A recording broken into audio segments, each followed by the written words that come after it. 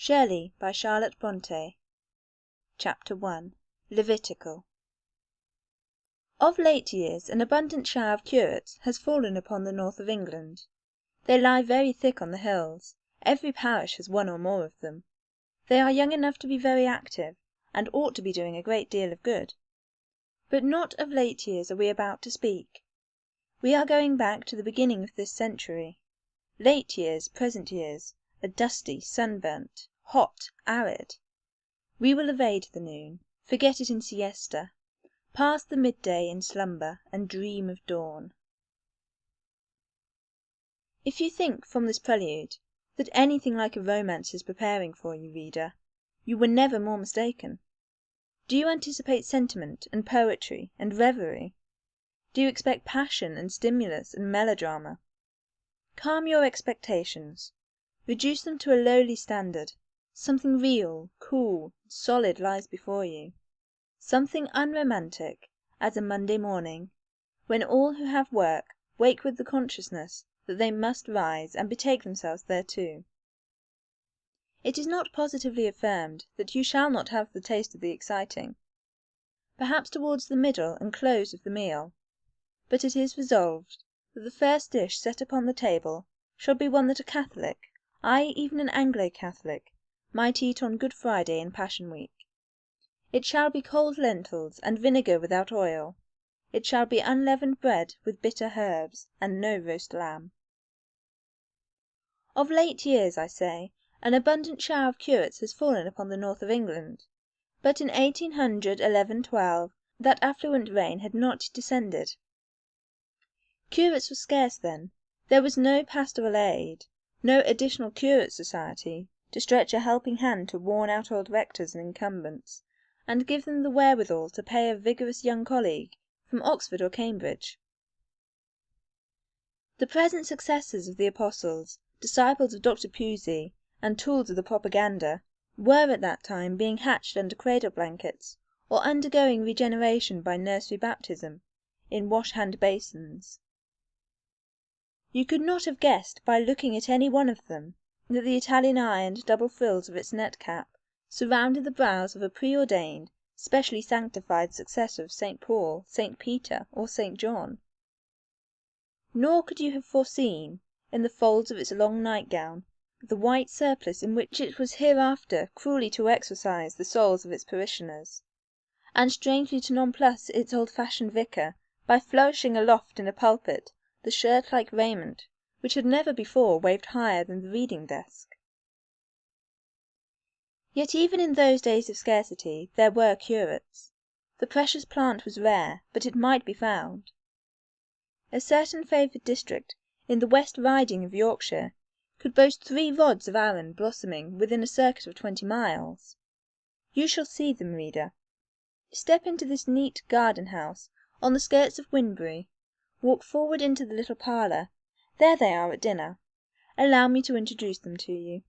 Mr. Donn, curate of Winbury. Mr. Malone, curate of Briarfield. Mr. Sweeting, curate of Nunneley. These are Mr. Donn's lodgings, being the habitation of one John Gale, a small clothier. Mr. Donn has kindly invited his brethren to regale with him. You and I will join the party, see what is to be seen, and hear what is to be heard. At present, however, they are only eating, and while they eat we will talk aside. These gentlemen are in the bloom of youth. They possess all the activity of that interesting age, an activity which their moping old vicars would fain turn into the channel of their pastoral duties, often expressing a wish to see it expended in a diligent superintendence of the school, and in frequent visits to the sick of their respective parishes. But the youthful Levites feel this to be dull work. They prefer lavishing their energies on a course of proceeding which, though to other eyes it may appear more heavy with ennui, more cursed with monotony, than the toil of the weaver at his loom, seems to yield them an unfailing supply of enjoyment and occupation. I allude to a rushing backwards and forwards amongst themselves, to and from their respective lodgings, not a round, but a triangle of visits, which they keep up all the year through, in winter, spring, summer, and autumn. Season and weather make no difference, with unintelligible zeal. They dare snow and hail, wind and rain, mire and dust, to go and dine, or drink tea, or sup with one another. What attracts them it would be difficult to say. It is not friendship, for whenever they meet they quarrel. It is not religion, the thing is never named amongst them. Theology they may discuss occasionally, but piety never. It is not the love of eating and drinking. Each might have as good a joint and pudding, tea as potent, and toast as succulent at his own lodgings, as is served to him at his brother's. Mrs. Gale, Mrs. Hogg, and Mrs. Whip, their respective landladies, affirm that "it is just for naught else but to give folk trouble." By folk, the good ladies of course mean themselves, for indeed they are kept in a continual fry by this system of mutual invasion. Mr. Don and his guests, as I have said, are at dinner. Mrs. Gale waits on them, but a spark of the hot kitchen fire is in her eye.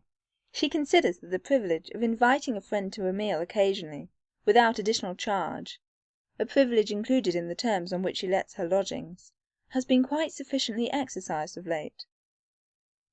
The present week is yet but at Thursday, and on Monday Mr. Malone, the curate of Briarfield, came to breakfast and stayed for dinner.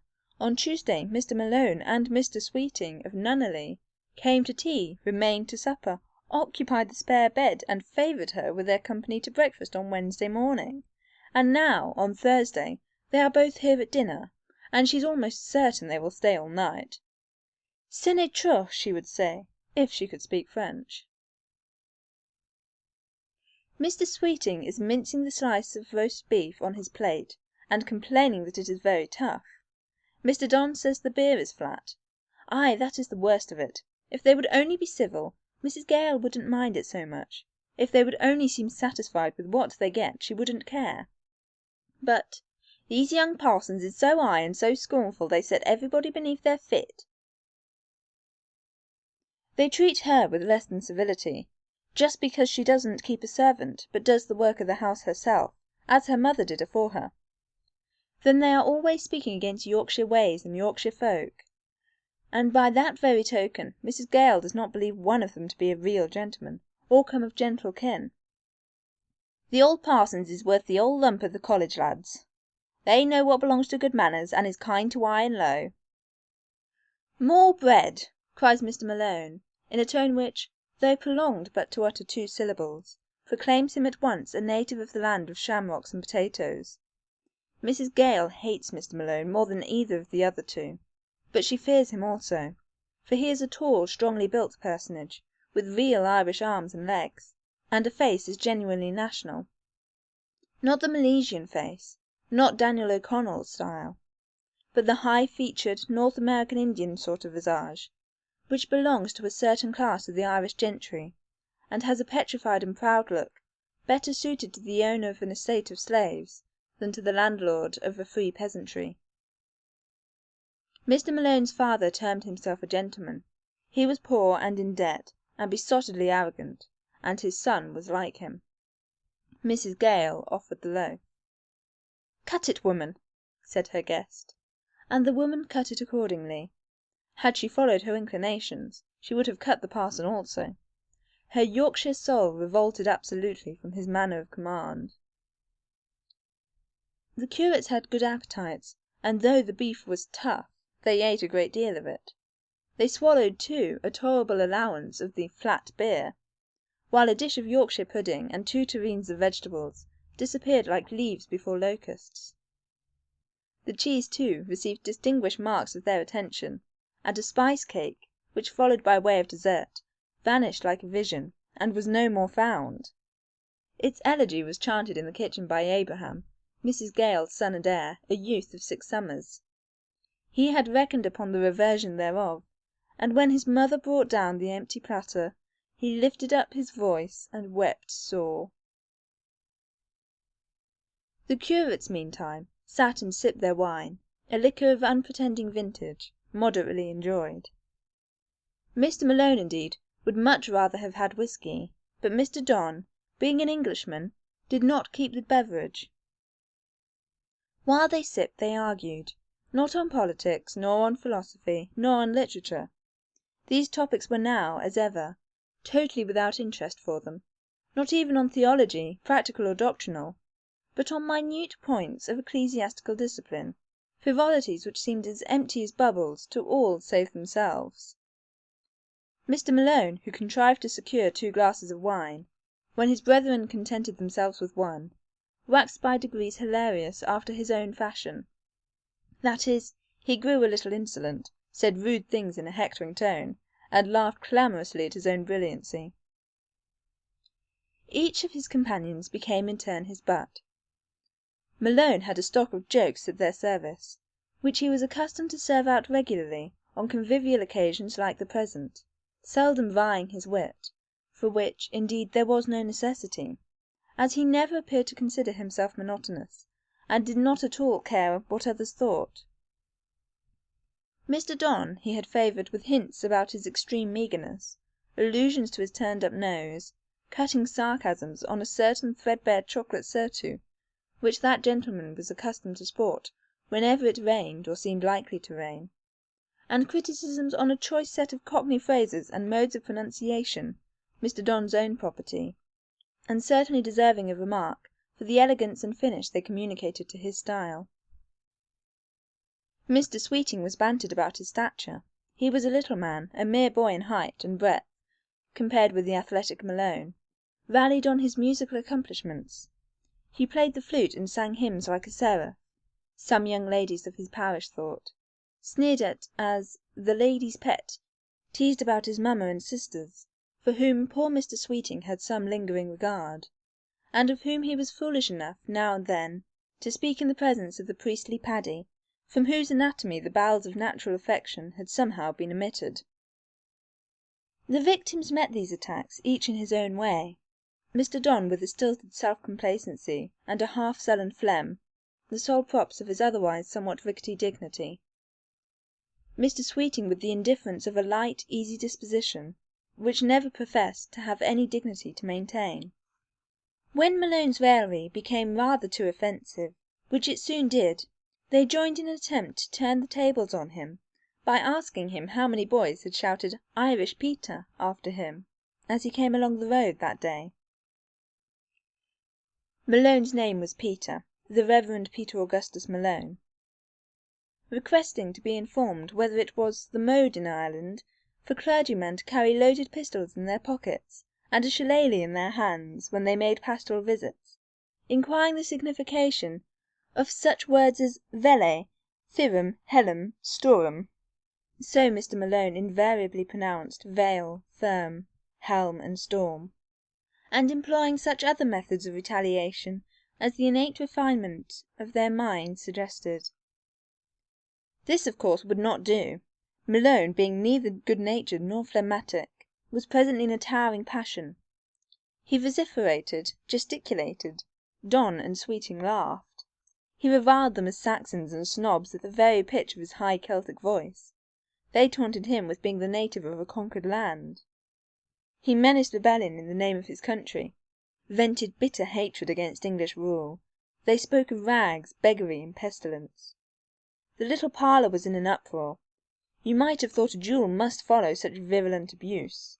It seemed a wonder that Mr. and Mrs. Gale did not take alarm at the noise, and send for a constable to keep the peace. But they were accustomed to such demonstrations. They well knew that the curates never dined or took tea together without a little exercise of the sort, and were quite easy as to the consequences, knowing that these clerical quarrels were as harmless as they were noisy, that they resulted in nothing, and that, on whatever terms the curates might part tonight, they would be sure to meet the best friends in the world tomorrow morning. As the worthy pair were sitting by their kitchen fire, listening to the repeated and sonorous contact of Malone's fist with the mahogany plane of the parlour table, and to the consequent start and jingle of the decanters and glasses following each assault, to the mocking laughter of the allied English disputants, and the stuttering declamation of the isolated Hibernian, as they thus sat, a foot was heard on the outer doorstep, and the knocker quivered to a sharp appeal. Mr. Gale went and opened. "Whom have you upstairs in the parlour?" asked a voice, a rather remarkable voice, nasal in tone, abrupt in utterance. "Oh, Mr. Helstone, is it you, sir? I could hardly see for the darkness. It is so soon dark now. Will you walk in, sir?" "I want to know first whether it is worth my while walking in. Whom have you upstairs?" "The curates, sir." "What, all of them?" "Yes, sir." "Been dining here?" "Yes, sir." "That will do." With these words a person entered, a middle-aged man in black. He walked across the kitchen to an inner door, opened it, inclined his head forward, and stood listening. There was something to listen to, for the noise above was just then louder than ever. "Hey!" he ejaculated to himself. Then turning to Mr. Gale, "Have you often this sort of work?" Mr. Gale had been a churchwarden, and was indulgent to the clergy. "They're young, you know, sir," he said deprecatingly. "Young, they want caning. Bad boys, bad boys. And if you were a dissenter, John Gale, instead of being a good churchman, they'd do the like. They'd expose themselves. But I'll—" By way of finish to this sentence, he passed through the inner door, drew it after him, and mounted the stair. Again he listened a few minutes, when he arrived at the upper room. Making entrance without warning, he stood before the curates. And they were silent. They were transfixed. And so was the invader. He, a personage short of stature, but straight of port, and bearing on broad shoulders a hawk's head, beak, and eye, the whole surmounted by a rehoboam or shovel hat, which he did not seem to think it necessary to lift or remove before the presence in which he then stood. He folded his arms on his chest, and surveyed his young friends, if friends they were, much at his leisure. "What," he began, delivering his words in a voice no longer nasal, but deep, more than deep, a voice made purposely hollow and cavernous. "What, has the miracle of Pentecost been renewed? Have the cloven tongues come down again? Where are they? The sound fills the house just now. I heard the 17 languages in full action, Parthians and Medes and Elamites, the dwellers of Mesopotamia, and in Judea, and Cappadocia, in Pontus and Asia, Phrygia and Pamphylia, in Egypt and in the parts of Libya about Cyrene, strangers of Rome, Jews and proselytes, Cretes and Arabians, every one must have had its representative in this room 2 minutes since." "I beg your pardon, Mr. Helstone," began Mr. Don. "Take a seat, pray, sir. Have a glass of wine?" His civilities received no answer. The falcon in the black coat proceeded. "What do I talk about the gift of tongues? Tongues indeed! I mistook the chapter and book and testament, gospel for law, Acts for Genesis, the city of Jerusalem for the plain of Shinar. It was no gift, but the confusion of tongues which has gabbled me deaf as a post. You apostles! What, you 3? Certainly not. 3 presumptuous Babylonish masons, neither more nor less." "I assure you, sir, we were only having a little chat together over a glass of wine after a friendly dinner, settling the dissenters." "Oh, settling the dissenters, were you? Was Malone settling the dissenters? It sounded to me much more like settling his co-apostles. You were quarrelling together, making almost as much noise, you 3 alone, as Moses Baraclough, the preaching tailor, and all his hearers are making in the Methodist chapel down yonder, where they are in the thick of a revival. I know whose fault it is. It is yours, Malone." "Mine, sir?" "Yours, sir. Don and Sweeting were quiet before you came, and would be quiet if you were gone. I wish when you crossed the Channel you had left your Irish habits behind you. Dublin students' ways won't do here. The proceedings which might pass unnoticed in a wild bog and mountain district of Connaught will, in a decent English parish, bring disgrace on those who indulge in them, and, what is far worse, on the sacred institution of which they are merely the humble appendages." There was a certain dignity in the little elderly gentleman's manner of rebuking these youths, though it was not, perhaps, quite the dignity most appropriate to the occasion. Mr. Helstone, standing straight as a ramrod, looking keen as a kite, presented, despite his clerical hat, black coat, and gaiters, more the air of a veteran officer chiding his subalterns than of a venerable priest exhorting his sons in the faith. Gospel mildness, apostolic benignity, never seemed to have breathed their influence over that keen brown visage, but firmness had fixed the features, and sagacity had carved her own lines about them. "I met Supplehoe," he continued, "plodding through the mud this wet night, going to preach at Mildeen opposition shop. As I told you, I heard Barraclough bellowing in the midst of a conventicle like a possessed bull, and I find you gentlemen tarrying over your half-pint of muddy port wine, and scolding like angry old women. No wonder Supplehoe should have dipped 16 adult converts in one day, which he did a fortnight since. No wonder Barraclough, scamp and hypocrite as he is, should attract all the weaver girls in their flowers and ribbons, to witness how much harder are his knuckles than the wooden brim of his tub. As little wonder that you, when you are left to yourselves, without your rectors, myself and Hall and Boltby, to back you, should too often perform the holy service of our church to bare walls, and read your bit of dry discourse to the clerk, and the organist, and the beadle. But enough of the subject. I came to see Malone. I have an errand unto thee, O Captain." "What is it?" inquired Malone discontentedly. "There can be no funeral to take at this time of day." "Have you any arms about you?" "Arms, sir? Yes, and legs." And he advanced the mighty members. "Bah! Weapons, I mean." "I have the pistols you gave me yourself. I never part with them. I lay them ready cocked in a chair by my bedside at night. I have my blackthorn." "Very good. Will you go to Hollow's Mill?" "What is stirring at Hollow's Mill?"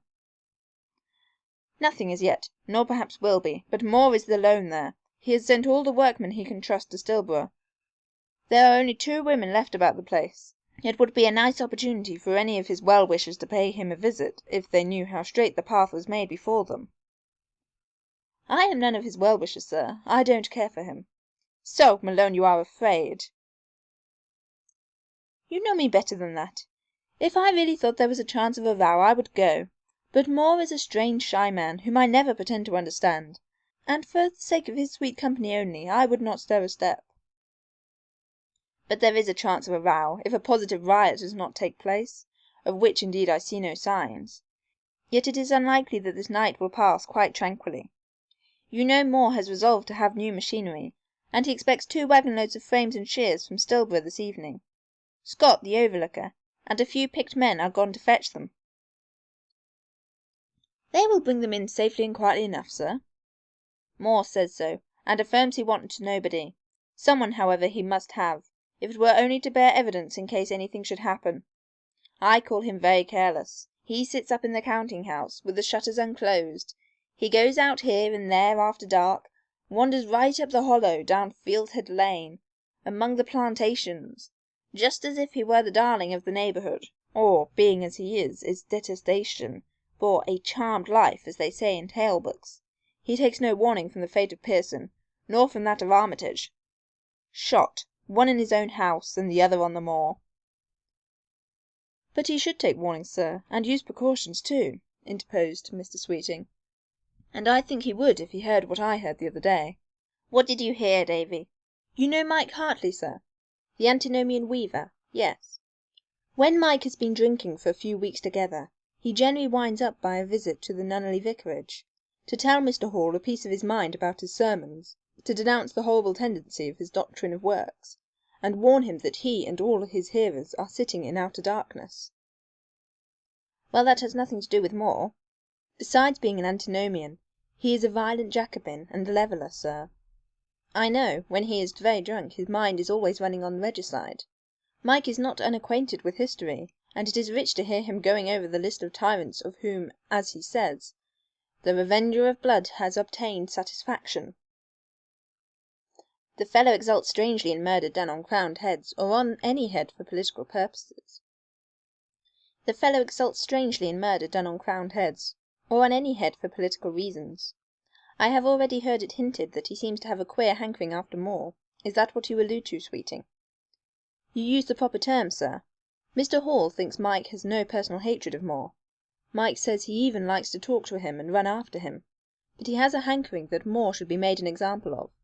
He was extolling him to Mr. Hall the other day as the mill owner with the most brains in Yorkshire, and for that reason he affirms Moore should be chosen as a sacrifice, an oblation of a sweet Saviour, "Is Mike Hartley in his right mind, do you think, sir?"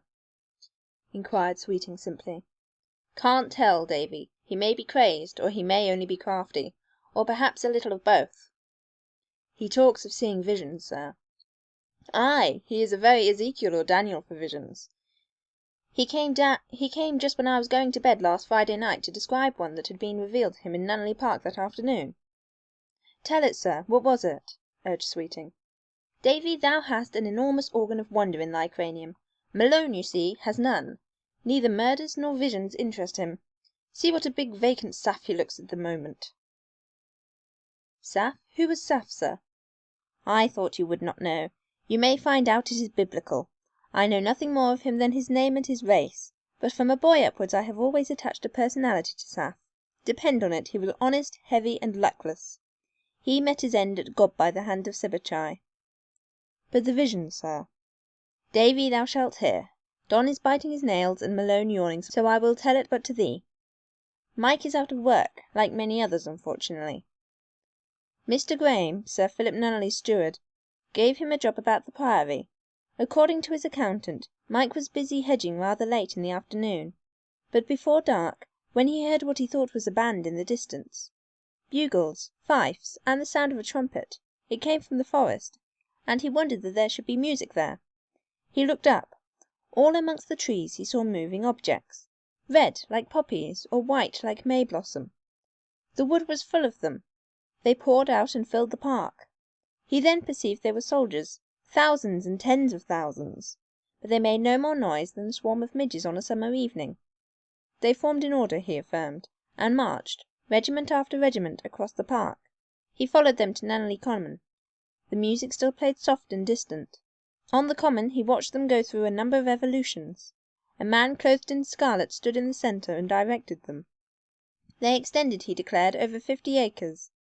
They were in sight half an hour, then they marched away quite silently. The whole time he heard neither voice nor tread, nothing but the faint music playing a solemn march." "Where did they go, sir?" "Towards Briarfield. Mike followed them. They seemed passing Fieldhead, when a column of smoke, such as might be vomited by a park of artillery, spread noiseless over the fields, the road, the common, and roiled, he said, blue and dim, to his very feet. As it cleared away, he looked again for the soldiers, but they were vanished. He saw them no more. Mike, like a wise Daniel as he is, not only rehearsed the vision, but gave the interpretation thereof. It signifies, he intimated, bloodshed and civil conflict." "Do you credit it, sir?" asked Sweeting. "Do you, Davy? But come, Malone, why are you not off?" "I am rather surprised, sir, that you did not stay with more yourself. You like this kind of thing." "So I should have done, had I not unfortunately happened to engage Boltby to sup with me on his way home from the Bible Society meeting at Nunneley. I promised to send you as my substitute, for which, by the by, he did not thank me. He would much rather have had me than you, Peter. Should there be any real need of help, I shall join you. The mill bell will give warning. Meantime go, unless," suddenly turning to Messrs. Sweeting and Donn, "unless Davy Sweeting or Joseph Donn prefers going. What do you say, gentlemen? The commission is an honourable one, not without the seasoning of a little real peril, for the country is in a queer state, as you all know, and Moore and his mill and his machinery are held in sufficient odium. There are chivalric sentiments, there is a high beating courage under those waistcoats of yours, I doubt not. Perhaps I am too partial to my favourite Peter. Little David shall be the champion, or spotless Joseph. Malone, you are but a great floundering Saul after all, good only to lend your armour. Out with your firearms, fetch your shillelagh. It is there in the corner." With a significant grin, Malone produced his pistols, offering one to each of his brethren. They were not readily seized upon. With graceful modesty each gentleman retired a step from the presented weapon. "I never touched them. I never did touch anything of the kind," said Mr. Donn. "I am almost a stranger to Mr. Moore," murmured Sweeting. "If you never touched a pistol, try the feel of it now, great satrap of Egypt. As to the little minstrel, he probably prefers encountering the Philistines with no other weapon than his flute. Get their hats, Peter. They'll both of 'em go." "No, sir, no, Mr. Helstone. My mother wouldn't like it," pleaded Sweeting. "And I make it a rule never to get mixed up in affairs of the kind," observed Donn. Helstone smiled sardonically. Malone laughed a hoarse laugh. He then replaced his arms, took his hat and cudgel, and saying that he never felt more in tune for a shindy in his life, and that he wished a score of greasy cloth dressers might beat up Moor Quarter that night, he made his exit, clearing the stairs at a stride or two, and making the house shake with the bang of the front door behind him. End of Chapter 1. Chapter 2, Part 1. The Wagons. The evening was pitch dark. Star and moon were quenched in grey rain clouds. Grey they would have been by day. By night they looked sable. Malone was not a man given to close observation of nature. Her changes passed, for the most part, unnoticed by him. He could walk miles on the most varying April day and never see the beautiful dallying of earth and heaven, never mark when a sunbeam kissed the hilltops, making them smile clear in green light, or when a shower wept over them, hiding their crests with the low-hanging, dishevelled tresses of cloud. He did not, therefore, care to contrast the sky as it now appeared, a muffled, streaming vault, all black, save where, toward the east, the furnaces of Stillborough ironworks threw a tremulous lurid shimmer on the horizon, with the same sky on an unclouded frosty night. He did not trouble himself to ask where the constellations and the planets were gone, or to regret the black-blue serenity of the air ocean which those white islets stud, and which another ocean, of heavier and denser element, now rolled below and concealed. He just doggedly pursued his way, leaning a little forward as he walked, and wearing his hat on the back of his head, as his Irish manner was. Tramp, tramp, he went along the causeway, where the road boasted the privilege of such an accommodation. Splash, splash through the mire-filled cart ruts, where the flags were exchanged for soft mud. He looked but for certain landmarks: the spire of Briarfield Church, farther on the lights at Red House. This was an inn, and when he reached it the glow of a fire through a half-curtained window, a vision of glasses on a round table and of revellers on an oaken settle, had nearly drawn aside the curate from its course. He thought longingly of a tumbler of whisky and water. In a strange place he would instantly have realized the dream, but the company assembled in that kitchen were Mr. Helstone's own parishioners. They all knew him. He sighed and passed on. The high road was now to be quitted, as the remaining distance to Hollow's Mill might be considerably reduced by a short cut across fields. These fields were level and monotonous. Malone took a direct course through them, jumping hedge and wall. He passed but one building here, and that seemed large and hall-like, though irregular. You could see a high gable, then a long front, then a low gable, then a thick lofty stack of chimneys. There were some trees behind it. It was dark, not a candle shone from any window. It was absolutely still, the rain running from the eaves, and the rather wild but very low whistle of the wind round the chimneys and through the boughs were the sole sounds in the neighbourhood. This building passed, the fields, hitherto flat, declined in a rapid descent. Evidently a vale lay below, through which you could hear the water run. One light glimmered in the depth. For that beacon Malone steered. He came to a little white house. You could see it was white, even through this dense darkness, and knocked at the door. A fresh-faced servant opened it. By the candle she held was revealed a narrow passage terminating in a narrow stair. 2 doors covered with crimson baize, a strip of crimson carpet down the steps, contrasted with light-coloured walls and a white floor, made the interior look clean and fresh. "Mr. Moore is at home, I suppose?" "Yes, sir, but he is not in." "Not in? Where is he, then?" "At the mill, in the counting-house." Here one of the crimson doors opened. "Are the wagons come, Sarah?" asked a female voice, and a female head at the same time was apparent. It might not be the head of a goddess. Indeed, a screw of curl-paper on each side of the temples quite forbade that supposition, but neither was it the head of a gorgon. Yet Malone seemed to take it in the latter light. Big as he was, he shrank bashfully back into the rain at the view thereof, and saying, "I'll go to him," hurried in seeming trepidation down a short lane, across an obscure yard, towards a huge black mill. The work hours were over, the hands were gone. The machinery was at rest, the mill shut up. Malone walked round it, and somewhere in its great sooty flank he found another chink of light. He knocked at another door, using for the purpose the thick end of his shillelagh, with which he beat a rousing tattoo. A key turned, the door unclosed. "Is it Joe Scott? What news of the wagons, Joe?" "No, it's myself. Mr. Helstone would send me." "Oh, Mr. Malone." The voice in uttering this name had the slightest possible cadence of disappointment. After a moment's pause it continued, politely but a little formally: "I beg you will come in, Mr. Malone. I regret extremely Mr. Helstone should have thought it necessary to trouble you so far. There was no necessity, I told him so, and on such a night. But walk forwards." Through a dark apartment, of aspect undistinguishable, Malone followed the speaker into a light, bright room within. Very light and bright, indeed, it seemed to the eyes which, for the last hour, had been striving to penetrate the double darkness of night and fog. But except for its excellent fire, and for a lamp of elegant design and vivid lustre burning on a table, it was a very plain place. The boarded floor was carpetless. The 3 or 4 stiff-backed, green-painted chairs seemed once to have furnished the kitchen of some farmhouse. A desk of strong, solid formation, the table aforesaid, and some framed sheets on the stone-coloured walls, bearing plans for building, for gardening and designs of machinery, etc., completed the furniture of the place. Plain as it was, it seemed to satisfy Malone, who, when he had removed and hung up his wet surtout and hat, drew one of the rheumatic-looking chairs to the hearth, and set his knees almost within the bars of the red grate.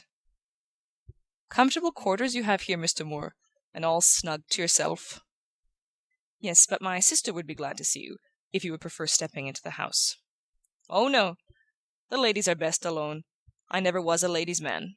You don't mistake me for my friend Sweeting, do you, Mr. Moore?" "Sweeting? Which of them is that? The gentleman in the chocolate overcoat, or the little gentleman?" "The little one.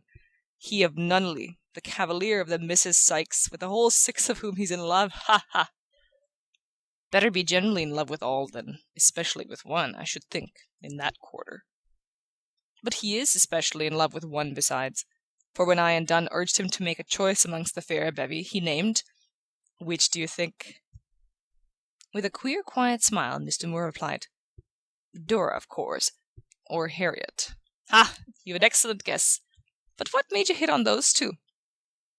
"Because they are the tallest, the handsomest, and Dora, at least, is the stoutest. And as your friend Mr. Sweeting is but a little slight figure, I concluded that, according to a frequent rule in such cases, he preferred his contrast." "You're right. Dora it is. But he has no chance, has he, Mr. Moore?" "What has Mr. Sweeting beside his curacy?" This question seemed to tickle Malone amazingly. He laughed for full 3 minutes before he answered it. "What has Sweeting? Why, David has his harp, or flute, which comes to the same thing. He has a sort of pinchbeck watch, ditto ring, ditto eyeglass. That's what he has." "How would he propose to keep Miss Sykes in gowns only?" "Ha! Excellent! I'll ask him that next time I see him. I'll roast him for his presumption. But no doubt he expects old Christopher Sykes would do something handsome. He is rich, is he not? They live in a large house." "Sykes carries on an extensive concern." "Therefore he must be wealthy, eh?" "Therefore he must have plenty to do with his wealth, and in these times would be about as likely to think of drawing money from the business to give dowries to his daughters as I should be to dream of pulling down the cottage there and constructing on its ruins a house as large as Fieldhead." "Do you know what I heard, Moore, the other day?" "No. Perhaps that I was about to effect some such change. Your Briarfield gossips are capable of saying that, or sillier things." "That you were going to take Fieldhead on a lease? I thought it looked a dismal place, by the by, tonight, as I passed it. And that it was your intention to settle a Miss Sykes there as mistress. To be married, in short. Ha ha ha! Now which is it? Dora, I'm sure. You said she was the handsomest." "I wonder how often it has been settled that I was to be married since I came to Briarfield. They have assigned me every marriageable single woman by turns in the district. Now it was the 2 Mrs. Wynns, first the dark, then the light one, now the red-haired Miss Armitage, then the mature Anne Pierson. At present you throw on my shoulders all the tribe of the Misses Sykes. On what grounds this gossip rests, God knows. I visit now here, I seek female society about as assiduously as you do, Mr. Malone. If ever I go to Winbury, it is only to give Sykes or Pearsons a call in their counting-house, where our discussions are on other topics than matrimony, and our thoughts are occupied with other things than courtships, establishments, dowries. The cloth we can't sell, the hands we can't employ, the mills we can't run, the perverse course of events generally, which we cannot alter, fill our hearts, I take it, pretty well at present, to the tolerably complete exclusion of such figments as love-making, etc." I go along with you completely, Moore. If there is one notion I hate more than another, it is that of marriage. I mean marriage in the vulgar, weak sense, as a mere matter of sentiment. Two beggarly fools agreeing to unite their indigence by some fantastic tie of feeling. Humbug! But an advantageous connection, such as can be formed in consonance with dignity of views and permanency of solid interests, is not so bad, eh? No, responded Moore in an absent manner. The subject seemed to have no interest for him. He did not pursue it. After sitting for some time gazing at the fire with a preoccupied air, he suddenly turned his head. "Hark," said he. "Did you hear wheels?"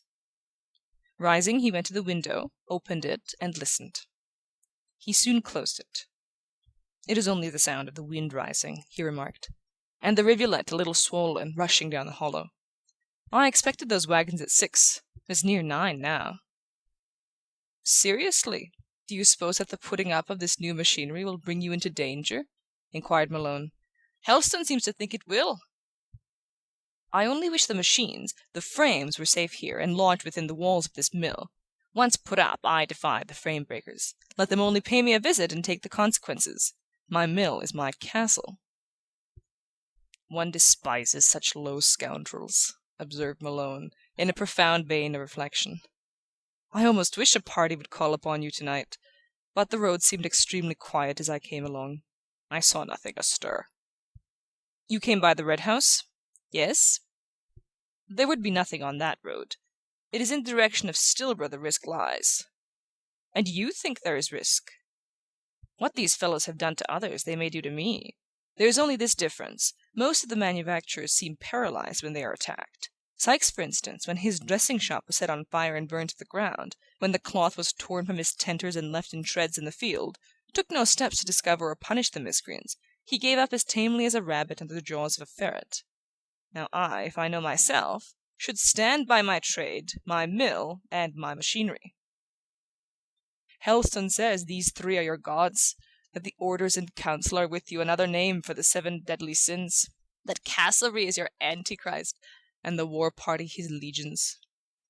"Yes, I abhor all these things, because they ruin me. They stand in my way. I cannot get on. I cannot execute my plans because of them. I see myself baffled at every turn by their untoward effects."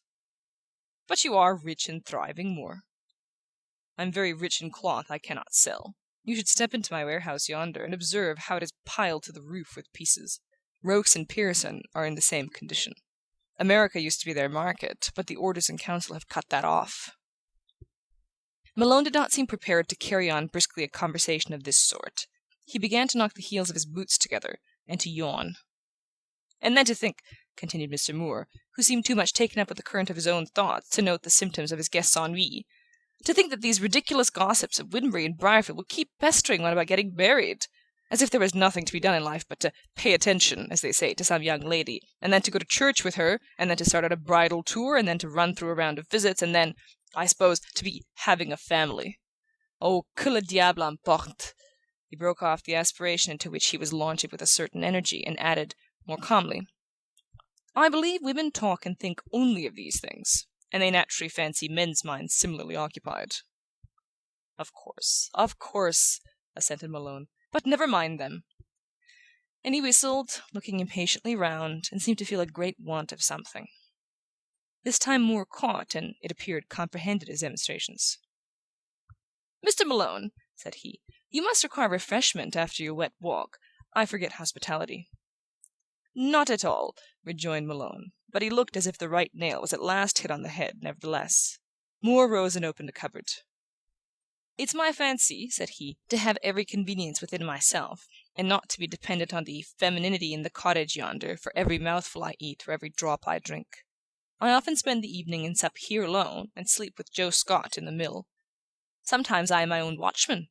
I require little sleep, and it pleases me on a fine night to wander for an hour or two with my musket about the hollow. Mr. Malone, can you cook a mutton chop?" "Try me. I've done it hundreds of times at college." "There's the dishful, then, and there's the gridiron. Turn them quickly. You know the secret of keeping the juices in." "Never fear me. You shall see. And a knife and fork, please."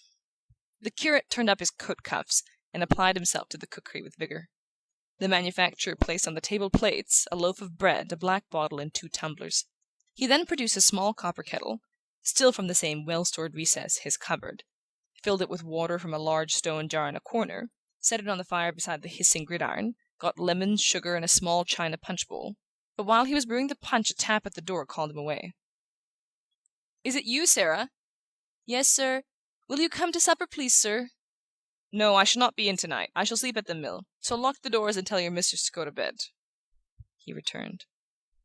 "You have your household in proper order," observed Malone approvingly, as with his fine face ruddy as the embers over which he bent, he assiduously turned the mutton chops. "You are not under petticoat government like poor Sweeting, a man, whew, how the fat spits, it has burnt my hand, destined to be ruled by women. Now you and I, Moore, there's a fine brown one for you, and full of gravy. You and I will have no grey mares in our stables when we marry." "I don't know. I never think about it. If the grey mare is handsome and tractable, why not?" "The chops are done. Is the punch brewed?" "There's a glassful. Taste it. When Joe Scott and his minions return, they shall have a share of this, provided they bring home the frames intact." End of Chapter 2, Part 1. Chapter 2, Part 2. The Wagons. Malone waxed very exultant over the supper. He laughed aloud at trifles, made bad jokes and applauded them himself, and in short grew unmeaningly noisy. His host, on the contrary, remained quiet as before. It is time, reader, that you should have some idea of the appearance of this same host. I must endeavour to sketch him as he sits at the table. He is what you would probably call, at first view, rather a strange-looking man, for he is thin, dark, sallow, very foreign of aspect, with shadowy hair carelessly streaking his forehead. It appears that he spends but little time on his toilet, or he would arrange it with more taste. He seems unconscious that his features are fine, that they have a southern symmetry, clearness, regularity in their chiselling. Nor does the spectator become aware of this advantage till he has examined him well, for an anxious countenance and a hollow, somewhat haggard outline of face disturb the idea of beauty with one of care. His eyes are large and grave and grey. Their expression is intent and meditative, rather searching than soft, rather thoughtful than genial. When he parts his lips in a smile, his physiognomy is agreeable. Not that it is frank or cheerful even then, but you feel the influence of a certain sedate charm, suggestive, whether truly or delusively, of a considerate, perhaps a kind nature, of feelings that may wear well at home, patient, forbearing, possibly faithful feelings. He is still young, not more than 30. His stature is tall, his figure slender. His manner of speaking displeases. He has an outlandish accent, which, notwithstanding a studied carelessness of pronunciation and diction, grates on a British, and especially on a Yorkshire ear. Mr. Moore, indeed, was but half a Briton, and scarcely that. He came of a foreign ancestry by the mother's side, and was himself born and partly reared on foreign soil. A hybrid in nature, it is probable he had a hybrid's feeling on many points, patriotism for one. It is likely that he was unapt to attach himself to parties, to sects, even to climes and customs. It is not impossible that he had a tendency to isolate his individual person from any community amidst which his lot might temporarily happen to be thrown, and that he felt it to be his best wisdom to push the interests of Robert Gerard Moore to the exclusion of philanthropic considerations for general interests, with which he regarded the said Gerald Moore as in a great measure disconnected. Trade was Mr. Moore's hereditary calling. The Gerards of Antwerp had been merchants for 2 centuries back. Once they had been wealthy merchants, but the uncertainties, the involvements of business had come upon them. Disastrous speculations had loosened by degrees the foundations of their credit. The house had stood on a tottering base for a dozen years, and at last, in the shock of the French Revolution, it had rushed down to a total ruin. In its fall was involved the English and Yorkshire firm of Moore, closely connected with the Antwerp house, and of which one of the partners, resident in Antwerp, Robert Moore, had married Hortense Gerard, with the prospect of his bride inheriting her father Constantine Gerard's share in the business. She inherited, as we have seen, but his share in the liabilities of the firm, and these liabilities, though duly set aside by a composition with creditors, some said her son Robert accepted, in his turn, as a legacy, and that he aspired one day to discharge them, and to rebuild the fallen house of Gerard and Moore on a scale at least equal to its former greatness.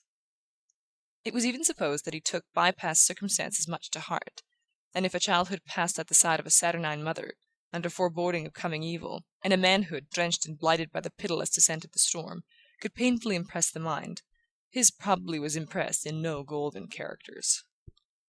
If, however, he had a great end of restoration in view, it was not in his power to employ great means for its attainment. He was obliged to be content with a day of small things. When he came to Yorkshire, he, whose ancestors had owned the warehouses in this seaport and factories in that inland town, had possessed their town house and their country seat, saw no way open to him but to rent a cloth mill in an out-of-the-way nook in an out-of-the-way district, to take a cottage joining it for his residence, and to add to his possessions, as pasture for his horse and space for his cloth tenters, a few acres of the steep, rugged land that lined the hollow through which his mill stream brawled. All this he held at a somewhat high rent, for these war times were hard and everything was dear, of the trustees of the Fieldhead estate, then the property of a miner. At the time this history commences, Robert Moore had lived but 2 years in the district, during which period he had at least proved himself possessed of the quality of activity. The dingy cottage was converted into a neat, tasteful residence. Of part of the rough land he had made garden ground, which he cultivated with singular, even with Flemish, exactness and care. As to the mill, which was an old structure, and fitted up with old machinery, now became inefficient and out of date, he had from the first evinced the strongest contempt for all its arrangements and appointments. His aim had been to effect a radical reform, which he had executed as fast as his very limited capital would allow, and the narrowness of that capital, and consequent check on its progress, was a restraint which galled his spirit sorely. Moore ever wanted to push on. Forward was the device stamped upon his soul, but poverty curbed him. Sometimes, figuratively, he foamed at the mouth when the reins were drawn very tight. In this state of feeling, it is not to be expected that he would deliberate much as to whether his advance was or was not prejudicial to others. Not being a native, nor for any length of time a resident of the neighbourhood, he did not sufficiently care when the new inventions threw the old work-people out of employ. He never asked himself where those to whom he no longer paid weekly wages found daily bread. And in this negligence he only resembled thousands besides, on whom the starving poor of Yorkshire seemed to have a closer claim. The period of which I write was an overshadowed one in British history, and especially in the history of northern provinces. War was then at its height. Europe was all involved therein. England, if not weary, was worn with long resistance. Yes, and half her people were weary too, and cried out for peace on any terms. National honour became a mere empty name, of no value in the eyes of many, because their sight was dim with famine, and for a morsel of meat they would have sold their birthright. The orders in council, provoked by Napoleon's Milan and Berlin decrees, and forbidding neutral powers to trade with France, had, by offending America, cut off the principal market of the Yorkshire woolen trade, and brought it consequently to the verge of ruin. Minor foreign markets were glutted and received no more. The Brazils, Portugal, Sicily were all overstocked by nearly 2 years' consumption. At this crisis certain inventions in machinery were introduced into the staple manufactures of the north, which, greatly reducing the number of hands necessary to be employed, threw thousands out of work, and left them without legitimate means of sustaining life. A bad harvest supervened. Distress reached its climax. Endurance, overgoaded, stretched the hand of fraternity to sedition. The throes of a sort of moral earthquake were felt heaving under the hills of the northern counties. But, as is usual in such cases, nobody took much notice when a food riot broke out in a manufacturing town, when a gig mill was burned to the ground, or a manufacturer's house was attacked, the furniture thrown into the streets, and the family forced to flee for their lives. Some local measures were or were not taken by the local magistracy. A ringleader was detected, or more frequently suffered to elude detection. Newspaper paragraphs were written on the subject, and there the thing stopped. As to the sufferers, whose sole inheritance was labour, and who had lost that inheritance, who could not get work, and consequently could not get wages, and consequently could not get bread, they were left to suffer on, perhaps inevitably left. It would not do to stop the progress of invention, to damage science by discouraging its improvements. The war could not be terminated, efficient relief could not be raised. There was no help then. So the unemployed underwent their destiny, ate the bread and drank the waters of affliction. Misery generates hate. These sufferers hated the machines which they believed took their bread from them. They hated the buildings which contained those machines. They hated the manufacturers who owned those buildings. In the parish of Briarfield, with which we have at present to do, Hollow's Mill was the place held most abominable. Gerard Moore, in this double character of semi-foreigner and thoroughgoing progressist, the man most abominated. and it perhaps rather agreed with Moore's temperament than otherwise to be generally hated, especially when he believed the thing for which he was hated a right and expedient thing. And it was with a sense of warlike excitement he, on this night, sat in his counting-house waiting the arrival of his frame-laden wagons. Malone's coming company were, it may be, most unwelcome to him.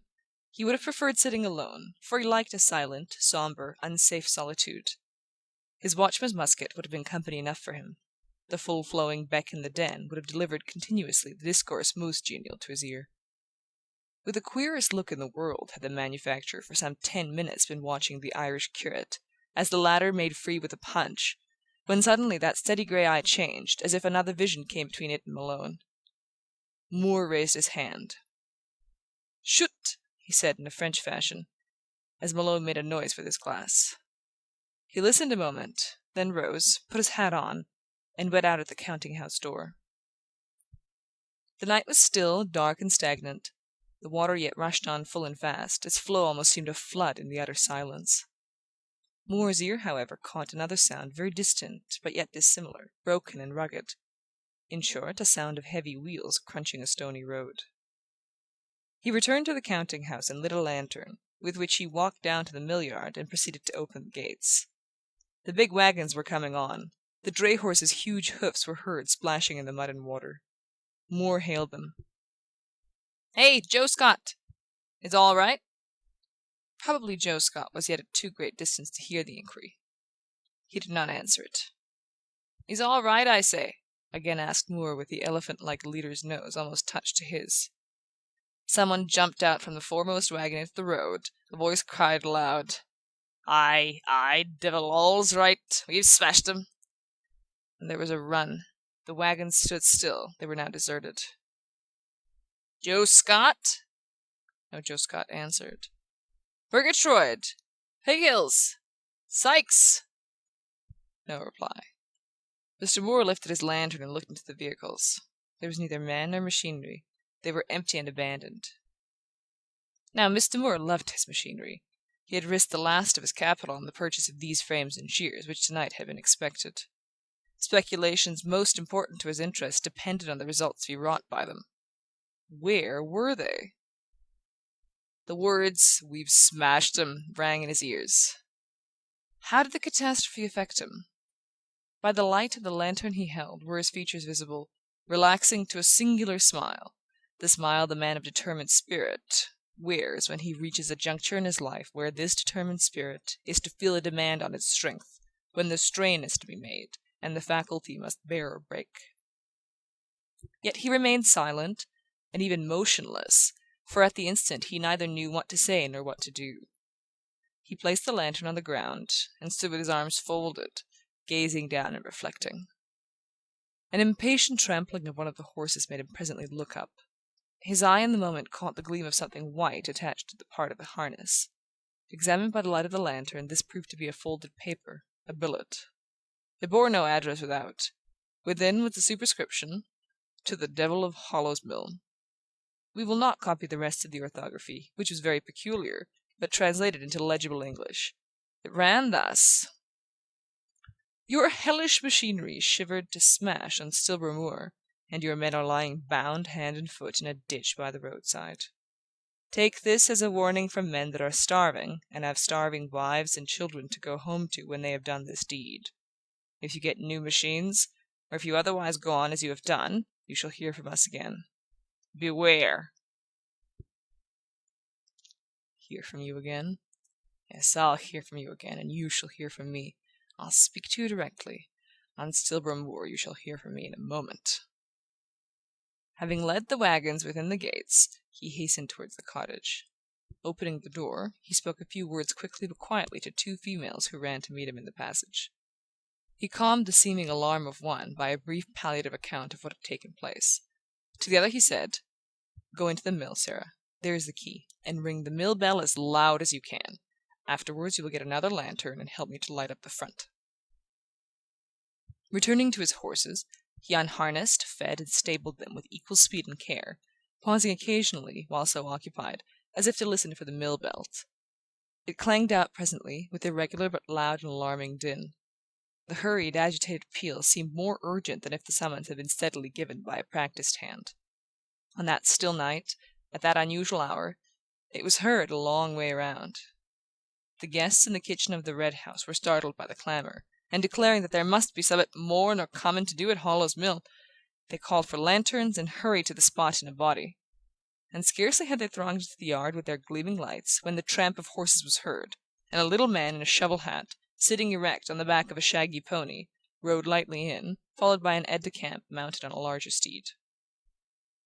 Mr. Moore, meantime, after stabling his dray horses, had saddled his hackney, and with the aid of Sarah the servant, lit up his mill, whose wide and long front now glared one great illumination, throwing a sufficient light on the yard to obviate all fear of confusion arising from obscurity.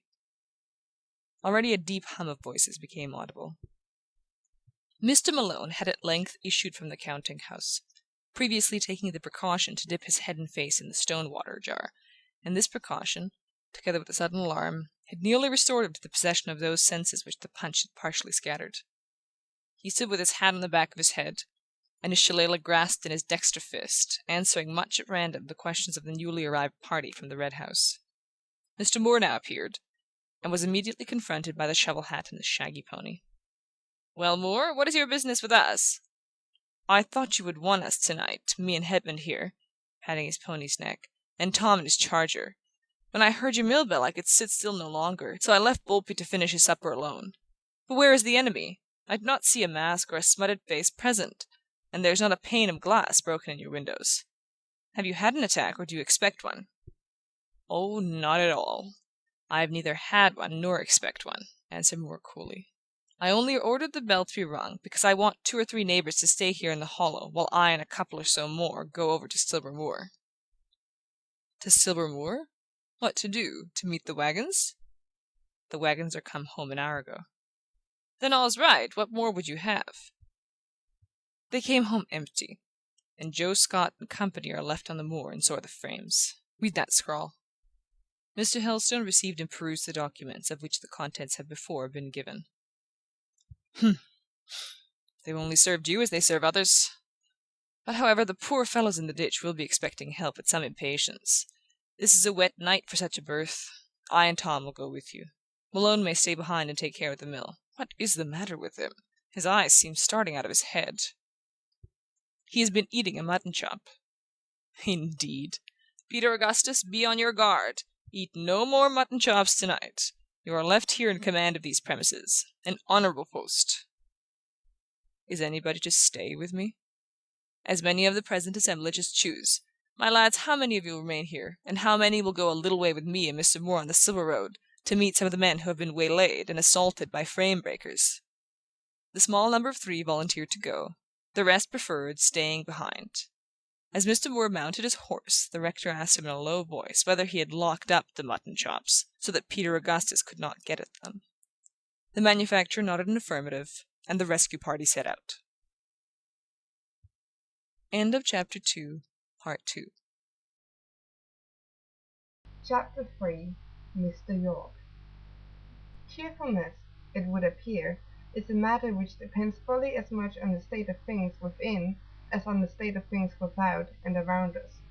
I make this trite remark because I happen to know that Mrs. Helstone and Moore trotted forth from the mill-yard gate at the head of their very small company in the best possible spirits. When a ray from a lantern, the 3 pedestrians of the party carried each one, fell on Mr. Moore's face, you could see an unusual, because a lively spark dancing in his eyes, and a new-found vivacity mantling on his dark physiognomy. And when the rector's visage was illuminated, his hard features were revealed again, and a shine with glee. Yet a drizzling night, a somewhat perilous expedition, you would think were not circumstances calculated to enliven those exposed to the wet and engaged in the adventure. If any member or members of the crew who had been at work on Silver Moor had caught a view of this party, they would have had great pleasure in shooting either of the leaders from behind a wall, and the leaders knew this, and the fact is, being both men of steely nerves and steady beating hearts, were elate with the knowledge. I am aware, reader, and you need not remind me, that it is a dreadful thing for a parson to be warlike. I am aware that he should be a man of peace. I have some faint outline of an idea of what a clergyman's mission is amongst mankind, and I remember distinctly whose servant he is, whose message he delivers, whose example he should follow. Yet, with all this, if you are a parson hater, you need not expect me to go along with you every step of your dismal, downward tending, unchristian road. You need not expect me to join in your deep anathemas, at once so narrow and so sweeping, in your prisoner's rancour, so intense and so absurd, against the cloth, to lift up my eyes and hands with a supple hope, or to inflate my lungs with a barraclough, in horror and denunciation of the diabolical rector of Briarfield. He was not diabolical at all. The evil simply was, he had missed his vocation. He should have been a soldier, if circumstances had made him a priest. For the rest, he was a conscientious, hard-headed, hard-handed, brave, stern, implacable, faithful little man, a man almost without sympathy, ungentle, prejudiced, and rigid, but a man true to principle, honourable, sagacious, and sincere. It seems to me, reader, that you cannot always cut out men to fit their profession, and that you ought not to curse them because their professions sometimes hang from them ungracefully. Nor will I curse Helstone, clerical Cossack as he was. Yet he was cursed, and by many of his own parishioners, as by others he was adored, which is the frequent fate of men who show partiality in friendship and bitterness in enmity, who are equally attached to principles and adhering to prejudices. Helstone and Moore being both in excellent spirits, and united for the present in one cause, you would expect that, as they rode side by side, they would converse amicably. Oh no! These two men, of hard, rebellious natures, both rarely came into contact, but they chafed each other's moods. Their frequent bone of contention was the war. Helstone was a high Tory (there were Tories in those days), and Moore was a bitter Whig, a Whig at least, as far as opposition to the war party was concerned, that being the question which affected his own interest, and only on that question did he profess any British politics at all. He liked to infuriate Helstone by declaring his belief in the invincibility of Bonaparte, by taunting England and Europe with the impotence of their efforts to withstand him, and by coolly advancing the opinion that it was as well to yield to him soon as late, since he must in the end crush every antagonist and reign supreme. Helstone could not bear these sentiments. It was only on the consideration of Moore being a sort of outcast and alien, and having but half measure of British blood to temper the foreign gall which corroded his veins, that he brought himself to listen to them without indulging the wish he felt to cane the speaker. Another thing, too, somewhat allayed his disgust, namely, a fellow feeling for the dogged turn with which these opinions were asserted, and a respect for the consistency of Moore's private contumacy. As the party turned into the Stilborough Road, they met what little wind there was. The rain dashed in their faces. Moore had been fretting his companion previously, and now, braced up by the raw breeze, and perhaps irritated by the sharp drizzle, he began to goad him. "Does your Peninsular news please you still?" he asked. "What do you mean?" was the surly demand of the rector. "I mean, have you still faith in that bard of a Lord Wellington?" "And what do you mean now?" "Do you still believe that this wooden-faced and pebble-hearted idol of England has power to send fire down from heaven to consume the French holocaust you want to offer up?" "I believe Wellington will flog Bonaparte's marshals into the sea the day it pleases him to lift his arm." "But, my dear sir, you can't be serious in what you say. Bonaparte's marshals are great men, who act under the guidance of an omnipotent master spirit. Your Wellington is the most humdrum of commonplace martinets, whose slow, mechanical movements are further cramped by an ignorant home government. Wellington is the soul of England. Wellington is the right champion of a good cause, the fit representative of a powerful, a resolute, a sensible, and an honest nation. Your good cause, as far as I understand it, is simply the restoration of that filthy, feeble Ferdinand to a throne which he disgraced. Your fit representative of an honest people is a dull-witted drover, acting for a duller-witted farmer, and against these are arrayed victorious supremacy and invincible genius. Against legitimacy is arrayed usurpation, against modest, single-minded, righteous, and brave resistance to encroachment is arrayed boastful, double-tongued, selfish, and treacherous ambition to possess. God defends the right. God often defends the powerful. What? I suppose the handful of Israelites standing dry-souled on the Asiatic side of the Red Sea was more powerful than the host of the Egyptians drawn up on the African side. Were they more numerous? Were they better appointed? Were they more mighty in a word, huh? Don't speak, or you'll tell a lie. More, you know you will.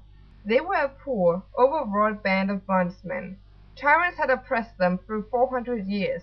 A feeble mixture of women and children diluted their thin ranks.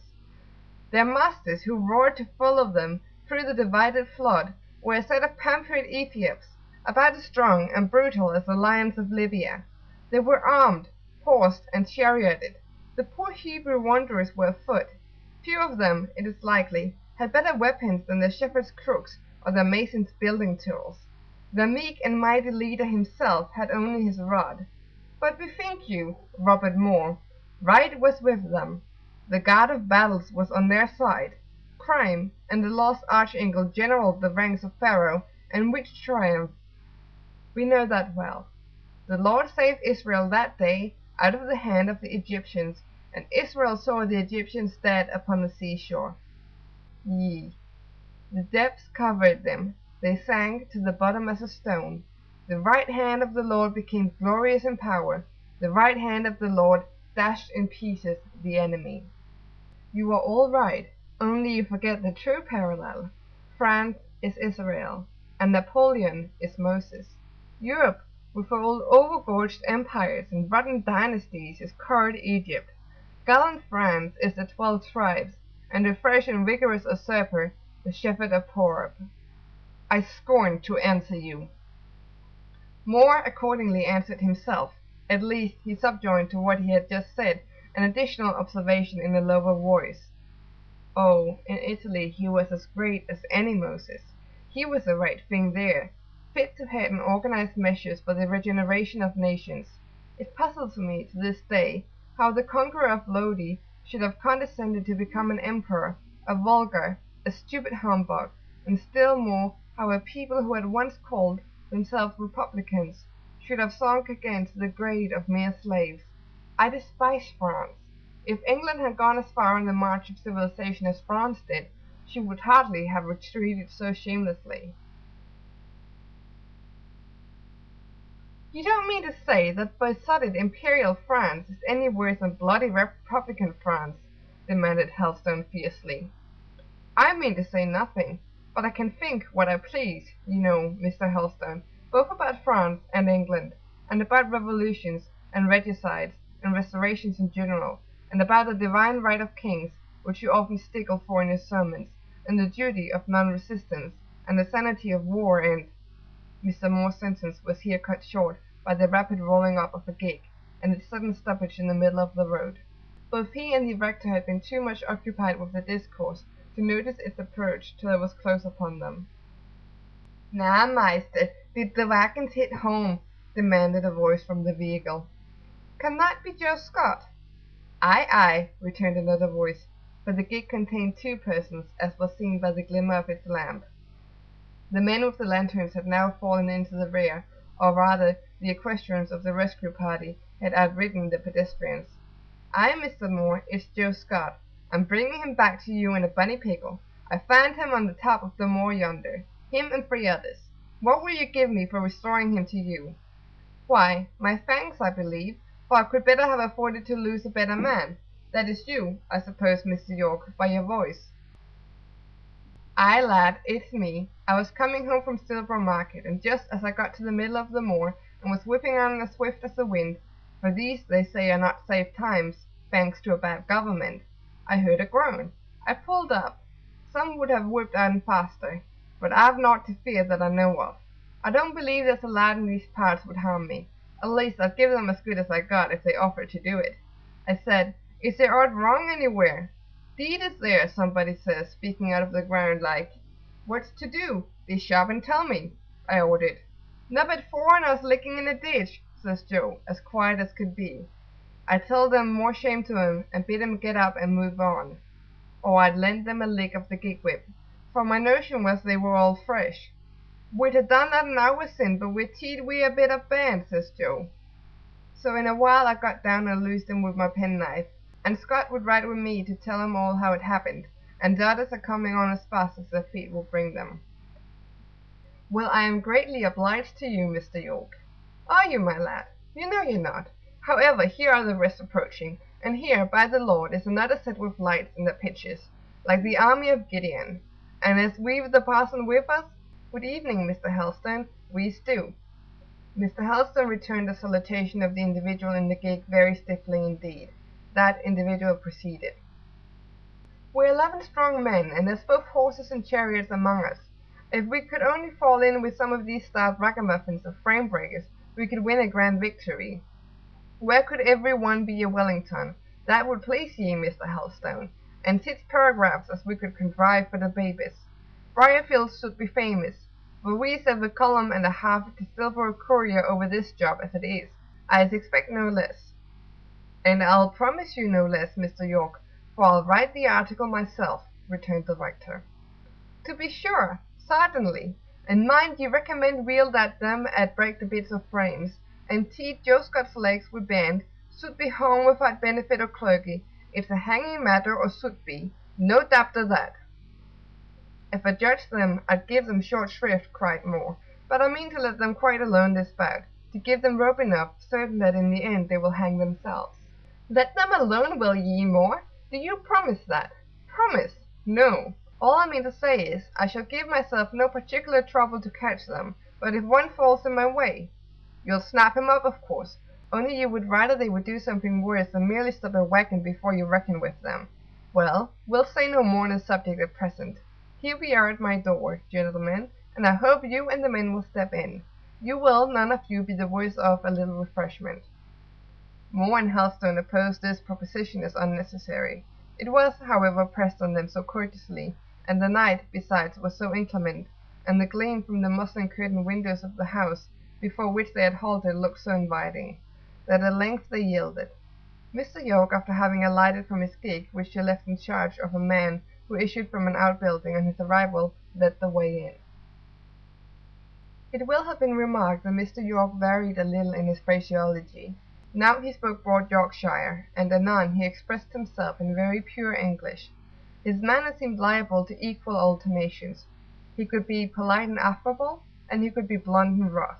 His station, then, you could not easily determine by his speech and demeanour. Perhaps the appearance of his residence may decide it.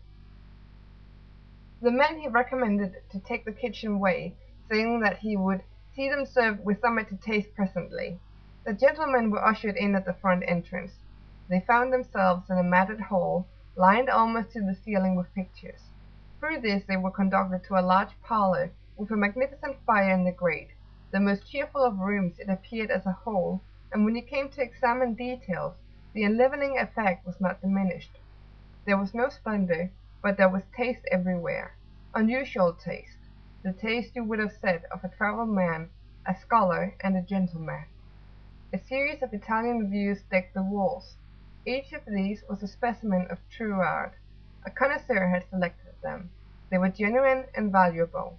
Even by candlelight the bright clear skies, the soft distances, with blue air quivering between the eye and the health, the fresh tints and well-masked lights and shadows charmed the view.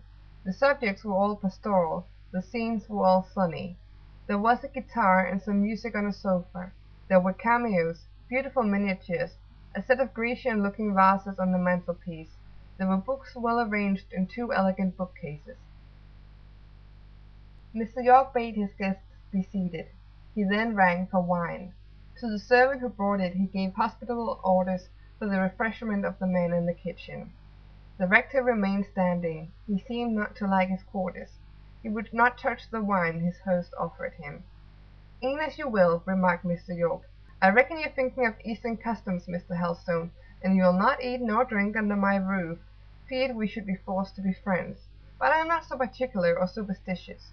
You might sup the contents of that decanter, and you might give me a bottle of the best in your own cellar, and I'd hold myself free to oppose you at every turn still, in every vestry meeting and justice meeting where we encountered one another.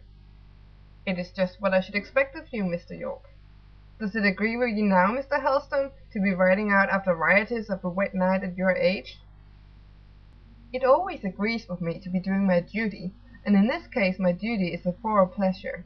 To hunt down vermin is a noble occupation, fit for an archbishop. Fit for ye at any rate, but where's the curate? He's haven't gone to visit some poor body in a sick gird, or he's happen hunting down vermin in another direction. He is doing garrison duty at Hollow's Milne. We left him a sup of wine, I hope, Bob, turning to Mr. Moore, to keep his courage up. He did not pause for an answer, but continued quickly, still addressing Moore, who had thrown himself into an old-fashioned chair by the fireside. Move it, Robert! Get up, my lad! That place is mine! Take the sofa or three other chairs if you will, but not this. It belongs to me, and nobody else. Why are you so particular to that chair, Mr. York? Asked Moore, lazily vacating the place in obedience to orders. My father wore for me, and that's all the answer I shall give thee, and it's as good a reason as Mr. Helstone can give for the main figure of his notions. Moore, are you ready to go? Inquired the rector. Nay, Robert's not ready, or rather, I'm not ready to part with him. He's an ill lad and wants correcting. Why, sir, what have I done? Made thyself enemies in every hand? What do I care for that? What difference does it make to me whether your Yorkshire lords hate me or like me? Aye, there it is. The lad is a make of an alien among us. His father would never have talked it that way. Go back to Antwerp where you were born and bred, mauvaise tête. Mauvaise tête vous-même, je ne fais que mon devoir. Quand vous l'audace de personne, je m'en moque. En revanche, mon garçon, nous l'audace de personne se moqueront de toi. Sois en Satan, replied York, speaking with nearly as pure a French accent as Gerard Moore. C'est bon, et puisque cela m'est égal, que mes amis ne s'en inquiétez pas. Tes amis, où sont-ils, tes amis? Je fais écho, où sont-ils? Et je suis fort et que l'écho se lui répond. Au diable les amis. Je me souviens encore du moment où mon père et mon oncle Gérard appelleraient autour de leur ami et Dieu, si les amis se sont empressés d'accourir à leur secours. Tenez, Monsieur York, ces mots ami méritent trop, ne m'en parlez plus, comme tu voudrais. And here Mr. York held his peace, and while he sits leaning back in his three-cornered carved oak chair, I will snatch my opportunity to sketch the portrait of this French-speaking Yorkshire gentleman. End of Chapter 3. Chapter 4. Mr. York, continued. A Yorkshire gentleman he was, par excellence, in every point, about 55 years old, but looking at first sight still older, for his hair was silver white. His forehead was broad, not high, his face fresh and hale. The harshness of the north was seen in his features, as it was heard in his voice. Every trait was thoroughly English, not a Norman line anywhere. It was an inelegant, unclassic, unaristocratic mould of visage. Fine people would perhaps have called it vulgar. Sensible people would have termed it characteristic. Shrewd people would have delighted in it for the pith, sagacity, intelligence, the rude yet real originality marked in every lineament, latent in every furrow. But it was an indocile, a scornful, and a sarcastic face. The face of a man difficult to lead and impossible to drive. His stature was rather tall, and he was well made and wiry, and had a stately integrity of port. There was not a suspicion of the clown about him anywhere. I did not find it easy to sketch Mr. York's person, but it is more difficult to indicate his mind. If you expect to be treated to a perfection, reader, or even to a benevolent, philanthropical gentleman in him, you are mistaken. He has spoken with some sense and with some good feeling to Mr. Moore, but you are not thence to conclude that he always spoke and thought justly and kindly. Mr. York, in the first place, was without the organ of veneration, a great want, and which throws a man wrong on every point where veneration is required. Secondly, he was without the organ of comparison, a deficiency which strips a man of sympathy. And thirdly, he had too little of the organs of benevolence and ideality, which took the glory and softness from his nature, and for him diminish those divine qualities throughout the universe. The want of veneration made him intolerant to those above him. Kings and nobles and priests, dynasties and parliaments and establishments with all their doings, most of their enactments, their forms, their rights, their claims, were to him an abomination, all rubbish.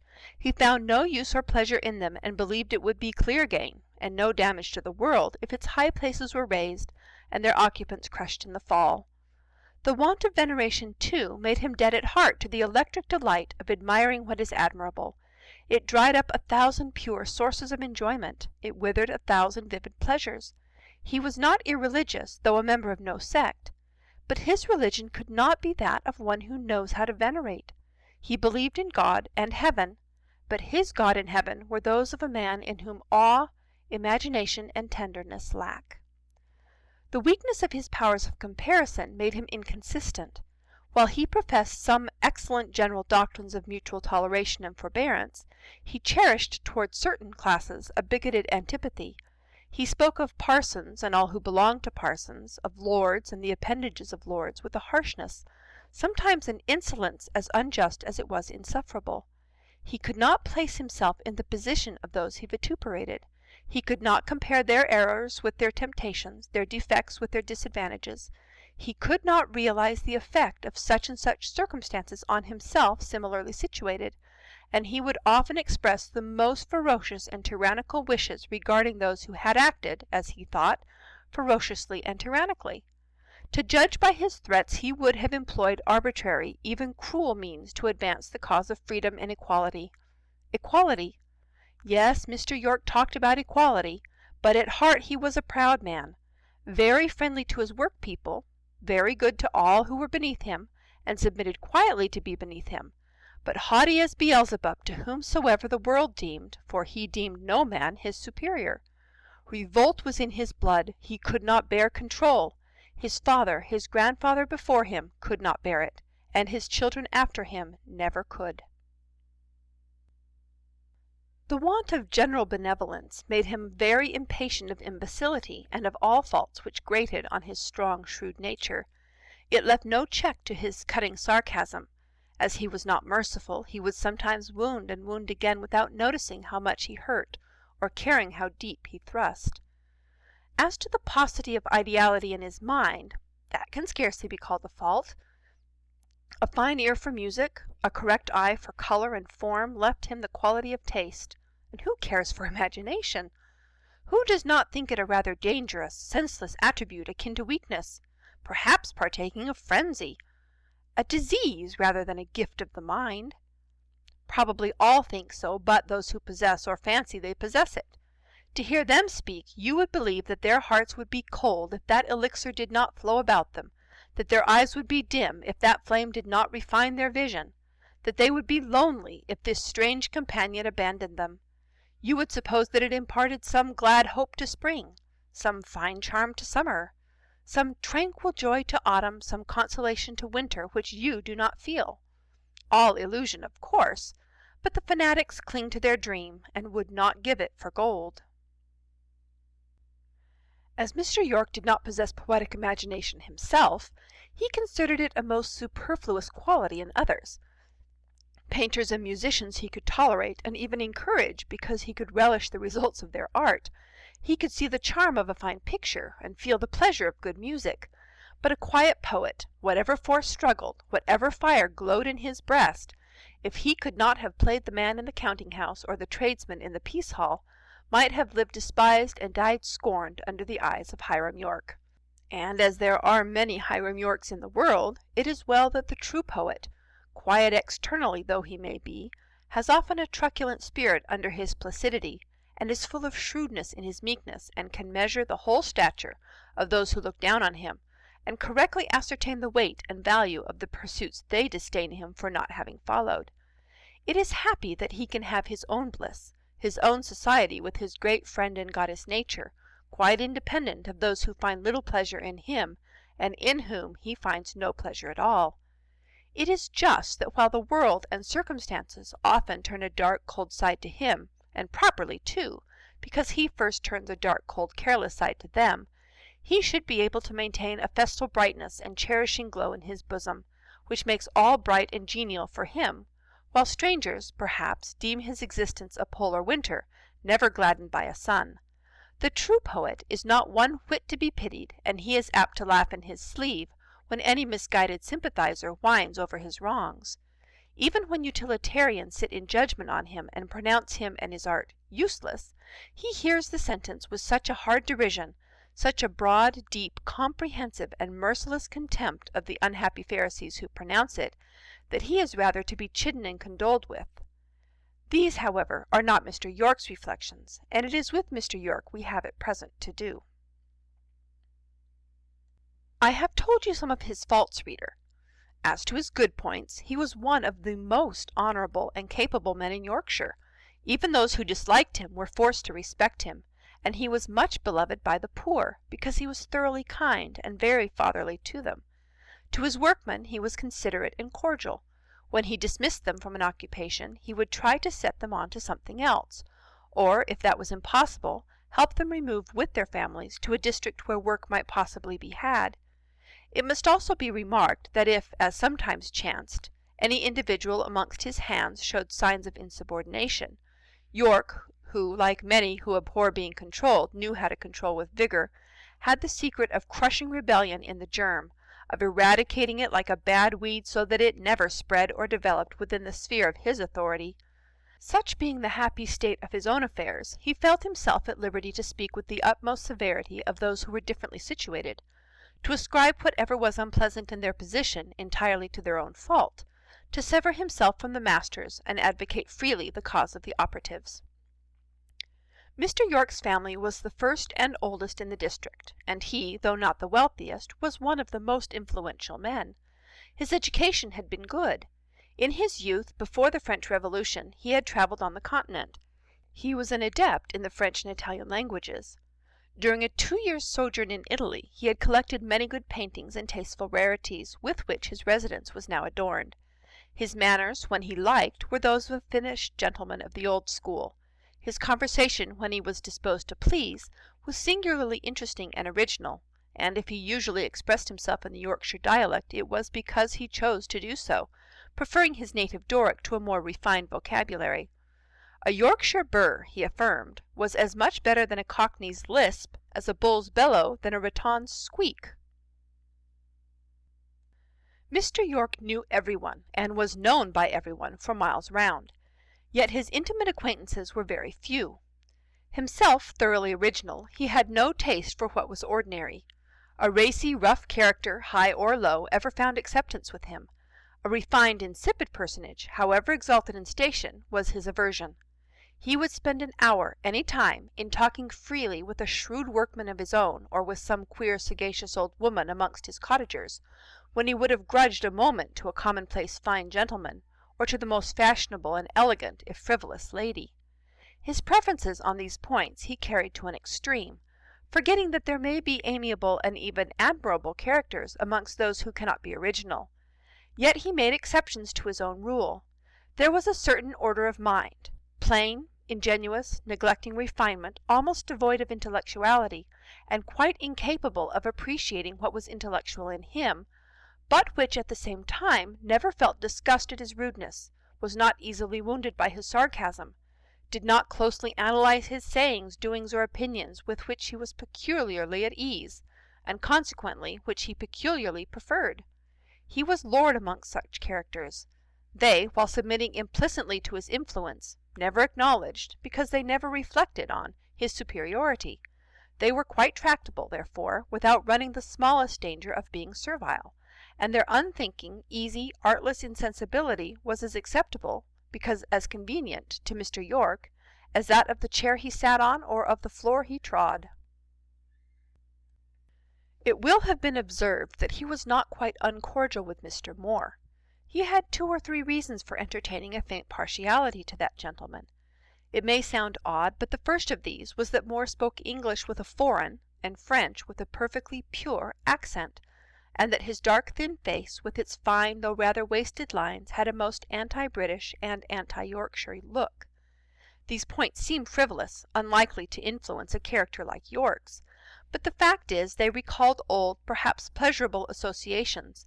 They brought back his travelling, his youthful days. He had seen, amidst Italian cities and scenes, faces like Moors. He had heard in Parisian cafes and theatres voices like his.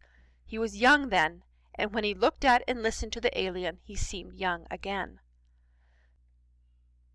Secondly, he had known Moore's father, and had had dealings with him. That was a more substantial, though by no means a more agreeable tie, for as his firm had been connected with Moore's in business, it had also, in some measure, been implicated in its losses. Thirdly, he had found Robert himself a sharp man of business. He saw reason to anticipate that he would, in the end, by one means or another, make money, and he respected both his resolution and acuteness, perhaps also his hardness. A fourth circumstance which drew them together was that of Mr. Yorke being one of the guardians of the miner on whose estate Hollow's Mill was situated. Consequently Moore, in the course of his alterations and improvements, had frequent occasion to consult him.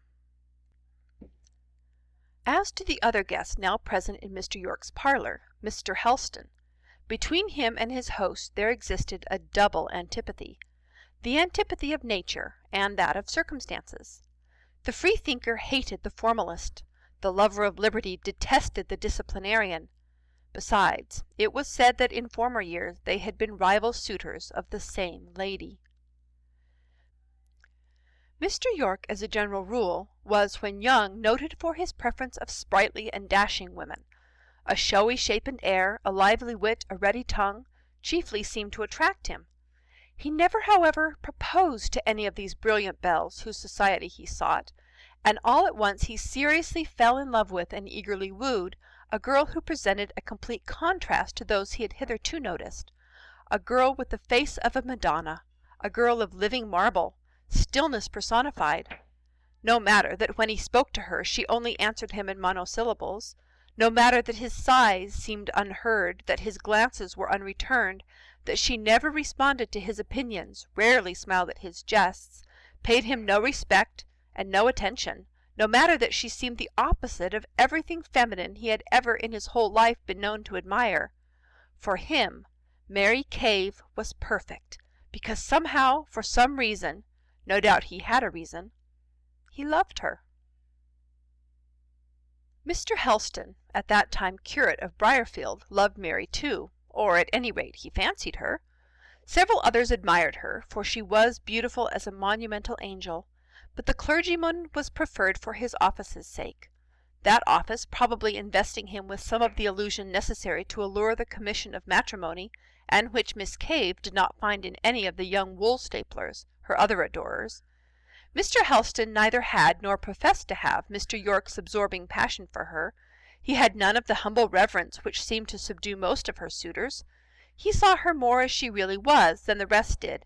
He was, consequently, more master of her and himself. She accepted him at the first offer, and they were married. Nature never intended Mr. Helston to make a very good husband, especially to a quiet wife. He thought so long as a woman was silent, nothing ailed her, and she wanted nothing. If she did not complain of solitude, solitude, however continued, could not be irksome to her. If she did not talk and put herself forward, express a partiality for this, an aversion to that, she had no partialities or aversions, and it was useless to consult her tastes. He made no pretense of comprehending women or comparing them with men. They were of different, probably a very inferior order of existence. A wife could not be her husband's companion, much less his confidant, much less his stay. His wife, after a year or two, was of no great importance to him in any shape, and when she one day, as he thought suddenly, for he had scarcely noticed her decline, but as others thought gradually, took her leave of him and of life, and there was only a still, beautiful-featured mould of clay left, cold and white, in the conjugal couch, he felt his bereavement. Who shall say how little? Yet perhaps more than he seemed to feel it, for he was not a man from whom grief easily wrung tears. His dry-eyed and sober mourning scandalized an old housekeeper, and likewise a female attendant who had waited upon Mrs. Helston in her sickness, and who perhaps had had opportunities of learning more of the deceased lady's nature, of her capacity for feeling and loving, than her husband knew. They gossiped together over the corpse, related anecdotes with embellishments of her lingering decline, and its real or supposed cause.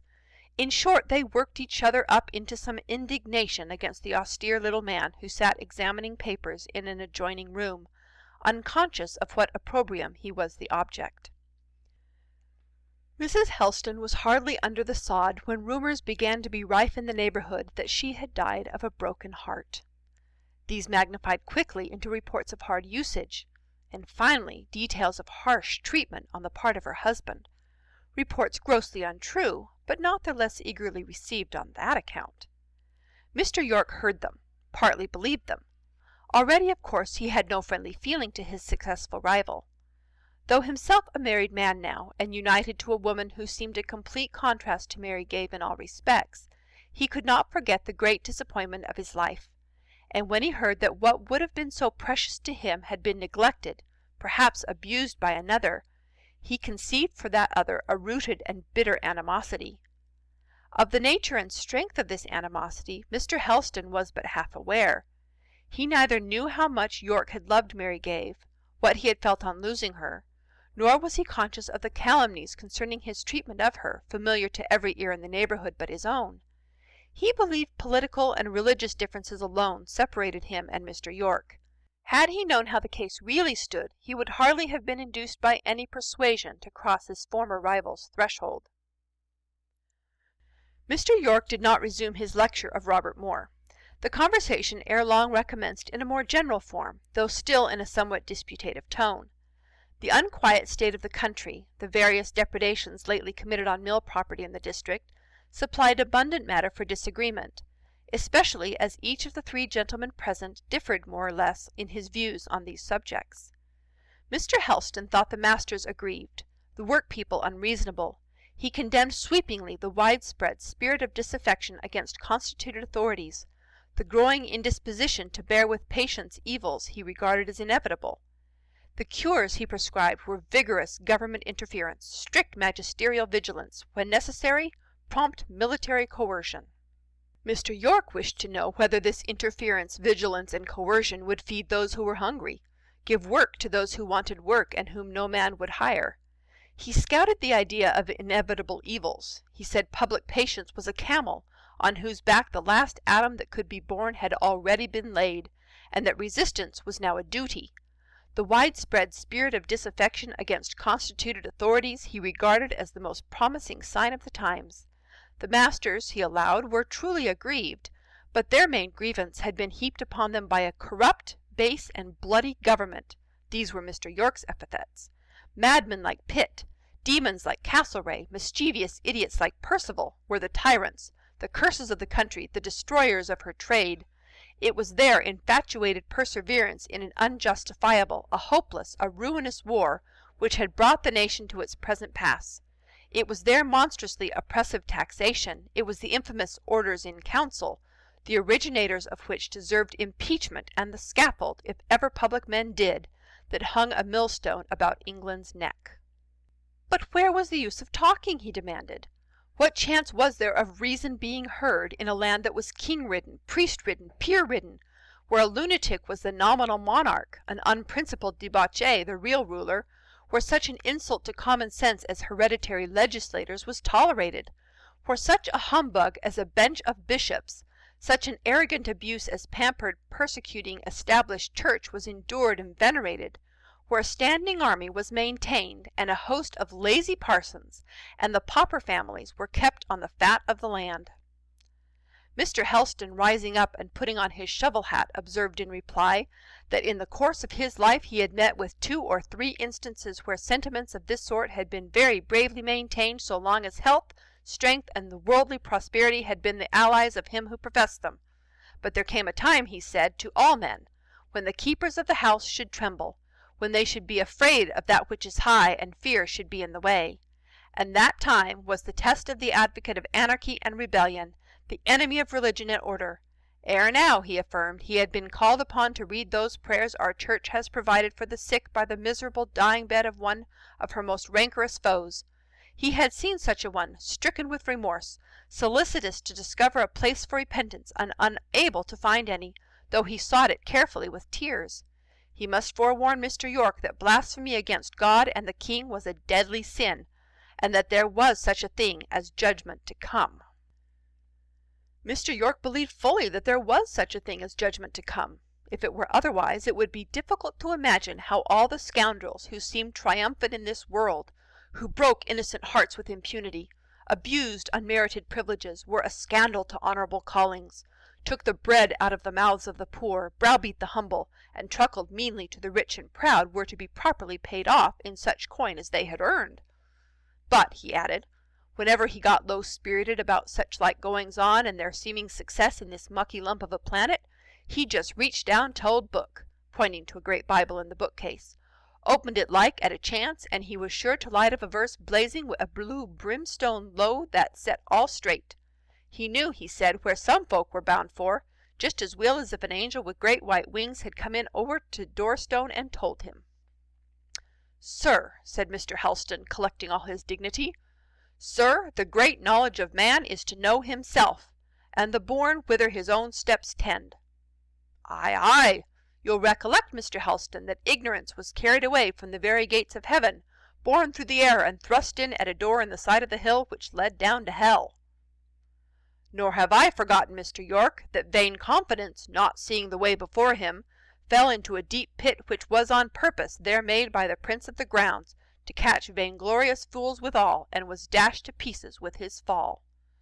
Now, interposed Mr. Moore, who had hitherto sat a silent but amused spectator of this wordy combat, and in whose indifference to the party politics of the day, as well as to the gossip of the neighbourhood, made him an impartial, if apathetic, judge of the merits of such an encounter, you have both sufficiently blackballed each other, and proved how cordially you detest each other, and how wicked you think each other. For my part, my hate is still running in such a strong current against the fellows who have broken my frames, that I have none to spare for my private acquaintance, and still less for such a vague thing as a sect or a government. But really, gentlemen, you both seem very bad by your own showing, worse than I ever suspected you to be. I dare not stay all night with a rebel and a blasphemer like you, York, and I hardly dare ride home with a cruel and tyrannical ecclesiastic like Mr. Helston. I am going, however, Mr. Moore, said the rector sternly. Come with me or not, as you please. Nay, he shall not have the choice. He shall go with you, responded York. It's midnight and past, and I'll have nobody staying up in my house any longer. You mun all go. He rang the bell. Deb, said he to the servant who answered it, clear them folk out of the kitchen and lock the doors and be off to bed. Here's your way, gentlemen, he continued to his guests, and lighting them through the passage, he fairly put them out at his front door. They met their party hurrying out pell-mell by the back way.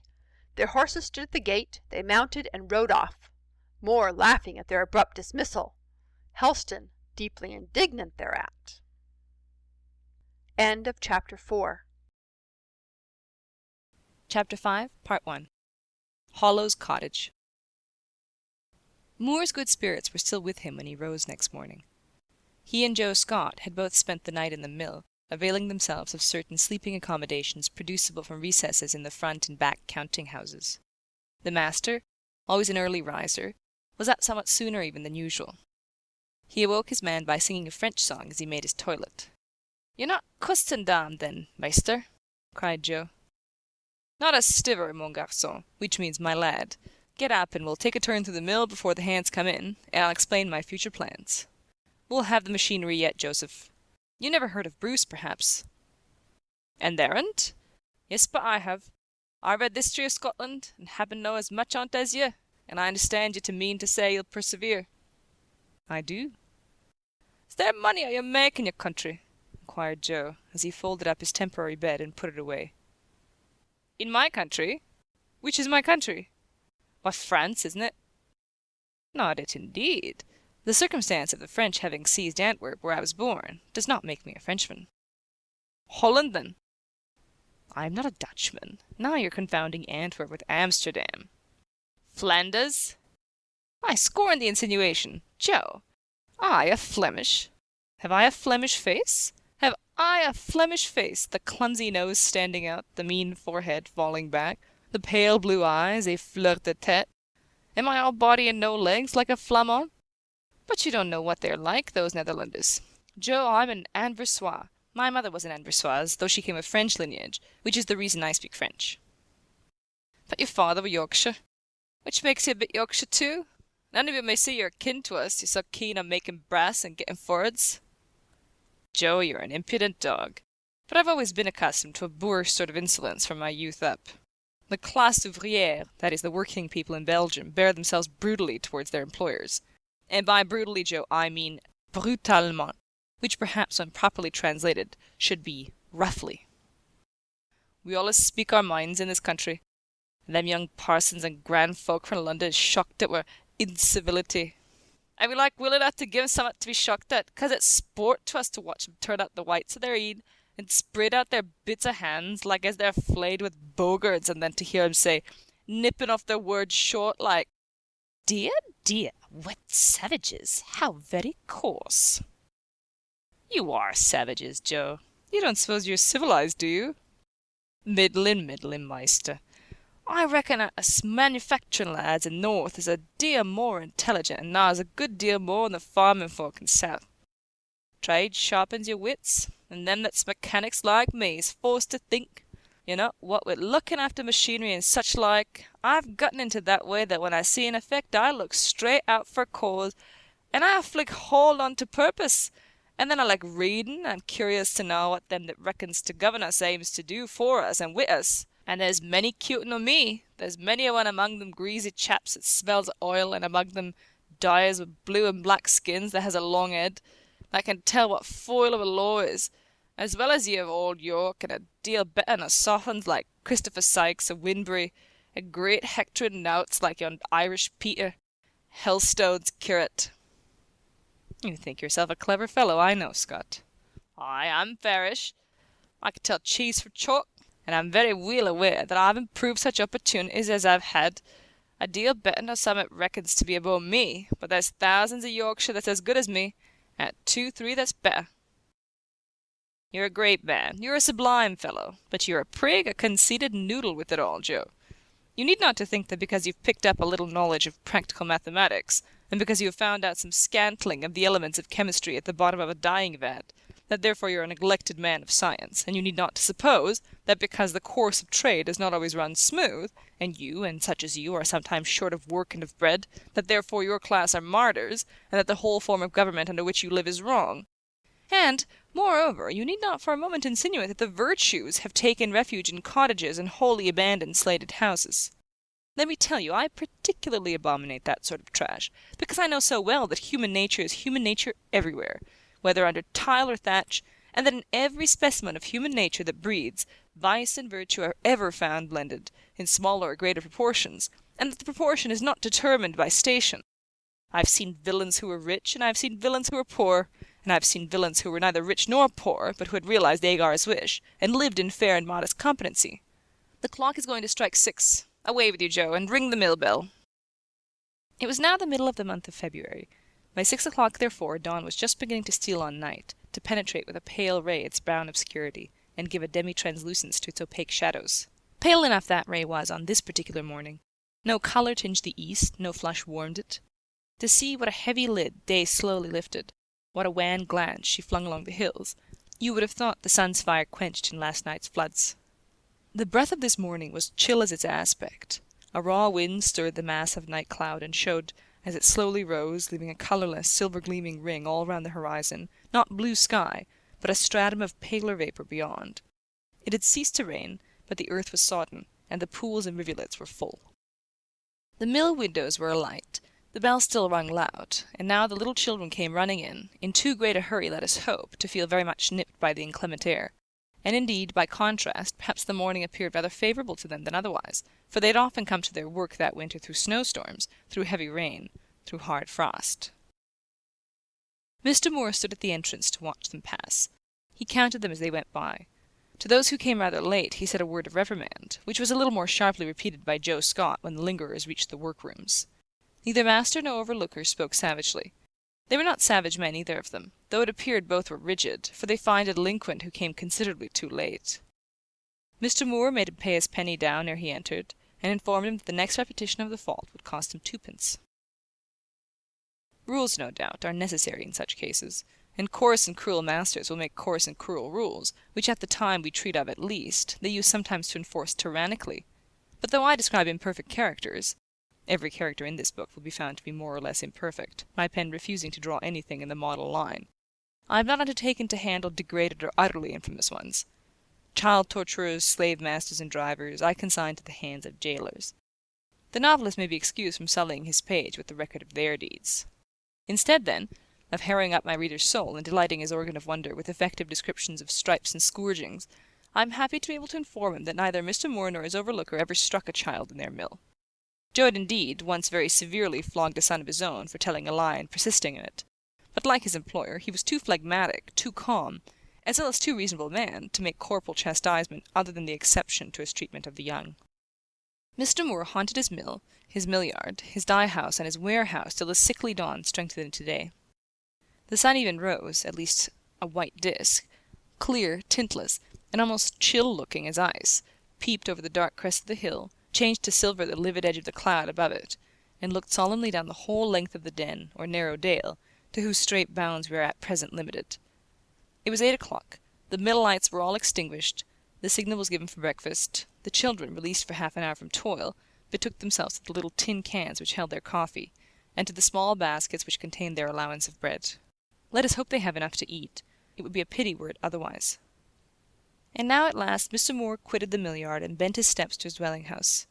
It was only a short distance from the factory, but the hedge and high bank on each side of the lane which conducted to it seemed to give it something of the appearance and feeling of seclusion. It was a small whitewashed place, with a green porch over the door. Scanty brown stalks showed in the garden soil near this porch, and likewise beneath the windows, stalks budless and flowerless now, but giving dim prediction of trained and blooming creepers for summer days. A grass plot and borders fronted the cottage. The borders presented only black mould yet, except where, in sheltered nooks, the first shoots of snowdrop or crocus peeped, green as emerald, from the earth. The spring was late. It had been a severe and prolonged winter. The last deep snow had but just disappeared before yesterday's rains. On the hills, indeed, white remnants of it yet gleamed, flecking the hollows and crowning the peaks. The lawn was not verdant, but bleached, as was the grass on the bank and under the hedge in the lane. 3 trees, gracefully grouped, rose beside the cottage. They were not lofty, but having no rivals near, they looked well and imposing where they grew. Such was Mr. Moore's home, a snug nest for content and contemplation, but one within which the wings of action and ambition could not long lie folded. Its air of modest comfort seemed to possess no particular attraction for its owner. Instead of entering the house at once, he fetched a spade from a little shed and began to work in the garden. For about a quarter of an hour he dug on uninterrupted. At length, however, a window opened, and a female voice called to him, "Eh bien, tu ne déjeunes pas ce matin?"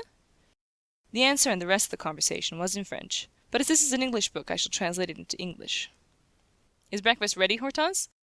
"Certainly. It has been ready for half an hour." "Then I am ready too. I have a canine hunger." He threw down his spade and entered the house. The narrow passage conducted him to a small parlour, where a breakfast of coffee and bread and butter, with a somewhat un-English accompaniment of stewed pears, was spread on the table. Over these viands presided the lady who had spoken from the window. I must describe her before I go any further. She seemed a little older than Mr. Moore. Perhaps she was 35, tall and proportionately stout. She had very black hair, for the present twisted up in curl papers, a high colour in her cheeks, a small nose, a pair of little black eyes. The lower part of her face was large in proportion to the upper. Her forehead was small and rather corrugated. She had a fretful, though not an ill-natured expression of countenance. There was something in her whole appearance one felt inclined to be half provoked with and half amused at. The strangest point was her dress, a stuff petticoat with a striped cotton camisole. The petticoat was short, displaying well a pair of feet and ankles which left much to be desired in the article of symmetry. You will think I have depicted a remarkable slattern, reader. Not at all.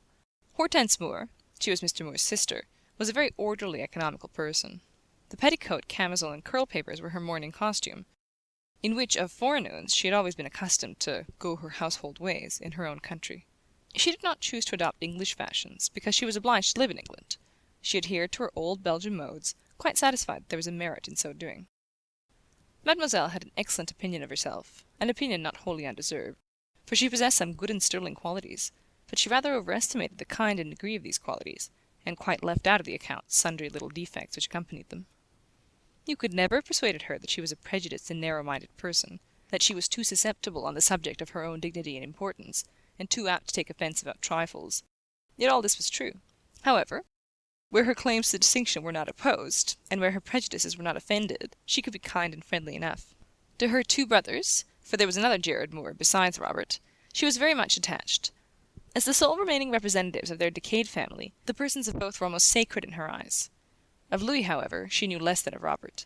He had been sent to England when a mere boy, and had received his education at an English school. His education not being such as to adapt him for trade perhaps too, his natural bent not inclining him to mercantile pursuits, he had, when the blight of hereditary prospects rendered it necessary for him to push his own fortune, adopted the very arduous and very modest career of a teacher. He had been usher in a school, and was said now to tutor in a private family. Hortense, when she mentioned Louis, described him as having what she called des moyens, but as being too backward and quiet. Her praise of Robert was in a different strain, less qualified. She was very proud of him. She regarded him as the greatest man in Europe. All he said and did was remarkable to her eyes, and she expected others to behold him from the same point of view. Nothing could be more irrational, monstrous, and infamous than opposition from any quarter to Robert, unless it was opposition to herself. End of Chapter 5, Part 1. Chapter 5, Part 2. Hollow's Cottage. Accordingly, as soon as it said Robert was seated at the breakfast table, and she had helped him to a portion of stewed pears, and cut him a good-sized Belgian tartine, she began to pour out a flood of amazement and horror at the transaction of last night, the destruction of the frames. Quelle idée, to destroy them! Quelle action honteuse! On voyait bien que les ouvriers de ce pays étaient à la fois bêtes et méchants. C'était absolument comme les domestiques anglais, les servantes sur rien d'insupportable comme cette Sarah, par exemple. She looks clean and industrious, Mr. Moore remarked. Looks? I don't know how she looks, and I do not say that she is altogether dirty or idle, mais elle est d'une insolence. She disputed with me a quarter of an hour yesterday about the cooking of the beef. She said I boiled it to rags, that English people would never be able to eat such a dish as our bouillie, that the bouillon was no better than greasy warm water, and as to the choucroute, she affirms she cannot touch it. That barrel we have in the cellar, delightfully prepared by my own hands, she termed a tub of hogwash, which means food for pigs. I am harassed with the girl, and yet I cannot part with her lest I should get a worse. You are in the same position with your workmen, pauvre cher frère. I am afraid you are not very happy in England, Hortense. It is my duty to be happy where you are, brother, but otherwise there are certainly 1,000 things which make me regret our native town. All the world here appears to me ill-bred, mal élevée. I find my habits considered ridiculous. If a girl out of your mill chances to come into the kitchen and find me in my jupon and camisole preparing dinner, for you know I cannot trust Sarah to cook a single dish, she sneers. If I accept an invitation out to tea, which I have done once or twice, I perceive I am put quite into the background. I have not that attention paid to me which decidedly is my due. Of what an excellent family are the Gerards, as we know, and the Moores also. They have a right to claim a certain respect, and to feel wounded when it is withheld from them. In Antwerp I was always treated with distinction. Here one would think that when I open my lips in company I speak English with a ridiculous accent, whereas I am quite assured that I pronounce it perfectly. Hortense, in Antwerp we were known rich. In England we were never known but poor. Precisely, and thus mercenary are mankind. Again, dear brother, last Sunday, if you recollect, was very wet. Accordingly I went to church in my neat black sabots, objects one would not indeed wear in a fashionable city, but which in the country I have ever been accustomed to use for walking in dirty roads. Believe me, as I paced up the aisle, composed and tranquil as I am always, 4 ladies and as many gentlemen laughed and hid their faces behind their prayer-books. Well, don't put on the sabots again. I told you before I thought they were not quite the thing for this country. But, brother, they are not common sabots, such as the peasantry wear. I tell you, they are sabots noirs, très propres, très convenables.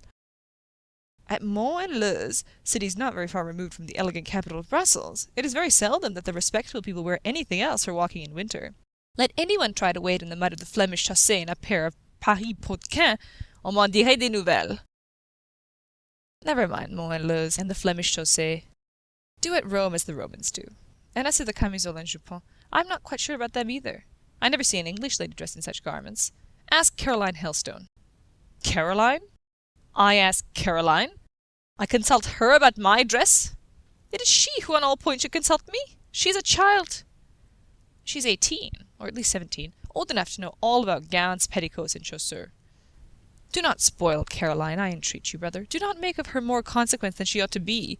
At present she is modest and unassuming. Let us keep her so. With all my heart. Is she coming this morning? She will come at 10 as usual to take her French lesson. You don't find that she sneers at you, do you? She does not. She appreciates me better than anyone else here, but then she has more intimate opportunities of knowing me. She sees that I have education, intelligence, manner, principles, all in short which belongs to a person well-born and well-bred. Are you at all fond of her? For fond I cannot say. I am not one who is prone to take violent fancies, and consequently my friendship is the more to be depended on. I have a regard for her as my relative. Her position also inspires interest, and her conduct as my pupil has hitherto been such as rather to enhance than diminish the attachment that springs from other causes. She behaves pretty well at lessons? To me she behaves pretty well, but you are conscious, brother, that I have a manner calculated to repel over familiarity, to win esteem, and to command respect. Yet possessed of penetration, I perceive dearly that Caroline is not perfect, that there is much to be desired in her. Give me a last cup of coffee, and while I am drinking it, amuse me with an account of her faults. Dear brother, I am happy to see her eat your breakfast with relish, after the fatiguing night which you have passed. Caroline, then, is defective, but with my forming hand and almost motherly care, she may improve. There is about her an occasional something, a reserve, I think, which I do not quite like, because it is not sufficiently girlish and submissive, and there are glimpses of an unsettled hurry in her nature which put me out. Yet she is usually most tranquil, too dejected and thoughtful indeed sometimes. In time, I doubt not, I shall make her uniformly sedate and decorous, without being unaccountably pensive. I ever disapprove of what is not intelligible. I don't understand your account in the least. What do you mean by unsettled hurries, for instance? An example will perhaps be the most satisfactory explanation. I sometimes, you are aware, make her read French poetry by way of practice in pronunciation. She has in the course of her lessons gone through much of Corneille and Racine in a very steady, sober spirit, such as I approve. Occasionally she showed, indeed, a degree of languor in the perusal of those esteemed authors, partaking rather of apathy than sobriety, and apathy is what I cannot tolerate in those who have the benefit of my instructions. Besides, one should not be apathetic in studying standard works. The other day I put into her hands a volume of short fugitive pieces. I sent her to the window to learn them by heart, and when I looked up I saw her turning the leaves over impatiently and curling her lip, absolutely with scorn, as she surveyed the little poems cursorily. I chid her. Ma cousine, said she, tout cela m'ennuie à la mort. I told her this was improper language. Dieu, she exclaimed, il n'y a donc pas 2 lignes de poésie dans toute la littérature française? I inquired what she meant. She begged my pardon with proper submission. Ere long she was still. I saw her smiling to herself over the book. She began to learn assiduously. In half an hour she came and stood before me, presented the volume, folded her hands, as I always required to do, and commenced the repetition of that short thing by Chenier, La Jeune Captive. If you had heard the manner in which she went through this, and in which she uttered a few incoherent comments when she had done, you would have known what I meant by the phrase unsettled hurry. One would have thought Chenier was more moving than all Racine and all Corneille. You, brother, who have so much sagacity, will discern that this disproportionate preference argues an ill-regulated mind. But she is fortunate in her preceptress. I will give her a system, a method of thought, a set of opinions. I will give her the perfect control and guidance of her feelings. Be sure you do, Hortense. Here she comes. That was her shadow past the window, I believe. Ah, truly, she is too early, half an hour before her time. My child, what brings you here before I have breakfasted? This question was addressed to an individual who now entered the room, a young girl, wrapped in a winter mantle, the folds of which were gathered with some grace round an apparently slender figure. I came in haste to see how you were, Hortense, and how Robert was too. I am sure you would both be grieved by what happened last night. I did not hear till this morning. My uncle told me at breakfast. Ah, it is unspeakable. You sympathize with us? Your uncle sympathized with us? My uncle is very angry, but he was with Robert, I believe, was he not? Did he not go with you to Stilbur Moor? Yes, we set out in very martial style, Caroline, but the prisoners we went to rescue met us halfway. Of course nobody was hurt? Why no, only Joe Scott's wrists were a little galled with being pinioned too tightly behind his back. You were not there? You were not with the wagons when they were attacked? No, one seldom has the fortune to be present at occurrences at which one would particularly wish to assist. Where are you going this morning? I saw Murgatroyd saddling your horse in the yard. To Winbury. It is market day. Mr. Yorke is going too. I met him in his gig. Come home with him. Why? Well, 2 are better than 1, and nobody dislikes Mr. Yorke. At least, poor people do not dislike him. Therefore he would be protection to me, who am hated? who are misunderstood. That probably is the word. Shall you be late? Will he be late, Cousin Hortense? It is too probable. He has often much business to transact at Winbury. Have you brought your exercise book, child? Yes. What time will you return, Robert? I generally return at 7. Do you wish me to be at home earlier? Try rather to be back at 6. It is not absolutely dark at 6 now, but by 7 daylight is quite gone. And what danger is to be apprehended, Caroline, when daylight is gone? What peril do you conceive comes as the companion of darkness for me? I am not sure that I can define my fears, but we all have a certain anxiety at present about our friends. My uncle calls these times dangerous. He says, too, that mill owners are unpopular. And I, one of the most unpopular? Is not that the fact? You are reluctant to speak out plainly, but at heart you think me liable to Pearson's fate, who was shot at, not indeed from behind a hedge, but in his own house, through a staircase window as he was going to bed. Anne Pearson showed me the bullet in the chamber door, remarked Caroline gravely, as she folded her mantle and arranged it and her muff on a side table. You know, she continued, there is a hedge all the way along the road from here to Winbury, and there are the Fieldhead plantations to pass. But you will be back at 6, or before? Certainly he will, affirmed Hortense.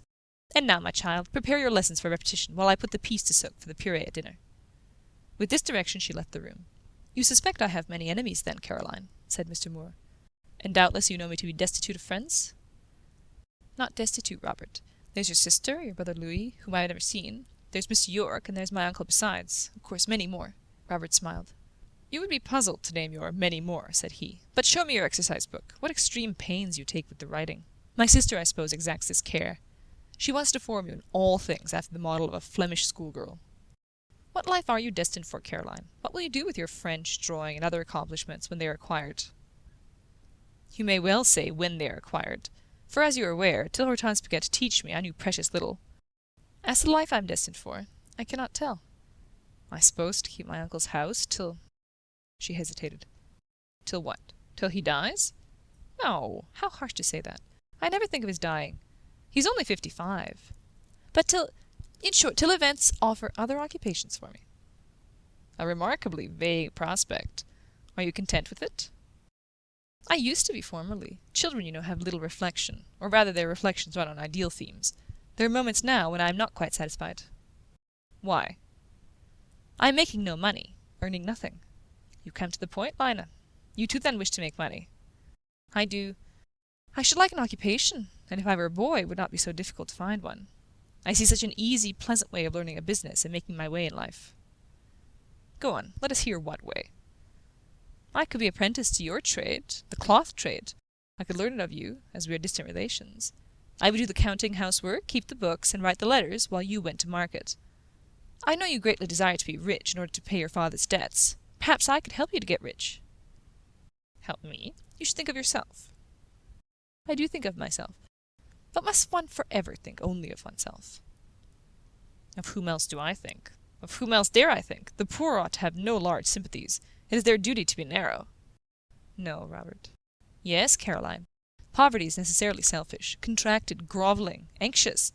Now and then a poor man's heart, when certain beams and dews visit it, may swell like the budding vegetation in yonder garden on this spring day, may feel ripe to evolve in foliage, perhaps blossom.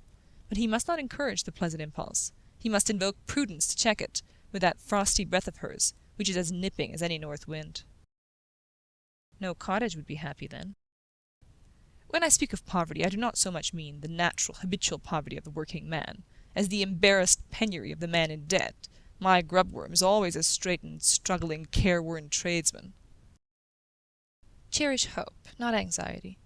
Certain ideas have become too fixed in your mind. It may be presumptuous to say it, but I have the impression that there is something wrong in your notions of the best means of attaining happiness, as there is in... Second hesitation. In... Courage, let me speak the truth. In your manner, mind I say only manner, to these Yorkshire work people. You have often wanted to tell me that, have you not? Yes, often, very often. The faults of my manner, I think, only negative. I am not proud. What has a man in my position to be proud of? I am only taciturn, phlegmatic, and joyless. As if your living cloth-dressers were all machines, like your frames and shears. In your own house you seem different. To those of my own house I am no alien, which I am to these English clowns. I might act the benevolent with them, but acting is not my forte. I find them irrational, perverse. They hinder me when I long to hurry forward. In treating them justly, I fulfil my whole duty towards them." "You don't expect them to love you, of course?" "Nor wish it." "Ah!" said the monitress, shaking her head and heaving a deep sigh. With this ejaculation, indicative that she perceived the screw to be loose somewhere, but that it was out of her reach to set it right, she bent over her grammar and sought the rule and exercise for that day. "I suppose I am not an affectionate man, Caroline. The attachment of a very few suffices me." "If you please, Robert, will you mend me a pen or two before you go? First let me rule your book, for you always contrive to draw the lines aslant. There now. And now for the pens. You like a fine one, I think? Such as you generally make for me and Hortense, not your own broad points. If I were of Lewis's calling, I might stay at home and dedicate this morning to you and your studies, whereas I must spend it in Sykes' wool warehouse." "You'll be making money." "More likely losing it." As he finished mending the pens, a horse, saddled and bridled, was brought up to the garden gate. "There, Fred is ready for me. I must go. I'll take one look to see what the spring has done in the south border, too, first." He quitted the room and went into the garden ground behind the mill.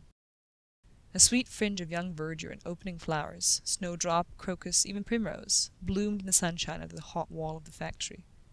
Moore plucked here and there a blossom and leaf, till he had collected a little bouquet. He returned to the parlour, pilfered a thread of silk from his sister's work-basket, tied the flowers, and laid them on Caroline's desk. "Now, good morning." "Thank you, Robert. It is pretty. It looks as it lies there, like sparkles of sunshine and blue sky. Good morning." He went to the door, stooped, opened his lips as if to speak, said nothing, and moved on. He passed through the wicket and mounted his horse. In a second he had flung himself from the saddle again, transferred the reins to Murgatroyd, and re-entered the cottage. "I forgot my gloves," he said, appearing to take something from the side table then, as an impromptu thought, he remarked: "You have no binding engagement at home, perhaps, Caroline?" "I never have. Some children's socks, which Mrs. Ramsden has ordered to knit for the Jew's basket, but they will keep." "Jew's basket be sold. Never was utensil better named. Anything more Jewish than it, its contents and their prices, cannot be conceived. But I see something, a very tiny curl, at the corners of your lip which tells me that you know its merits as well as I do. Forget the Jew's basket, then, and spend the day here as a change. Your uncle won't break his heart by your absence." She smiled. "No." "The old Cossack! I dare say not," muttered Moore. "Then stay and dine with Hortense. She will be glad of your company. I shall return in good time. We will have a little reading in the evening. The moon rises at 8:30, and I will walk up to the rectory with you at 9. Do you agree?" She nodded her head, and her eyes lit up. Moore lingered yet 2 minutes. He bent over Caroline's desk and glanced at her grammar. He fingered a pen. He lifted her bouquet and played with it. His horse stamped impatient. Fred Murgatroyd hemmed and coughed at the gate, as if he wondered what in the world his master was doing. "Good morning," again said Moore, and finally vanished. Hortense, coming in 10 minutes after, found to her surprise that Caroline had not yet commenced her exercise. End of Chapter 5. Chapter 6. Coriolanus. Part 1. Mademoiselle Moore had that morning a somewhat absent-minded pupil. Caroline forgot, again and again, the explanations which were given to her. However, she still bore with unclouded mood the chidings her inattention brought upon her. Sitting in the sunshine near the window, she seemed to receive with its warmth a kind influence which made her both happy and good. Thus disposed, she looked her best, and her best was a pleasing vision. To her had not been denied the gift of beauty. It was not absolutely necessary to know her in order to like her. She was fair enough to please, even at the first view. Her shape suited her age. It was girlish, light, and pliant. Every curve was neat, every limb proportionate. Her face was expressive and gentle. Her eyes were handsome, and gifted at times with a winning beam that stole into the heart, with a language that spoke softly to the affections. Her mouth was very pretty. She had a delicate skin, and a fine flow of brown hair, which she knew how to arrange with taste. Curls became her, and she possessed them in picturesque profusion. Her style of dress announced taste in the wearer, very unobtrusive in fashion, far from costly in material, suitable in colour to the fair complexion with which it contrasted, and in make to the slight form which it draped. Her present winter garb was of merino, the same soft shade of brown as her hair. The little collar round her neck lay over a pink ribbon, and was fastened with a pink knot. She wore no other decoration. So much for Caroline Helstone's appearance. As to her character or intellect, if she had any, they must speak for themselves in due time. Her connections are soon explained. She was the child of parents separated soon after her birth, in consequence of disagreement of disposition. Her mother was the half-sister of Mr. Moore's father. Thus, though there was no mixture of blood, she was in a distant sense the cousin of Robert, Louis, and Hortense. Her father was the brother of Mr. Helstone, a man of the character friends desire not to recall, after death has once settled all earthly accounts. He had rendered his wife unhappy. The reports which were known to be true concerning him had given an air of probability to those which were falsely circulated respecting his better principal brother. Caroline had never known her mother, as she was taken from her in infancy, and had not since seen her. Her father died comparatively young, and her uncle, the rector, had for some years been her sole guardian. He was not, as we are aware, much adapted, either by nature or habit, to have the charge of a young girl. He had taken little trouble about her education. Probably he would have taken none if she, finding herself neglected, had not grown anxious on her own account, and asked, every now and then, for a little attention, and for the means of acquiring such amount of knowledge as could not be dispensed with. Still, she had a depressing feeling that she was inferior, that her attainments were fewer than were usually possessed by girls of her age and station, and very glad was she to avail herself of the kind offer made by her cousin Hortense, soon after the arrival of the latter at Hollow's Mill, to teach her French and fine needlework. Mademoiselle Moore, for her part, delighted in the task, because it gave her importance. She liked to lord it a little over a docile, quick pupil. She took Caroline precisely at her own estimate, as an irregularly taught yet an ignorant girl, and when she found that she made rapid and eager progress, it was to no talent, no application in the scholar she ascribed the improvement, but entirely to her own superior method of teaching. When she found that Caroline, unskilled in routine, had a knowledge of her own, desultory but varied, the discovery caused her no surprise, for she still imagined that from her conversation had the girl unawares gleaned these treasures. She thought it, even when forced to feel that her pupil knew much on subjects whereof she knew little. The idea was not logical, but Hortense had perfect faith in it. Mademoiselle, who prided herself on possessing un esprit positif, and on entertaining a decided preference for dry studies, kept her young cousin to the same as closely as she could.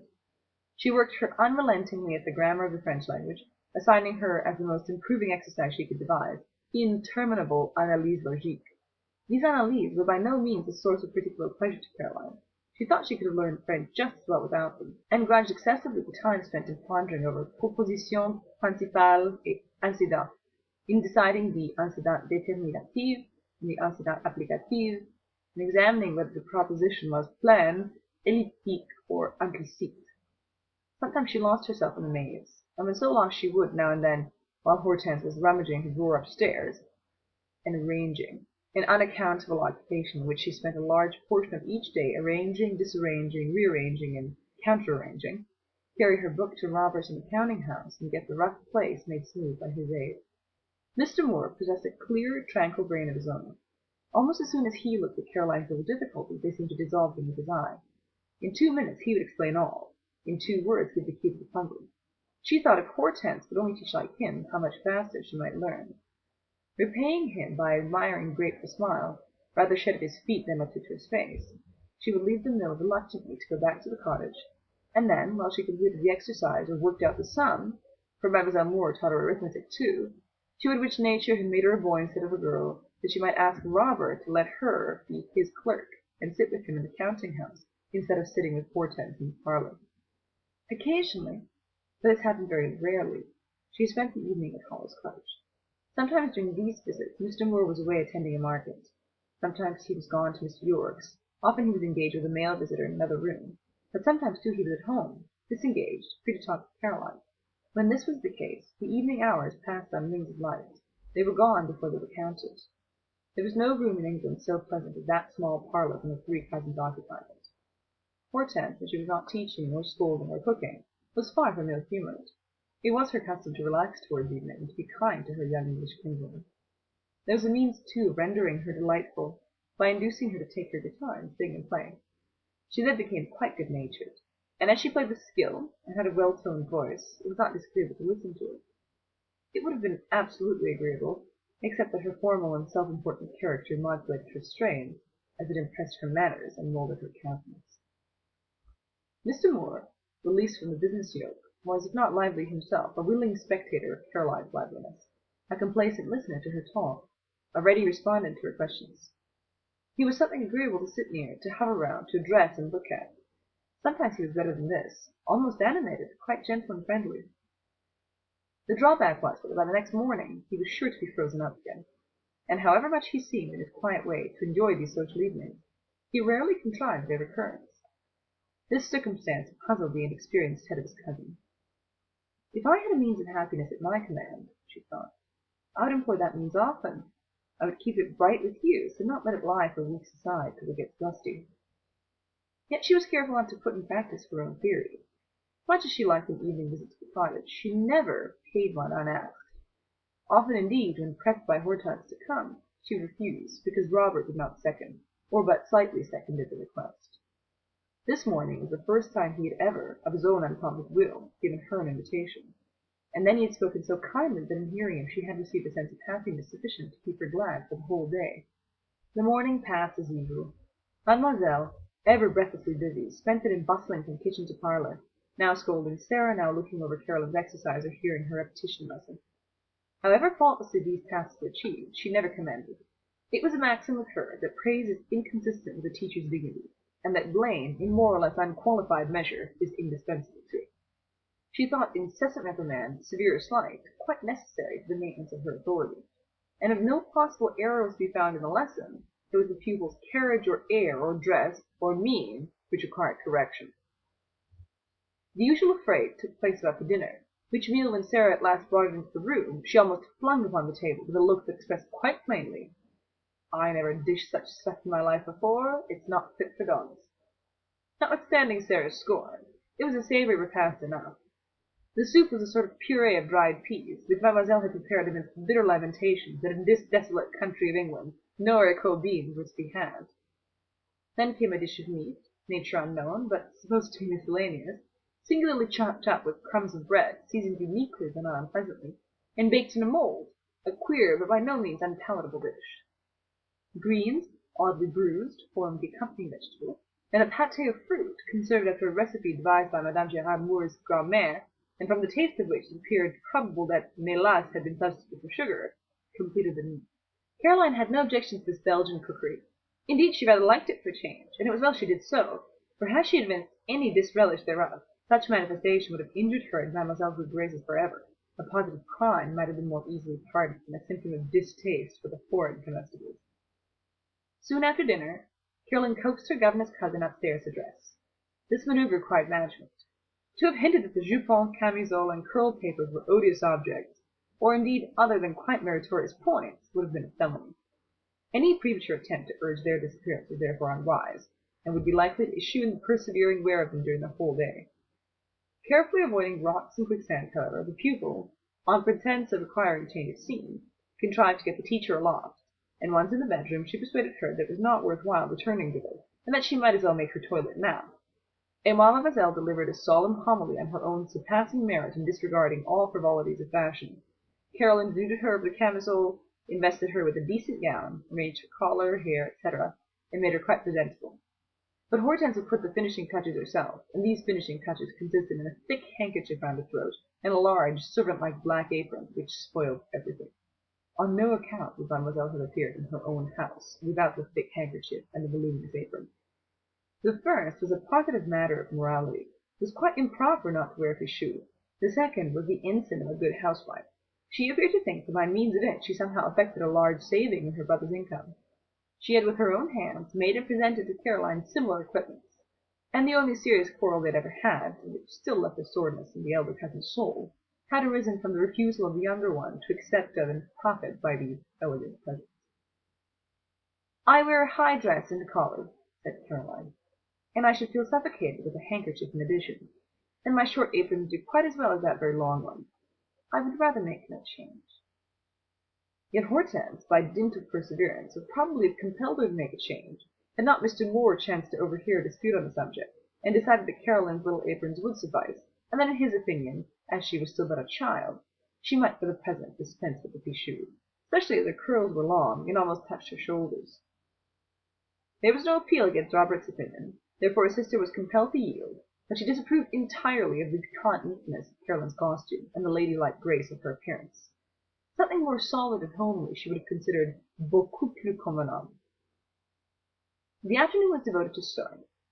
Mademoiselle, like most Belgian ladies, was specially skilful with her needle. She by no means thought it waste of time to devote unnumbered hours to fine embroidery, sight-destroying lacework, marvellous netting and knitting, and above all, to most elaborate stocking mending. She would give a day to the mending of 2 holes in a stocking any time, and think her mission nobly fulfilled when she had accomplished it. It was another of Caroline's troubles to be condemned to learn this foreign style of darning, which was done stitch by stitch, so as exactly to imitate the fabric of the stocking itself. A weariful process, but considered by Hortense Gérard, and by her ancestresses before her for long generations back, as one of the first duties of woman. She herself had a needle, cotton, and a fearfully torn stocking put into her hand while she yet wore a child's cloth on her little black head. Her au fait in the darning line had been exhibited to the company ere she was 6 years old, and when she first discovered that Caroline was profoundly ignorant of this most essential of attainments, she could have wept with pity over her miserably neglected youth. No time did she lose in seeking up a hopeless pair of hose, of which the heels were entirely gone, and in setting the ignorant English girl to repair the deficiency.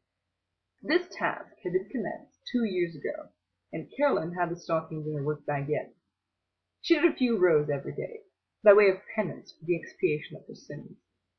They were a grievous burden to her. She would much have liked to put them in the fire, and once Mr. Moore, who had observed her sitting and sighing over them, had proposed a private incremation in the counting-house. But to this proposal Caroline knew it would have been impolitic to accede. The result could only be a fresh pair of hose, probably in worse condition. She adhered, therefore, to the ills she knew. All the afternoon the 2 ladies sat and sewed, till the eyes and fingers, and even the spirits of one of them were weary. The sky since dinner had darkened. It had begun to rain again, to pour fast secret fears began to steal on Caroline that Robert would be persuaded by Mr. Sykes and Mr. Yorke to remain at Winbury till it cleared, and of that there appeared no present chance. 5 o'clock struck, and time stole on. Still the clouds streamed. A sighing wind whispered in the roof trees of the cottage. Day seemed already closing. The parlour fire shed on the clear hearth a glow ruddy as twilight. "It will not be fair till the moon rises," pronounced Mademoiselle Moore. "Consequently I feel assured that my brother will not return to learn. Indeed, I should be sorry if he did. We will have coffee. It will be vain to wait for him." "I am tired. May I leave my work now, cousin?" "You may, since it grows too dark to see to do it well. Fold it up, put it carefully in your bag, then step into the kitchen and desire Sarah to bring in the goûter or tea, as you call it." "But it has not yet struck 6. He may still come." "He will not, I tell you. I can calculate his movements. I understand my brother." Suspense is irksome, disappointment bitter. All the world has sometime rather felt that. Caroline, obedient to orders, passed into the kitchen. Sarah was making a dress for herself at the table. "You are to bring in coffee," said the young lady in a spiritless tone, and then she leaned her arm and head against the kitchen mantelpiece and hung listlessly over the fire. "How low you seem, miss! But it's all because your cousin keeps you so close to work. It's a shame." "Nothing of the kind, Sarah," was the brief reply. "Oh, but I know it is. You're fit to cry just this minute, for nothing else but because you've sat still the whole day. It would make a kitten dull to mewed up so. Sarah, does your master often come home early from market when he's wet?" "Never hardly. But just today, for some reason, he's made a difference." "What do you mean?" "He's come. I'm certain I saw Murgatroyd lead his horse into the yard by the back way, when I went to get some more earth with pump 5 minutes since. He was in the counting-house of Joe Scott, I believe." "You're mistaken." "What should I be mistaken for? I know his horse, surely." "But you did not see himself?" "I heard him speak, though. He was saying something to Joe Scott about having settled all concerning ways and means. There would be a new set framed in the mill before another week passed. And about this time he will get 4 soldiers from Silver Barracks to guard the wagon." "Sarah, are you making a gown?" "Yes." "Is it a handsome one?" "Beautiful. Get the coffee ready. I'll finish cutting out that sleeve for you, and I'll give you some trimming for it. I have some narrow satin ribbon of a color that will just match it." "You're very kind, miss." "Be quick, there's a good girl. But first put your master's shoes on the hearth, who will take his boots off when he comes in. I hear him, he's coming. Miss, you're cutting the stuff wrong. So I am, but it's only a snip, there's no harm done. The kitchen door opened. Mr. Moore entered, very wet and cold. Caroline half turned from her dressmaking occupation, but renewed it for a moment, as if to gain a minute's tune for some purpose. Bent over the dress, her face was hidden. There was an attempt to settle her features and veil their expression, which failed. When she at last met Mr. Moore, her countenance beamed. We had ceased to expect you. They asserted you would not come, she said. But I promised to return soon. You expected me, I suppose? No, Robert. I dared not when it rained so fast. And you are wet and chilled. Change everything. If you took cold, we should blame ourselves in some measure. I'm not wet through. My riding coat is waterproof. Dry shoes are all required. There! The fire is pleasant after facing the cold wind and rain for a few miles. He stood on the kitchen hearth. Caroline stood beside him. Mr. Moore, while enjoying the genial glow, kept his eyes directed towards the glittering brasses on the shelf above. Chancing for an instant to look down, his glance rested on an uplifted face, flushed, smiling, happy, shaded with silky curls, lit with fine eyes. Sarah was gone into the parlour with a tray. A lecture from mistress detained her there. Moore placed his hand a moment on his young cousin's shoulder, stooped, and left a kiss on her forehead. End of Part 1. Chapter 6, Part 2. "Oh," said she, as if the action had unsealed her lips. "I was miserable when I thought you would not come. I am almost too happy now. Are you happy, Robert? Do you like to come home?" "I think I do. Tonight at least." "Are you certain you are not fretting about your friends and your business and the war?" "Not just now." "Are you positive you don't feel Hollow's Cottage too small for you, and narrow and dismal?" "At this moment, no." "Can you affirm that you are not bitter at heart because rich and great people forget you?" "No more questions. You are mistaken if you think I am anxious to curry favor with rich and great people. I only want means, a position, a career, which your own talent and goodness shall win you. You were made to be great. You shall be great. I wonder now, if you spoke honestly out of your heart, what recipe you would give me for acquiring this same greatness. But I know it better than you know it yourself. Would it be efficacious? Would it work? Yes. Poverty, misery, bankruptcy. Oh, life is not what you think it, Lena. But you are what I think you. I am not. You are better then? Far worse. No, far better. I know you are good. How do you know it? You look so, and I feel you are so. Where do you feel it? In my heart. Ah, you judge me with your heart, Lena. You should judge me with your head. I do, and then I am quite proud of you, Robert. You cannot tell all my thoughts about you." Mr. Moore's dark face mustard color. His lips smiled, and yet were compressed. His eyes laughed, and yet he resolutely knit his brow. "Think meanly of me, Lena," said he. "Men, in general, are a sort of scum, very different to anything of which you have an idea. I make no pretension to be better than my fellows. If you did, I should not esteem you so much. It is because you are modest that I have such confident merit." "Are you flattering me?" he demanded, turning sharply upon her and searching her face with an eye of acute penetration. "No," she said softly, laughing at his sudden quickness. She seemed to think it unnecessary to proffer any eager disavowal of the charge. "You don't care whether I think you flatter me or not?" "No." "You are so secure of your own intentions?" "I suppose so." "What are they, Caroline?" "Only to ease my mind by expressing for once part of what I think, and then to make you better satisfied with yourself." "By assuring me that my kinswoman is my sincere friend?" "'Tis so. I am your sincere friend, Robert, and I am what chance and change shall make me, Lena. Not my enemy, however." The answer was cut short by Sarah and her mistress entering the kitchen together in some commotion. They had been improving the time which Mr. Moore and Miss Helstone had spent in dialogue by a short dispute on the subject of café au lait, which Sarah said was the curiousest mess she ever saw, and the waste of God's good gift, as it was the nature of coffee to be boiled in water, and which Mademoiselle affirmed to be un breuvage royal, a fashion times too good for the mean person who objected to it. The former occupants of the kitchen now withdrew into the parlour. Before Hortense followed them thither, Caroline had only time again to question, "Not my enemy, Robert?" and Moore, Quaker-like, had replied with another query, "Could I be?" and then seating himself at the table, had settled Caroline at his side. Caroline scarcely heard Mademoiselle's explosion of wrath when she rejoined them.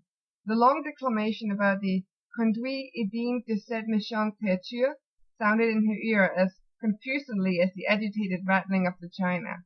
Robert laughed a little at it, in very subdued sort, and then, politely and calmly, entreating his sister to be tranquille, assured her that if it would yield her any satisfaction, she should have a choice of an attendant amongst all the girls in his mill.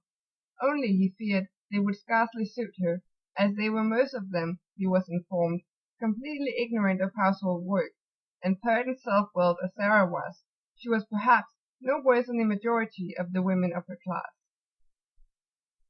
Mademoiselle admitted the truth of this conjecture. According to her, the paysan anglais était tout insupportable. What would she not give for some bonne cuisinière anversoise, with the high cap, short petticoat, and decent sabots proper to her class? Something better, indeed, than an insolent coquette in a flounced gown, and absolutely without cap. For Sarah, it appears, did not partake the opinion of St. Paul, that it is a shame for a woman to go with her head uncovered, but holding rather a contrary doctrine, resolutely refused to imprison in linen or muslin the plentiful tresses of the yellow hair, which it was her wont to fasten up smartly with a comb behind, and on Sundays to wear curled in front. "Shall I try and get you an Antwerp girl?" asked Mr. Moore, who, stern in public, was on the whole very kind in private. "Merci du cadeau," was the answer. "An Antwerp girl would not stay here 10 days, sneered at as she would be by all the young coquines in your factory." Then softening, "You are very good, dear brother. Excuse my petulance, but truly my domestic trials are severe, yet they are probably my destiny, for I recollect that our revered mother experienced similar sufferings, though she had the choice of all the best servants in Antwerp. Domestics are in all countries as spoiled and untruly said." Mr. Moore had also certain reminiscences about the trials of his revered mother. A good mother she had been to him, and he honoured her memory, but he recollected that she kept a hot kitchen of it in Antwerp, just as his faithful sister did here in England. Thus, therefore, he let the subject drop, and when the coffee service was removed, proceeded to console Hortense by fetching her music book and guitar, and having arranged the ribbon of the instrument round her neck, with a quiet paternal kindness he knew to be all-powerful in soothing her most ruffled moods, he asked her to give him some of their mother's favourite songs. Nothing refines like affection. Family jarring vulgarizes, family union elevates. Hortense, pleased with her brother, and grateful to him, looked, as she touched her guitar, almost graceful, almost handsome. Her everyday fretful look was gone for a moment, and was replaced by a severe plein de bonté. She sang the songs he asked for, with feeling. They reminded her of a parent to whom she had been truly attached. They reminded her of her young days. She observed, too, that Caroline listened with naive interest. This augmented her good humour, and the exclamation at the close of the song, "I wish I could sing and play like Hortense," achieved the business, and rendered her charming for the evening.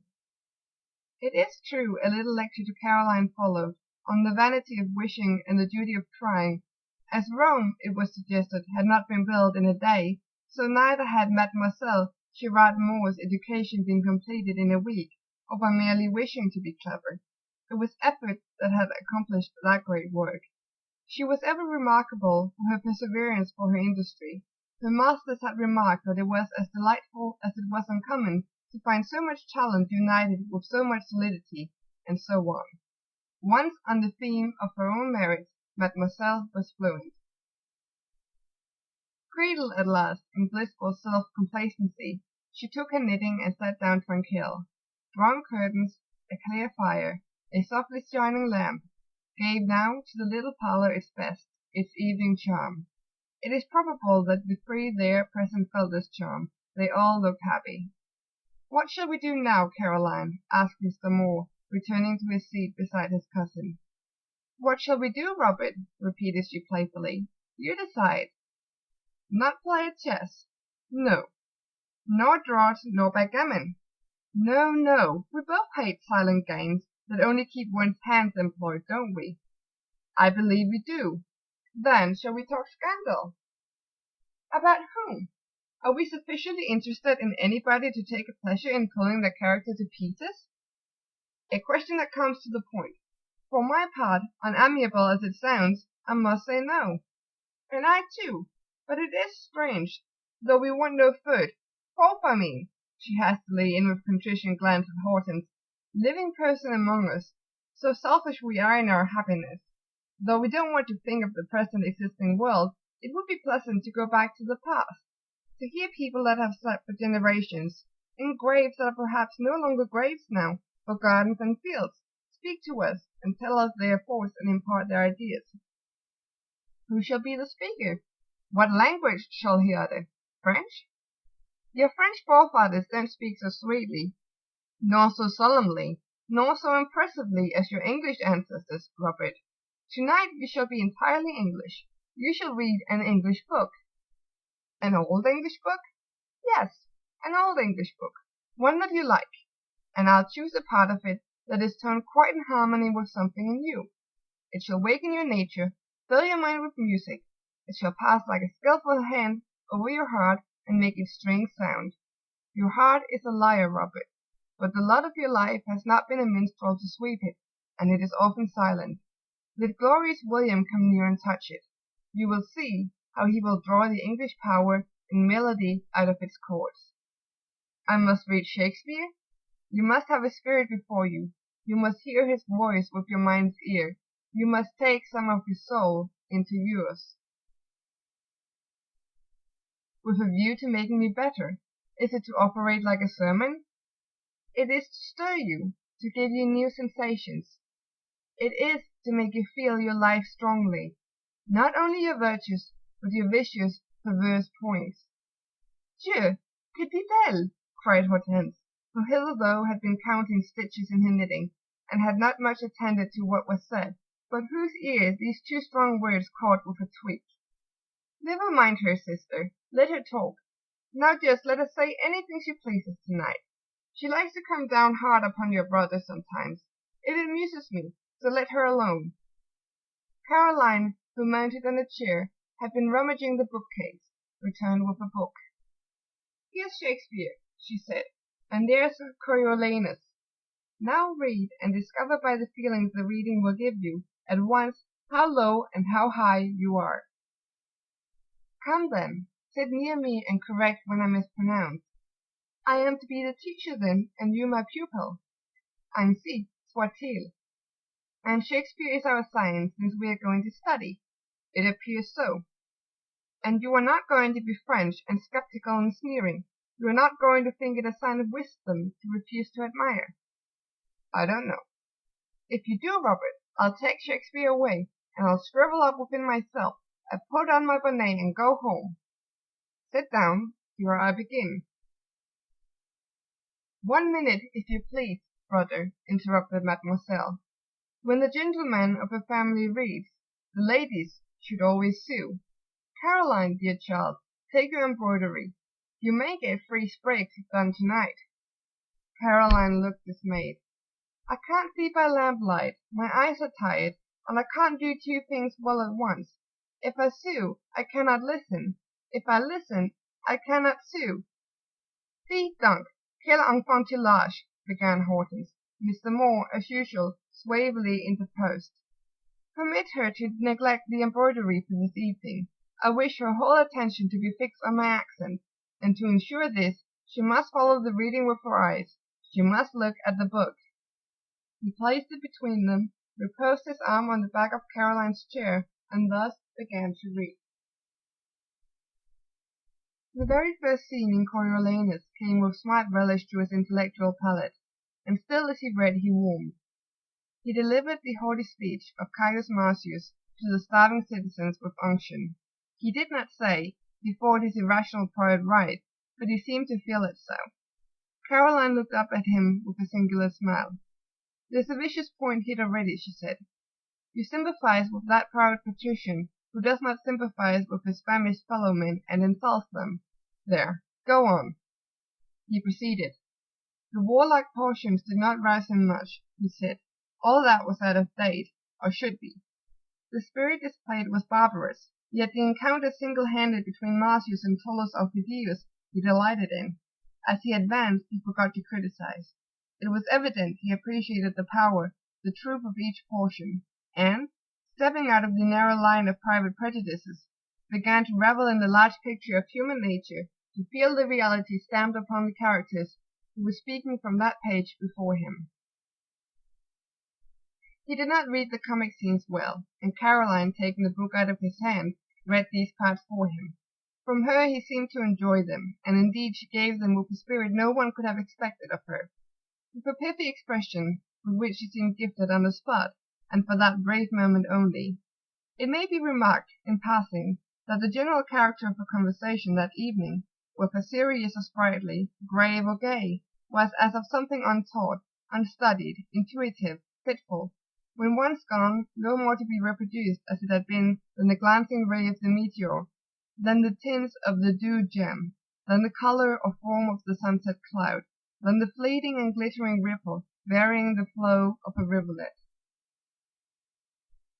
Coriolanus in glory, Coriolanus in disaster, Coriolanus banished, followed like giant shades one after the other.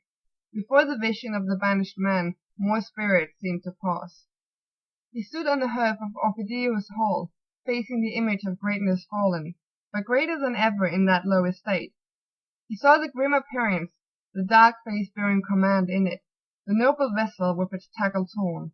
With the revenge of Caius Marcius more perfectly sympathized. He was not scandalized by it, and again Caroline whispered, "There I see another glimpse of brotherhood in error." The march on Rome, the mother's supplication, the long resistance, the final yielding of bad passions to good, whichever must be the case in a nature worthy the epithet of noble, the rage of Aufidius at what he considered his ally's weakness, the death of Coriolanus, the final sorrow of his great enemy, all scenes made of countless truth and strength, came on in succession and carried with them in their deep, fast flow the heart and mind of reader and listener. "Now have you felt Shakespeare?" asked Caroline, some 10 minutes after her cousin had closed the book. "I think so." "And have you felt anything in Coriolanus like you?" "Perhaps I have." "Was he not faulty as well as great?" Moore nodded. "And what was his fault? What made him hated by the citizens? What caused him to be banished by his countrymen? What do you think it was? I ask again, whether was it pride, which out of daily fortune ever taints the happy man, whether defect of judgment, to fail in the disposing of those chances which he was lord of, or whether nature, not to be other than one thing, not moving from the cask to the cushion, but commanding peace, even with the same austerity and garb as he controlled the war?" "Well, answer yourself, Sphinx." "It was the spice of all, and you must not be proud to your work people. You must not neglect chances of soothing them, and you must not be of an inflexible nature, uttering a request as austerely as if it were a command. That is the moral you tack to the play. What put such notions into your head?" "A wish for your good, a care for your safety, dear Robert, and a fear, caused by many things which I have heard lately, that you will come to harm." "Who tells you these things?" "I hear my uncle talk about you. He praises your hard spirit, your determined cast of mind, your scorn of low enemies, your resolution not to truckle to the mob, as he says. And would you have me truckle to them? No, not for the world. I never wish you to lower yourself, but somehow I cannot help thinking it unjust to include all poor working people under the general and insulting name of the mob, and continually to think of them and treat them haughtily. You are a little democrat, Caroline. If your uncle knew, what would he say? I rarely talk to my uncle, as you know, and never about such things. He thinks everything but sewing and cooking above women's comprehension, and out of their line. And do you fancy you comprehend the subjects on which you advise me? As far as they concern you, I comprehend them. I know it would be better for you to be loved by your work people than to be hated by them, and I am sure that kindness is more likely to win their regard than pride. If you were proud and cold to me and Hortense, should we love you? When you are cold to me, as you are sometimes, can I venture to be affectionate in return? Now, Lena, I've had my lesson both in languages and ethics, with a touch on politics. It is your turn. Hortense tells me you were much taken by a little piece of poetry you learned the other day, a piece by poor André Chénier, La Jeune Captive. Do you remember it still? I think so. Repeat it then. Take your time and mind your accent. Especially, let us have no English views. Caroline, beginning in a low, rather tremulous voice, but gaining courage as she proceeded, repeated the sweet verses of Chénier. The last 3 stanzas she rehearsed well. Mon beau voyage encore est si loin de sa fin. Je pas et de son mot qui borde le chemin. Je passais de première à peine, au banquet de la vie et peine commencé. Un instant seulement mes lèvres ont passé, la coupe en mes mains encore pleine. Je ne suis qu'au printemps, je veux voir la moisson. Comme le soleil de saison en saison, je veux achever mon année. Brillante sur ma tique et l'honneur du jardin. Je ne veux lire encore que le feu du matin. Je veux achever ma journée. Moore listened at first with his eyes cast down, but soon he furtively raised them. Leaning back in his chair, he could watch Caroline without her perceiving where his gaze was fixed. Her cheek had a colour, her eyes a light, her countenance an expression, this evening which would have made even plain features striking, but there was not the grievous defect of plainness to pardon in her case. The sunshine was not shed on rough barrenness, it fell on soft bloom. Each lineament was turned with grace. The whole aspect was pleasing. At the present moment, animated, interested, touched, she might be called beautiful.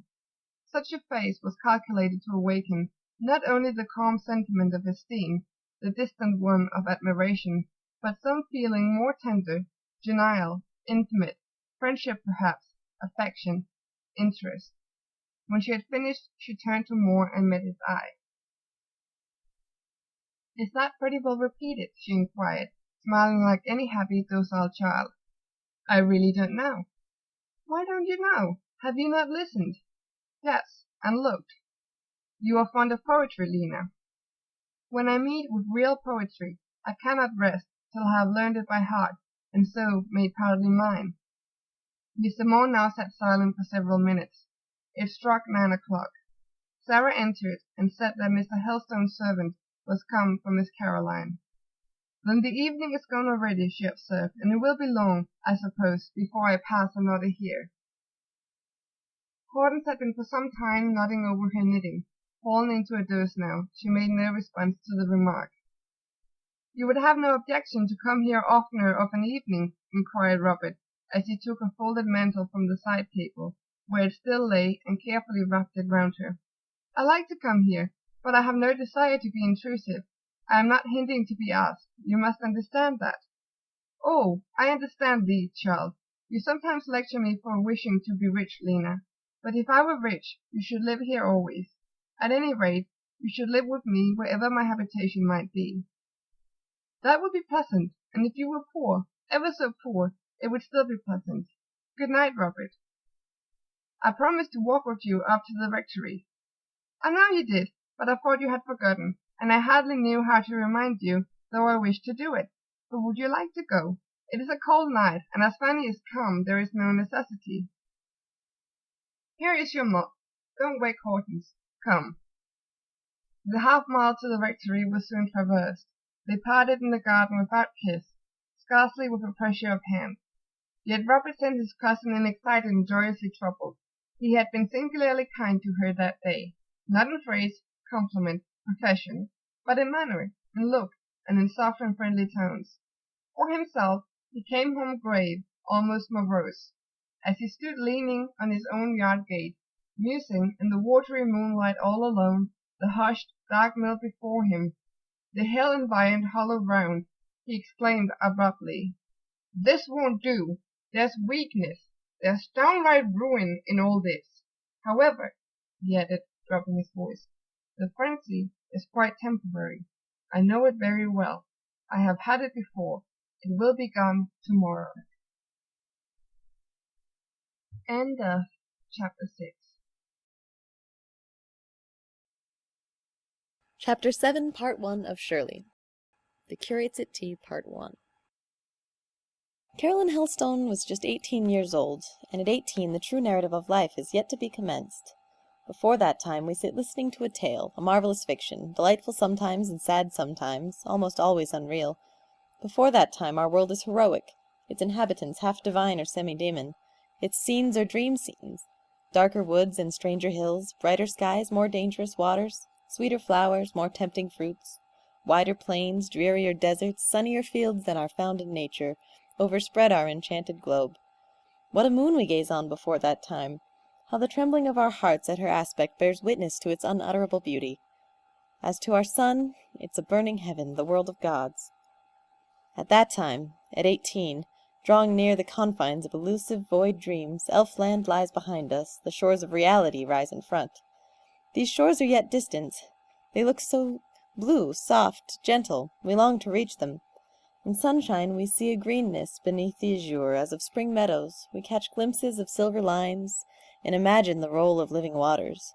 Could we but reach this land, we think, to hunger and thirst no more, whereas many a wilderness, and often the flood of death, or some stream of sorrow as cold and almost as black as death, is to be crossed ere true bliss can be tasted. Every joy that life gives must be earned ere it is secured, and how hardly earned, those only know who have wrestled for great prizes. The heart's blood must gem with red beads the brow of the combatant before the wreath of victory rustles over it. At 18 we are not aware of this. Hope, when she smiles on us and promises happiness tomorrow, is implicitly believed. Love, when he comes wandering like a lost angel to our door, is at once admitted, welcomed embrace. His quiver is not seen. If his arrows penetrate, their wound is like a thrill of new life.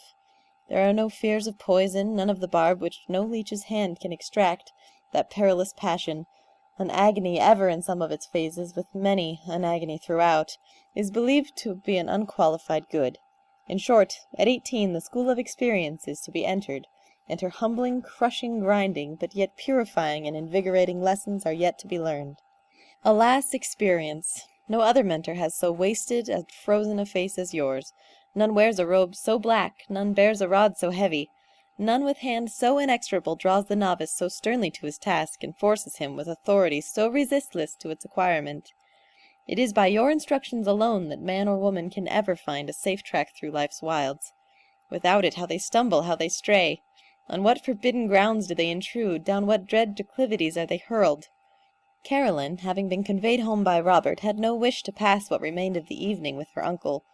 The room in which he sat was very sacred ground to her. She seldom intruded on it, and tonight she kept aloof till the bell rang for prayers. Part of the evening church service was the form of worship observed in Mr. Helstone's household. He read it in his usual nasal voice, clear, loud, and monotonous. The rite over, his niece, according to her wont, stepped up to him. "Good night, uncle. Hey, you've been getting abroad all day, visiting, dining out, and what not?" "Only at the cottage." "And have you learned your lessons?" "Yes." "And made a shirt?" "Only part of one." "Well, that will do. Stick to the needle, learn shirt-making, and gown-making, and pie-crust-making, and you'll be a clever woman some day. Go to bed now. I'm busy with the pamphlet here." Presently the niece was enclosed in her small bedroom, the door bolted, her white dressing gown assumed, her long hair loosened and falling thick, soft, and wavy to her waist. And as, resting from the task of combing it out, she leaned her cheek on her hand and fixed her eyes on the carpet, before her rose, and close around her drew the visions we see at 18 years. Her thoughts were speaking with her, speaking pleasantly as it seemed, for she smiled as she listened.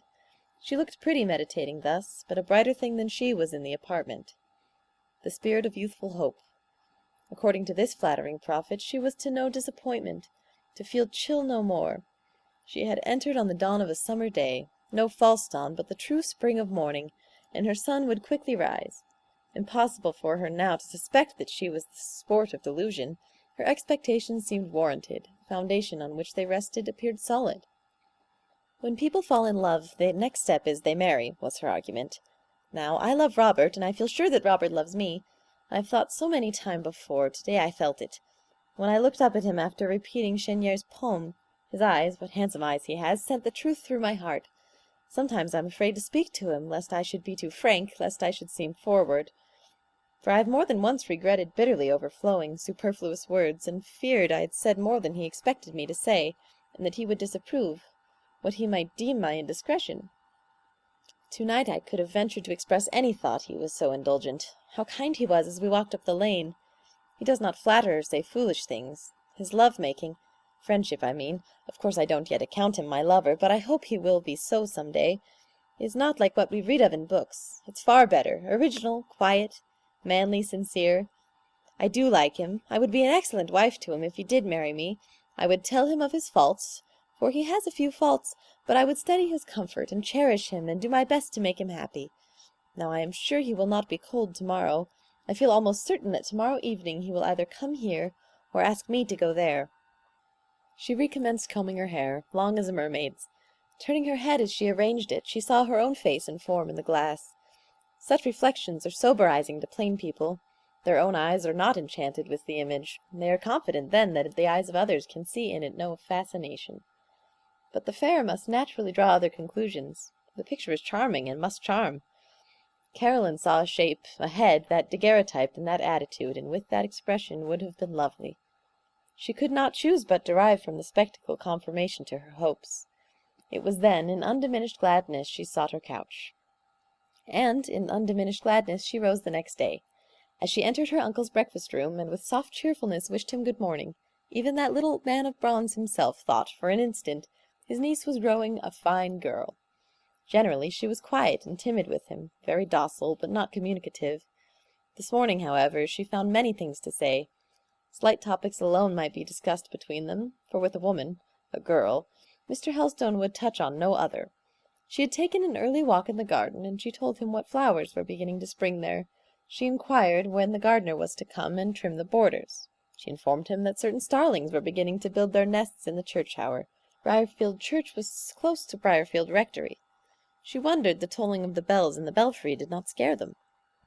Mr. Helstone opined that they were like other fools who had just paired, insensible to inconvenience just for the moment.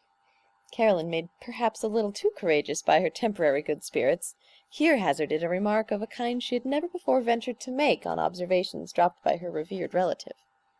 "Uncle," said she, "whenever you speak of marriage, you speak of it scornfully. Do you think people shouldn't marry?" "It is decidedly the wisest plan to remain single, especially for women." "Are all marriages unhappy?" "Millions of marriages are unhappy. If everybody confessed the truth, perhaps all are more or less so." "You are always vexed when you are asked to come and marry a couple. Why?" "Because one does not like to act as accessory to the commission of a piece of pure folly." Mr. Helstone spoke so readily, he seemed rather glad of the opportunity to give his niece a peace of mind on his point. Emboldened by the impunity which had hitherto attended to her questions, she went a little further. "But why," said she, "should it be pure folly? If two people like each other, why shouldn't they consent to live together?" "They tire of each other. They tire of each other in a month. A yoke-fellow is not a companion. He or she is a fellow-sufferer." It was by no means naive simplicity which inspired Caroline's next remark. It was a sense of antipathy to such opinions, and of displeasure at him who held them. "One would think you had never been married, uncle. One would think you were an old bachelor." "Practically I am so." "But you have been married." Why were you so inconsistent as to marry?" "Every man is mad once or twice in his life." "So you tired of my aunt, and my aunt of you? And you were miserable together?" Mr. Helstone pushed out his cynical lip, wrinkled his brown forehead, and gave an inarticulate grunt. "Did she not suit you? Was she not good-tempered? Did you not get used to her? Were you not sorry when she died?" "Caroline," said Mr. Helstone, bringing his hand slowly down to within an inch or two of the table, and then smiting it suddenly on the mahogany, "understand this. It is vulgar and puerile to confound generals with particulars. In every case there is the rule and there are the exceptions. Your questions are stupid and babyish. Ring the bell if you have done with breakfast." The breakfast was taken away, and that meal over, it was the general custom of uncle and niece to separate, and not to meet again till dinner. But today the niece, instead of quitting the room, went to the window-seat and sat down there. Mr. Helstone looked round uneasily once or twice, as if he wished her away, but she was gazing from the window, and did not seem to mind him, so he continued the perusal of his morning paper. A particularly interesting one it chanced to be, as new movements had just taken place in the peninsula, and certain columns of the journal were rich in long dispatches from the General Lord Wellington. He little knew, meantime, what thoughts were busy in his niece's mind, thoughts the conversation of the past half-hour had revived but not generated. Tumultuous were they now, as disturbed bees in a hive, but it was years since they had first made their cells in her brain. She was reviewing his character, his disposition, repeating his sentiments on marriage. Many a time she had reviewed them before, and sounded the gulf between her own mind and his. And then, on the other side of the wide and deep chasm, she had seen, as she now saw another figure standing beside her uncle's, a strange shape, dim, sinister, scarcely early, the half-remembered image of her own father, James Helstone, Matthewson Helstone's brother. Rumours had reached her ear of what the father's character was. Old servants had dropped hints. She knew, too, that he was not a good man, and that he was never kind to her. She recollected, a dark recollection it was, some weeks that she had spent with him in a great town somewhere, when she had had no maid to dress her or take care of her, when she had been shut up day and night in a high garret room without a carpet, with a bare uncurtained bed and scarcely any other furniture, when he went out early every morning, and often forgot to return and give her her dinner during the day, and at night, when he came back, was like a madman, furious, terrible, or, still more painful, like an idiot, imbecile, senseless. She knew she had fallen ill in this place, and that one night when she was very sick he had come roving into the room and said he would kill her, for she was a burden to him. Her screams had brought aid, and from the moment she was then rescued from him she had never seen him, except as a dead man in his coffin. That was her father. Also, she had a mother, though Mr. Helstone never spoke to her of that mother, though she could not remember having seen her, but that she was alive she knew. This mother was then the drunkard's wife, what had their marriage been? Caroline, turning from the lattice, whence she had been watching the starlings, though without seeing them, in a low voice and with a sad, bitter tone, thus broke the silence of the room. "You term marriage miserable, I suppose, from what you saw of my father and mother's. If my mother suffered what I suffered when I was with papa, she must have had a dreadful life." Her father and mother!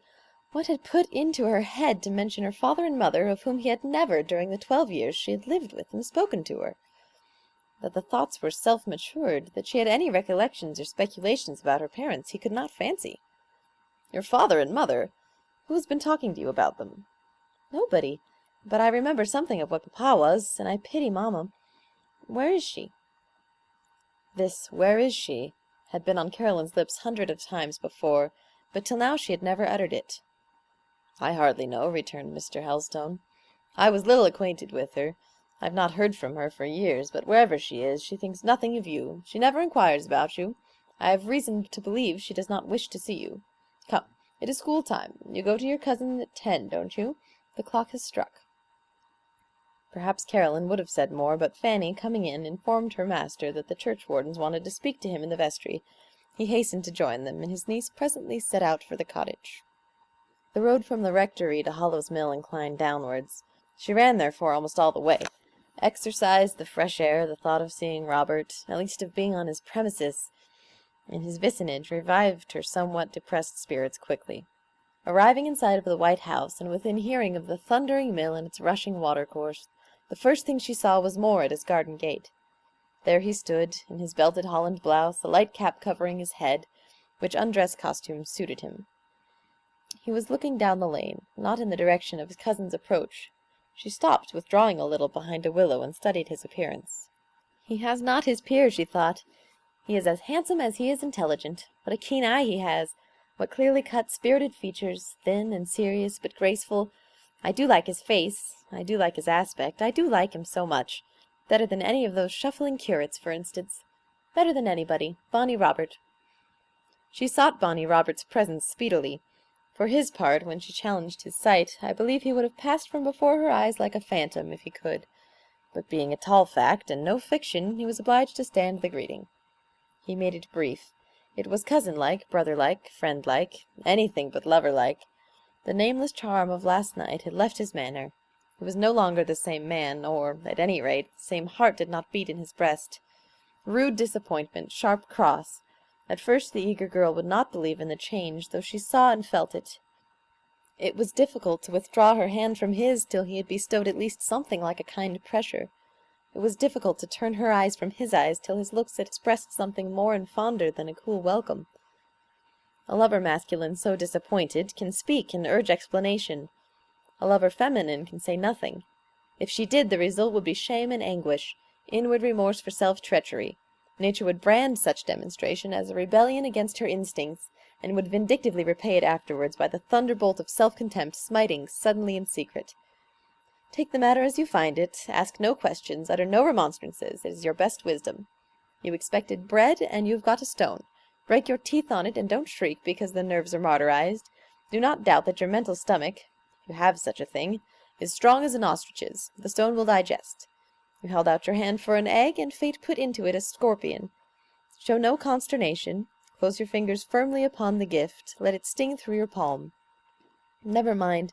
In time, after your hand and arm have swelled and quivered long with torture, the squeezed scorpion will die, and you will have learned the great lesson, how to endure without a sob. For the whole remnant of your life, if you survive the test, some, it is said, die under it, you will be stronger, wiser, less sensitive. This you are not aware of, perhaps, at the time, and so cannot borrow courage of that hope. Nature, however, as has been intimated, is an excellent friend in such cases, sealing the lips, interdicting utterance, commanding a placid dissimulation, a dissimulation often wearing an easy and gay mien at first, settling down to sorrow and paleness in time, and then passing away and leaving a convenient stoicism, not the less fortifying because it is half bitter. Half bitter, is that wrong? No, it should be bitter. Bitterness is strength. It is a tonic, sweet, mild force, following acute suffering you find nowhere. To talk of it is delusion. There may be apathetic exhaustion after the rack. If energy remains, it will be rather a dangerous energy, deadly when confronted with injustice. End of The Curates at Tea, Part 1. Chapter 7, Part 2. The Curates at Tea. Who has read the ballad of Poor Mary Lee, that old Scotch ballad, written I know not in what generation, nor by what hand? Mary has been ill-used, probably in being made to believe that truth which was falsehood. She is not complaining, but she is sitting alone in the snowstorm, and you hear her thoughts. They are not the thoughts of a model heroine under her circumstances, but they are those of a deeply feeling, strongly resentful peasant girl. Anguish has driven her from the ingle-nook of home to the white-shrouded and icy hills. Crouched under the cold drift, she recalls every image of horror, the yellow-wimed ask, the hairy adder, the old moon-bowing tyke, the ghost at Ian, the sour bullaster, the milk on the toad's back. She hates these, but whar she hates Robin a Ree. Oh, once I lived happily by yon bonny burn, the world was in love with me. But now I maun sit neath the cauld drift and mourn, and curse black Robin a Ree. Then water away, thou bitter biting blast, and sough through the scrunty tree, and smore me up in the snow full fast, and ne'er let the sun me see. Oh, never melt away, thou wreath of snow, that's so kind in graving me, but hide me from the scorn and guffaw of villains like Robin a Ree. But what has been said in the last page or two is not germane to Caroline Helston's feelings, or to the state of things between her and Robert Moore. Robert had done her no wrong. He had told her no lie. It was she that was to blame, if any one was. What bitterness her mind distilled should and would be poured on her own head. She had loved without being asked to love, a natural, sometimes an inevitable chance, but big with misery. Robert, indeed, had sometimes seemed to be fond of her, but why? Because she had made herself so pleasing to him, he could not, in spite of all his efforts, help testifying a state of feeling his judgment did not approve, nor his will sanction. He was about to withdraw decidedly from intimate communication with her, because he did not choose to have his affections inextricably entangled, nor to be drawn, despite his reason, into a marriage he believed imprudent. Now what was she to do? To give way to her feelings or to vanquish them? To pursue him or to turn upon herself? If she is weak, she will try the first expedient, will lose his esteem and win his aversion. If she has sense, she will be her own governor, and resolve to subdue and bring under guidance the disturbed realm of her emotions. She will determine to look on life steadily, as it is, to begin to learn its severe truths seriously, and to study its knotty problems closely, conscientiously. It appeared she had a little sense, for she quitted Robert quietly, without complaint or question, without the alteration of a muscle or the shedding of a tear, but took herself to her studies under Hortense as usual, and at dinner-time went home without lingering.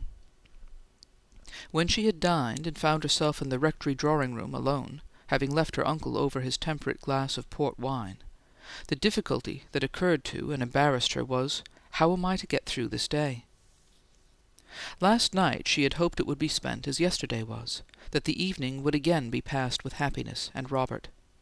She had learned her mistake this morning, and yet she could not settle down, convinced that no chance would occur to recall her to Hollow's cottage, or to bring more again into her society. He had walked up after tea more than once to pass an hour with her uncle. The door-bell had rung, his voice had been heard in the passage just at twilight, when she little expected such a pleasure, and this had happened twice after he had treated her with peculiar reserve, and though he rarely talked to her in her uncle's presence, he had looked at her unrelentingly as he sat opposite her work-table during his stay. The few words he had spoken to her were comforting. His manner on bidding her good night was genial. Now he might come this evening, said false hope. She almost knew it was false hope which breathed the whisper, and yet she listened. She tried to read. Her thoughts wandered. She tried to sew.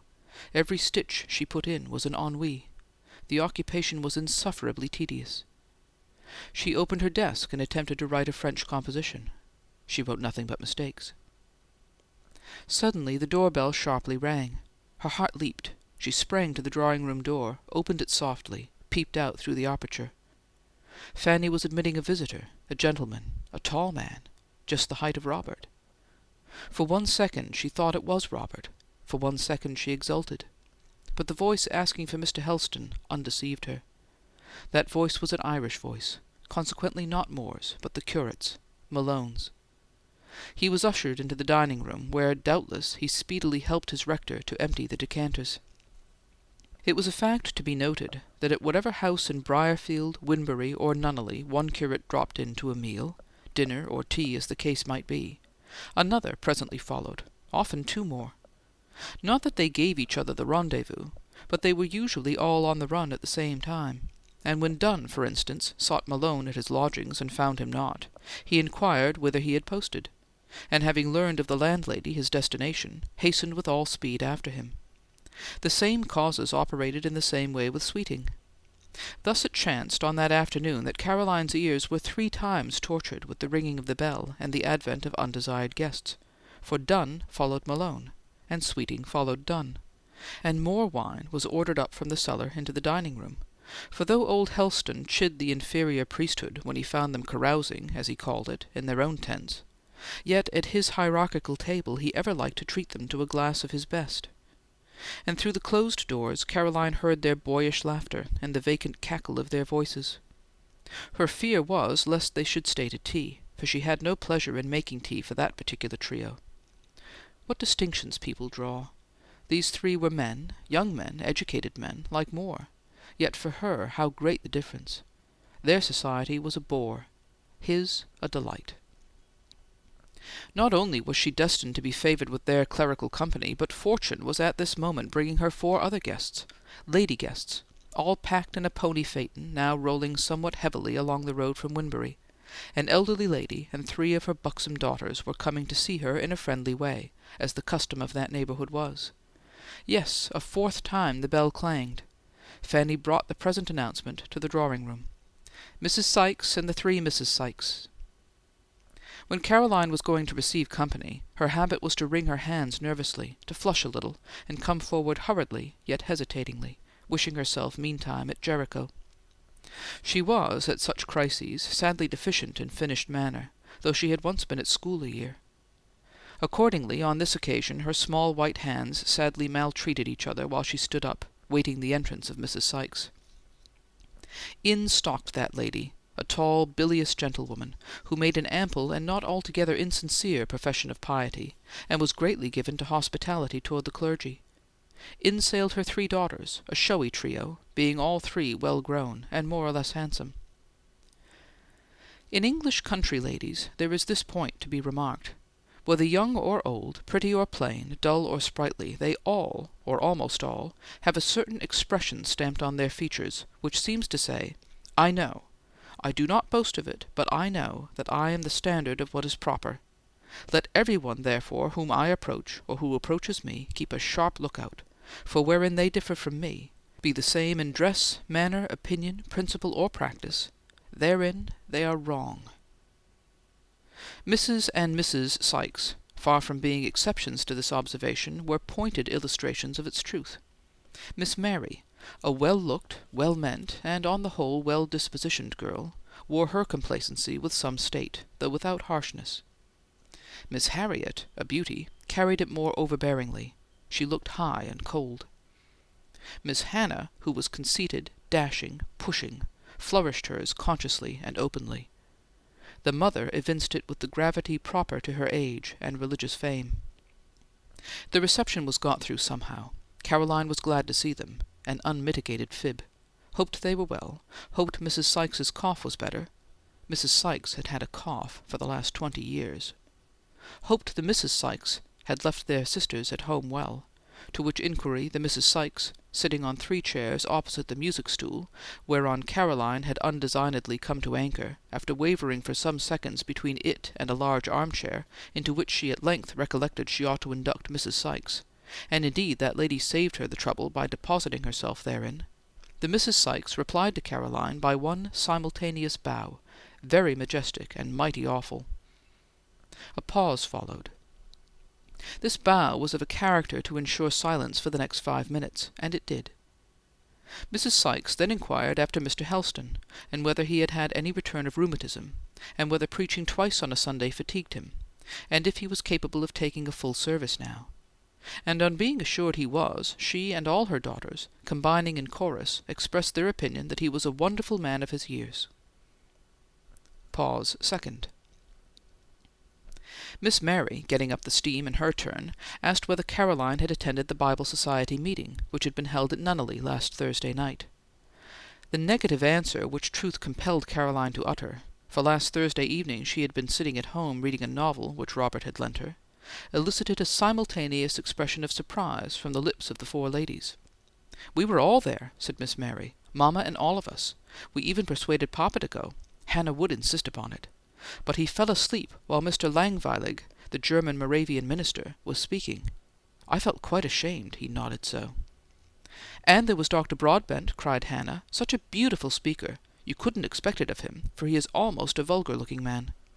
"But such a dear man," interrupted Mary. "And such a good man, such a useful man," added her mother. "Only like a butcher in appearance," interposed the fair, proud Harriet. "I couldn't bear to look at him. I listened with my eyes shut." Miss Helston felt her ignorance and incompetency. Not having seen Dr. Broadbent, she could not give her opinion. Pause third came on.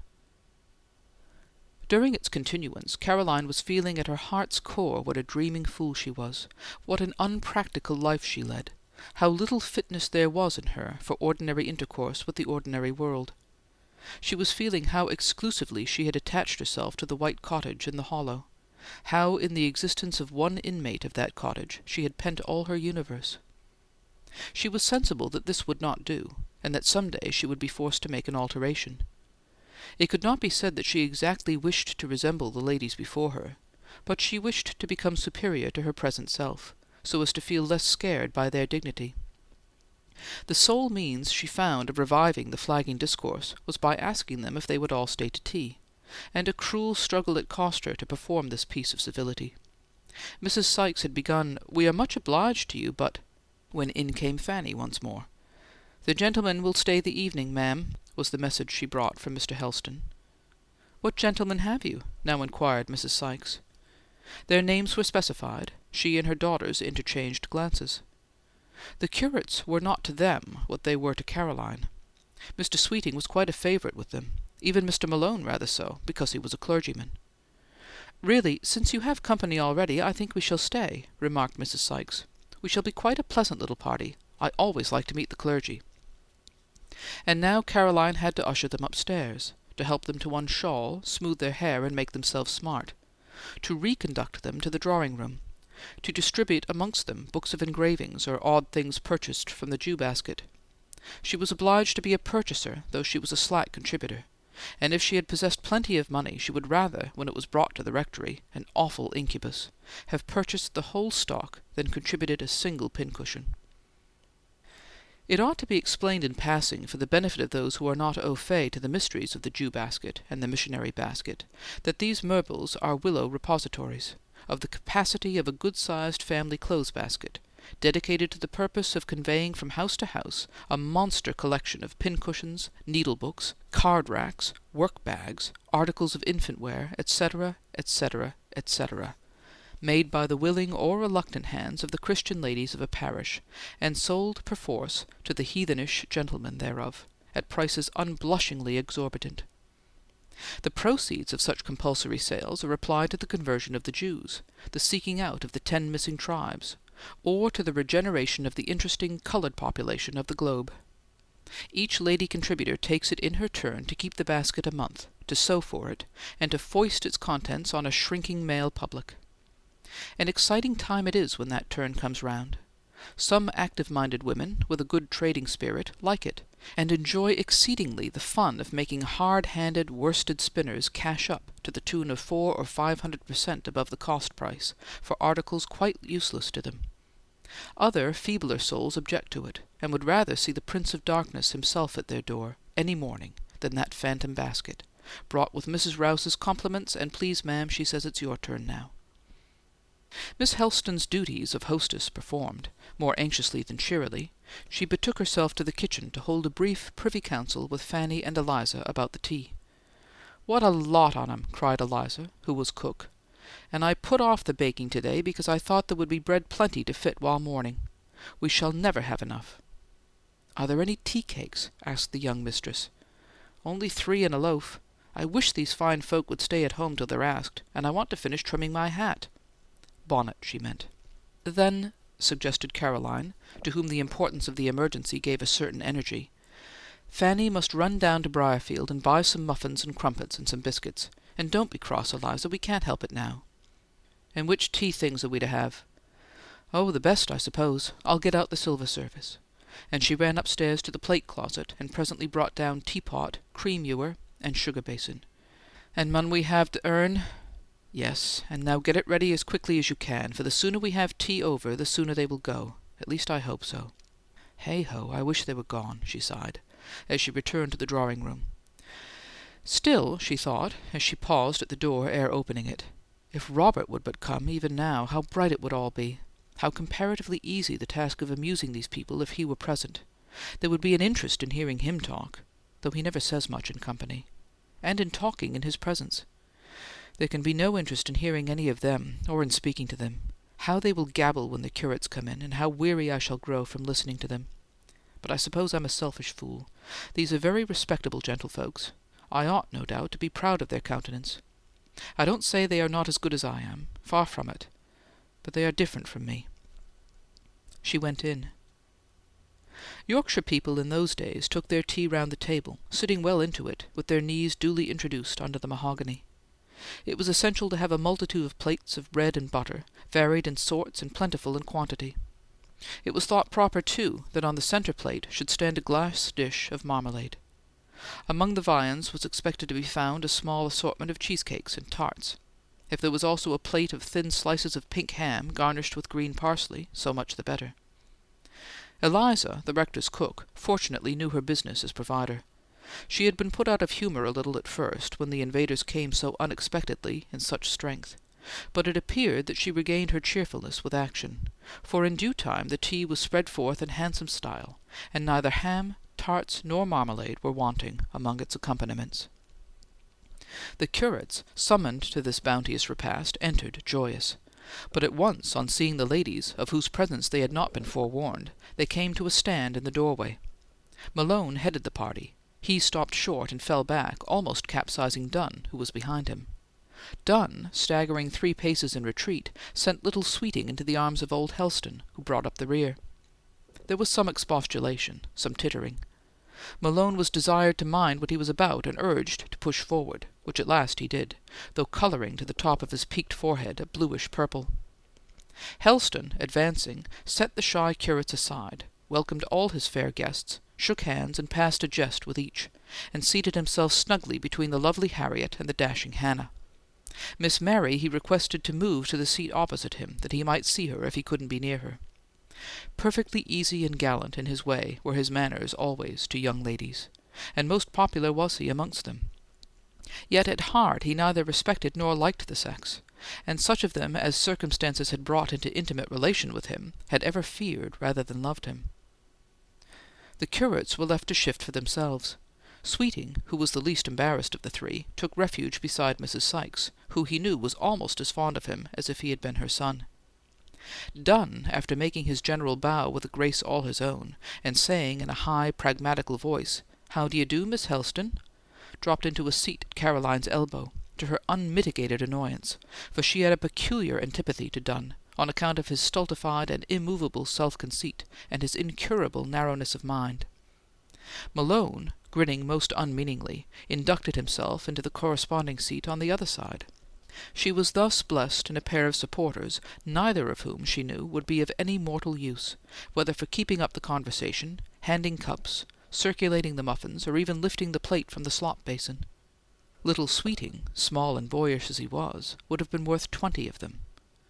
Malone, though a ceaseless talker when there were only men present, was usually tongue-tied in the presence of ladies.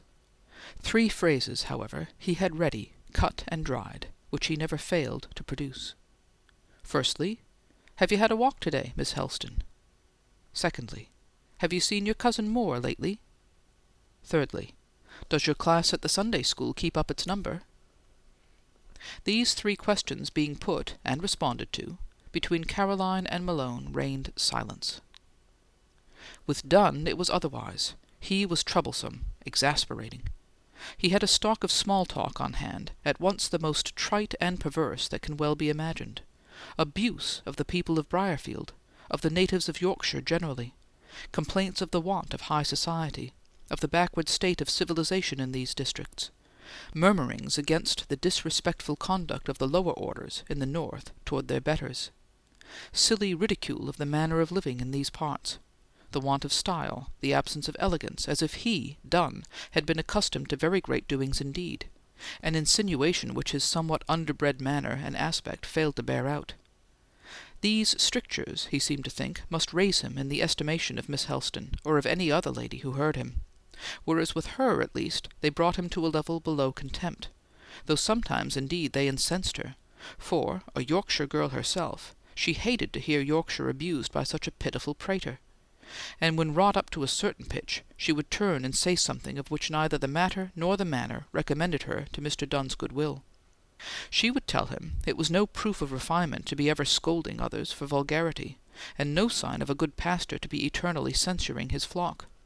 She would ask him what he had entered the church for, since he complained there were only cottages to visit and poor people to preach to, whether he had been ordained to the ministry merely to wear soft clothing and sit in kings' houses. These questions were considered by all the curates as, to the last degree, audacious and impious. End of Chapter 7, Part 2.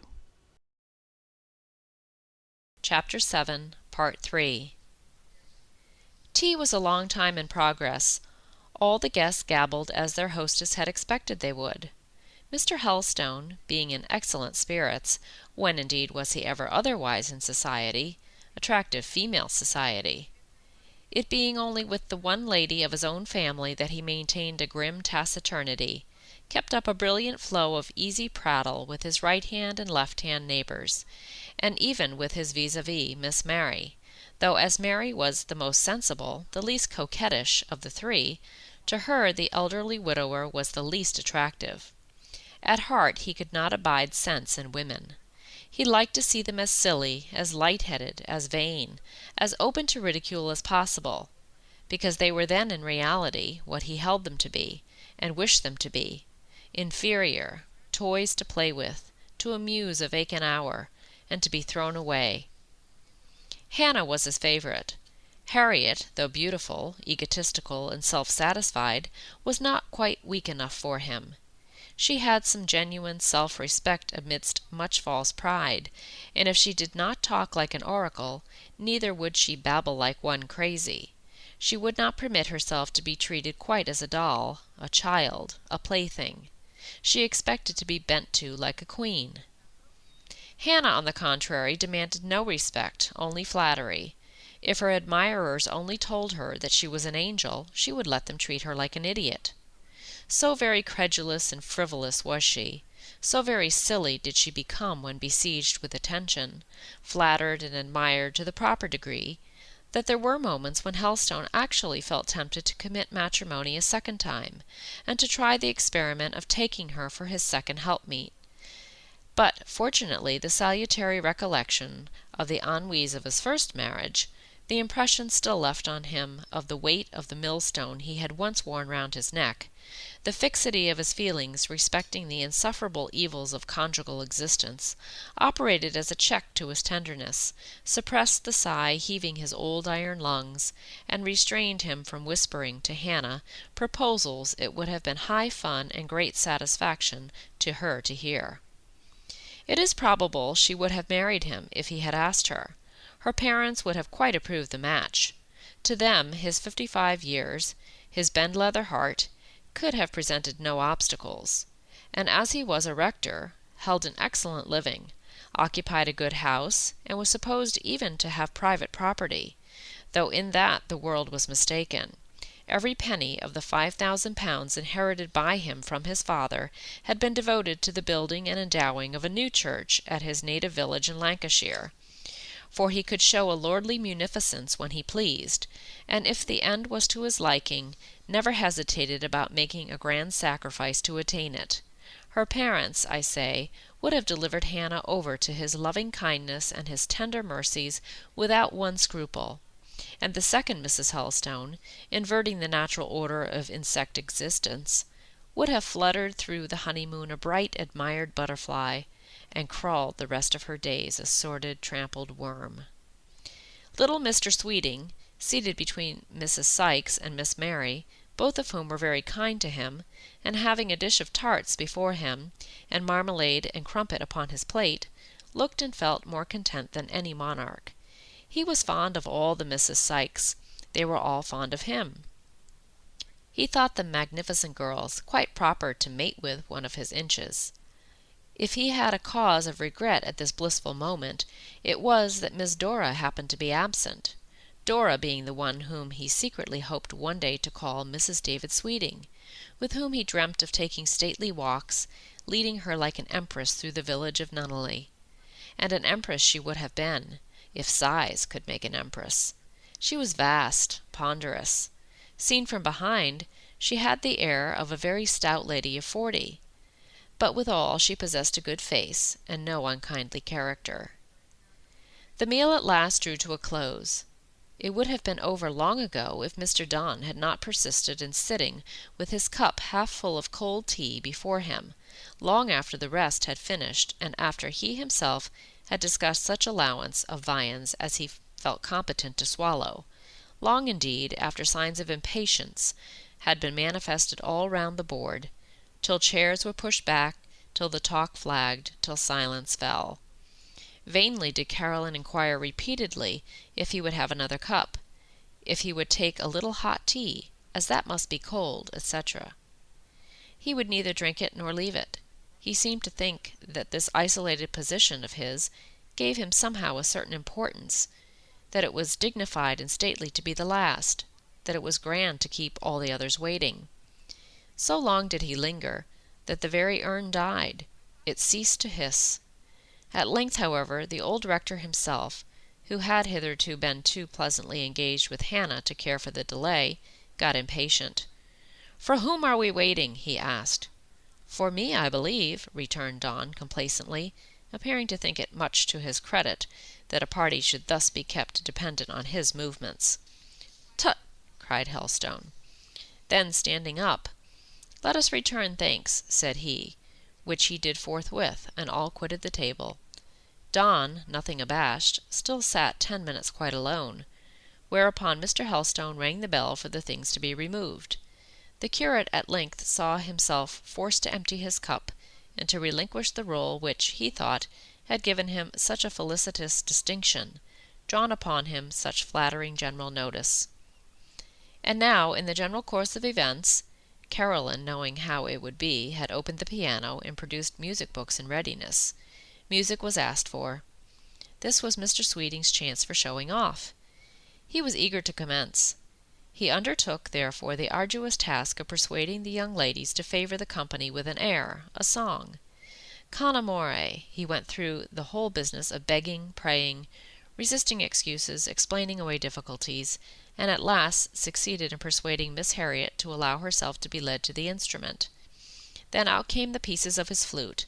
He always carried them in his pocket, as unfailingly as he carried his handkerchief. They were screwed and arranged. Malone and Don, meanwhile, herding together and sneering at him, which the little man, glancing over his shoulder, saw, but did not heed at all. He was persuaded their sarcasm all arose from envy. They could not accompany the ladies as he could. He was about to enjoy a triumph over them. The triumph began. Malone, much chagrined at hearing him pipe up in most superior style, determined to earn distinction too, if possible, and all at once assuming the character of a swain, which character he had endeavoured to enact once or twice before, but in which he had not hitherto met with the success he doubtless opined his merits deserved, approached a sofa on which Miss Helstone was seated, and, depositing his great Irish frame near her, tried his hand, or rather his tongue, at a fine speech or two, accompanied by grins the most extraordinary and incomprehensible. In the course of his efforts to render himself agreeable, he contrived to possess himself of the 2 long sofa cushions and a square one, with which, after rolling them about for some time with strange gestures, he managed to erect a sort of barrier between himself and the object of his attentions. Caroline, quite willing that they should be sundered, soon devised an excuse for stepping over to the opposite side of the room, and taking up a position beside Mrs. Sykes, of which good lady she entreated some instruction in a new stitch in ornamental knitting, a favour readily granted, and thus Peter Augustus was thrown out. Very sullenly did his countenance lower when he saw himself abandoned, left entirely to his own resources on a large sofa, with the charge of 3 small cushions on his hands. The fact was, he felt disposed seriously to cultivate acquaintance with Miss Helstone, because he thought, in common with others, that her uncle possessed money, and concluded that, since he had no children, he would probably leave it to his niece. Gerard Moore was better instructed on this point. He had seen the neat church that owed its origin to the rector's zeal and cash, and more than once, in his inmost soul, had cursed an expensive caprice which crossed his wishes. The evening seemed long to one person in that room. Caroline, at intervals, dropped her knitting on her lap, and gave herself up to a sort of brain lethargy, closing her eyes and depressing her head, caused by what seemed to her the unmeaning hum around her, the inharmonious, tasteless rattle of the piano keys, the squeaking and gasping notes of the flute, the laughter and mirth of her uncle, and Hannah and Mary. She could not tell whence originating, for she heard nothing comic or gleeful in their discourse, and more than all, by the interminable gossip of Mrs. Sykes murmured close at her ear, gossip which rang the changes on 4 subjects: her own health and that of the various members of her family, the missionary and Jew baskets and their contents, the late meeting at Nunneley, and one which was expected to come off next week at Winbury. Tired at length to exhaustion, she embraced the opportunity of Mr. Sweeting coming up to speak to Mrs. Sykes, to slip quietly out of the apartment and seek a moment's respite and solitude. She repaired to the dining-room, where the dear but now low remnant of a fire still burned in the grate. The place was empty and quiet. Glasses and decanters were cleared from the table, the chairs were put back in their places, all was orderly. Caroline sank into her uncle's large easy-chair, half shut her eyes and rested herself, rested at least her limits, her senses, her hearing, her vision, weary with listening to nothing and gazing on vacancy. As to her mind, that flew directly to the hollow. It stood on the threshold of the parlor there, then it passed to the counting-house, and wondered which spot was blessed by the presence of Robert. It so happened that neither locality had that honor, for Robert was half a mile away from both, and much nearer to Caroline than her deadened spirit suspected. He was at this moment crossing the churchyard, approaching the rectory garden gate, not, however, coming to see his cousin, but intent solely on communicating a brief piece of intelligence to the rector. "Yes, Caroline, you hear the wire of the bell vibrate. It rings again for the 5th time this afternoon. You start, and you are certain now that this must be of whom you dream. Why you are so certain you cannot explain to yourself, but you know it. You lean forward, listening eagerly as Fanny opens the door. Right, that is the voice, low, with the slight foreign accent, but so sweet as you fancy. You half rise. Fanny will tell him Mr. Helstone is with company, and then he will go away. Oh, she cannot let him go. In spite of herself, in spite of her reason, she walks half across the room. She stands ready to dart out in case the step should retreat, but he enters the passage. "Since your master is engaged," he says, "just show me into the dining-room. Bring me pen and ink. I will write a short note and leave it for him." Now, having caught these words and hearing him advance, Caroline, if there was a door within the dining-room, would glide through it and disappear. She feels caught, hemmed in. She dreads her unexpected presence may annoy him. A second since, she would have flown to him. That second past, she would flee from him. She cannot. There is no way of escape. The dining-room has but one door, through which now enters her cousin. The look of troubled surprise she expected to see in his face has appeared there, has shocked her, and is gone.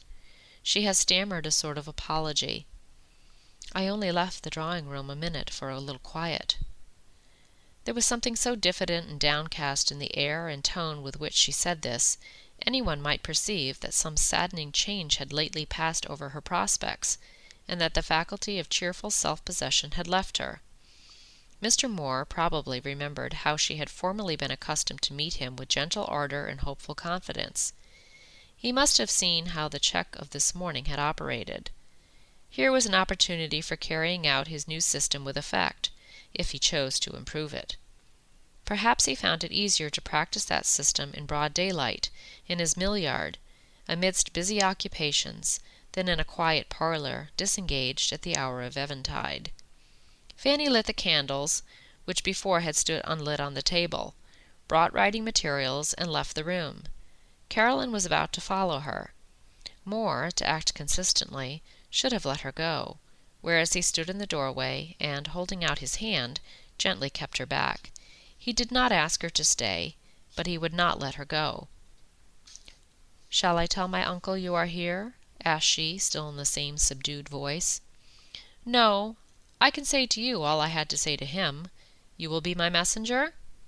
"Yes, Robert." "Then you may just inform him that I have got a clue to the identity of one, at least, of the men who broke my frames, that he belongs to the same gang who attacked Sykes and Pearson's dressing shop, and that I hope to have him in custody tomorrow. You can remember that?" "Oh, yes." These 2 monosyllables were uttered in a sadder tone than ever, and as she said them she shook her head slightly and sighed. "Will you prosecute him?" "Doubtless." "No, Robert." "And why no, Caroline?" "Because it will set all the neighborhood against you more than ever." That is no reason why I should not do my duty and defend my property. This fellow is a great scoundrel, and ought to be incapacitated from perpetrating further mischief. But his accomplices will take revenge on you. You do not know how the people of this country bear malice. It is the boast of some of them that they can keep a stone in their pocket 7 years, turn it at the end of that time, keep it 7 years longer, and hurl it and hit their mark at last. Moore laughed. "A most pithy vaunt," said he, "one that redounds vastly to the credit of your dear Yorkshire friends. But don't fear for me, Lena. I am on my guard against these lamb-like compatriots of yours. Don't make yourself uneasy about me. How can I help it? You are my cousin. If anything happened—" She stopped. "Nothing will happen, Lena. To speak in your own language, there is a Providence above all, is there not?" "Yes, dear Robert. May He guard you." "And if prayers have efficacy, yours will benefit me. You pray for me sometimes?" "Not sometimes, Robert. You and Louis and Hortense are always remembered." "So I have often imagined.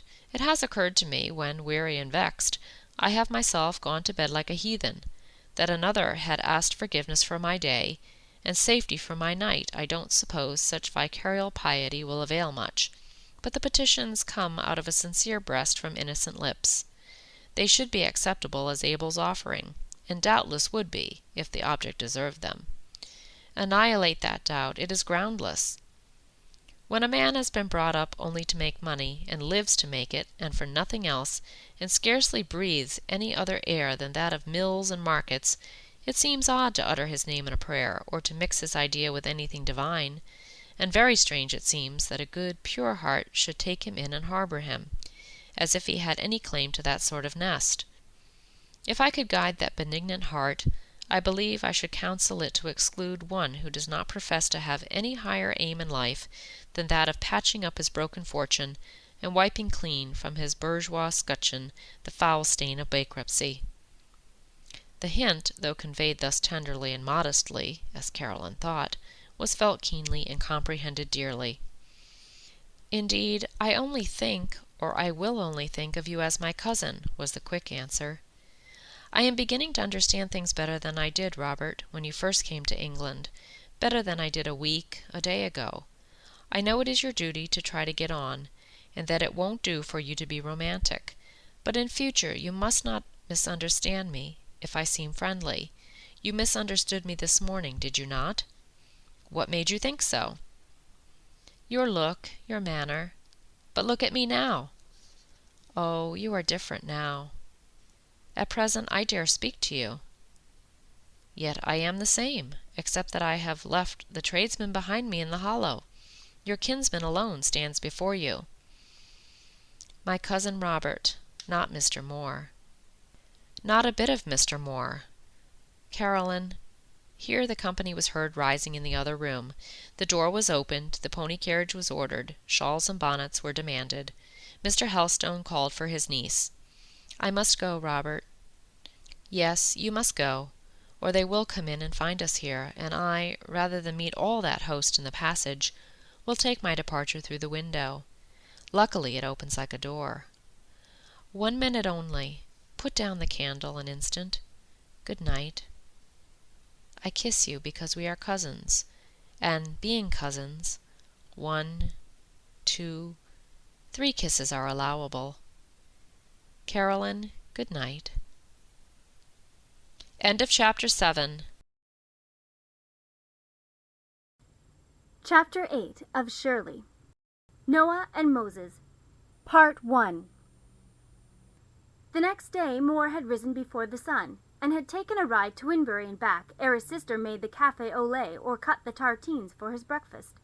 What business he transacted there he kept to himself. Hortense asked no questions. It was not her wont to comment on his movements, nor his to render an account of them. The secrets of business, complicated and often dismal mysteries, were buried in his breast and never came out of their sepulchre, save now and then to scare Joe Scott, or give a start to some foreign correspondent. Indeed, a general habit of reserve on whatever was important seemed bred in his mercantile blood. Breakfast over, he went to his counting-house. Henry, Joe Scott's boy, brought in the letters and the daily papers. Moore seated himself at his desk, broke the seals of the documents, and glanced them over. They were all short, but not, it seemed, sweet, probably rather sour, on the contrary. For as Moore laid down the last, his nostrils emitted a derisive and defiant snuff, and though he burst into no soliloquy, there was a glance in his eye that seemed to invoke the devil, and lay charges on him to sweep the whole concern to Gehenna. However, having chosen a pen and striped away the feathered top in a brief spasm of finger fury, only finger fury, his face was placid. He dashed off a batch of answers, sealed them, and then went out and walked through the mill. On coming back, he sat down to read his newspaper. The contents seemed not absorbingly interesting. He more than once laid it across his knee, folded his arms, and gazed into the fire. He occasionally turned his head towards the window. He looked at intervals at his watch. In short, his mind appeared preoccupied. Perhaps he was thinking of the beauty of the weather, for it was a fine and mild morning for the season, and wishing to be out in the fields enjoying it. The door of his counting-house stood wide open. The breeze and sunshine entered freely. But the first visitant brought no spring perfume on its wings, only an occasional sulphur puff from the soot-thick column of smoke rushing sable from the gaunt mill chimney. A dark blue apparition, that of Joe Scott, fresh from a dyeing vat, appeared momentarily at the open door, uttered the words, "He's come, sir," and vanished. Mr. Moore raised not his eyes from the paper. A large man, broad-shouldered and massive-limbed, clad in fustian garments and grey worsted stockings, entered, who was received with a nod and desired to take a seat, which he did, making the remark as he removed his hat, stowed it away under his chair, and wiped his forehead with a spotted cotton handkerchief extracted from the hat crown, that it was "right done warm for February." Mr. Moore assented. At least he uttered some slight sound which, though inarticulate, might pass for an assent. The visitor now carefully deposited in the corner beside him an official-looking staff which he bore in his hand. This done, he whistled, probably by way of appearing at ease. "You have what is necessary, I suppose," said Mr. Moore. Aye, all's right." He renewed his whistling, Mr. Moore his reading. The paper apparently had become more interesting. Presently, however, he returned to his cupboard, which was within reach of his long arm, opened it without rising, took out a black bottle, the same that he had produced for Malone's benefit, a tumbler, and a jug, placed them on the table, and said to his guest, "Help yourself. There's water in that jar in the corner." "I didn't know that there's much need for a body is dry, thirsty, in a morning," said the fustian gentleman, rising and doing as requested. "Will you talk not yourself, Mr. Moore?" he inquired, as with skilful hand he mixed a portion, and having tested it by deep draught, sank back, satisfied and bland in his seat. Moore, chary of words, replied by a negative movement and murmur. "It ought set ye up, what a sup of this stuff, uncommon good Hollands. Ye get it from foreign parts, I see." "Aye. Tak my advice and try a glass on it. Them lads that's comin'll keep ye talking nobody knows how long. You'll need proppin'." "Have you seen Mr. Skies this morning?" inquired Moore. "I seed him half an hour, nay, happen a quarter of an hour sin, just afore I set off. He said he aimed to come here, and I shouldn't wonder but y'all have old Headstone too. I seed him saddling his little nag as I passed at back out the rectory." The speaker was a true prophet, for the trot of the little nag's hoofs was 5 minutes after heard in the yard. It stopped, and a well-known nasal voice cried aloud, "Boy," probably addressing Harry Scott, who usually hung about the premises from 9 a.m. to 5 p.m. "Take my horse and lead him into the stable." Helstone came in, marching nimbly and erect, looking browner, keener, and livelier than usual. "Beautiful morning, Moore. How do you do, my boy? Ha! Whom have we here?" turning to the personage with the staff. "Sudgeon! What? You're going to work directly? On my word, you lose no time, but I come to ask explanations. Your message was delivered to me. Are you sure you are on the right scent? How do you mean to set about the business? Have you got a warrant?" "Sudgeon has." "Then you are going to seek him now. I'll accompany you. You will be spared that trouble, sir. He is coming to seek me. I am just now sitting in state, waiting his arrival." "And who is it? One of my parishioners?" Joe Scott had entered unobserved. He now stood a most sinister phantom, half his person being dyed of the deepest tint of indigo, leaning on the desk. His master's answer to the rector's question was a smile. Joe took the word. Putting on a quiet but pawky look, he said, "It's a friend of yours, Mr. Helstone, a gentleman you often speak of." "Indeed! His name, Joe? You look well this morning." "Only the Reverend Moses Barraclough. Tubbed orator you call him sometimes, I think." "Ah," said the rector, taking out his snuff-box and administering to himself a very long pinch. "Ah, couldn't have supposed it. Why, the pious man never was a workman of yours more. He's a tailor by trade." "And so much the worse grudge I owe him for interfering and settling my discarded men against me." "And Moses was actually present at the Battle of Stilbro Moor. He went there, wooden leg and all?"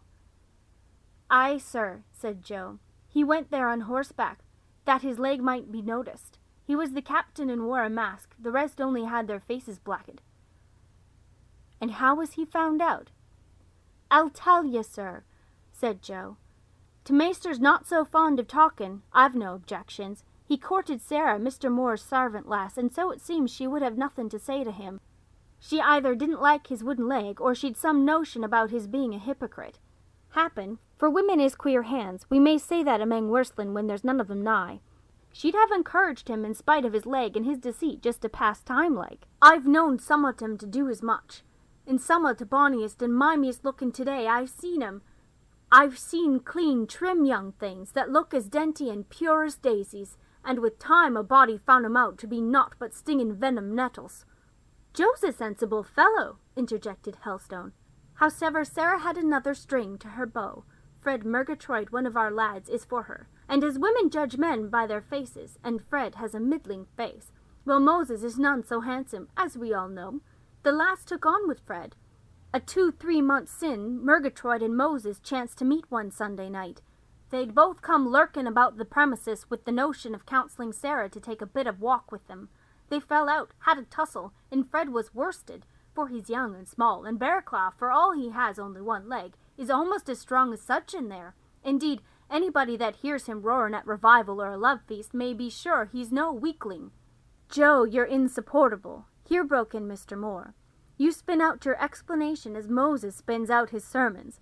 The long and the short of it is, Murgatroyd was jealous of Barraclough, and last night, as he and a friend took shelter in a barn from a shower, they heard and saw Moses conferring with some associates within.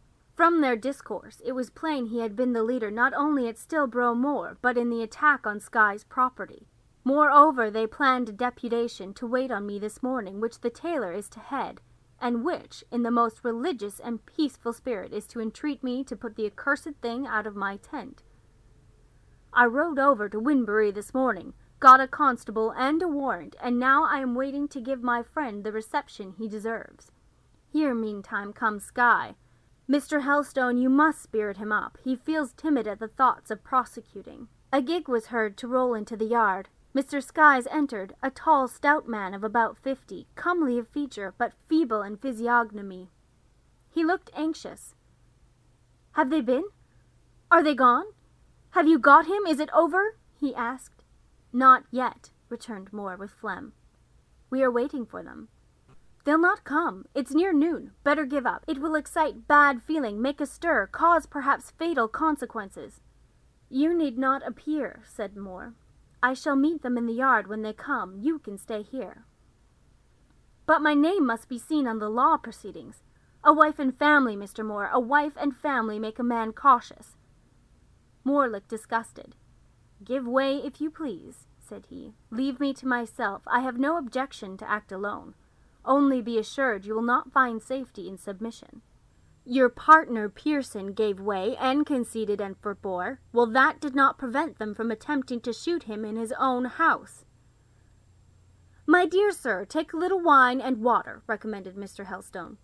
The wine and water was Hollands and water, as Mr. Sykes discovered when he had compounded and swallowed a brimming tumbler thereof. It transfigured him in 2 minutes, brought the color back to his face, and made today word valiant. He now announced that he hoped he was above being trampled on by the common people. He was determined to endure the insolence of the working classes no longer. He had considered of it, made up his mind to go all lengths. If money and spirit could put down these rioters, they should be put down. Mr. Moore might do as he liked, but he, Christopher Sykes, would spend his last penny in the law before he would be beaten. He'd settle them, or he'd see. "Take another glass," urged Moore. Mr. Sykes didn't mind if he did. This was a cold morning. Sudgeon had found it a warm one.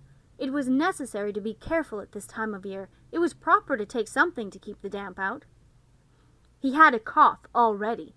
Here he coughed in attestation of the fact. Something of this sort, lifting the black bottle, was excellent taken medicinally. He poured the physic into his tumbler. He didn't make a practice of drinking spirits in the morning, but occasionally it really was prudent to take precautions.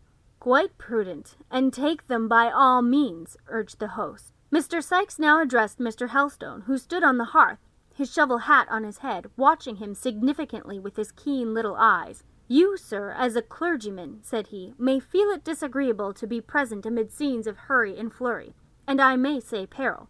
I dare say your nerves won't stand it. You're a man of peace, sir, but we manufacturers living in the world and always in turmoil get quite belligerent. Really, there's an ardor excited by the thoughts of danger that makes my heart pant. When Miss Sykes is afraid of the house being attacked and broken open, as she is every night, I get quite excited. I couldn't describe to you, sir, my feelings. Really, if anybody was to come, thieves or anything, I believe I should enjoy it, such is my spirit." The hardest of laughs, though brief and low, and by no means insulting, was the response of the rector. Moore would have pressed upon the heroic mill owner a third tumbler, but the clergyman, who never transgressed, nor would suffer others in his presence to transgress, the bounds of decorum, checked him. "Enough is as good as a feast, is it not, Mr. Sykes?" he said. And Mr. Sykes assented, and then sat and watched Joe Scott remove the bottle at a sign from Helstone, with a self-satisfied simper on his lips and a regretful glisten in his eye. Moore looked as if he should have liked to fool him the top of his bent. What would a certain young kinswoman of his have said, could she have seen her dear, good, great Robert, her Coriolanus, just now? Would she have acknowledged that in that mischievous, sardonic visage, the same face to which she had looked up with such love, which had bent over her with such gentleness last night, was that the man who had spent so quiet an evening with his sister and his cousin, so suave to one, so tender to the other, reading Shakespeare and listening to Chenier? Yes, it was the same man, only seen on a different side, a side Caroline had not yet fairly beheld, though perhaps she had enough sagacity faintly to suspect its existence. Well, Caroline had, doubtless, her defective side too. She was human. She must, then, have been very imperfect, and had she seen Moore on his very worst side, she probably would have said this to herself and excused him. Love can excuse anything except meanness. But meanness kills love, cripples even natural affection. Without esteem, true love cannot exist. Moore, with all his faults, might be esteemed, for he had no moral scrofula in his mind, no hopeless polluting taint, such, for instance, as that falsehood. Neither was he the slave of his appetites. The active life to which he had been born and bred had given him something else to do than to join the futile chase of the pleasure hunter. He was a man integrated, the disciple of reason, not the votary of sense. The same might be said of old Helstone. Neither of these two would look, think, or speak a lie, for neither of them had the wretched black bottle, which had been just put away. Any charms, both might boast a valid claim to the proud title of Lord of the Creation, for no animal vice was lord of them. They looked and were superior beings to poor Sykes. A sort of gathering and trampling sound was heard in the yard, and then a pause. Moore walked to the window. Helstone followed. Both stood on one side, the tall junior behind the undersized senior, looking forth carefully so that they might not be visible from without.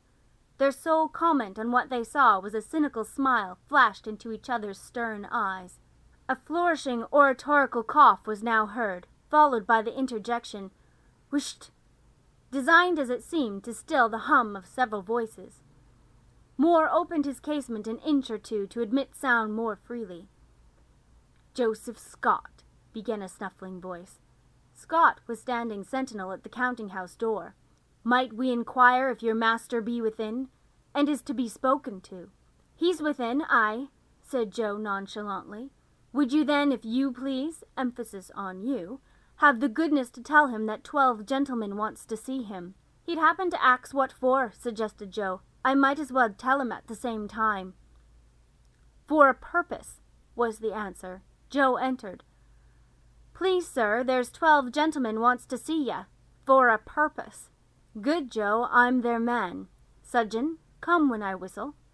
Moore went out, chuckling dryly. He advanced into the yard, one hand in his pocket, the other in his waistcoat, his cap brim over his eyes, shading in some measure their deep dancing ray of scorn. 12 men waited in the yard, some in their shirt-sleeves, some in blue aprons. 2 figured conspicuously in the van of the party. One, a little dapper, strutting man with a turned-up nose. The other, a broad-shouldered fellow, distinguished no less by his demure face and cat-like, trustless eyes than by a wooden leg and stout crutch. There was a kind of leer about his lips. He seemed laughing in his sleeve at some person or thing. His whole air was anything but that of a true man. "Good morning, Mr. Barclaw," said Moore, debonairly for him. End of Chapter 8, Part 1. Chapter 8 of Shirley by Charlotte Brontë, Part 2. Peace be unto you, was the answer, Mr. Barclaw entirely closing his natural half-shut eyes as he delivered it. I'm obliged to you. Peace is an excellent thing. There's nothing I more wish for myself, but that is not all you have to say to me, I suppose. I imagine peace is not your purpose. As to our purpose, began Barclaw, it's one that may sound strange, and perhaps foolish to ears like yours. To the point, if you please, and let me hear what it is. You see here, sir, it is a grand purpose, and, changing his voice from half-sneer to a whine, it's the Lord's own purpose, and that's better.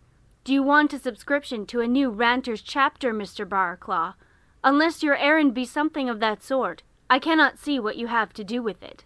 I hadn't that duty on my mind, sir, but as Providence had led ye to mention the subject, I'll make it my way to take only a trifle you may have to spare. The smallest contribution will be acceptable. With that, he doffed his hat and held it out as a begging box, a brazen grin at the same time crossing his countenance. If I gave you 6 pence, you would drink it. Barclaw uplifted the palms of his hands and the whites of his eyes, evincing in the gesture a mere burlesque of hypocrisy. You seem a fine fellow, said Moore, quite coolly and dryly.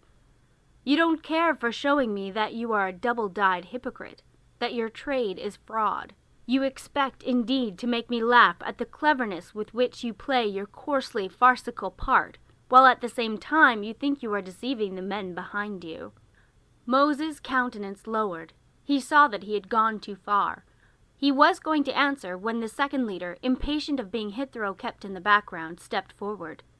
This man did not look like a traitor, though he had an exceedingly self-confident and conceited air. Mr. Moore, commenced he, speaking also in his throat and nose, and enunciating each word very slowly, as if with a view to giving his audience time to appreciate fully the uncommon elegance of the phraseology. It might perhaps justly be said that reason rather than peace is our purpose. We come in the first place to request you hear reason, and should you refuse, it is my duty to warn you in very decided terms that measures will be had resort to. He meant recourse, which will probably terminate in bringing you to a sense of the unwisdom of the foolishness which seems to guide and guard your proceedings as a tradesman in this manufacturing part of the country. Sir, I would beg to allude that as foreigner coming from distant coast, another quarter and hemisphere of this globe throne, as I may say, a perfect outcast on these shores, the cliffs of Albion, you have not that understanding of hus and were ways which might conduce to the benefit of the working classes. If to come at once to particulars, you'd consider to give up this here mill, and go without further protraction straight home to where you belong. It 'ud happen be as well. I can see naught agin such a plan. What have ye to say to lads? Turning round to the other members of the deputation, who responded unanimously, "Hear, hear." "Bravio, Noah O'Tims," murmured Scott, who stood behind Mr. Moore. "Moses'll never beat that, cliffs o' Albion, and t'other hemisphere. My certy, did you come from the Antarctic zone, maester? Moses is dished." Moses, however, refused to be dished. He thought he would try again. Casting a somewhat ireful glance at Noah Otims, he launched out in his turn, and now he spoke, in a serious tone, relinquishing the sarcasm which he found had not answered. "However ye set up the pole o' your taint amang us, Mr. Moore, we lived in peace and quietness, yea, I may say in all loving kindness. I am not myself an aged person as yet, but I can remember as far back as maybe some 20 year, when hand labour were encouraged and respected, and no mischief maker had ventured to introduce this here machines which is so pernicious. Now, I'm not a cloth dresser myself, but by trade a tailor. Howsoever, my heart is of a softish nature. I'm a very feelin' man, and when I see my brethren oppressed, like my great namesake of old, I stand up for 'em, which intent I this day speak with you face to face, and advises you to part with your infernal machinery and take on more hands. What if I don't follow your advice, Mr. Barraclough?" "The Lord pardon you! The Lord soften your heart, sir!" "Are you in connection with the Wesleyans now, Mr. Barraclough?" "Praise God, bless his name, I'm a joined Methody." "Which in no respect prevents you from being at the same time a drunkard and a swindler. I saw you one night a week ago, laid dead drunk by the roadside, as I returned from Stillborough Market, and while you preach peace, you make it the business of your life to stir up dissension. You no more sympathize with the poor who are in distress than you sympathize with me. You incite them to outrage for bad purposes of your own. So does the individual called Noah of Thames. You two are restless, meddling, impudent scoundrels whose chief motive principle is a selfish ambition as dangerous as it is puerile. The persons behind you are some of them honest, though misguided men. But you two I count altogether bad." Barraclough was going to speak. "Silence! You've had your say, and now I will have mine. As to being dictated to by you or any Jack, Jem, or Jonathan on earth, I shall not suffer it for a moment. You desire me to quit the country. You request me to part with my machinery. In case I refuse, you threaten me. I do refuse, point blank. Here I stay, and by this mill I stand, and into it I convey the best machinery inventors can furnish. What will you do? The utmost you can do, and this you will never dare to do, is burn down my mill, destroy its contents, and shoot me. What then? Suppose that building was a ruin and I was a corpse. What then, you lads behind these two scamps? Would that stop invention or exhaust science? Not for the fraction of a second of time. Another and better gig mill would rise on the ruins of this, and perhaps a more enterprising owner come in my place. Hear me! I'll make my cloth as I please, and according to the best lights I have. In its manufacture I will employ what means I choose. Whoever after hearing this shall dare interfere with me may just take the consequences. An example shall prove I'm in earnest." He whistled, shrill and loud. Sudgeon, his staff, and Warrant came on the scene. Moore turned sharply to Barraclough. "You were at Stillborough," said he. "I have proof of that. You were on the moor. You wore a mask. You knocked down one of my men with your own hand. You, a preacher of the gospel. Sudgeon, arrest him." Moses was captured. There was a cry and a rush to rescue, but the right hand, which all this while had lain hidden in Moore's breast, reappearing, held out a pistol. "Both barrels are loaded," said he. "I'm quite determined. Keep off." Stepping backwards, facing the foe as he went, he guarded his prey to the counting-house. He ordered Joe Scott to pass in with Sudgeon and the prisoner, and to bolt the door inside. For himself he walked backwards and forwards along the front of the mill, looking meditatively on the ground, his hand hanging carelessly by his side, but still holding the pistol. The 11 remaining deputies watched him some time, talking under their breath to each other. At length one of them approached. This man looked very different from either of the other two who had previously spoken. He was hard-favoured, but modest and manly-looking. "I've not much faith in Moses Barraclough," said he, "and I would speak a word to you myself, Mr. Moore. It's out of no ill will that I'm here for my part. It's just to make an effort to get things straightened, for they're sorely a-crooked. You see, we're ill off, very ill off. We're families is poor and pined. We're thrown out of work with these frames. We can get naught to do. We can earn naught. What is to be done? Mun, we say, whist and lig us down and dee. Nay, I've no grand words at my tongue's end, Mr. Moore, but I feel that it would be a low principle for a reasonable man to starve to death like a dumb cretur. I will not do. I'm not for shedding blood. I'll neither kill a man nor hurt a man, and I'm not for pulling down mills and breaking machines. For as you say, that way o' goin' will never stop invention, but I'll talk. I'll make a big as din as ever I can. Invention may be all right, but I know it isn't for poor folks to starve. Them that governs mun find a way to help us. They mun make fresh ordinations. You'll say that's hard to do, so much louder mun we shout it then, for so much slacker will to Parliament men be set on a tough job. Worry the Parliament men as much as you please, said Moore, but to worry the mill owners is absurd, and I, for one, won't stand it. You're a hard right un, returned the workman. Willn't ye give us a bit of time? Willn't ye consent to mak your changes more slowly? Am I the whole body of clothiers in Yorkshire? Answer me that. You're yourself'n. And only myself. And if I stopped by the way an instant, while others are rushing on, I should be trodden down. If I did as you wished me to do, I would be bankrupt in a month. And would my bankruptcy put bread into your hungry children's mouths? William Farren, neither to your dictation nor to that of any other will I submit. Talk to me no more about machinery. I will have my own way. I shall get new frames in tomorrow. If you broke these, I would still get more. I'll never give in. Here the mill bell rang 12 o'clock. It was the dinner hour. Moore abruptly turned from the deputation and re-entered the counting-house. His last words had left a harsh impression. He at least had failed in the disposing of a chance he was lord of, by speaking kindly to William Farren, who was a very honest man without envy or hatred of those more happily circumstanced than himself, thinking it no hardship and no injustice to be forced to live by labor, disposed to be honorably content if he could get work to do. Moore might have made a friend. It seemed wonderful how he could turn such a man without a conciliatory or sympathizing expression. The poor fellow's face looked haggard with want. He had the aspect of a man who had not known what it was to live in comfort and plenty for weeks, perhaps months. And yet there was no ferocity, no malignancy in his countenance. It was worn, dejected, austere, but still patient.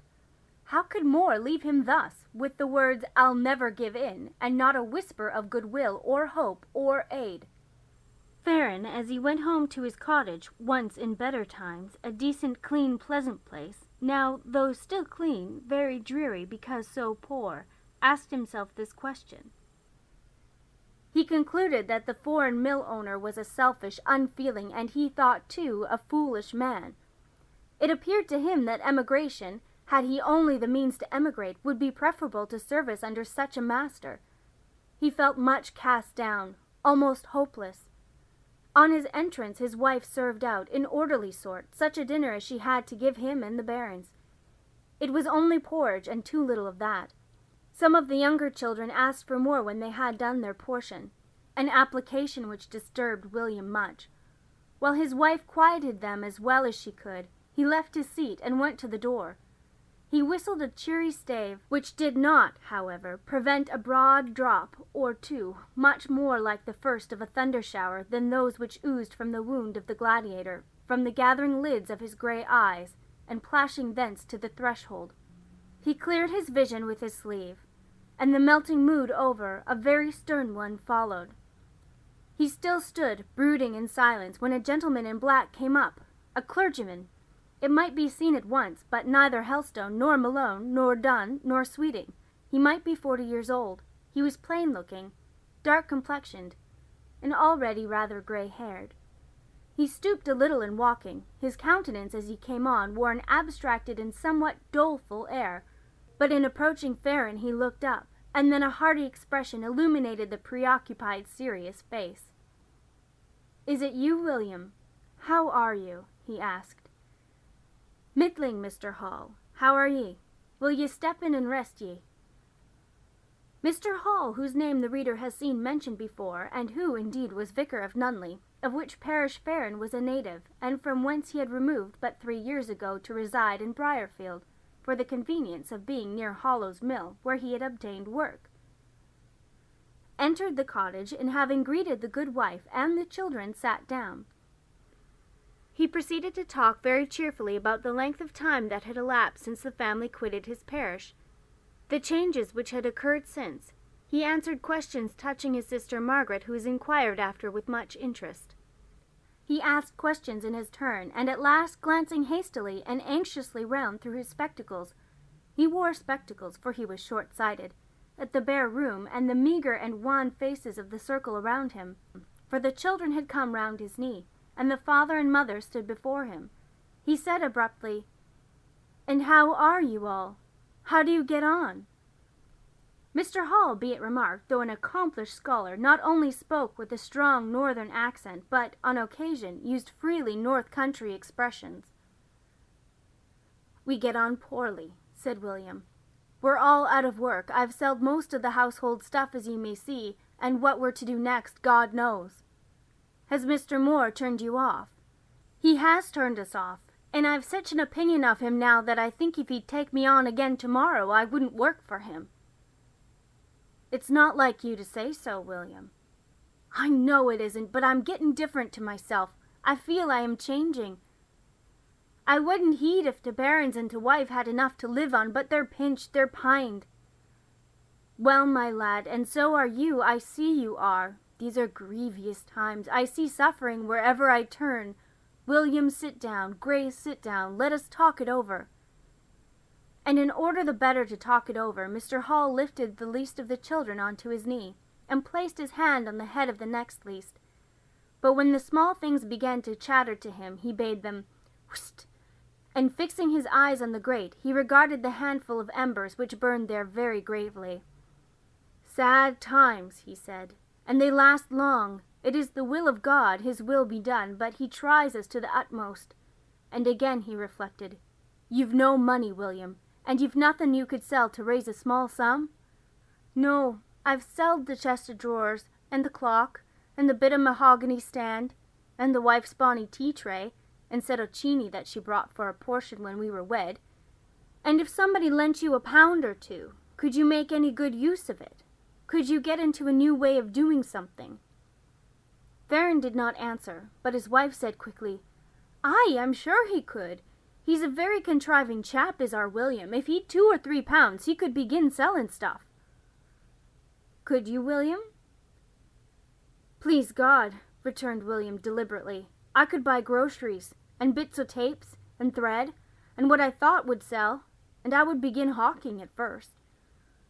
"And you know, sir," interposed Grace, "you're sure William would neither drink nor idle nor waste it in any way. He's my husband, and I shouldn't praise him, but I will say there's not a soberer, honest man in England nor he is.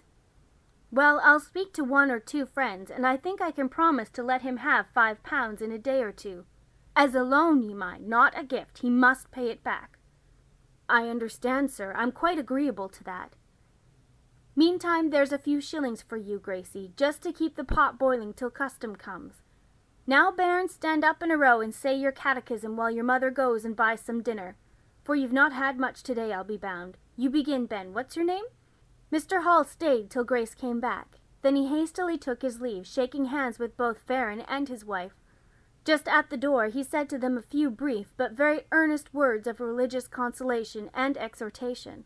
With a mutual "God bless you, sir. God bless you, my friends," they separated. End of Chapter 8, Part 2. Chapter 9, Part 1 of Shirley. Messrs. Helstone and Sykes began to be extremely jocose and congratulatory with Mr. Moore when he returned to them after dismissing the deputation. He was so quiet, however, under their compliments upon his firmness, etc., and wore a countenance so like a still, dark day, equally beamless and breezeless, that the rector, after glancing shrewdly into his eyes, buttoned up his felicitations with his coat, and said to Sykes, whose senses were not acute enough to enable him to discover unassisted where his presence and conversation were a nuisance, "Come, sir, your road and mine lie partly together. Had we not better bear each other company?" we'll bid Moore good morning, and leave him to the happy fancies he seems disposed to indulge." "And where is Sutchen?" demanded Moore, looking up. "Aha!" cried Helstone. "I've not been quite idle while you were busy. I've been helping you a little. I flatter myself not injudiciously. I thought it better not to lose time. So, while you were parleying with that down-looking gentleman, Farron, I think his name is, I opened this back window, shouted to Murgatroyd, who was in the stable, to bring Mr. Sykes' gig round, and then I smuggled Sugden and his brother Moses, wooden leg and all, through the aperture, and saw them mount the gig, always with our good friend Sykes' permission, of course. Sugden took the reins, he drives like Jehu, and in another quarter of an hour Barraclaw will be safe in Stilbroe jail." "Very good, thank you," said Moore. "And good morning, gentlemen," he added, and so politely conducted them to the door, and saw them clear of his premises.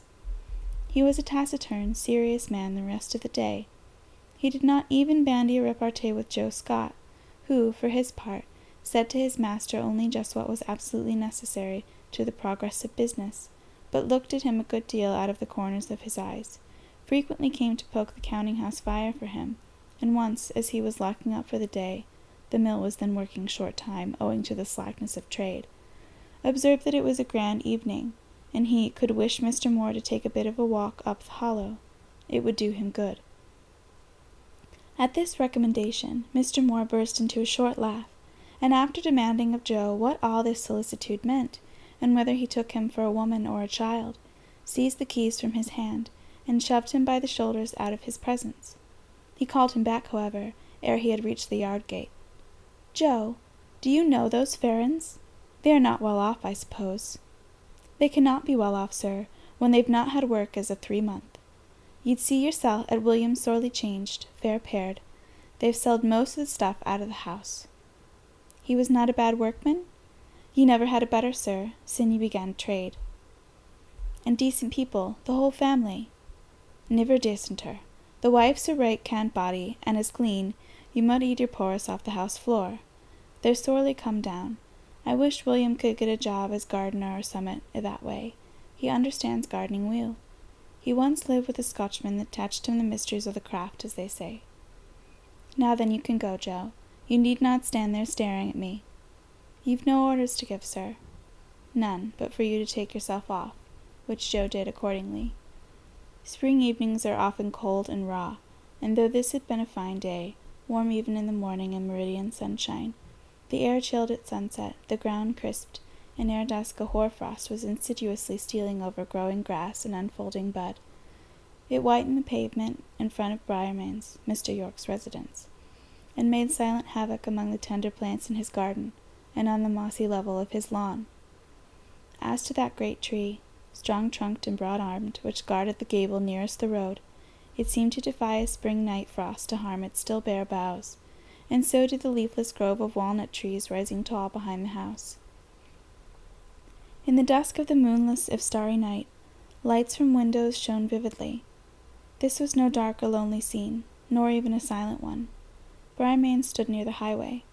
It was rather an old place, and had been built ere the highway was cut, and when a lane winding up through fields was the only path conducting to it. Briarfield lay scarce a mile off. Its hum was heard, its glare distinctly seen. Briar Chapel, a large, new, raw, Wesleyan place of worship, rose but 100 yards distant, and as there was even now a prayer meeting being held within its walls, the illumination of its windows cast a bright reflection on the road, while a hymn of a most extraordinary description, such as a very cheery Quaker might feel himself moved by the Spirit to dance to, roused cheerily all the echoes of the vicinage. The words were distinctly audible by snatches. Here is a quotation or two from different strains, for the singers passed jauntily from hymn to hymn, and from tune to tune, with an ease and buoyancy all their own. Oh, who can explain this struggle for life, this travel and pain, this trembling and strife, plague, earthquake, and famine, and tumult and war, the wonderful coming of Jesus declare? For every fight is dreadful and loud, the warrior's delight is slaughter and blood, his foes overturning, till all shall expire, and this is with burning, and fuel, and fire. Here followed an interval of clamorous prayer, accompanied by fearful groans, a shout of, "I've found liberty! Dodo Bills has found liberty!" rang from the chapel, and out all the assembly broke again. "What a mercy is this! What a heaven of bliss! How unspeakably happy am I, gathered into the fold, with thy people enrolled, with thy people to live and to die. O the goodness of God, in employing a clod, his tribute of glory to raise, his standard to bear, and with triumph declare his unspeakable riches of grace. O the fathomless love that has deigned to approve and prosper the work in my hands. With my pastoral crook I went over the brook, and behold I am spread into bands. Who, I ask in amaze, hath begotten me these, and inquire from what quarter they came? My full heart, it replies, they are born from the skies, and gives glory to God and the Lamb. The stanza which follows this, after another and longer interregnum of shouts, yells, ejaculations, frantic cries, agonized groans, seemed to cap the climax of noise and zeal. Sleeping on the brink of sin, Tophet gaped to take us in. Mercy to our rescue flew, broke the snare and brought us through. Here as in a lion's den, undevoured we still remain, past secure the watery flood, hanging on the arm of God. Here, terrible, most distracting to the ear, was the strange shout in which the last stanza was given. Here we raise our voices higher, shout in the refiner's fire, clap our hands amidst the flame, glory give to Jesus' name. The roof of the chapel did not fly off, which speaks volumes in praise of its solid slating. But if Briar Chapel seemed alive, so also did Briarmains, though certainly the mansion appeared to enjoy a quieter phase of existence than the temple. Some of its windows, too, were aglow. The lower casements opened upon the lawn, curtains concealed the interior, and partly obscured the ray of the candles which lit it, but they did not entirely muffle the sound of voice and laughter. We are privileged to enter that front door, and to penetrate to the domestic sanctum. It is not the presence of company which makes Mr. Yorke's habitation lively, for there is none within it save his own family, and they are assembled in that farthest room to the right, the back parlor. This is the usual sitting-room of an evening. Those windows would be seen by daylight to be of brilliantly stained glass, purple and amber the predominant hues, glittering round a gravely tinted medallion in the center of each, representing the suave head of William Shakespeare and the serene one of John Milton. Some Canadian views hung on the walls, green forest and blue water scenery, and in the midst of them blazes a night eruption of Vesuvius. Very ardently it glows, contrasted with the cool foam and azure of cataracts, and the dusky depths of woods. The fire illuminating this room, reader, is such as, if you be a Southern, you do not often see burning on the hearth of a private apartment. It is a clear, hot, coal fire, heaped high in the ample chimney. Mr. Yorke will have such fires even in warm summer weather. He sits beside it with a book in his hand, a little round stand at his elbow supporting a candle, but he is not reading, he is watching his children. Opposite to him sits his lady, a personage whom I might describe minutely, but I feel no vocation to the task. I see her, though, very plainly before me, a large woman of the gravest aspect, care on her front and on her shoulders, but not overwhelming, inevitable care, rather the sort of voluntary, exemplary cloud and burden people ever carry who deem it their duty to be gloomy.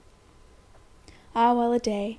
Mrs. Yorke had that notion, and grave as Saturn she was, morning, noon, and night, and hard things she thought of any unhappy wight, especially of the female sex, who dared in her presence to show the light of a gay heart on a sunny countenance. In her estimation, to be mirthful was to be profane, to be cheerful was to be frivolous. She drew no distinctions.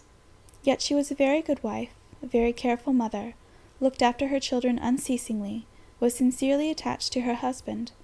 Only the worst of it was, if she could have had her will, she would not have permitted him to have any friend in the world beside herself. All his relations were insupportable to her, and she kept them at arm's length. Mr. Yorke and she agreed perfectly well, yet he was naturally a social, hospitable man, an advocate for family unity, and in his youth, as has been said, he liked none but lively, cheerful women. Why he chose her, how they contrived to suit each other, is a problem puzzling enough, but which might soon be solved if one had time to go into the analysis of the case. Suffice it here to say that Yorke had a shadowy side as well as a sunny side to his character. and that his shadowy side found sympathy and affinity in the whole of his wife's uniformly overcast nature.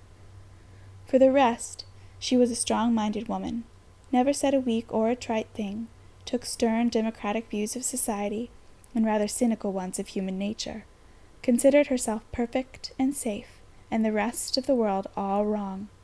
Her main fault was a brooding, eternal, immitigable suspicion of all men, things, creeds, and parties. This suspicion was a mist before her eyes, a false guide in her path, wherever she looked, wherever she turned. It may be supposed that the children of such a pair were not likely to turn out quite ordinary, commonplace beings, and they were not.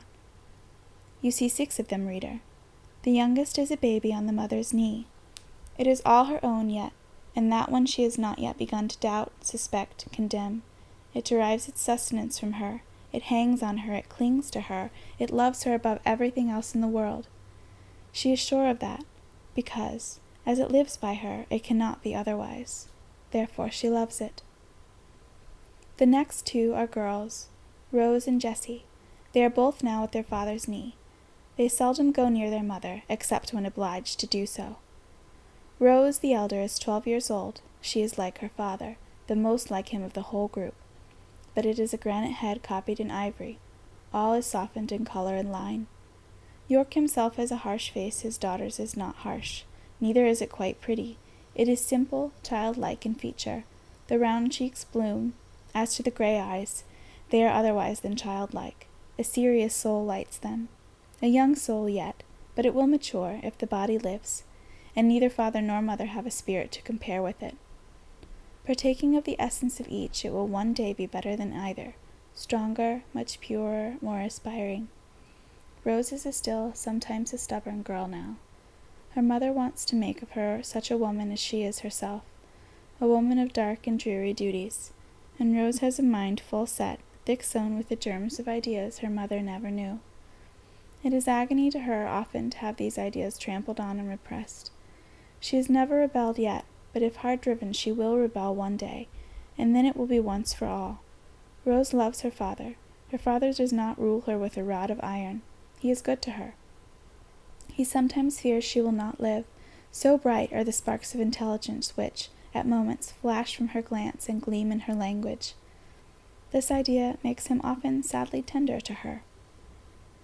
He has no idea that little Jessie will die young. She is so gay and chattering, arch, original even now, passionate when provoked, but most affectionate if caressed, by turns gentle and rattling, exacting yet generous, fearless of her mother, for instance, whose irrationally hard and strict rule she has often defied, yet reliant on any who will help her. Jessie, with her little piquant face, engaging prattle, and winning ways, is made to be a pet, and her father's pet she accordingly is. It is odd that the doll should resemble her mother feature by feature, as Rose resembles her father, and yet the physiognomy, how different! Mr. York, if a magic mirror were now held before you, and if therein were shown you your 2 daughters as they will be 20 years from this night, what would you think? The magic mirror is here. You shall learn their destinies, and first that of your little life, Jessie. Do you know this place? No, you never saw it, but you recognize the nature of these trees, this foliage, the cypress, the willow, the yew.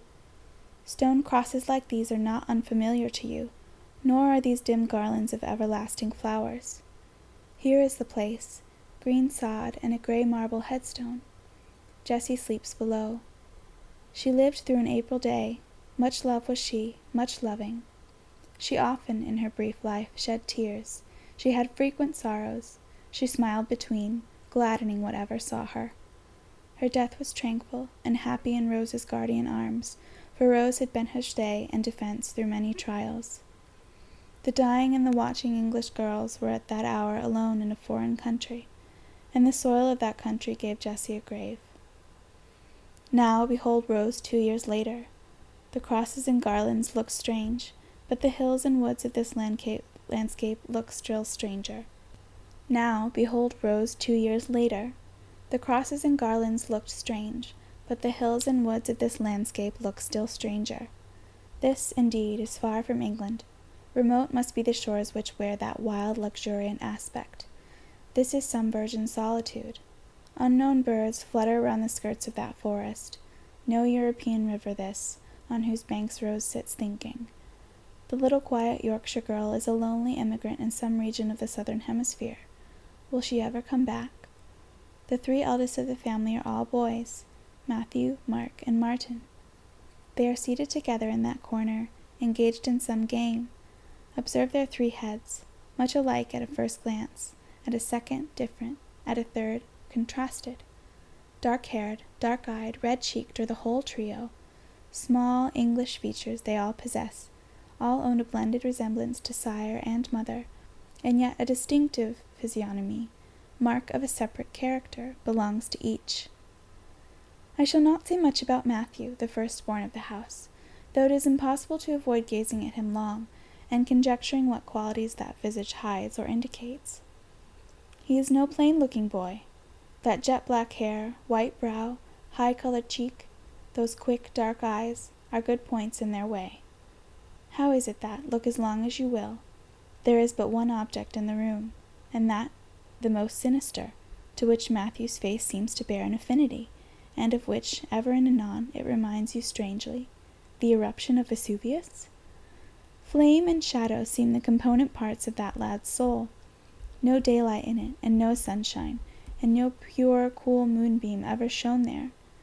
He has an English frame, but, apparently, not an English mind.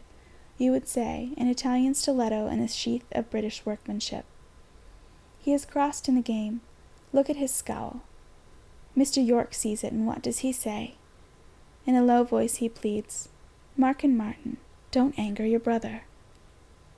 And this is ever the tone adopted by both parents. Theoretically they decry partiality. No rights of primogeniture are to be allowed in that house. But Matthew is never to be vexed, never to be opposed. They avert provocation from him as assiduously as they would avert fire from a barrel of gunpowder. Concede, conciliate, is their motto wherever he is concerned. The Republicans are fast making a tyrant of their own flesh and blood. This the younger scions know and feel, and at heart they all rebel against the injustice. They cannot read their parents' motives. They only see the difference of treatment. The dragon's teeth are already sown amongst Mr. York's young olive branches. Discord will one day be the harvest. Mark is a bonny-looking boy, the most regular-featured of the family. He is exceedingly calm, his smile is shrewd, he can say the driest, most cutting things in the quietest of tones. Despite his tranquillity, a somewhat heavy brow speaks temper, and reminds you that the smoothest waters are not always the safest. Besides, he is too still, unmoved, phlegmatic, to be happy. Life will never have much joy in it for Mark. By the time he is 25 he will wonder why people ever laugh, and think all fools who seem merry. Poetry will not exist for Mark, either in literature or in life. Its best effusions will sound to him mere rant and jargon. Enthusiasm will be his aversion and contempt. Mark will have no youth. While he looks juvenile and blooming, he will be already middle-aged in mind. His body is now 14 years of age, but his soul is already 30. Martin, the youngest of the 3, owns another nature. Life may or may not be brief for him, but it will certainly be brilliant. He will pass through all its illusions, half believe in them, wholly enjoy them, then outlive them. That boy is not handsome, not so handsome as either of his brothers. He is plain, there is a husk upon him, a dry shell, and he will wear it till he is near 20, then he will put it off. About that period he'll make himself handsome. He will wear uncouth manners till that age, perhaps homely garments, but the chrysalis will retain the power of transfiguring itself into the butterfly, and such transfiguration will, in due season, take place. For a space he will be vain, probably a downright puppy, eager for pleasure and desirous of admiration, athirst too for knowledge, and he will want all that the world can give him, both of enjoyment and lore. He will perhaps take deep draughts at each fount. That thirst satisfied, what next? I know not. Martin might be a remarkable man. Whether he will or not, the seer is powerless to predict. On that subject there has been no open vision. Take Mr. Yorke's family in the aggregate. There is as much mental power in those 6 young heads, as much originality, as much activity and vigor of brain, as, divided amongst 6 commonplace broods, would give to each rather more than an average amount of sense and capacity. Mr. Yorke knows this, and is proud of his race. Yorkshire has such families here and there amongst her hills and wolds, peculiar, racy, vigorous, of good blood and strong brain, turbulent somewhat in their pride of their strength, and intractable in the force of their native powers, wanting polish, wanting consideration, wanting docility, but sound, spirited, and true-bred as the eagle on the cliff or the steed in the steppe. A low tap is heard at the parlour door. The boys have been making such a noise over their game, and little Jessie besides has been singing so sweet a Scotch song to her father, who delights in Scotch and Italian songs, and has taught his musical little daughter some of the best, that the ring at the outer door was not observed.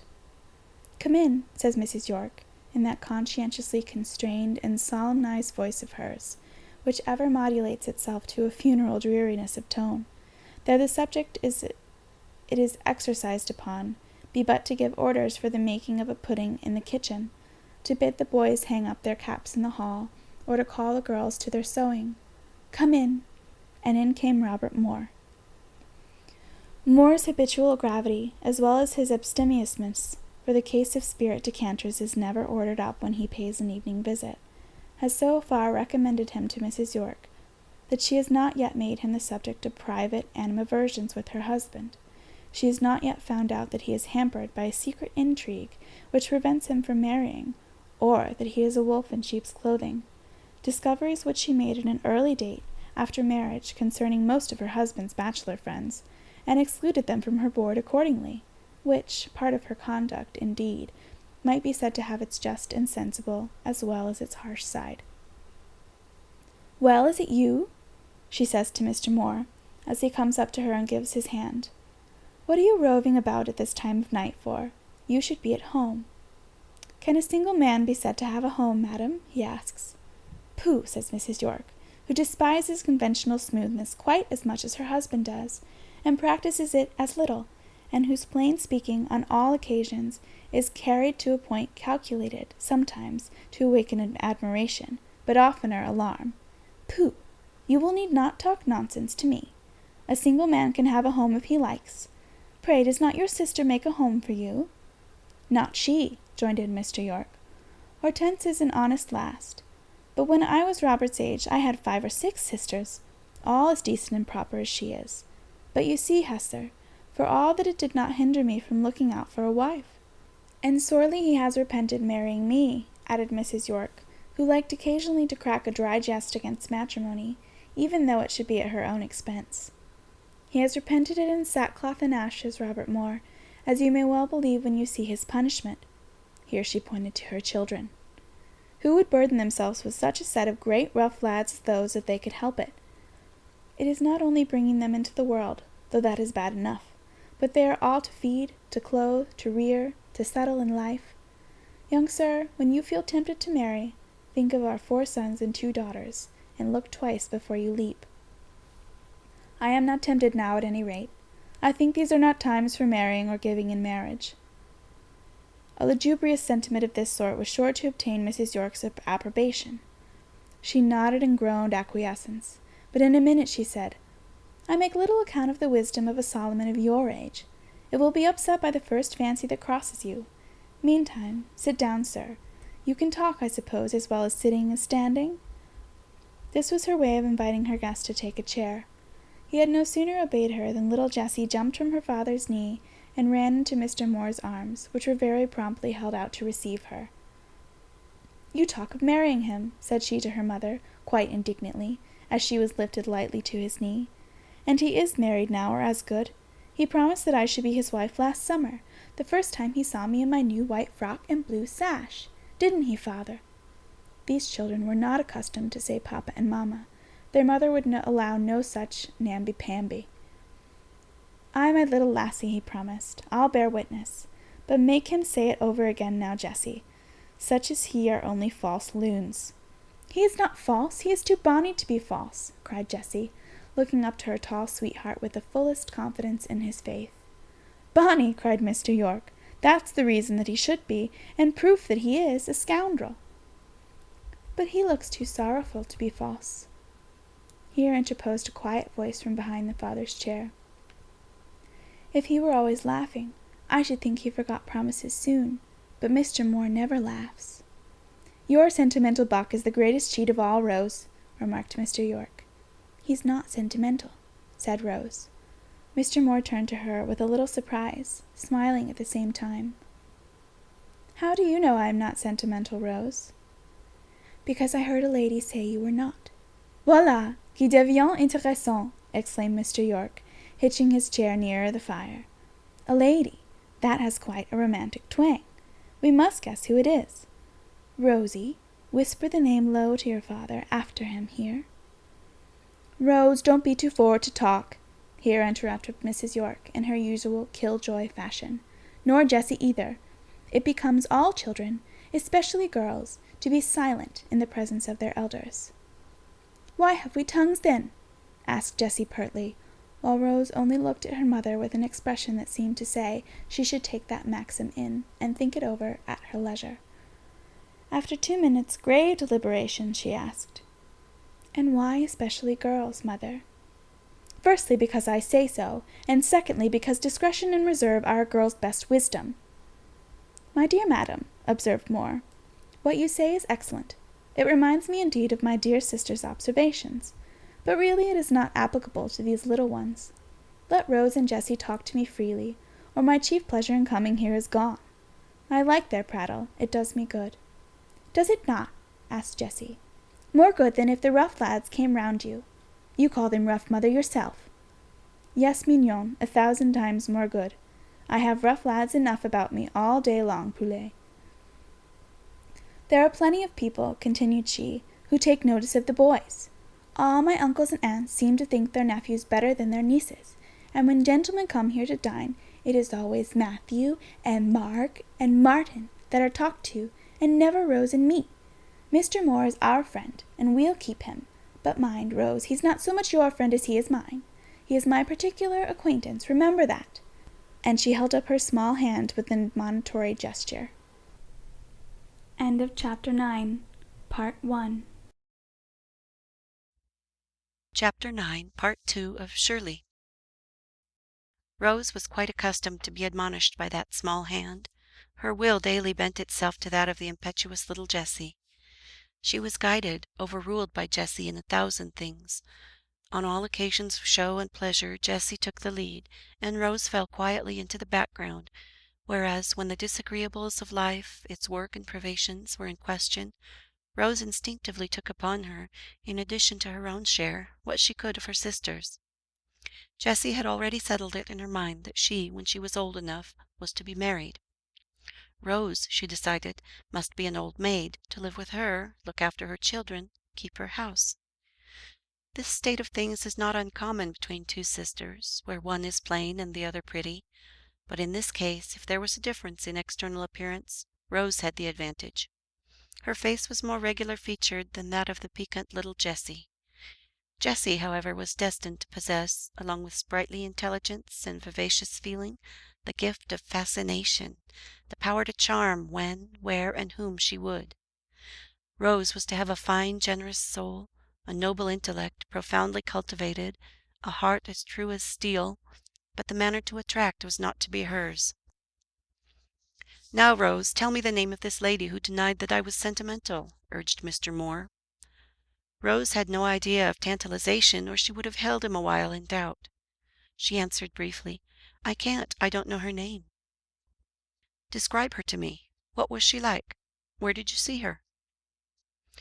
"When Jessie and I went to spend the day at Winbury with Kate and Susan Pearson, who were just come home from school, there was a party at Mrs. Pearson's, and some grown-up ladies were sitting in a corner of the drawing-room talking about you." "Did you know none of them?" "Hannah and Harriet and Dora and Mary Sykes." "Good. Were they abusing me, Rosie?" "Some of them were. They called you a misanthrope. I remember the word. I looked for it in the dictionary when I came home. It means a man-hater." "What besides?" Hannah Sykes said you were a solemn puppy. Better, cried Mr. York, laughing. Oh, excellent. Hannah, that's the one with the red hair. A fine girl, but half-witted. She has wit enough for me, it appears, said Moore. A solemn puppy, indeed. Well, Rose, go on. Miss Pearson said she believed there was a good deal of affectation about you, and that with your dark hair and pale face you looked to her like some sort of a sentimental noodle. Again Mr. York laughed. Mrs. York even joined in this time. You see in what esteem you are held behind your back, said she. Yet I believe that after to catch you. She set her cap at you when you first came into the country, old as she is. And who contradicted her, Rosie? inquired Moore. A lady whom I don't know, because she never visits here, though I see her every Sunday at church. She sits in the pew near the pulpit. I generally look at her instead of looking at my prayer book, for she is like a picture in our dining room.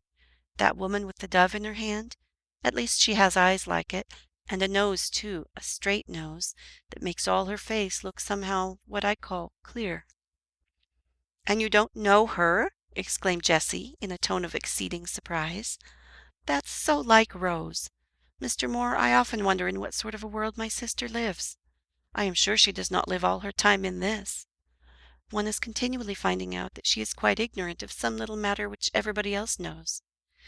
To think of her going solemnly to church every Sunday, and looking all service time at one particular person, and never so much as asking that person's name. She means Caroline Helston, the rector's niece. I remember all about it. Mrs. Helston was quite angry with Anne Pearson. She said, Robert Moore is neither affected nor sentimental. You mistake his character utterly, or rather not one of you here knows anything about it. Now, shall I tell you what she is like? I can tell what people are like, and how they are dressed better than Rose can. Let us hear. She is nice, she is fair, she has a pretty, white, slender throat, she has long curls, not stiff ones. They hang loose and soft. Their color is brown, but not dark. She speaks quietly, with a dear tone. She never makes a bustle in moving. She often wears a gray silk dress. She is neat all over. Her gowns and her shoes and her gloves always fit her. She is what I call a lady, and when I am as tall as she is, I mean to be like her. Shall I suit you if I am? Will you really marry me? Moore stroked Jessie's hair. For a minute he seemed as if he would draw her nearer to him, but instead he put her a little farther off. Oh, you won't have me! You push me away! Why, Jessie, you care nothing about me. You never come to see me now at the Hollow. Because you don't ask me. Hereupon Mr. Moore gave both the little girls an invitation to pay him a visit next day, promising that as he was going to Stillborough in the morning, he would buy them each a present, of what nature he would not then declare, but they must come and see. Jessie was about to reply when one of the boys unexpectedly broke in. I know that Miss Helston you have all been palavering about. She's an ugly girl. I hate her. I hate all womenites. I wonder what they were made for. Martin, said his father, for Martin it was. The lad only answered by turning his cynical young face, half arch, half truculent, towards the paternal chair. Martin, my lad, thou art a swaggering whelp now. Thou wilt some day be an outrageous puppy, but stick to those sentiments of thine. See, I'll write down the words now in my pocket-book. The senior took out a morocco-covered book and deliberately wrote therein. 10 years hence, Martin, if thou and I be both alive at that day, I'll remind thee of that speech. I'll say the same then. I mean always to hate women. They're such dolls. They do nothing but dress themselves finely and go swimming about to be admired. I'll never marry. I'll be a bachelor. Stick to it, stick to it. Hester, addressing his wife, I was like him when I was his age, a regular misogynist, and behold, by the time I was 23, being then a tourist in France and Italy, and the Lord knows where, I curled my hair every night before I went to bed, and wore a ring in my ear, and would have worn one in my nose, if it had been the fashion, and all that I might make myself pleasing and charming to the ladies. Martin will do the like. Will I? Never. I've more sense. What a guy you were, father! As to dressing, I make this vow, I'll never dress more finely than as you see me at present. Mr. Moore, I'm clad in blue cloth from top to toe, and they laugh at me and call me sailor at the grammar school. I laugh louder than them, and say they are all magpies and parrots, with their coats one colour, and their waistcoats another, and their trousers a third.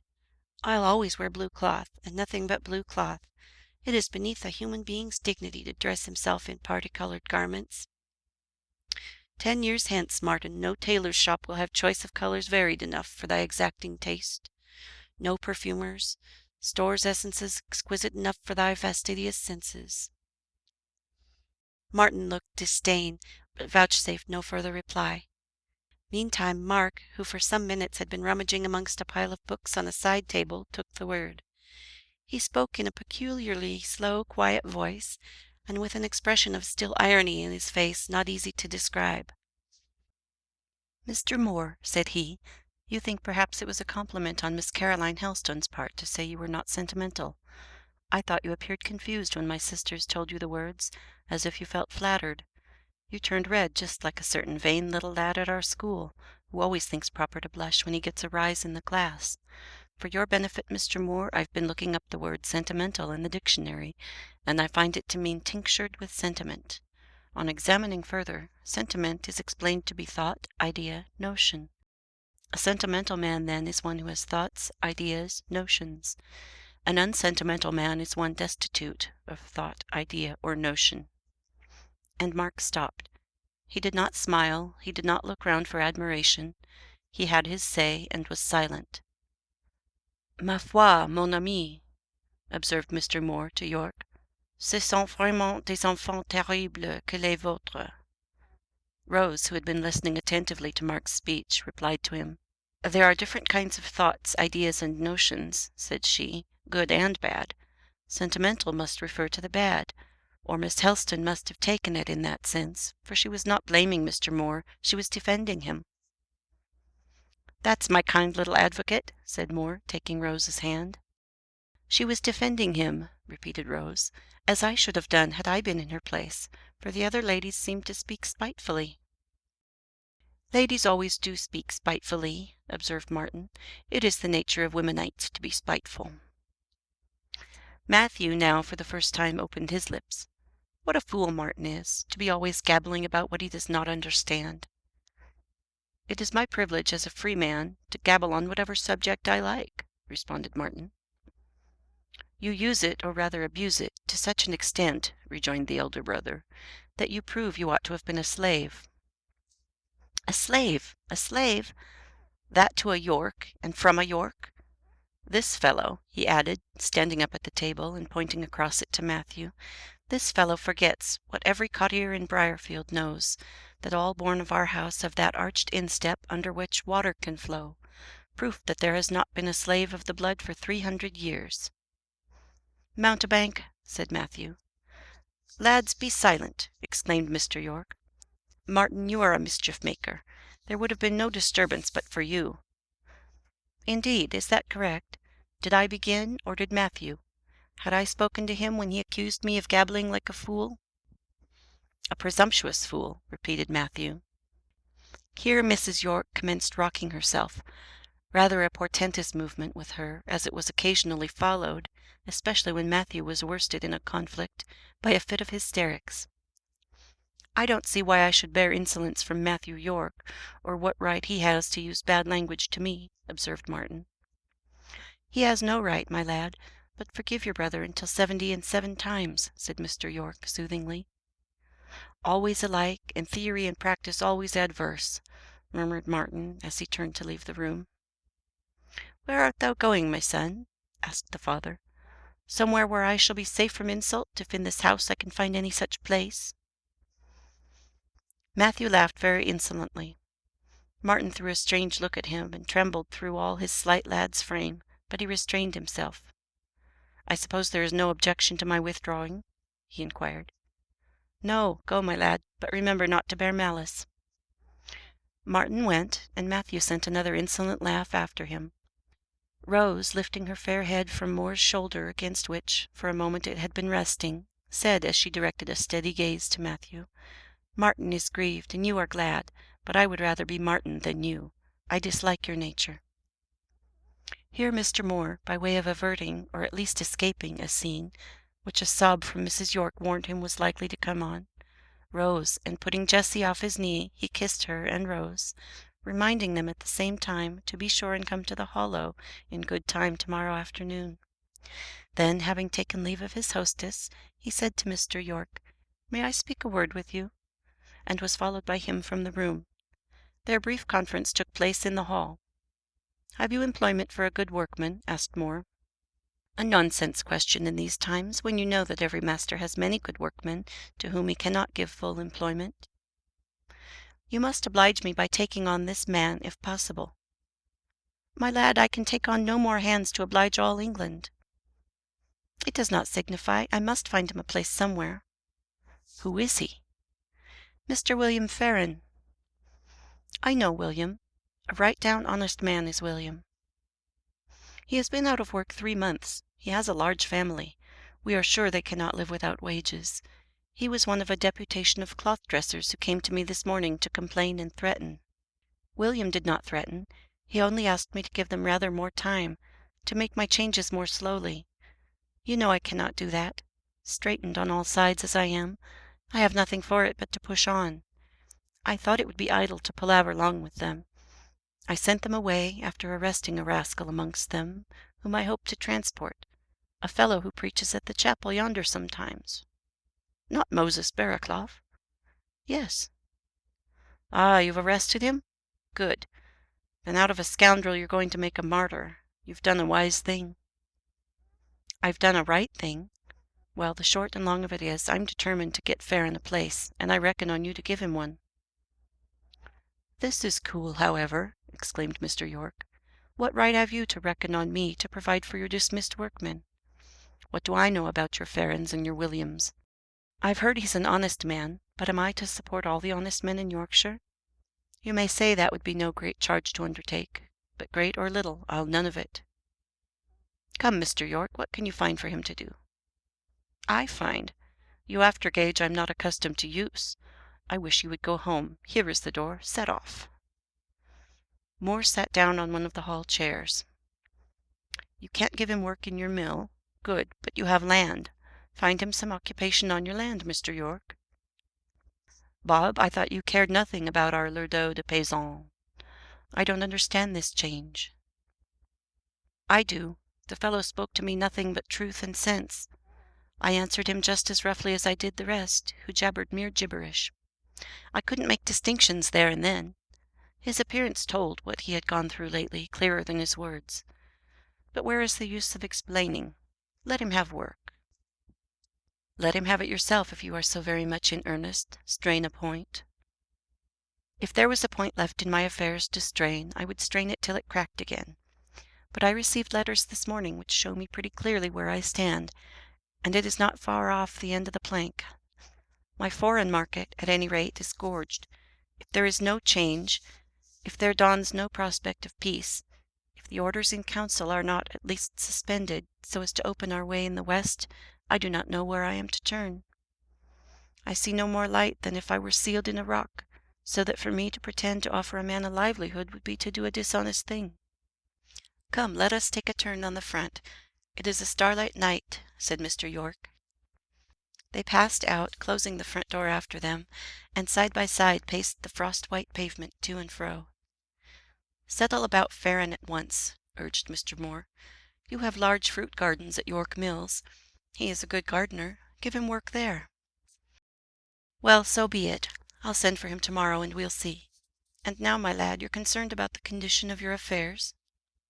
"Yes, a second failure, which I may delay, but which at this moment I see no way finally to avert, would blight the name of Moore completely.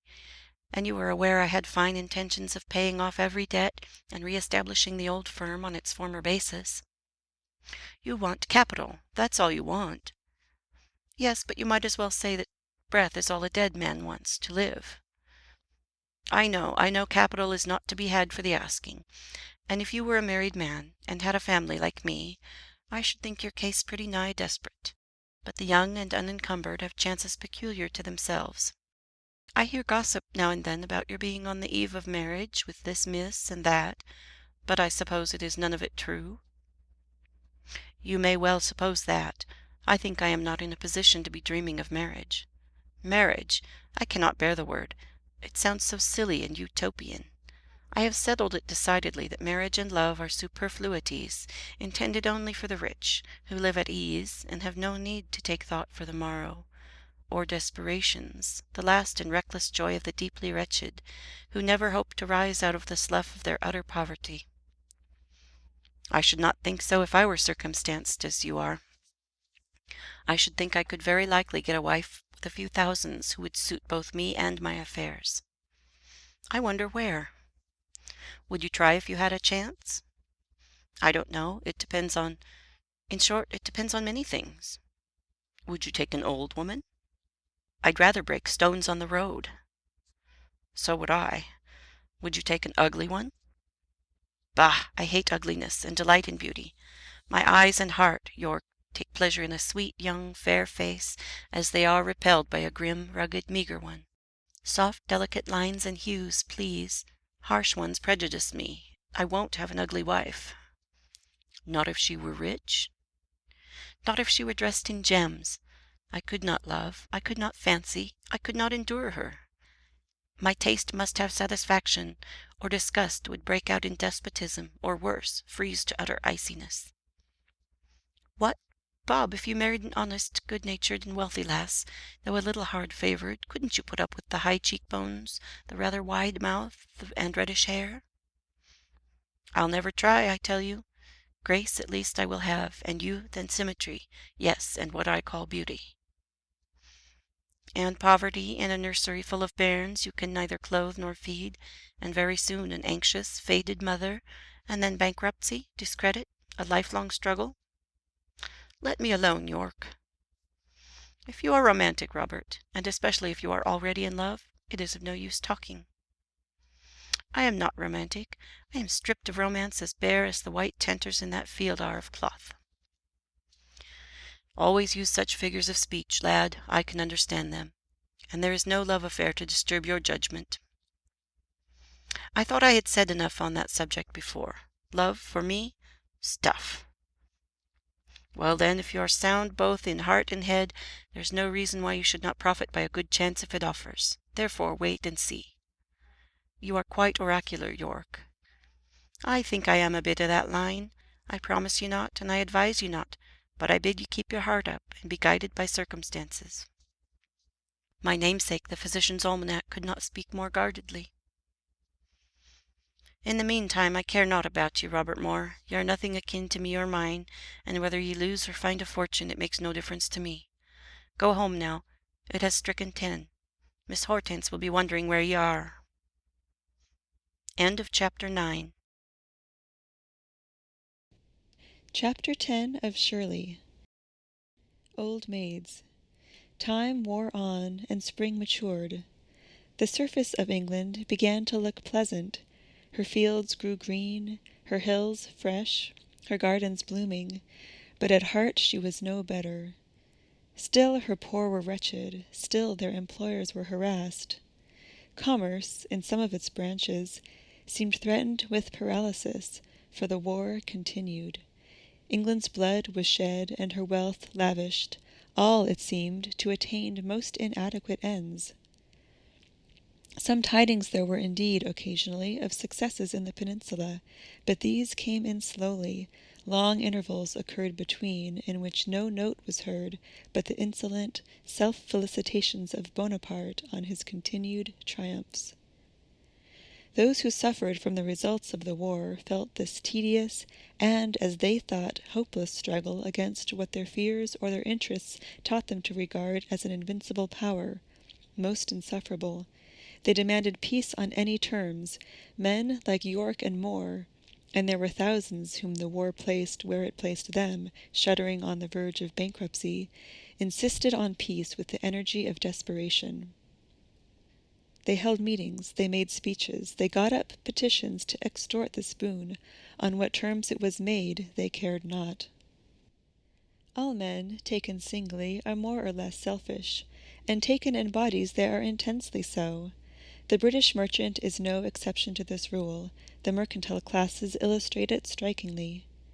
These classes certainly think too exclusively of making money. They are too oblivious of every national consideration but that of extending England's, i.e. their own, commerce. Chivalrous feeling, disinterestedness, pride and honor is too dead in their hearts. A land ruled by them alone would too often make ignominious submission, not at all from the motives Christ teaches, but rather from those Mammon instills. During the late war, the tradesmen of England would have endured buffets from the French on the right cheek and on the left. Their cloak they would have given to Napoleon, and then have politely offered him their coat also. Nor would they have withheld their waistcoat if urged. They would have prayed permission only to retain their one other garment, for the sake of the purse in its pocket. Not one spark of spirit, not one symptom of resistance would they have shown till the hand of the Corsican bandit had grasped that beloved purse. Then, perhaps, transfigured at once into British bulldogs, they would have sprung at the robber's throat, and there they would have fastened, and there hung, inveterate, insatiable, till the treasure had been restored. Tradesmen, when they speak against war, always profess to hate it because it is a bloody and barbarous proceeding. You would think, to hear them talk, that they are peculiarly civilized, especially gentle and kindly of disposition to their fellow men. This is not the case. Many of them are extremely narrow and cold-hearted, have no good feeling for any class but their own, are distant, even hostile to all others, call them useless, seem to question their right to exist, seem to grudge them the very air they breathe, and to think the circumstance of their eating, drinking, and living in decent houses quite unjustifiable. They do not know what others do in the way of helping, pleasing, or teaching their race. They will not trouble themselves to inquire. Whoever is not in trade is accused of eating the bread of idleness, of passing a useless existence. Long may it be ere England really becomes a nation of shopkeepers. We have already said that More was no self-sacrificing patriot, and we have also explained what circumstances rendered him specially prone to confine his attention and efforts to the furtherance of his individual interest. Accordingly, when he felt himself urged a second time to the brink of ruin, none struggled harder than he against the influences which would have thrust him over. What he could do towards stirring agitation in the North against the war, he did, and he instigated others whose money and connections gave them more power than he possessed. Sometimes, by flashes, he felt there was little reason in the demands his party made on government, when he heard all of Europe threatened by Bonaparte, and of all Europe arming to resist him, when he saw Russia menaced, and beheld Russia rising, incensed and stern, to defend her frozen soil, her wild provinces of serfs, her dark native despotism, from the tread, the yoke, the tyranny of a foreign victor. He knew that England, a free realm, could not then dispute her sons to make concessions and propose terms to the unjust, grasping French leader. When news came from time to time of the movements of that man then representing England in the peninsula, of his advance from success to success, that advance so deliberate but so unswerving, so circumspect but so certain, so unhasting but so unresting, when he read Lord Wellington's own dispatches in the columns of the newspapers, documents written by modesty to the dictation of truth, More confessed at heart that a power was with the troops of Britain, of that vigilant, enduring, genuine, unostentatious sort, which must win victory to the side it led in the end. In the end, but that end, he thought, was yet far off, and in the meantime it was himself he had to care for, his hopes he had to pursue, and he would fulfill his destiny. He fulfilled it so vigorously that ere long he came to a decisive rupture with his old Tory friend, the rector. They quarrelled at a public meeting, and afterwards exchanged some pungent letters in the newspapers. Mr. Helstone denounced More as a Jacobin, ceased to see him, would not even speak to him when they met. He intimated also to his niece very distinctly that her communications with Hollow's Cottage must for the present cease. She must give up taking French lessons. The language, he observed, was a bad and frivolous one at the best, and most of the works it boasted were bad and frivolous, highly injurious in their tendency to weak female minds. He wondered, he remarked parenthetically, what noodle first made it the fashion to teach women French. Nothing was more improper for them. It was like feeding a rickety child on chalk and water gruel. Caroline must give it up, and give up her cousins too. They were dangerous people. Mr. Helstone quite expected opposition to this order. He expected tears. Seldom did he trouble himself about Caroline's movements, but a vague idea possessed him that she was fond of going to Hollow's cottage. Also, he suspected that she liked Robert Moore's occasional presence at the rectory. The Cossack had perceived that whereas if Malone stepped in of an evening to make himself sociable and charming by pinching the ears of an aged black cat, which usually shared with Miss Helstone's feet the accommodation of her footstool, or by borrowing a fowling piece and banging away at a tool-shed door in the garden while enough daylight remained to show that conspicuous mark, keeping the passage and sitting-room doors meantime uncomfortably open for the convenience of running in and out to announce his failures and successes with noisy brusquerie, he had observed that under such entertaining circumstances Caroline had a trick of disappearing, tripping noiselessly upstairs, and remaining invisible till called down to supper. On the other hand, when Robert Moore was the guest, though he elicited no vivacities from the cat, did nothing to it, indeed, beyond occasionally coaxing it from the stool to his knee, and there letting it purr, climb to his shoulder, and rub its head against his cheek, though there was no ear-splitting cracking off of firearms, no diffusion of sulphurous gunpowder perfume, no noise, no boasting during his stay, that still Caroline sat in the room and seemed to find wondrous content in the stitching of Jew-basket pin-cushions and the knitting of missionary basket socks. She was very quiet, and Robert paid her little attention, scarcely ever addressing his discourse to her. But Mr. Helstone, not being one of those elderly gentlemen who are easily blinded, on the contrary, finding himself on all occasions extremely wide awake, had watched them when they bade each other good night. He had just seen their eyes meet once, only once. Some natures would have taken pleasure in the glance then surprised, because there was no harm and some delight in it. It was by no means a glance of mutual intelligence, for mutual love-secrets existed not between them. There was nothing then of craft and concealment to offend. Only Mr. Moore's eyes, looking into Caroline's, felt they were clear and gentle, and Caroline's eyes, encountering Mr. Moore's, confessed they were manly and searching. Each acknowledged the charm in his or her own way. Moore smiled slightly, and Caroline coloured as slightly. Mr. Helstone could, on the spot, have rated them both. They annoyed him. Why? Impossible to say. If you had asked him what Moore merited at that moment, he would have said, a horsewhip. If you had inquired into Caroline's deserts, he would have adjudged her a box on the ear. If you had further demanded the reason of such chastisements, he would have stormed against flirtation and love-making, and vowed he would have no such folly going on under his roof. These private considerations, combined with political reasons, fixed his resolution of separating the cousins.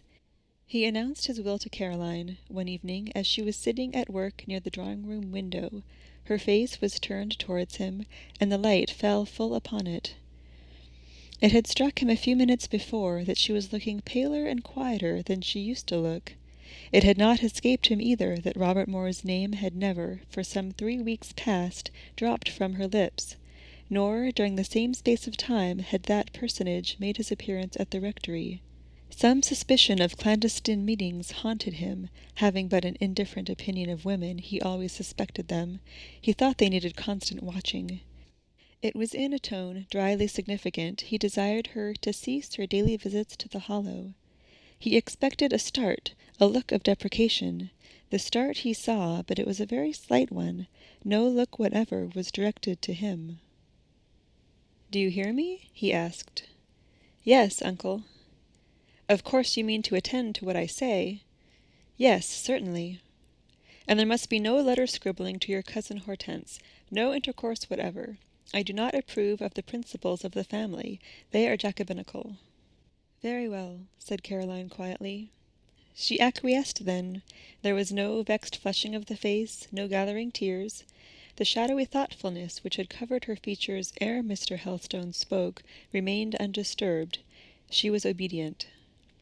Yes, perfectly, because the mandate coincided with her own previous judgment, because it was now become pain to her to go to Hollow's Cottage. Nothing met her there but disappointment. Hope and love had quitted that little tenement, for Robert seemed to have deserted its precincts.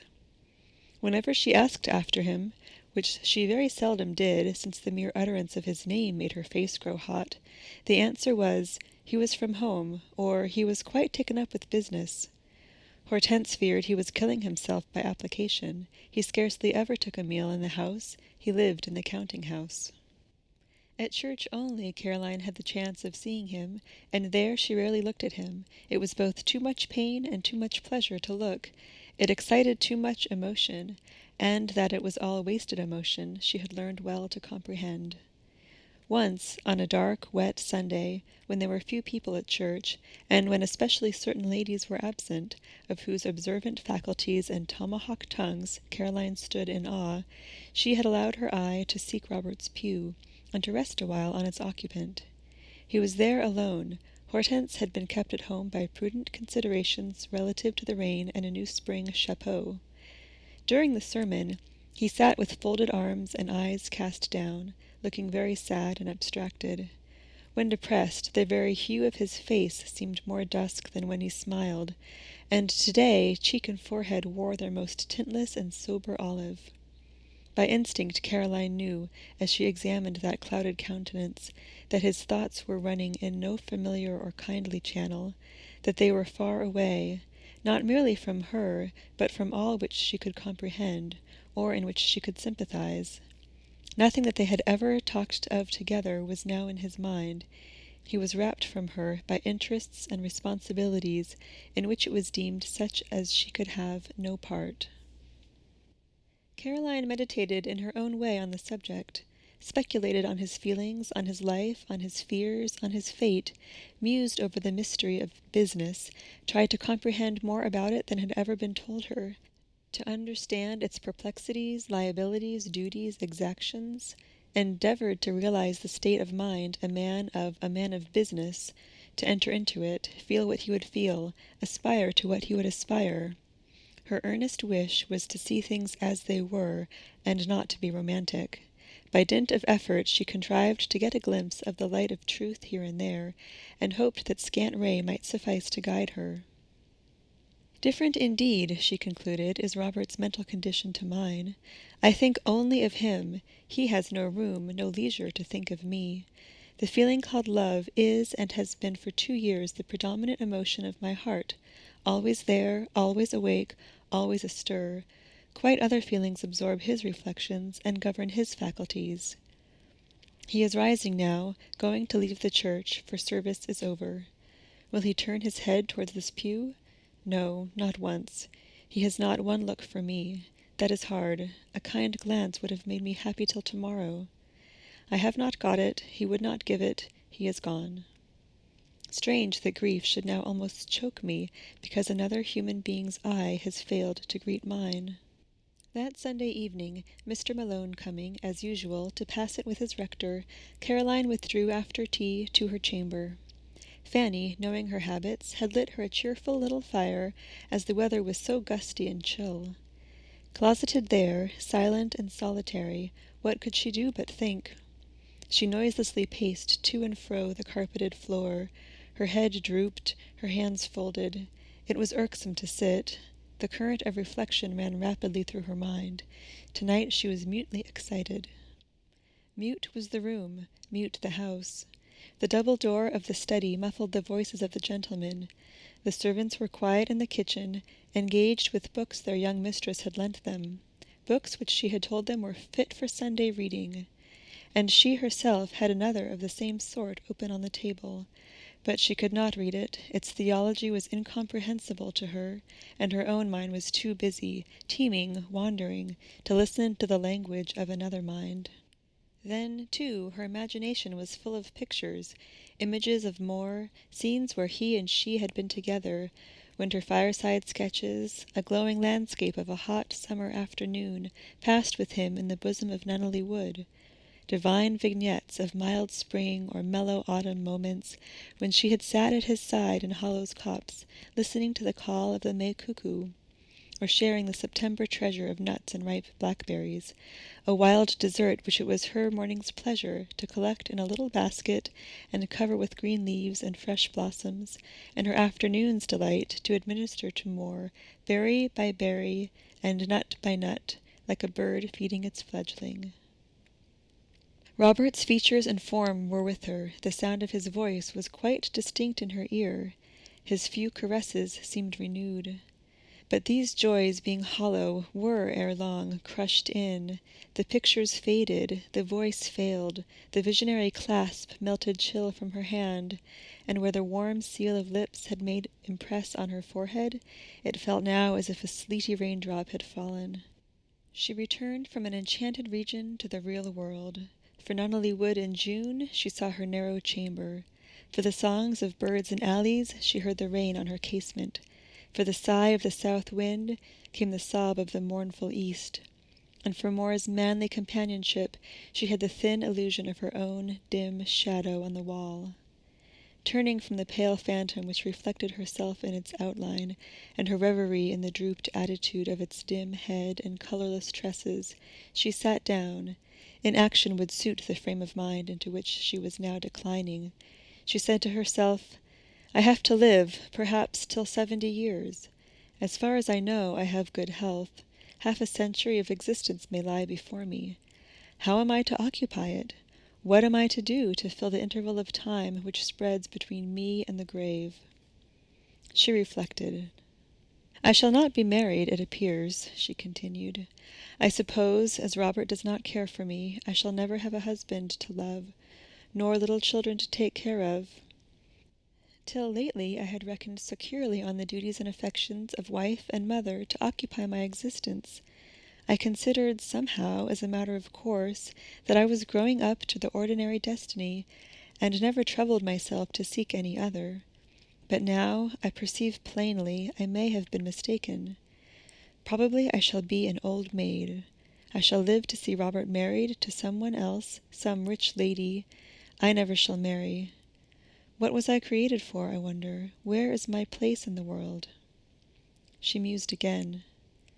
"Ah, I see," she pursued presently. "That is the question which most old maids are puzzled to solve. Other people solve it for them by saying, 'Your place is to do good to others, to be helpful whenever help is wanted.' That is right in some measure, and a very convenient doctrine for the people who hold it, but I perceive that certain sets of human beings are very apt to maintain that other sets should give up their lives to them and their service, and then they requite them by praise. They call them devoted and virtuous. Is this enough? Is it to live? Is there not a terrible hollowness, mockery, want, craving, in that existence which is given away to others for want of something of your own to bestow it on? I suspect there is. Does virtue lie in abnegation of self? I do not believe it. Undue humility makes tyranny. Weak concession creates selfishness. The Romish religion especially teaches renunciation of self, submission to others, and nowhere are found so many grasping tyrants as in the ranks of the Romish priesthood. Each human being has his share of rights. I suspect it would conduce to the happiness and welfare of all if each knew his allotment, and held to it as tenaciously as the martyr to his creed. Queer thoughts these that surge in my mind. Are they right thoughts? I am not certain. Well, life is short at the best.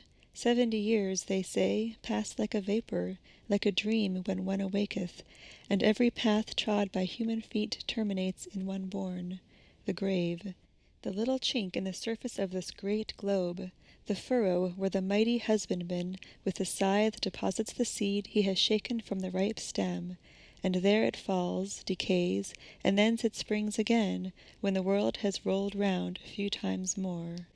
So much for the body. The soul, meantime, wings its long flight upwards, folds its wings on the brink of the sea of fire and glass, and gazing down through the burning clearness, finds there mirrored the vision of the Christian's triple Godhead, the Sovereign Father, the meditating Son, the Creator Spirit. Such words, at least, have been chosen to express what is inexpressible, to describe what baffles description. The soul's real hereafter, who shall guess? Her fire was decayed to its last cinder. Malone had departed, and now the study bell rang for prayers. Chapter 10.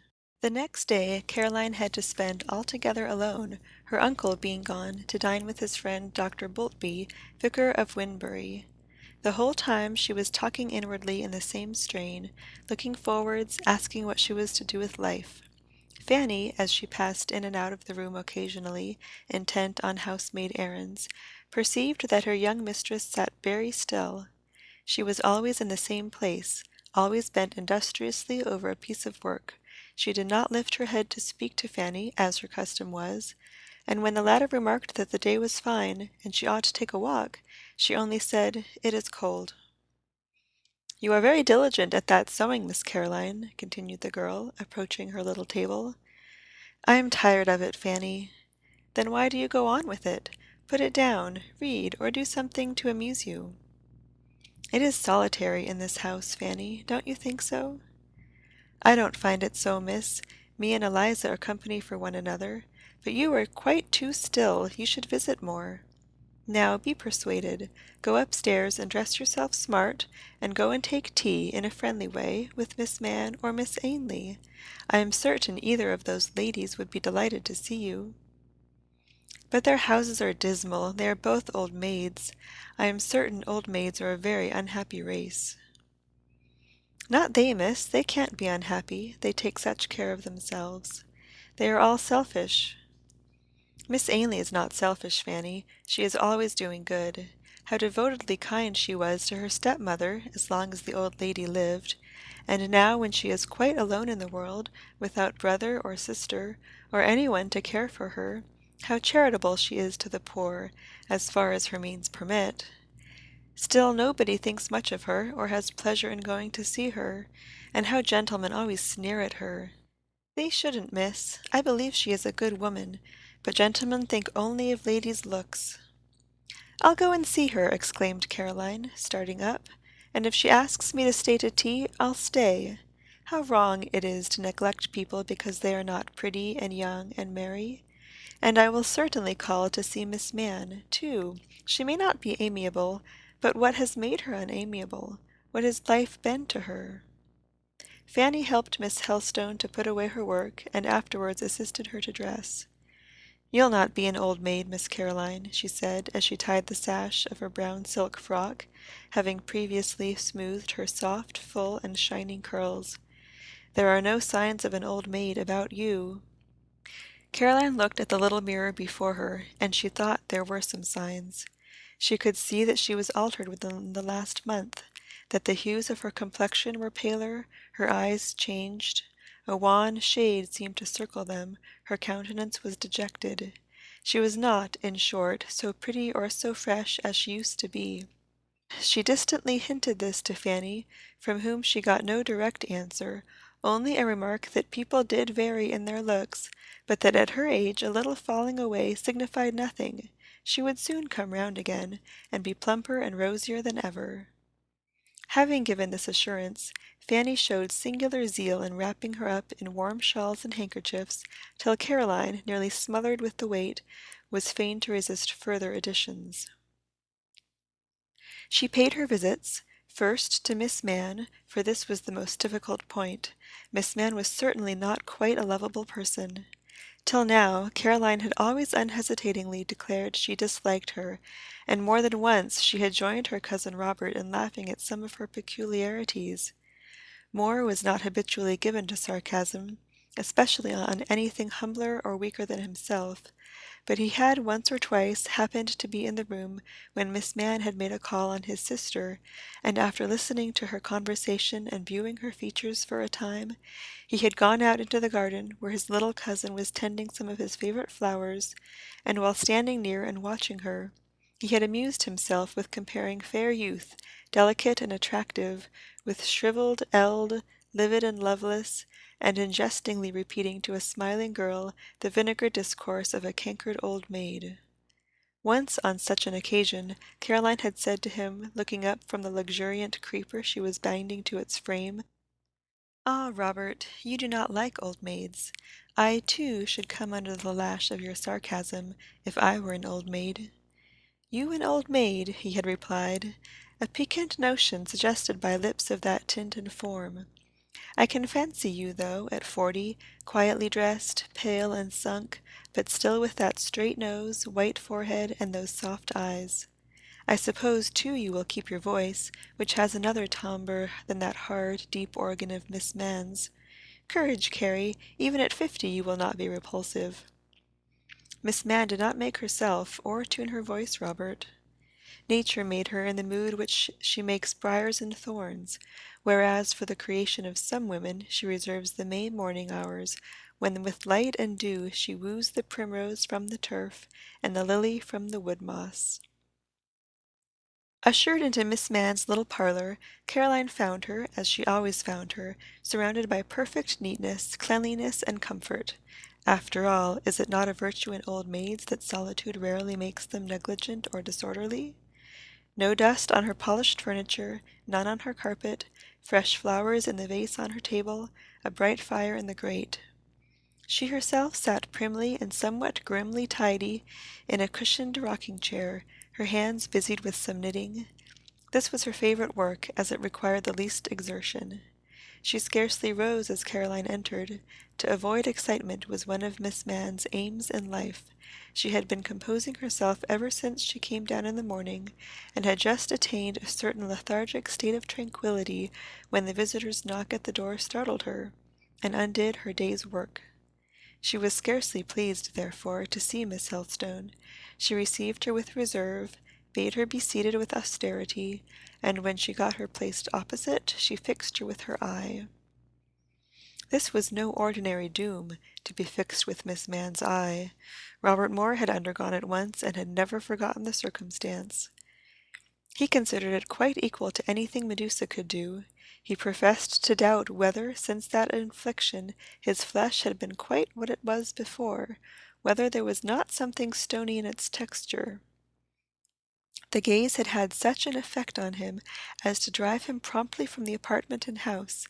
It had even sent him straightway up to the rectory, where he had appeared in Caroline's presence with a very queer face, and amazed her by demanding a cousinly salute on the spot, to rectify a damage that had been done him. Certainly Miss Mann had a formidable eye for one of the softer sex. It was prominent, and showed a great deal of the white, and looked as steadily, as unwinkingly, at you as if it were a steel ball soldered in her head. And when, while looking, she began to talk in an indescribably dry, monotonous tone, a tone without vibration or inflection, you felt as if a graven image of some bad spirit were addressing you. But it was all a figment of fancy, a matter of surface. Miss Mann's goblin grimness scarcely went deeper than the angel sweetness of hundreds of beauties. She was a perfectly honest, conscientious woman, who had performed duties in her day from whose severe anguish many a human Peri, gazelle-eyed, silken-tressed, and silver-tongued, would have shrunk appalled. She had passed alone through protracted scenes of suffering, exercised rigid self-denial, made large sacrifices of time, money, health, for those who had repaid her only by ingratitude, and now her main, almost her sole, fault was that she was censorious. Censorious she certainly was. Caroline had not sat 5 minutes ere her hostess, still keeping her under the spell of that dread and gorgon gaze, began flaying alive certain of the families in the neighbourhood. She went to work at this business in a singularly cool, deliberate manner, like some surgeon practising with his scalpel on a lifeless subject. She made few distinctions. She allowed scarcely any one to be good. She dissected impartially almost all her acquaintance. If her auditress ventured now and then to put in a palliative word, she set it aside with a certain disdain. Still, though thus pitiless in moral anatomy, she was no scandal-monger. She never disseminated really malignant or dangerous reports. It was not her heart so much as her temper that was wrong. Caroline made this discovery for the first time today, and moved thereby to regret divers unjust judgments she had more than once passed on this crabbed old maid, she began to talk to her softly, not in sympathizing words, but with a sympathizing voice. The loneliness of her condition struck her visitor in a new light, as did also the character of her ugliness, a bloodless pallor of complexion and deeply worn lines of feature. The girl pitied the solitary and afflicted woman. Her looks told what she felt. A sweet countenance is never so sweet as when the moved heart animates it with compassionate tenderness. Miss Mann, seeing such a countenance raised to her, was touched in her turn. She acknowledged her sense of the interest thus unexpectedly shown in her, who usually met with only coldness and ridicule, by replying to her candidly. Communicative on her own affairs she usually was not, because no one cared to listen to her, but today she became so, and her confidante shed tears as she heard her speak, for she told of cruel, slow-wasting, obstinate sufferings.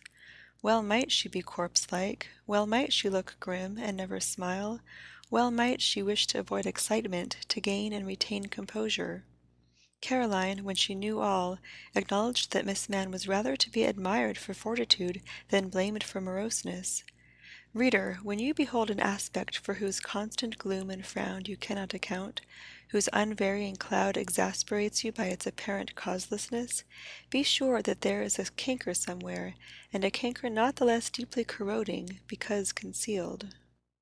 Miss Mann felt that she was understood partly, and wished to be understood further, for however old, plain, humble, desolate, afflicted we may be, so long as our hearts preserve the feeblest spark of life, they preserve also, shivering near that pale ember, a starved, ghostly longing for appreciation and affection. To this extenuated spectre, perhaps, a crumb is not thrown once a year, but when a-hungered and athirst to famine, when all humanity has forgotten the dying tenant of a decaying house, divine mercy remembers the mourner, and a shower of manna falls for lips that earthly nutriment is to pass no more. Biblical promises, heard first in health, but then unheeded, come whispering to the couch of sickness. It is felt that a pitying God watches what all mankind have forsaken. The tender compassion of Jesus is recalled and relied on. The faded eye, gazing beyond time, sees a home, a friend, a refuge in eternity. Miss Mann, drawn on by the still attention of her listener, proceeded to allude to circumstances in her past life. She spoke like one who tells the truth, simply and with a certain reserve. She did not boast, nor did she exaggerate. Caroline found that the old maid had been a most devoted daughter and sister, an unwearied watcher by lingering death-beds, that to prolonged and unrelaxing attendance on the sick, the malady that now poisoned her own life owed its origin, that to one wretched relative she had been a support and succor in the depths of self-earned degradation, and that it was still her hand which kept him from utter destitution. Miss Helstone stayed the whole evening, omitting to pay her other intended visit, and when she left Miss Mann it was with the determination to try in future to excuse her faults, never again to make light of her peculiarities or to laugh at her plainness, and, above all things, not to neglect her, but to come once a week, and to offer her from one human heart at least the homage of affection and respect. She felt she could now sincerely give her a small tribute of each feeling.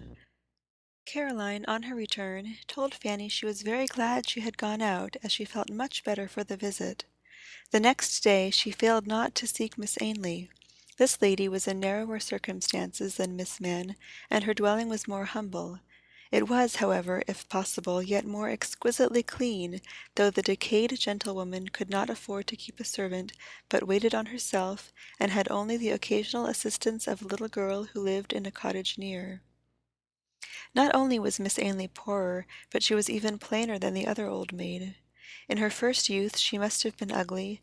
Now, at the age of 50, she was very ugly. At first sight, all but peculiarly well-disciplined minds were apt to turn from her with an annoyance, to conceive against her a prejudice simply on the ground of her unattractive look. Then she was prim in dress and manner. She looked, spoke, and moved the complete old maid. Her welcome to Caroline was formal, even in its kindness, for it was kind, but Miss Helstone excused this. She knew something of the benevolence of the heart which beat under that starched kerchief. All the neighborhood, at least all the female neighborhood, knew something of it. No one spoke against Miss Ainley except lively young gentlemen, and inconsiderate old ones, who declared her hideous. Caroline was soon at home in that tiny parlor. A kind hand took from her her shawl and bonnet, and installed her in the most comfortable seat near the fire. The young and the antiquated woman were presently deep in kindly conversation, and soon Caroline became aware of the power a most serene, unselfish, and benignant mind could exercise over those to whom it was developed. She talked never of herself, always of others. Their faults she passed over, her theme was their wants, which she sought to supply, their sufferings, which she longed to alleviate. She was religious, a professor of religion, what some would call a saint, and she referred to religion often in sanctioned phrase, in phrase which those who possess a perception of the ridiculous, without owning the power of exactly testing and truly judging character, would certainly have esteemed a proper subject for satire, a matter for mimicry and laughter. They would have been hugely mistaken for their pains. Sincerity is never ludicrous, it is always respectable. Whether truth, be it religious or moral truth, speak eloquently and in well-chosen language or not, its voice should be heard with reverence. Let those who cannot nicely and with certainty discern the difference between the tones of hypocrisy and those of sincerity never presume to laugh at all, lest they should have the miserable misfortune to laugh in the wrong place, and commit impiety when they think they are achieving wit. Not from Miss Ainley's own lips did Caroline hear of her good works, but she knew much of them nevertheless. Her beneficence was the familiar topic of the poor in Briarfield. They were not works of almsgiving, the old maid was too poor to give much, though she straitened herself to privation that she might contribute her mite when needful. They were the works of a sister of charity, far more difficult to perform than those of a Lady Bountiful. She would watch by any sick bed, she seemed to fear no disease, she would nurse the poorest whom none else would nurse, she was serene, humble, kind, and equable through everything. For this goodness she got but little reward in this life. Many of the poor became so accustomed to her services that they hardly thanked her for them. The rich heard them mentioned with wonder, but were silent, from a sense of shame at the difference between her sacrifices and their own. Many ladies, however, respected her deeply. They could not help it. One gentleman, only one, gave her his friendship and perfect confidence. This was Mr. Hall, the vicar of Nunneley. He said, and said truly, that her life came nearer the life of Christ than that of any other human being he had ever met with. You must not think, reader, that in sketching Miss Ainley's character I depict a figment of imagination. No, we seek the originals of such portraits in real life only. Miss Helstone studied well the mind and heart now revealed to her. She found no high intellect to admire, the old maid was merely sensible, but she discovered so much goodness, so much usefulness, so much mildness, patience, truth, that she bent her own mind before Miss Ainley's in reverence. What was her love of nature? What was her sense of beauty? What were her more varied and fervent emotions? What was her deeper power of thought? What her wider capacity to comprehend, compared to the practical excellence of this good woman? Momently they seemed only beautiful forms of selfish delight. Mentally she trod them under foot. It is true, she still felt with pain that the life which made Miss Ainley happy could not make her happy.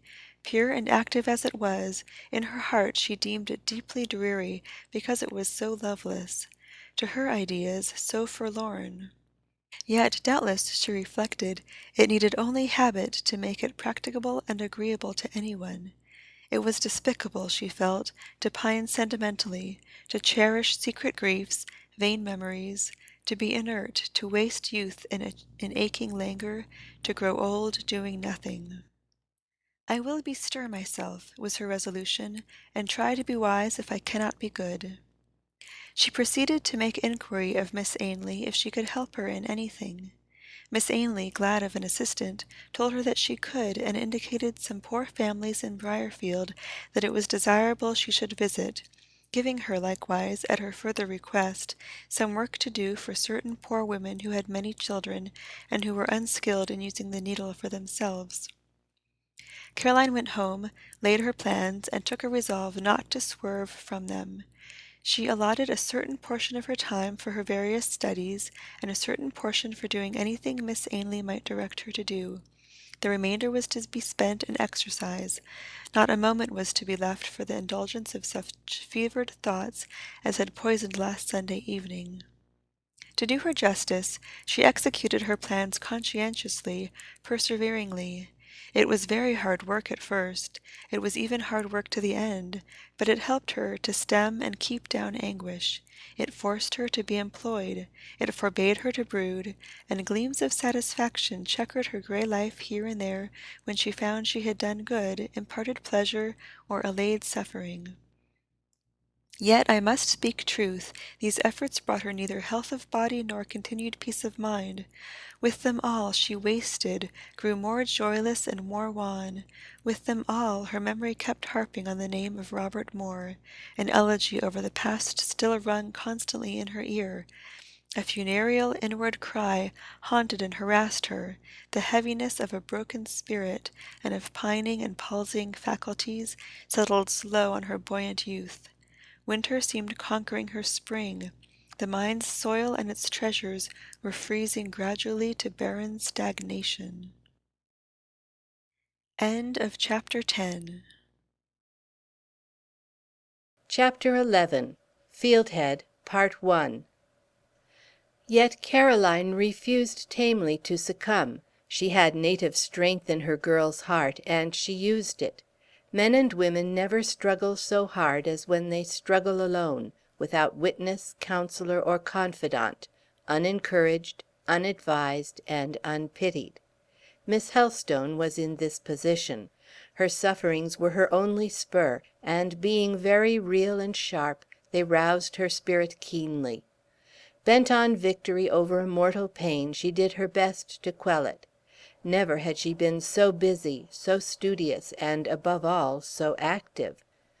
She took walks in all weathers, long walks in solitary directions. Day by day she came back in the evening, pale and wearied looking, yet seemingly not fatigued, for still, as soon as she had thrown off her bonnet and shawl, she would, instead of resting, begin to pace her apartment. Sometimes she would not sit down till she was literally faint. She said she did this to tire herself well, that she might sleep soundly at night. But if that was her aim, it was unattained, for at night, when others slumbered, she was tossing on her pillow, or sitting at the foot of her couch in the darkness, forgetful apparently of the necessity of seeking repose. Often, unhappy girl, she was crying in a sort of intolerable despair, which, when it rushed over her, smote down her strength, and reduced her to childlike helplessness. When thus prostrate, temptations besieged her. Weak suggestions whispered in her weary heart to write to Robert, and say that she was unhappy because she was forbidden to see him and Hortense, and that she feared he would withdraw his friendship, not love, from her, and forget her entirely, and begging him to remember her and sometimes to write to her. One or two such letters she actually indited, but she never sent them. Shame and good sense forbade. At last the life she led reached the point when it seemed she could bear it no longer, that she must seek and find a change somehow, or her heart and head would fail under the pressure which strained them. She longed to leave Briarfield, to go to some very distant place.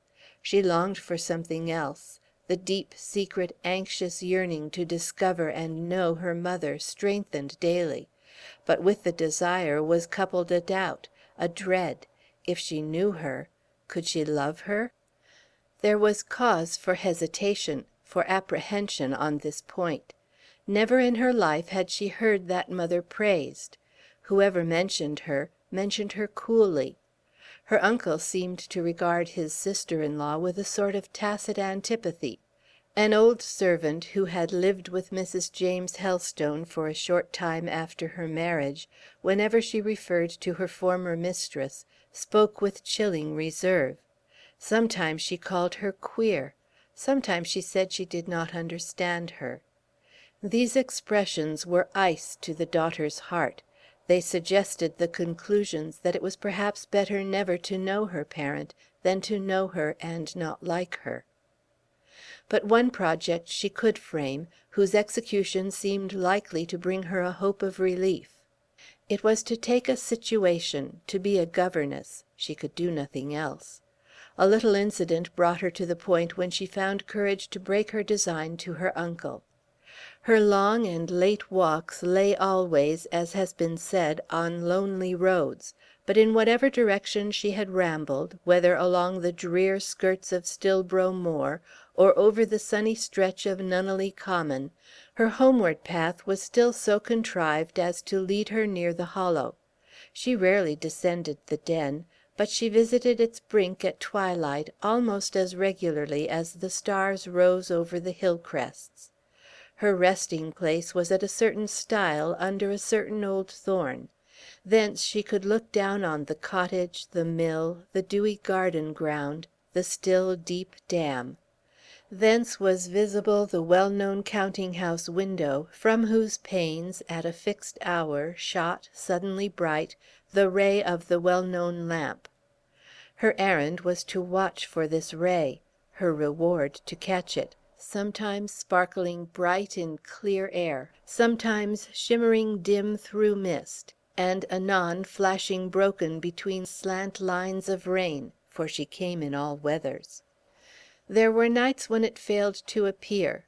She knew then that Robert was from home, and went away doubly sad, whereas its kindling rendered her elate, as though she saw in it the promise of some indefinite hope. If, while she gazed, a shadow bent between the light and lattice, her heart leaped. That eclipse was Robert. She had seen him. She would return home comforted, carrying in her mind a clearer vision of his aspect, a distincter recollection of his voice, his smile, his hearing; and, blent with these impressions, was often a sweet persuasion that if she could get near him, his heart might welcome her presence yet, that at this moment he might be willing to extend his hand and draw her to him, and shelter her at his side as he used to do. That night, though she might weep as usual, she would fancy her tears less scalding, the pillow they watered seemed a little softer, the temples pressed to that pillow ached less.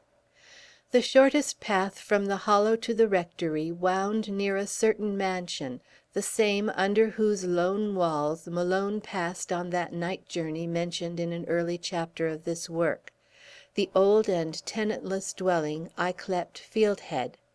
Tenantless by the proprietor it had been for 10 years, but it was no ruin.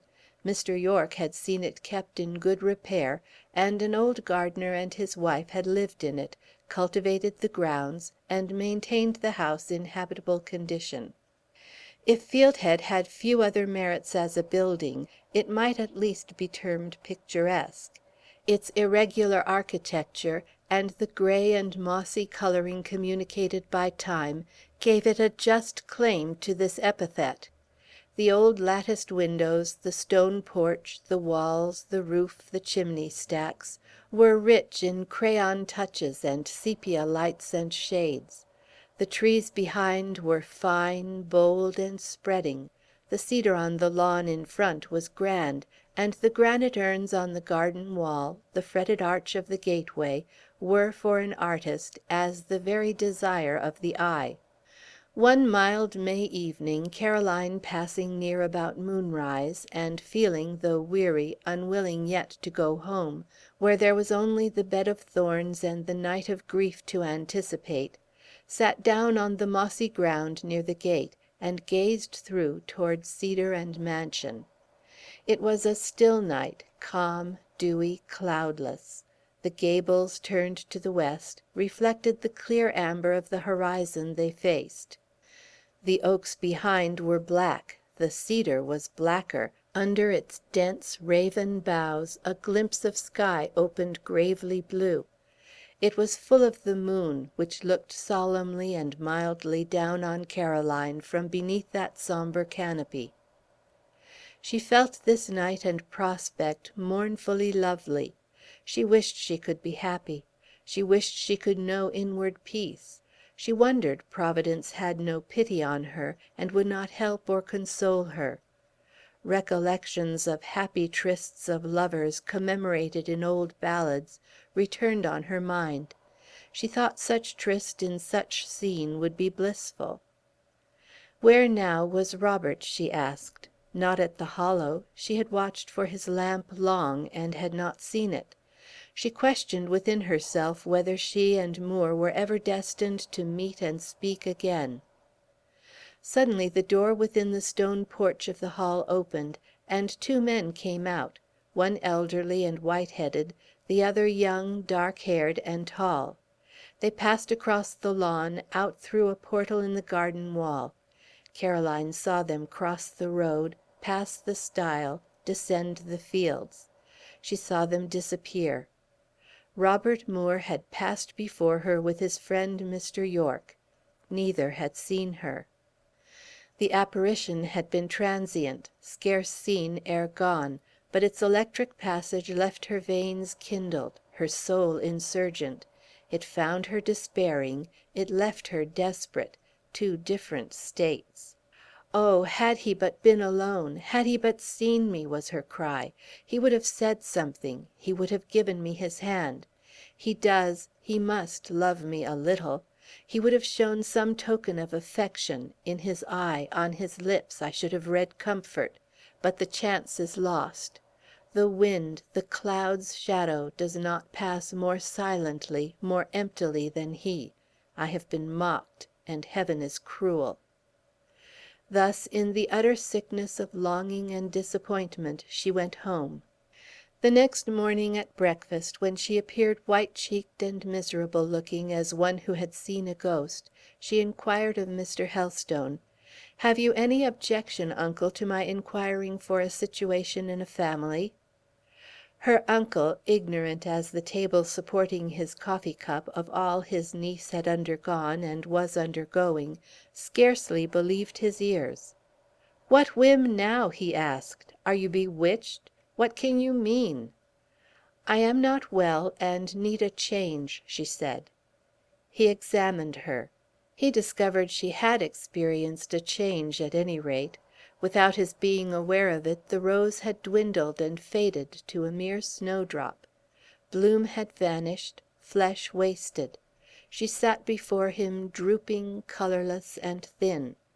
But for the soft expression of her brown eyes, the delicate lines of her features, and the flowing abundance of her hair, she would no longer have possessed a claim to the epithet pretty. "What on earth is the matter with you?" he asked. "What is wrong? How are you ailing?" No answer, only the brown eyes filled, the faintly tinted lips trembled. "Look out for a situation, indeed! For what situation are you fit? What have you been doing with yourself? You are not well." "I should be well if I went from home." "These women are incomprehensible. They have the strangest knack of startling you with unpleasant surprises. To-day you see them bouncing, buxom, red as cherries and round as apples.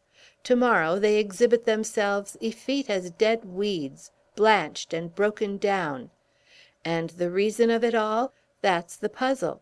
She has her meals, her liberty, a good house to live in, and good clothes to wear, as usual. A while since, that sufficed to keep her handsome and cheery, and there she sits now, a poor little pale, puling chit enough. Provoking! Then comes the question, what is to be done? I suppose I must send for advice. Will you have a doctor, child?" "No, uncle, I don't want one. A doctor could do me no good. I merely want change of air and scene." "Well, if that be the caprice, it shall be gratified. You shall go to a watering place. I don't mind the expense. Fanny shall accompany you." "But, uncle, some day I must do something for myself. I have no fortune. I had better begin now. While I live, you shall not turn out as a governess, Caroline. I will not have it said that my niece is a governess. But the later in life one makes a change of that sort, uncle, the more difficult and painful it is. I should wish to get accustomed to the yoke before any habits of ease and independence are formed. I beg you will not harass me, Caroline. I mean to provide for you. I have always meant to provide for you. I will purchase an annuity. Bless me, I am but 55. My health and constitution are excellent. There is plenty of time to save and take measures. Don't make yourself anxious respecting the future. Is that what frets you?" "No, uncle, but I long for a change." He laughed. "There speaks the woman," cried he, "the very woman. A change! A change! Always fantastical and whimsical. Well, it's in her sex." "But it is not fantasy and whim, uncle." "What is it, then?" "Necessity, I think. I feel weaker than formerly. I believe I should have more to do." "Admirable! She feels weak, and therefore she should be set to hard labor.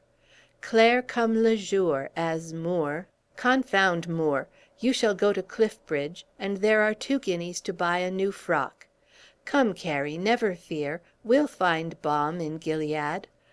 "Uncle, I wish you were less generous and more—" "More what?" Sympathizing was the word on Caroline's lips, but it was not uttered. She checked herself in time. Her uncle would indeed have laughed if that namby-pamby word had escaped her. Finding her silent, he said, "The fact is, you don't know precisely what you want." "Only to be a governess." "Pooh! Mere nonsense! I'll not hear of governessing. Don't mention it again. It is rather too feminine a fancy. I have finished breakfast. Ring the bell. Put all crotchets out of your head, and run away and amuse yourself." "What with, my doll?" asked Caroline to herself as she quitted the room. A week or 2 passed. Her bodily and mental health neither grew worse nor better. She was now precisely in that state when, if her constitution had contained the seeds of consumption, decline, or slow fever, those diseases would have been rapidly developed, and would soon have carried her quietly from the world. People never die of love or grief alone, though some die of inherent maladies which the tortures of those passions prematurely force into destructive action. The sound by nature undergo these tortures, and are racked, shaken, shattered. Their beauty and bloom perish, but life remains untouched. They are brought to a certain point of dilapidation. They are reduced to pallor, debility, and emaciation.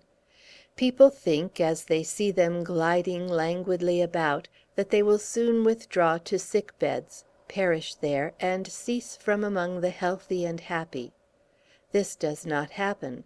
They live on, and though they cannot regain youth and gaiety, they may regain strength and serenity. The blossom which the March wind nips but fails to sweep away may survive to hang a withered apple on the tree late into autumn. Having braved the last frosts of spring, it may also brave the first of winter. Every one noticed the change in Miss Helstone's appearance, and most people said she was going to die. She never thought so herself. She felt in no dying case. She had neither pain nor sickness. Her appetite was diminished. She knew the reason. It was because she wept so much at night. Her strength was lessened. She could account for it. Sleep was coy and hard to be won. Dreams were distressing and baleful.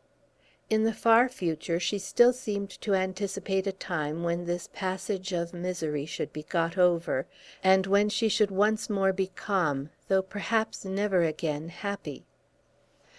Meanwhile her uncle urged her to visit, to comply with the frequent invitations of their acquaintance. This she evaded doing. She could not be cheerful in company. She felt she was observed there with more curiosity than sympathy. Old ladies were always offering her their advice, recommending this or that nostrum. Young ladies looked at her in a way she understood, and from which she shrank. Their eyes said they knew she had been disappointed, as custom phrases it, by whom they were not certain. Commonplace young ladies can be quite as hard as commonplace young gentlemen, quite as worldly and selfish. Those who suffer should always avoid them. Grief and calamity they despise. They seem to regard them as the judgments of God on the lowly. With them, to love is merely to contrive a scheme for achieving a good match. To be disappointed is to have their scheme seen through and frustrated. They think the feelings and projects of others on the subject of love similar to their own, and judge them accordingly. All this Caroline knew, partly by instinct, partly by observation. She regulated her conduct by her knowledge, keeping her pale face and wasted figure as much out of sight as she could. Living thus in complete seclusion, she ceased to receive intelligence of the little transactions of the neighborhood. One morning her uncle came into the parlor, where she sat endeavoring to find some pleasure in painting a little group of wild flowers gathered under a hedge at the top of the hollow fields, and said to her in his abrupt manner, "Come, child, you are always stooping over palette or book or sampler. Leave that tinting work. By the by, do you put your pencil to your lips when you paint?" "Sometimes, uncle, when I forget." "Then it is that which is poisoning you. The paints are deleterious, child. There is white lead, and red lead, and verdigris, and gamboge, and 20 other poisons in those color cakes. Lock them up! Lock them up! Get your bonnet on. I want you to make a call with me." "With you, uncle?" This question was asked in a tone of surprise. She was not accustomed to make calls with her uncle. She never rode or walked out with him on any occasion. "Quick, quick! I am always busy, you know. I have no time to lose." She hurriedly gathered up her materials, asking, meantime, where they were going. "To Fieldhead." "Fieldhead? What, to see old James Booth, the gardener? Is he ill?" "We are going to see Miss Shirley Keeldar." "Miss Keeldar! Is she come to Yorkshire? Is she at Fieldhead?" "She is. She has been there a week. I met her at a party last night, that party to which you would not go. I was pleased with her. I choose that you shall make her acquaintance. It will do you good." "She is now come of age, I suppose?" "She is come of age, and will reside for a time on her property. I lectured her on the subject. I showed her her duty. She is not intractable. She is rather a fine girl. She will teach you what it is to have a sprightly spirit. Nothing lackadaisical about her." "I don't think she will want to see me, or to have me introduced to her. What good can I do her? How can I amuse her?" "Pshaw! Put your bonnet on." "Is she proud, uncle?" "Don't know. You hardly imagine she would show her pride to me, I suppose. A chit like that would scarcely presume to give herself airs with the rector of her parish, however rich she might be." "No, but how did she behave to other people?" "Didn't observe. She holds her head high, and probably can be saucy enough where she dare. She wouldn't be a woman otherwise. There, away now for your bonnet at once." Not naturally very confident, a failure of physical strength and a depression of spirits had not tended to increase Caroline's presence of mind and ease of manner, or to give her additional courage to face strangers, and she quailed, in spite of self-remonstrance, as she and her uncle walked up the broad paved approach, leading from the gateway of Fieldhead to its porch. She followed Mr. Helstone reluctantly through that porch, into the sombre old vestibule beyond. End of Chapter 11, Part 1. Chapter 11, Fieldhead, Part 2. Very sombre it was, long, vast, and dark. One latticed window lit it but dimly. The wide old chimney contained now no fire, for the present warm weather needed it not. It was filled instead with willow boughs. The gallery on high, opposite the entrance, was seen but in outline, so shadowy became this hall towards its ceiling. Carved stags' heads, with real antlers, looked down grotesquely from the walls. This was neither a grand nor a comfortable house. Within as without it was antique, rambling, and incommodious. A property of 1,000 a year belonged to it, which property had descended, for lack of male heirs, on a female.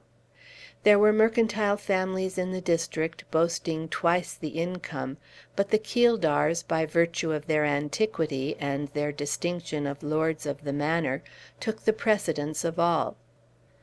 Mr. and Miss Helstone were ushered into a parlor. Of course, as was to be expected in such a Gothic old barrack, this parlor was lined with oak. Fine, dark, glossy panels compassed the walls gloomily and grandly. Very handsome, reader, these shining brown panels are, very mellow in coloring and tasteful in effect. But, if you know what a spring clean is, very execrable and inhuman.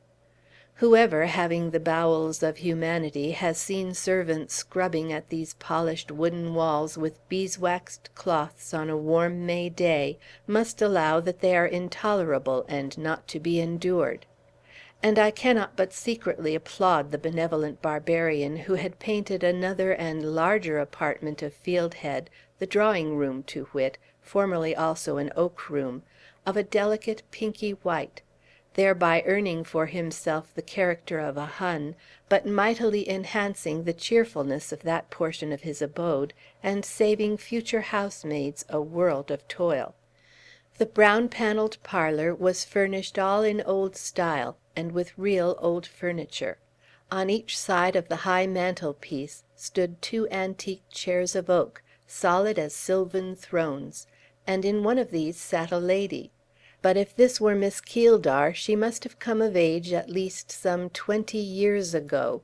She was of matronly form, and though she wore no cap, and possessed hair of quite an undimmed auburn shading, small and naturally young-looking features, she had no youthful aspect, nor apparently the wish to assume it. You could have wished her attire of a newer fashion. In a well-cut, well-made gown, hers would have been no uncomely presence. It puzzled you to guess why a garment of handsome materials should be arranged in such scanty folds, and devised after such an obsolete mode. You felt disposed to set down the wearer as somewhat eccentric at once. This lady received the visitors with a mixture of ceremony and diffidence quite English. No middle-aged matron, who was not an Englishwoman, could evince precisely the same manner, a manner so uncertain of herself, of her own merits, of her power to please, and yet so anxious to be proper, and, if possible, rather agreeable than otherwise. In the present instance, however, more embarrassment was shown than is usual even with diffident Englishwomen. Miss Helstone felt this, sympathized with the stranger, and, knowing by experience what was good for the timid, took a seat quietly near her, and began to talk to her with a gentle ease, communicated for the moment by the presence of one less self-possessed than herself. She and this lady would, if alone, have at once got on extremely well together. The lady had the clearest voice imaginable, infinitely softer and more tuneful than could have been reasonably expected from 40 years, and a form decidedly inclined to embonpoint. This voice Caroline liked. It atoned for the formal, if correct, accent and language. The lady would soon have discovered she liked it and her, and in 10 minutes they would have been friends. But Mr. Helstone stood on the rug looking at them both, looking especially at the strange lady with his sarcastic keen eye, that clearly expressed impatience of her chilly ceremony, and annoyance at her want of aplomb. His hard gaze and rasping voice discomfited the lady more and more. She tried, however, to get up little speeches about the weather, the aspect of the country, etc., but the impracticable Mr. Helstone presently found himself somewhat deaf. Whatever she said he affected not to hear distinctly, and she was obliged to go over each elaborately constructed nothing twice. The effort soon became too much for her. She was just rising in a perplexed flutter, nervously murmuring that she knew not what detained Miss Keeldar, that she would go and look for her, when Miss Keeldar saved her the trouble by appearing. It was to be presumed, at least, that she who now came in through a glass door from the garden owned that name. There is real grace in ease of manner, and so old Helstone felt when an erect, slight girl walked up to him, retaining with her left hand her little silk apron full of flowers, and giving him her right hand, said pleasantly, "I knew you would come to see me, though you do think Mr. Yorke has made me a Jacobin. Good morning." "But we'll not have you a Jacobin," returned he.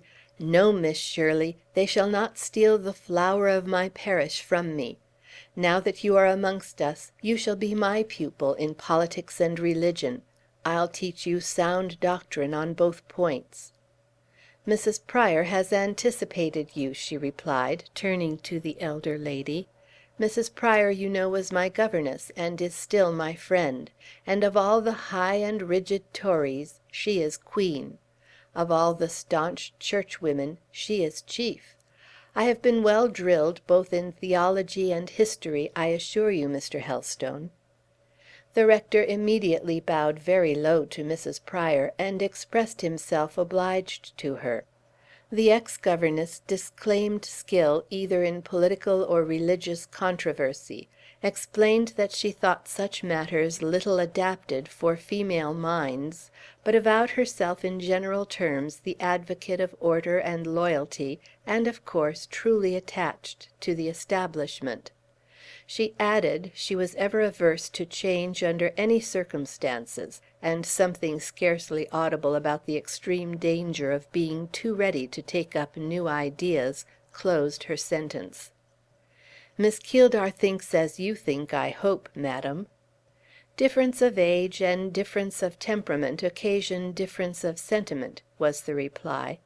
"It can scarcely be expected that the eager and young should hold the opinions of the cool and middle-aged."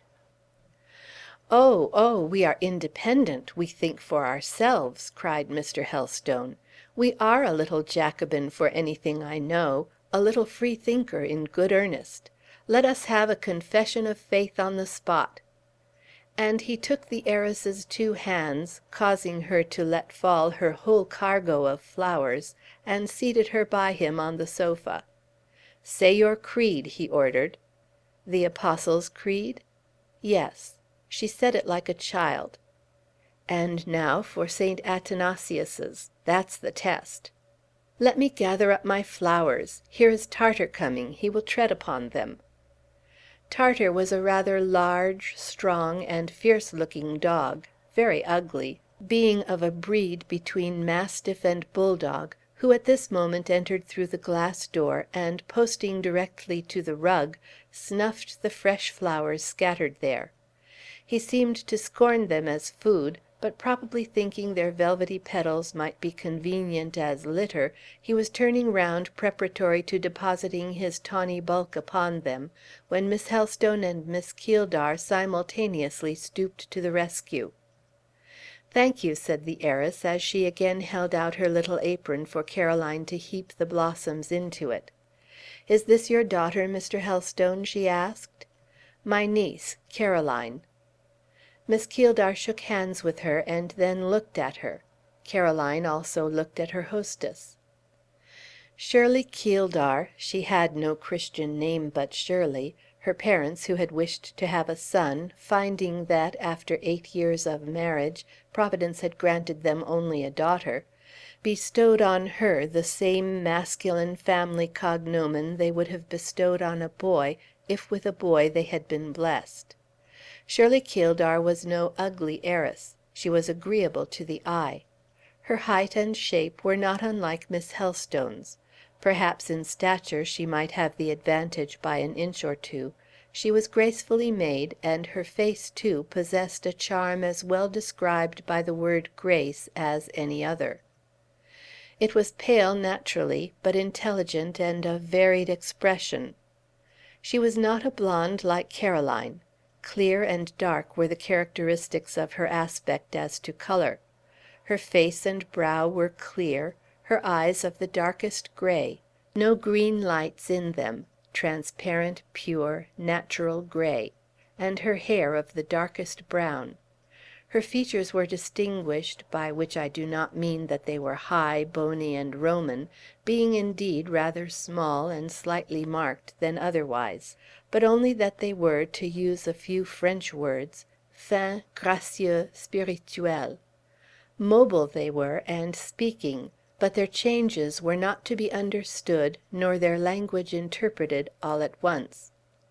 She examined Caroline seriously, inclining her head a little to one side, with a thoughtful air. "You see she is only a feeble chick," observed Mr. Helstone.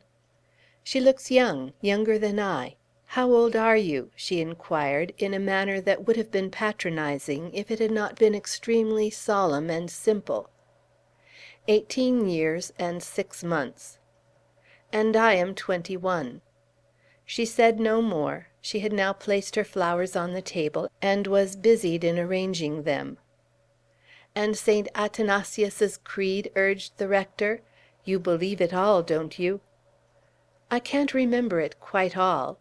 I will give you a nosegay, Mr. Helstone, when I have given your niece one." She had selected a little bouquet of one brilliant and 2 or 3 delicate flowers, relieved by a spray of dark verdure. She tied it with silk from her workbox, and placed it on Caroline's lap. And then she put her hands behind her, and stood bending slightly towards her guest, still regarding her, in the attitude and with something of the aspect of a grave but gallant little cavalier.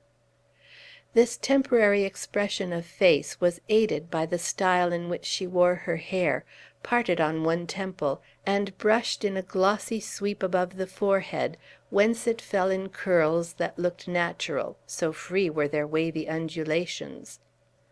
"Are you tired with your walk?" she inquired. "No, not in the least. It is but a short distance, but a mile." "You look pale. Is she always so pale?" she asked, turning to the rector. "She used to be as rosy as the reddest of your flowers." "Why is she altered? What has made her pale? Has she been ill?" "She tells me she wants a change." "She ought to have one. You ought to give her one. You should send her to the sea-coast." "I will, ere summer is over. Meantime, I intend her to make acquaintance with you, if you have no objection." "I am sure Miss Keeldar will have no objection here," observed Mrs. Prior. "I think I may take it upon me to say that Miss Helstone's frequent presence at Fieldhead will be esteemed a favor." "You speak my sentiments precisely, ma'am," said Shirley, "and I thank you for anticipating me. Let me tell you," she continued, turning to Caroline, "that you also ought to thank my governess. It is not every one she would welcome as she has welcomed you. You are distinguished more than you think. This morning, as soon as you are gone, I shall ask Mrs. Prior's opinion of you. I am apt to rely on her judgment of character, for hitherto I have found it wondrous accurate.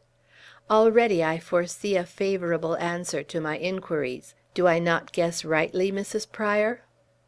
"My dear, you said but now you would ask my opinion when Miss Helstone was gone. I am scarcely likely to give it in her presence." "No, and perhaps it will be long enough before I obtain it. I am sometimes sadly tantalized, Mr. Helstone, by Mrs. Prior's extreme caution. Her judgments ought to be correct when they come, for they are often as tardy of delivery as a Lord Chancellor's. On some people's characters I cannot get her to pronounce sentence, and treat as I may." Mrs. Prior here smiled.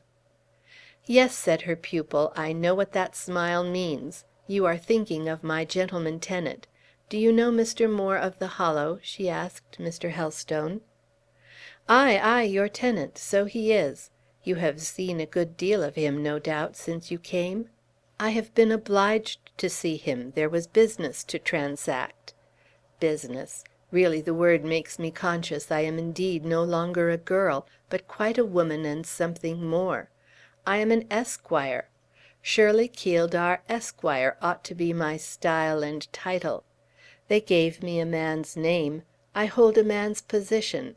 It is enough to inspire me with a touch of manhood, and when I see such people as that stately Anglo-Belgian, that Gerard Moore, before me, gravely talking to me of business, really I feel quite gentlemanlike. You must choose me for your churchwarden, Mr. Helstone, the next time you elect new ones. They ought to make me a magistrate and a captain of yeomanry. Tony Lumpkin's mother was a colonel, and his aunt a justice of the peace. Why shouldn't I be? With all my heart. If you choose to get up a requisition on the subject, I promise to head the list of signatures with my name. But you were speaking of Mr. Moore. Ah, yes, I find it a little difficult to understand Mr. Moore, to know what to think of him, whether to like him or not. He seems a tenant of whom any proprietor might be proud, and proud of him I am, in that sense. But as a neighbor, what is he?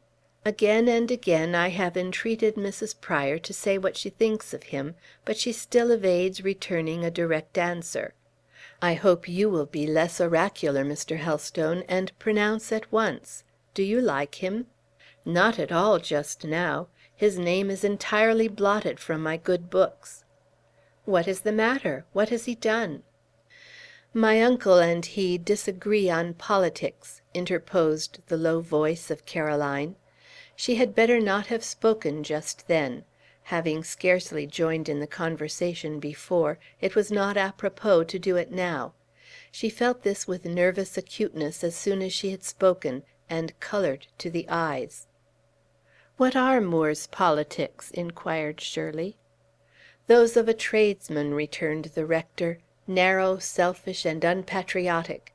The man is eternally writing and speaking against the continuance of the war. I have no patience with him. The war hurts his trade. I remember he remarked that only yesterday. But what other objection have you to him? That is enough." "He looks the gentleman, in my sense of the term," pursued Shirley, "and it pleases me to think he is such."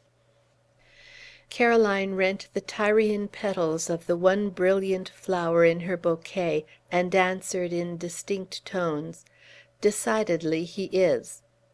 Shirley, hearing this courageous affirmation, flashed an arch, searching glance at the speaker from her deep, expressive eyes. "You are his friend, at any rate," she said. "You defend him in his absence." "I am both his friend and his relative," was the prompt reply. "Robert Moore is my cousin." "Oh, then, you can tell me all about him. Just give me a sketch of his character." Insuperable embarrassment seized Caroline when this demand was made. She could not and did not attempt to comply with it. Her silence was immediately covered by Mrs. Prior, who proceeded to address sundry questions to Mr. Helstone regarding a family or two in the neighborhood, with whose connections in the South she said she was acquainted. Shirley soon withdrew her gaze from Miss Helstone's face. She did not renew her interrogations, but returning to her flowers, proceeded to choose a nosegay for the rector. She presented it to him as he took leave, and received the homage of a salute on the hand in return. "Be sure you wear it for my sake," said she. "Next my heart, of course," responded Helstone. "Mrs. Prior, take care of this future magistrate, this churchwarden in perspective, this captain of yeomanry, this young squire of Briarfield. In a word, don't let him exert himself too much. Don't let him break his neck in hunting. Especially let him mind how he rides down that dangerous hill near the hollow." "I like a descent," said Shirley. "I like to clear it rapidly, and especially I like that romantic hollow with all my heart." "Romantic? With a mill in it?" "Romantic, with a mill in it. The old mill and the white cottage are each admirable in its way." "And the counting house, Mr. Keeldar?" The counting-house is better than my bloom-coloured drawing-room. I adore the counting-house." "And the trade? The cloth, the greasy wool, the polluting dyeing-vats?" "The trade is to be thoroughly respected." "And the tradesman is a hero. Good." "I am glad to hear you say so. I thought the tradesman looked heroic." Mischief, spirit, and glee sparkled all over her face as she thus bandied words with the old Cossack, who almost equally enjoyed the tilt. "Captain Keeldar, you have no mercantile blood in your veins. Why are you so fond of trade?" "Because I am a mill owner, of course. Half my income comes from the works in that hollow." "Don't enter into partnership, that's all." "You've put it into my head! You've put it into my head!" she exclaimed, with a joyous laugh. "It will never get out. Thank you." And waving her hand, white as a lily and fine as a fairy's, she vanished within the porch, while the rector and his niece passed out through the arched gateway.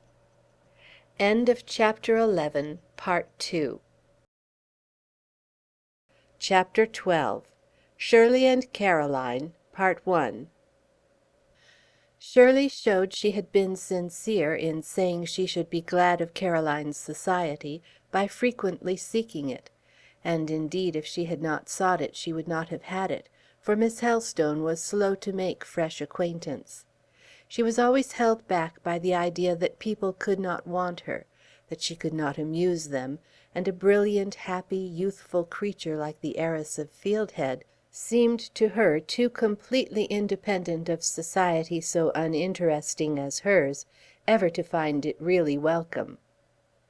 Shirley might be brilliant and probably happy likewise, but no one is independent of genial society, and though in about a month she had made the acquaintance of most of the families round, and was on quite free and easy terms with all the Mrs. Sykes, and all the Mrs. Pearson, and the too superlative Mrs. Wynn of Walden Hall, yet it appeared she found none amongst them very genial. She fraternized with none of them, to use her own words. If she had had the bliss to be really Shirley Keeldar, Esquire, Lord of the Manor of Briarfield, there was not a single fair one in this and the two neighbouring parishes whom she should have felt disposed to request to become Mrs. Keeldar, Lady of the Manor. This declaration she made to Mrs. Prior, who received it very quietly, as she did most of her pupils' off-hand speeches, responding, "My dear, do not allow that habit of alluding to yourself as a gentleman to be confirmed. It is a strange one. Those who do not know you, hearing you speak thus, would think you affected masculine manners." Shirley never laughed at her former governess. Even the little formalities and harmless peculiarities of that lady were respectable in her eyes. Had it been otherwise, she would have proved herself a weak character at once, for it is only the weak who make a butt of quiet worth. Therefore she took her remonstrance in silence. She stood quietly near the window, looking at the grand cedar on her lawn, watching a bird on one of its lower boughs. Presently she began to chirrup to the bird. Soon her chirrup grew clearer. Ere long she was whistling. The whistle struck into a tune, and very sweetly and deftly it was executed. "My dear!" expostulated Mrs. Prior. "Was I whistling?" said Shirley. "I forgot. I beg your pardon, ma'am. I had resolved to take care not to whistle before you." "But, Miss Keeldar, where did you learn to whistle? You must have got the habit since you came down into Yorkshire. I never knew you guilty of it before." "Oh, I learned to whistle a long while ago." "Who taught you?" "No one. I took it up by listening, and I had laid it down again. But lately, yesterday evening, as I was coming up our lane, I heard a gentleman whistling that very tune in the field on the other side of the hedge, and that reminded me." "What gentleman was it?" "We have only one gentleman in this region, ma'am, and that is Mr. Moore. At least he is the only gentleman who is not grey-haired. My two venerable favourites, Mr. Helstone and Mr. Yorke, it is true, are fine old beaux, infinitely better than any of the stupid young ones." Mrs. Pryor was silent. "You do not like Mr. Helstone, ma'am?" "My dear, Mr. Helstone's office secures him from criticism." "You generally contrive to leave the room when he is announced." "Do you walk out this morning, my dear?" "Yes, I shall go to the rectory and seek and find Caroline Helstone, and make her take some exercise. She shall have a breezy walk over Nunneley Common." "If you go in that direction, my dear, have the goodness to remind Miss Helstone to wrap up well, as there is a fresh wind, and she appears to me to require care." "You shall be minutely obeyed, Mrs. Pryor. Meantime, will you not accompany us yourself?" "No, my love, I should be a restraint upon you. I am stout, and cannot walk so quickly as you would wish to do." Shirley easily persuaded Caroline to go with her, and when they were fairly out on the quiet road, traversing the extensive and solitary sweep of Nunneley Common, she as easily drew her into conversation. The first feelings of diffidence overcome, Caroline soon felt glad to talk with Miss Keeldar. The very first interchange of slight observations sufficed to give each an idea of what the other was. Shirley said she liked the green sweep of the common turf, and, better still, the heath on its ridges, for the heath reminded her of moors. She had seen moors when she was travelling on the borders near Scotland. She remembered particularly a district traversed one long afternoon on a sultry but sunless day in summer. They journeyed from noon till sunset over what seemed a boundless waste of deep heath, and nothing had they seen but wild sheep, nothing heard but the cries of wild birds. "I know how the heath would look on such a day," said Caroline. "Purple black, a deeper shade of the sky tint, and that would be livid." "Yes, quite livid, with brassy edges to the clouds, and here and there a white gleam, more ghastly than the lurid tinge, which, as you looked at it, you momentarily expected would kindle into blinding lightning." "Did it thunder?" "It muttered distant peals, but the storm did not break till evening, after we had reached our inn, that inn being an isolated house at the foot of a range of mountains." "Did you watch the clouds come down over the mountains?" "I did. I stood at the window an hour watching them. The hills seemed rolled in a sullen mist, and when the rain fell in whitening sheets, suddenly they were blotted from the prospect, they were washed from the world." "I have seen such storms in hilly districts in Yorkshire, and at their riotous climax, while the sky was all cataract, the earth all flood, I have remembered the deluge." "It is singularly reviving after such hurricanes to feel calm return, and from the opening clouds to receive the consolatory gleam, softly testifying that the sun is not quenched." "Miss Keeldar, just stand still now, and look down at Nunneley dale and wood." They both halted on the green brow of the common. They looked down on the deep valley robed in May raiment, on varied meads, some pearled with daisies, and some golden with kingcups. To-day all this young verdure smiled clear in sunlight, transparent emerald and amber gleams played over it. On Nunwood, the sole remnant of antique British forest in a region whose lowlands were once all sylvan chase, as its highlands were breast-deep heather, slept the shadow of a cloud. The distant hills were dappled, the horizon was shaded and tinted like mother of pearl, silvery blues, soft purples, evanescent greens, and rose shades, all melting into fleeces of white cloud, pure as azury snow, allured the eye as with a remote glimpse of heaven's foundations. The air blowing on the brow was fresh and sweet and bracing. "Our England is a bonny island," said Shirley, "and Yorkshire is one of her bonniest nooks." "You are a Yorkshire girl too?"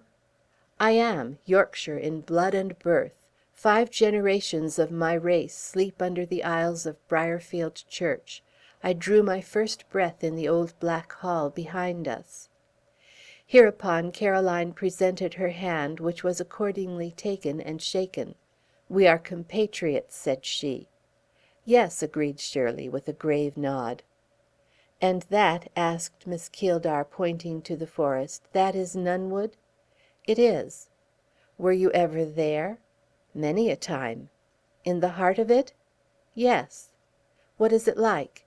"It is like an encampment of forest sons of Anak. The trees are huge and old. When you stand at their roots, the summits seem in another region. The trunks remain still and firm as pillars, while the boughs sway to every breeze. In the deepest calm their leaves are never quite hushed, and in high wind a flood rushes, a sea thunders above you." "Was it not one of Robin Hood's haunts?" "Yes, and there are mementos of him still existing. To penetrate into Nunwood, Miss Keeldar, is to go far back into the dim days of old. Can you see a break in the forest about the centre?" "Yes, distinctly." "That break is a dell, a deep hollow cup, lined with turf as green and short as the sod of this common. The very oldest of the trees, gnarled mighty oaks, crowd about the brink of this dell.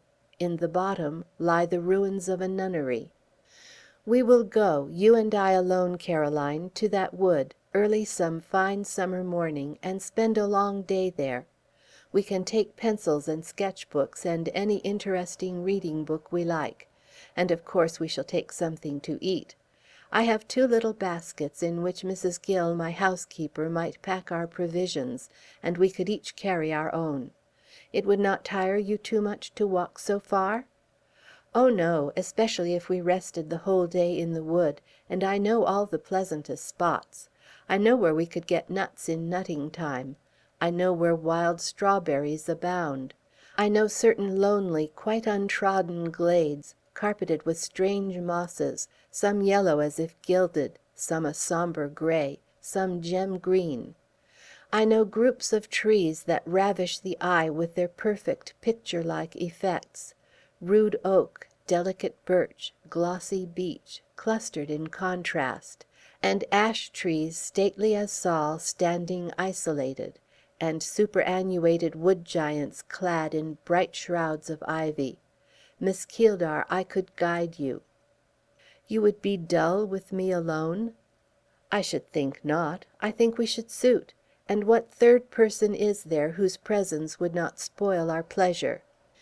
Indeed, I know of none about our own ages, no lady at least, and as to gentlemen—" "An excursion becomes quite a different thing when there are gentlemen of the party," interrupted Caroline.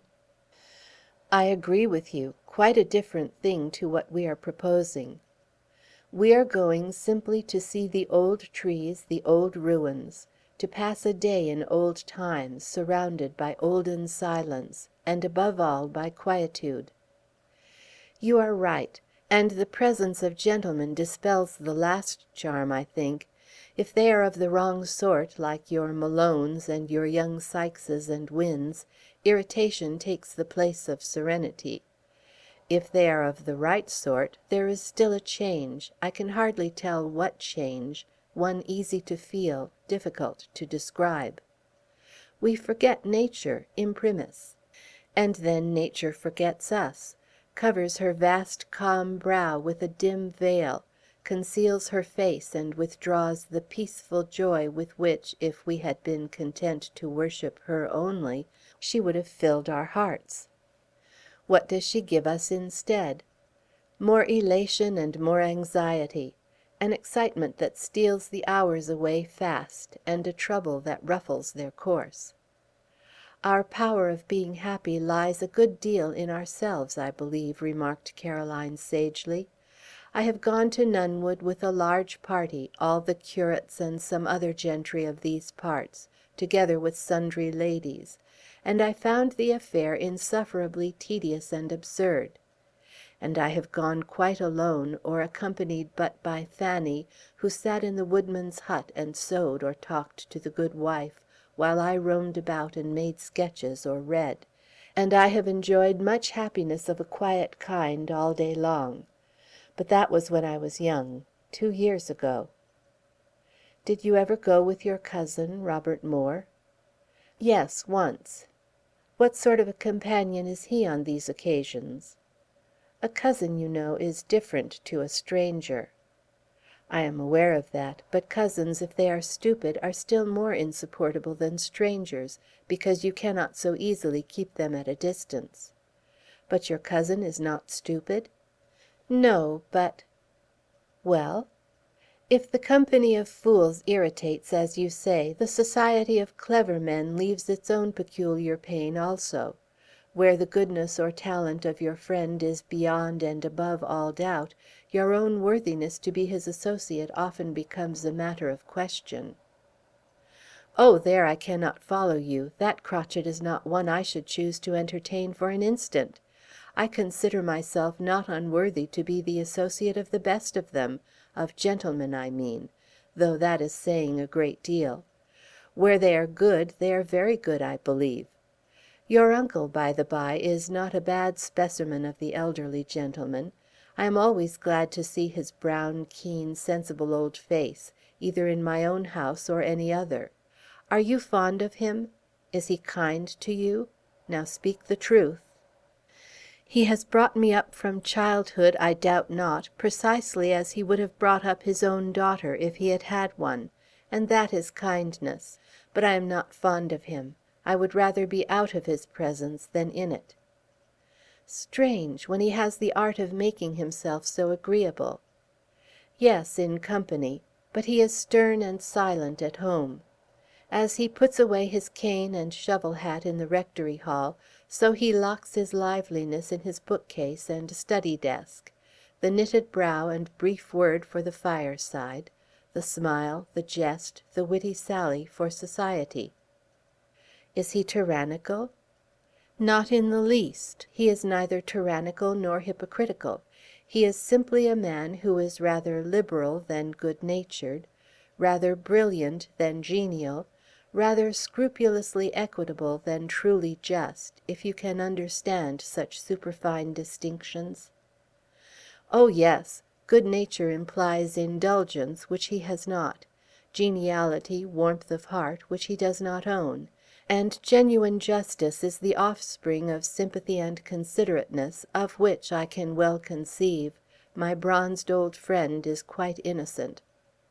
I often wonder, Shirley, whether most men resemble my uncle in their domestic relations, whether it is necessary to be new and unfamiliar to them in order to seem agreeable or estimable in their eyes, and whether it is impossible to their natures to retain a constant interest and affection for those they see every day." "I don't know. I can't clear up your doubts. I ponder over similar ones myself sometimes.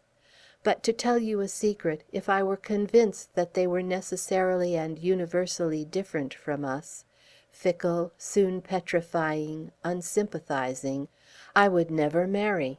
I should not like to find out that what I loved did not love me, that it was weary of me, and that whatever effort I might make to please would hereafter be worse than useless, since it was inevitably in its nature to change and become indifferent. That discovery once made, what should I long for? To go away, to remove from a presence where my society gave no pleasure." "But you could not if you were married." "No, I could not. There it is. I could never be my own mistress more. A terrible thought. It suffocates me. Nothing irks me like the idea of being a burden and a bore, an inevitable burden, a ceaseless bore. Now, when I feel my company superfluous, I can comfortably fold my independence round me like a mantle, and drop my pride like a veil, and withdraw to solitude. If married, that could not be." "I wonder we don't all make up our minds to remain single," said Caroline.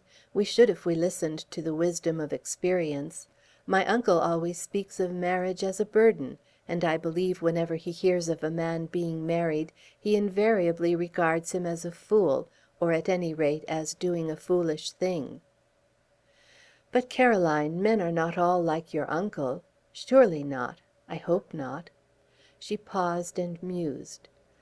"I suppose we each find an exception in the one we love till we are married," suggested Caroline. "I suppose so. And this exception we believe to be of sterling materials. We fancy it like ourselves. We imagine a sense of harmony. We think his voice gives the softest, truest promise of a heart that will never harden against us. We read in his eyes that faithful feeling, affection. I don't think we should trust to what they call passion at all, Caroline. I believe it is a mere fire of dry sticks, blazing up and vanishing. But we watch him, and see him kind to animals, to little children, to poor people. He is kind to us likewise, good, considerate. He does not flatter women, but he is patient with them, and he seems to be easy in their presence, and to find their company genial. He likes them not only for vain and selfish reasons, but as we like him, because we like him. Then we observe that he is just, that he always speaks the truth, that he is conscientious. We feel joy and peace when he comes into a room. We feel sadness and trouble when he leaves it. We know that this man has been a kind son, that he is a kind brother. Will anyone dare to tell me that he will not be a kind husband? My uncle would affirm it unhesitatingly. He will be sick of you in a month, he would say. Mrs. Pryor would seriously intimate the same. Miss Yorke and Miss Mann would darkly suggest ditto. If they are true oracles, it is good never to fall in love. Very good if you can avoid it. I choose to doubt their truth. I am afraid that proves you are already caught. Not I. But if I were, do you know what soothsayers I would consult? Let me hear. Neither man nor woman, elderly nor young, the little Irish beggar that comes barefoot to my door, the mouse that steals out of the cranny in the wainscot, the bird that in frost and snow pecks at my window for a crumb, the dog that licks my hand and sits beside my knee. Did you ever see anyone who was kind to such things? Did you ever see anyone whom such things seemed instinctively to follow, like, rely on? We have a black cat and an old dog at the rectory. I know somebody to whose knee that black cat loves to climb, against whose shoulder and cheek it likes to purr. The old dog always comes out of his kennel and wags his tail, and whines affectionately when somebody passes. And what does that somebody do? He quietly strokes the cat and lets her sit while he conveniently can, and when he must disturb her by rising, he puts her softly down, and never flings her from him roughly. He always whistles to the dog, and gives him a caress. Does he? It is not Robert. But it is Robert. Handsome fellow, said Shirley with enthusiasm. Her eyes sparkled. Is he not handsome? Has he not fine eyes and well-cut features and a clear, princely forehead? He has all that, Caroline. Bless him, he is both graceful and good. I was sure you would see that he was. When I first looked at your face, I knew you would. I was well inclined to him before I saw him. I liked him when I did see him. I admire him now. There is charm in beauty for itself, Caroline. When it is blent with goodness, there is a powerful charm. When mind is added, Shirley? Who can resist it? Remember my uncle, Mesdames Pryor, Yorke, and Mann. Remember the croaking of the frogs of Egypt. He is a noble being. I tell you, when they are good, they are lords of the creation. They are the sons of God. Molded in their Maker's image, the minutest spark of his spirit lifts them almost above mortality. Indisputably, a great, good, handsome man is the first of created things. Above us? I would scorn to contend for empire with him. I would scorn it. Shall my left hand dispute for precedence with my right? Shall my heart quarrel with my pulse? Shall my veins be jealous of the blood which fills them? Men and women, husbands and wives, quarrel horribly, Shirley. Poor things! Poor fallen, degenerate things! God made them for another lot, for other feelings. But are we men's equals, or are we not? Nothing ever charms me more than when I meet my superior, one who makes me sincerely feel that he is my superior. Did you ever meet him? I should be glad to see him any day. The higher above me, so much the better. It degrades to stoop. It is glorious to look up. What frets me is, that when I try to esteem, I am baffled. When religiously inclined, there are but false gods to adore. I disdain to be a pagan. Miss Keeldar, will you come in? We are here at the rectory gates. Not to-day, but to-morrow I shall fetch you to spend the evening with me. Caroline Helstone, if you really are what at present to me you seem, you and I will suit. I have never in my whole life been able to talk to a young lady as I have talked to you this morning. Kiss me, and good-bye. End of Chapter 12, Part 1. Chapter 12. Shirley and Caroline, Part 2. Mrs. Pryor seemed as well disposed to cultivate Caroline's acquaintance as Shirley. She, who went nowhere else, called on an early day at the rectory. She came in the afternoon, when the rector happened to be out. It was rather a close day. The heat of the weather had flushed her, and she seemed fluttered, too, by the circumstance of entering a strange house, for it appeared her habits were most retiring and secluded. When Miss Helstone went to her in the dining-room, she found her seated on the sofa, trembling, fanning herself with her handkerchief, and seeming to contend with a nervous discomposure that threatened to become hysterical. Caroline marvelled somewhat at this unusual want of self-command in a lady of her years, and also at the lack of real strength in one who appeared almost robust, for Mrs. Pryor hastened to allege the fatigue of her walk, the heat of the sun, etc., as reasons for her temporary indisposition; and still as, with more hurry than coherence, she again and again enumerated these causes of exhaustion, Caroline gently sought to relieve her by opening her shawl and removing her bonnet. Attentions of this sort Mrs. Pryor would not have accepted from every one. In general, she recoiled from touch or close approach, with a mixture of embarrassment and coldness far from flattering to those who offered her aid. To Miss Helstone's little light hand, however, she yielded tractably, and seemed soothed by its contact. In a few minutes she ceased to tremble, and grew quiet and tranquil. Her usual manner being resumed, she proceeded to talk of ordinary topics. In a miscellaneous company, Mrs. Pryor rarely opened her lips, or, if obliged to speak, she spoke under restraint, and consequently not well. In dialogue she was a good converser. Her language, always a little formal, was well chosen. Her sentiments were just. Her information was varied and correct. Caroline felt it pleasant to listen to her, more pleasant than she could have anticipated. On the wall opposite the sofa where they sat hung 3 pictures, the centre one above the mantelpiece, that of a lady, the 2 others male portraits.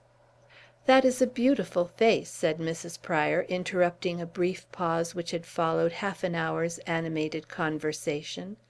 "The features may be termed perfect. No statuary's chisel could improve them. It is a portrait from the life, I presume?" "It is a portrait of Mrs. Helstone." "Of Mrs. Matthewson Helstone, of your uncle's wife?" "It is, and it is said to be a good likeness. Before her marriage she was accounted the beauty of the district." "I should say she merited the distinction. What accuracy in all the lineaments!" "It is, however, a passive face. The original could not have been what is generally termed a woman of spirit." "I believe she was a remarkably still, silent person." One would scarcely have expected, my dear, that your uncle's choice should have fallen on a partner of that description. Is he not fond of being amused by lively chat?" "In company he is, but he always says he could never do with a talking wife. He must have quiet at home. You go out to gossip, he affirms. You come home to read and reflect." "Mrs. Mathewson lived but a few years after her marriage, I think I have heard." "About 5 years." "Well, my dear," pursued Mrs. Prior, rising to go, "I trust it is understood that you will frequently come to Fieldhead. I hope you will. You must feel lonely here, having no female relative in the house. You must necessarily pass much of your time in solitude." "I am inured to it. I have grown up by myself. May I arrange your shawl for you?" Mrs. Prior submitted to be assisted. "Should you chance to require help in your studies," she said, "you may command me." Caroline expressed her sense of such kindness. "I hope to have frequent conversations with you. I should wish to be of use to you." Again Miss Helstone returned thanks. She thought what a kind heart was hidden under her visitor's seeming chilliness.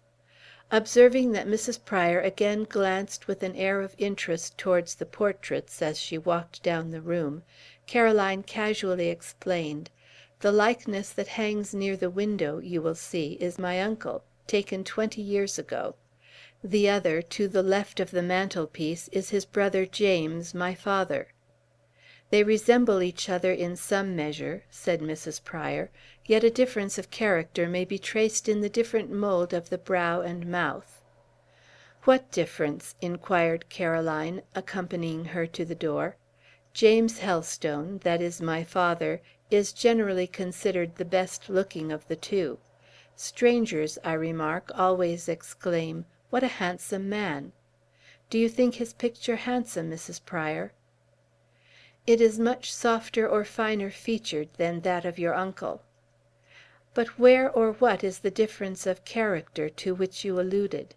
Tell me. I wish to see if you guess right."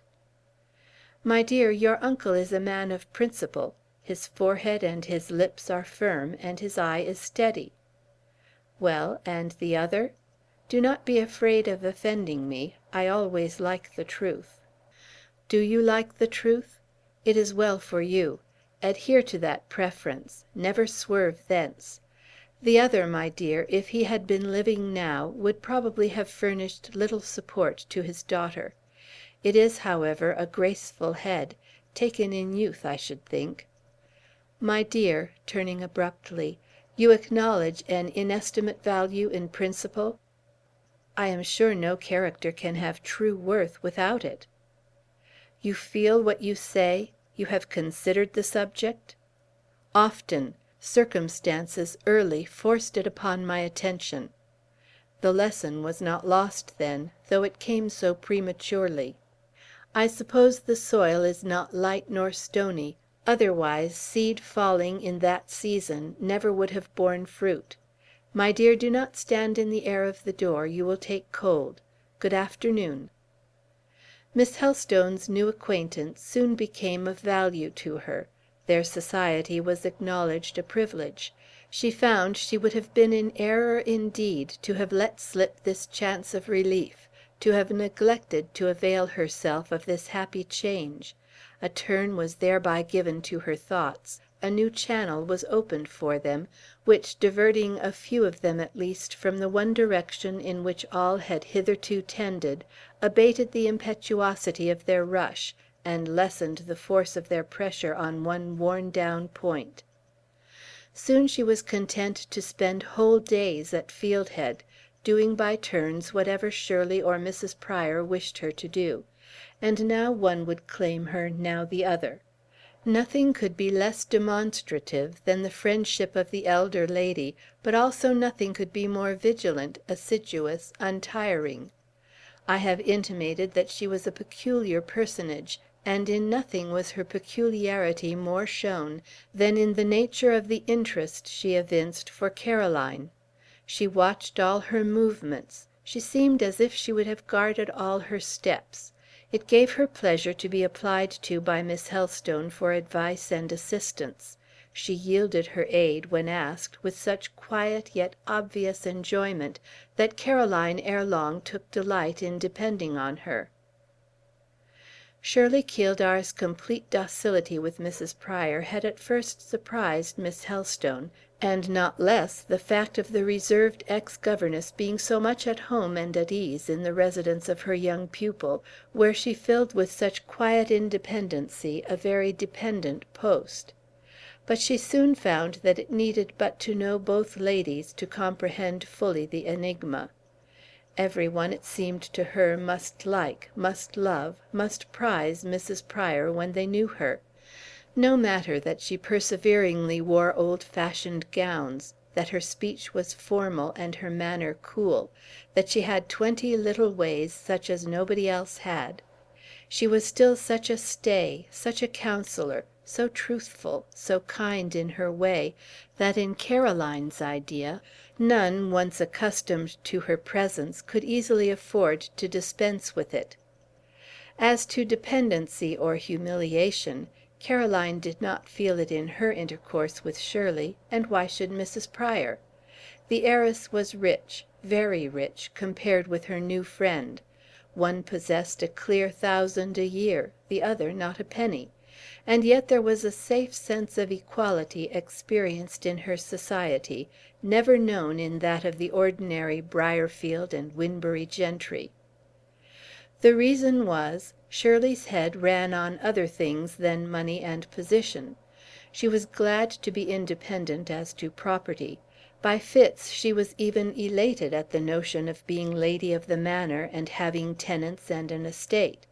She was especially tickled with an agreeable complacency when reminded of all that property down in the hollow, comprising an excellent cloth mill, dye house, warehouse, together with the messuage gardens and outbuildings termed Hollow's Cottage. But her exultation, being quite undisguised, was singularly inoffensive, and, for her serious thoughts, they tended elsewhere. To admire the great, reverence the good, and be joyous with the genial, was very much the bent of Shirley's soul. She mused, therefore, on the means of following this bent far oftener than she pondered on her social superiority. In Caroline, Miss Keeldar had first taken an interest because she was quiet, retiring, looked delicate, and seemed as if she needed some one to take care of her. Her predilection increased greatly when she discovered that her own way of thinking and talking was understood and responded to by this new acquaintance. She had hardly expected it. Miss Helstone, she fancied, had too pretty a face, manners and voice too soft, to be anything out of the common way in mind and attainments; and she very much wondered to see the gentle features light up archly to the réveillé of a dry sally or two risked by herself, and more did she wonder to discover the self-won knowledge treasured, and the untaught speculations working, in that girlish curl-veiled head. Caroline's instinct of taste, too, was like her own. Such books as Miss Keeldar had read with the most pleasure were Miss Helstone's delight also. They held many aversions, too, in common, and could have the comfort of laughing together over works of false sentimentality and pompous pretension. Few, Shirley conceived, men or women, have the right taste in poetry, the right sense for discriminating between what is real and what is false. She had again and again heard very clever people pronounce this or that passage, in this or that versifier, altogether admirable, which, when she read, her soul refused to acknowledge as anything but cant, flourish, and tinsel, or, at the best, elaborate wordiness. Curious, clever, learned, perhaps, haply even tinged with the fascinating hues of fancy, but, God knows, as different from real poetry as the gorgeous and massy vase of mosaic is from the little cup of pure metal, or, to give the reader a choice of similes, as the milliner's artificial wreath is from the fresh-gathered lily of the field. Caroline, she found, felt the value of the true oar, and knew the deception of the flashy dross. The minds of the two girls, being toned in harmony, often chimed very sweetly together. One evening they chanced to be alone in the oak parlour. They had passed a long wet day together without ennui. It was now on the edge of dark. Candles were not yet brought in. Both, as twilight deepened, grew meditative and silent. A western wind roared high round the hall, driving wild clouds and stormy rain up from the far remote ocean. All was tempest outside the antique lattices, all deep peace within. Shirley sat at the window, watching the wrack in heaven, the mist on earth, listening to certain notes of the gale that planed like restless spirits, notes which, had she not been so young, gay, and healthy, would have swept her trembling nerves like some omen, some anticipatory dirge. In this her prime of existence and bloom of beauty, they but subdued vivacity to pensiveness. Snatches of sweet ballads haunted her ear. Now and then she sang a stanza. Her accents obeyed the fitful impulse of the wind. They swelled as its gusts rushed on, and died as they wandered away. Caroline, withdrawn to the farthest and darkest end of the room, her figure just discernible by the ruby shine of the flameless fire, was pacing to and fro, murmuring to herself fragments of well-remembered poetry. She spoke very low, but Shirley heard her, and, while singing softly, she listened. This was the strain: Obscurest night involved the sky, the Atlantic billows roared, when such a destined wretch as I, washed headlong from on board, of friends, of hope, of all bereft, his floating home forever left. Here the fragment stopped, because Shirley's song, erewhile somewhat full and thrilling, had become delicately faint. "Go on," said she. "Then you go on too. I was only repeating the Castaway." "I know. If you can remember it all, say it all." And as it was nearly dark, and after all Miss Keeldar was no formidable auditor, Caroline went through it. She went through it as she should have gone through it. The wild sea, the drowning mariner, the reluctant ship swept on in the storm, you heard, were realized by her. And more vividly was realized the heart of the poet, who did not weep for the castaway, but who, in an hour of tearless anguish, traced a semblance to his own God-abandoned misery in the fate of that man-forsaken sailor, and cried from the depths where he struggled, "No voice divine the storm allayed, no light propitious shone, when, snatched from all effectual aid, we perished, each alone. But I beneath a rougher sea, and whelmed in deeper gulfs than he." "I hope William Cooper is safe and calm in heaven now," said Caroline. "Do you pity what he suffered on earth?" asked Miss Keeldar. "Pity him, Shirley? What can I do else? He was nearly broken-hearted when he wrote that poem, and it almost breaks one's heart to read it. But he found relief in writing it, I know he did, and that gift of poetry, the most divine bestowed on man, was, I believe, granted to allay emotions when their strength threatens harm. It seems to me, Shirley, that nobody should write poetry to exhibit intellect or attainment. Who cares for that sort of poetry? Who cares for learning? Who cares for fine words in poetry? And who does not care for feeling, real feeling, however simply, even rudely expressed? It seems you care for it, at all events. And certainly, in hearing that poem, one discovers that Cooper was under an impulse strong as that of the wind which drove the ship, an impulse which, while it would not suffer him to stop to add ornament to a single stanza, filled him with force to achieve the whole with consummate perfection. You managed to recite it with a steady voice, Caroline. I wonder thereat. Cooper's hand did not tremble in writing the lines. Why should my voice falter in repeating them? Depend on it, Shirley, no tear blistered the manuscript of the castaway. I hear in it no sob of sorrow, only the cry of despair. But, that cry uttered, I believe the deadly spasm passed from his heart, that he wept abundantly, and was comforted. Shirley resumed her ballad minstrelsy.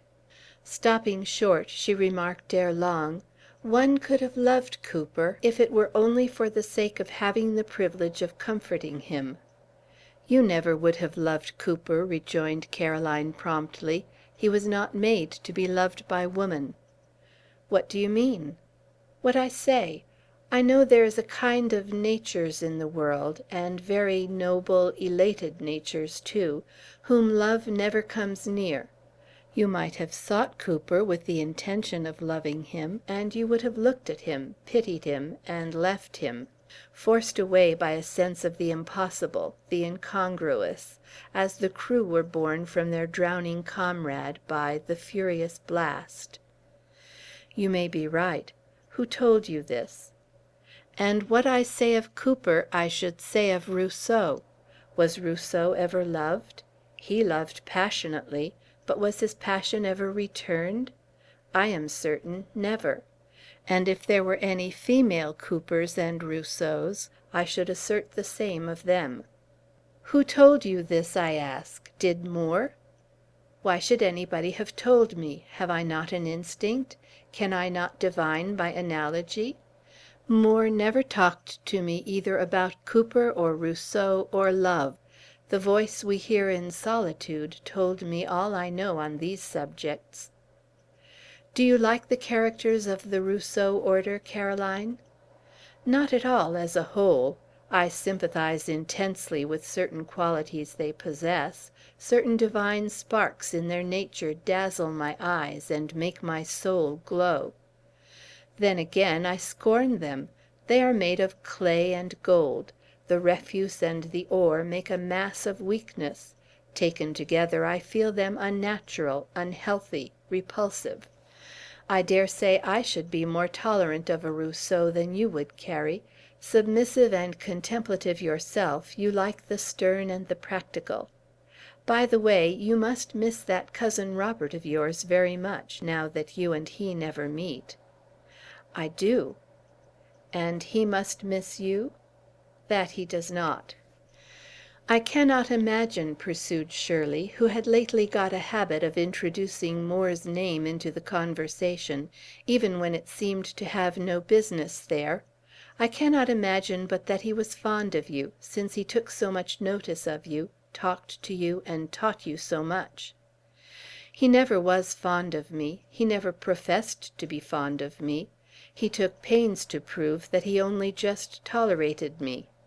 Caroline, determined not to err on the flattering side in estimating her cousin's regard for her, always now habitually thought of it and mentioned it in the most scanty measure. She had her own reasons for being less sanguine than ever in hopeful views of the future, less indulgent to pleasurable retrospections of the past. "Of course, then," observed Miss Keeldar, "you only just tolerated him in return?" "Shirley, men and women are so different. They are in such a different position. Women have so few things to think about, men so many. You may have a friendship for a man, while he is almost indifferent to you. Much of what cheers your life may be dependent on him, while not a feeling or interest of moment in his eyes may have reference to you. Robert used to be in the habit of going to London, sometimes for a week or a fortnight together. Well, while he was away, I found his absence a void. There was something wanting. Briarfield was duller. Of course I had my usual occupations. Still I missed him. As I sat by myself in the evenings, I used to feel a strange certainty of conviction I cannot describe, that if a magician or a genius had at that moment offered me Prince Ali's tube, you remember it in the Arabian Nights? And if, with its aid, I had been enabled to take a view of Robert, to see where he was, how occupied, I should have learned in a startling manner the width of the chasm which gaped between such as he and such as I. I knew that, however my thoughts might adhere to him, his were effectually sundered from me. "Caroline," demanded Miss Keeldar abruptly, "don't you wish you had a profession, a trade?" "I wish it 50 times a day. As it is, I often wonder what I came into the world for. I long to have something absorbing and compulsory to fill my head and hands, and to occupy my thoughts. Can labor alone make a human being happy? No, but it can give varieties of pain, and prevent us from breaking our hearts with a single tyrant master torture. Besides, successful labor has its recompense. A vacant, weary, lonely, hopeless life has none. But hard labor and learned professions, they say, make women masculine, coarse, unwomanly. And what does it signify whether unmarried and never to be married women are unattractive and inelegant or not? Provided only they are decent, decorous, and neat, it is enough. The utmost which ought to be required of old maids in the way of appearance is that they should not absolutely offend men's eyes as they pass them in the street. For the rest, they should be allowed, without too much scorn, to be as absorbed, grave, plain-looking, and plain-dressed as they please." "You might be an old maid yourself, Caroline, you speak so earnestly." "I shall be one. It is my destiny. I will never marry a Malone or a Sykes, and no one else will ever marry me." Here fell a long pause. Shirley broke it. Again the name by which she seemed bewitched was almost the first on her lips. "Lena. Did not Moore call you Lena sometimes?" "Yes, it is sometimes used as the abbreviation of Caroline in his native country. Well, Lena, do you remember my one day noticing an inequality in your hair, a curl wanting on that right side, and your telling me that it was Robert's fault, as he had once cut therefrom a long lock?" "Yes." "If he is, and always was, as indifferent to you as you say, why did he steal your hair?" "I don't know." "Yes, I do. It was my doing, not his. Everything of that sort always was my doing. He was going from home to London, as usual, and the night before he went I had found in his sister's work-box a lock of black hair, a short, round curl. Hortense told me it was her brother's, and a keepsake. He was sitting near the table. I looked at his head. He has plenty of hair. On the temples were many such round curls. I thought he could spare me one. I knew I should like to have it, and I asked for it. He said, on condition that he might have his choice of a tress from my head. So he got one of my long locks of hair, and I got one of his short ones. I keep his, but I dare say he has lost mine. It was my doing, and one of those silly deeds it distresses the heart and sets the face on fire to think of. One of those small but sharp recollections that return, lacerating your self-respect like tiny penknives, and forcing from your lips, as you sit alone, sudden, insane-sounding interjections. "Caroline!" "I do think myself a fool, Shirley, in some respects. I do despise myself. But I said I would not make you my confessor, for you cannot reciprocate foible for foible. You are not weak. How steadily you watch me now! Turn aside your clear, strong, she-eagle eye. It is an insult to fix it on me thus." "What a study of character you are! Weak, certainly, but not in the sense you think. Come in." This was said in answer to a tap at the door. Miss Keeldar happened to be near it at the moment, Caroline at the other end of the room. She saw a note put into Shirley's hands, and heard the words, "From Mr. Moore, ma'am." "Bring candles," said Miss Keeldar. Caroline sat expectant. "A communication on business," said the heiress. But when candles were brought, she neither opened nor read it. The rector's Fanny was presently announced, and the rector's niece went home. Chapter 13. Part 2. Chapter 13, Part 1. Further communications on business. In Shirley's nature prevailed at times an easy indolence.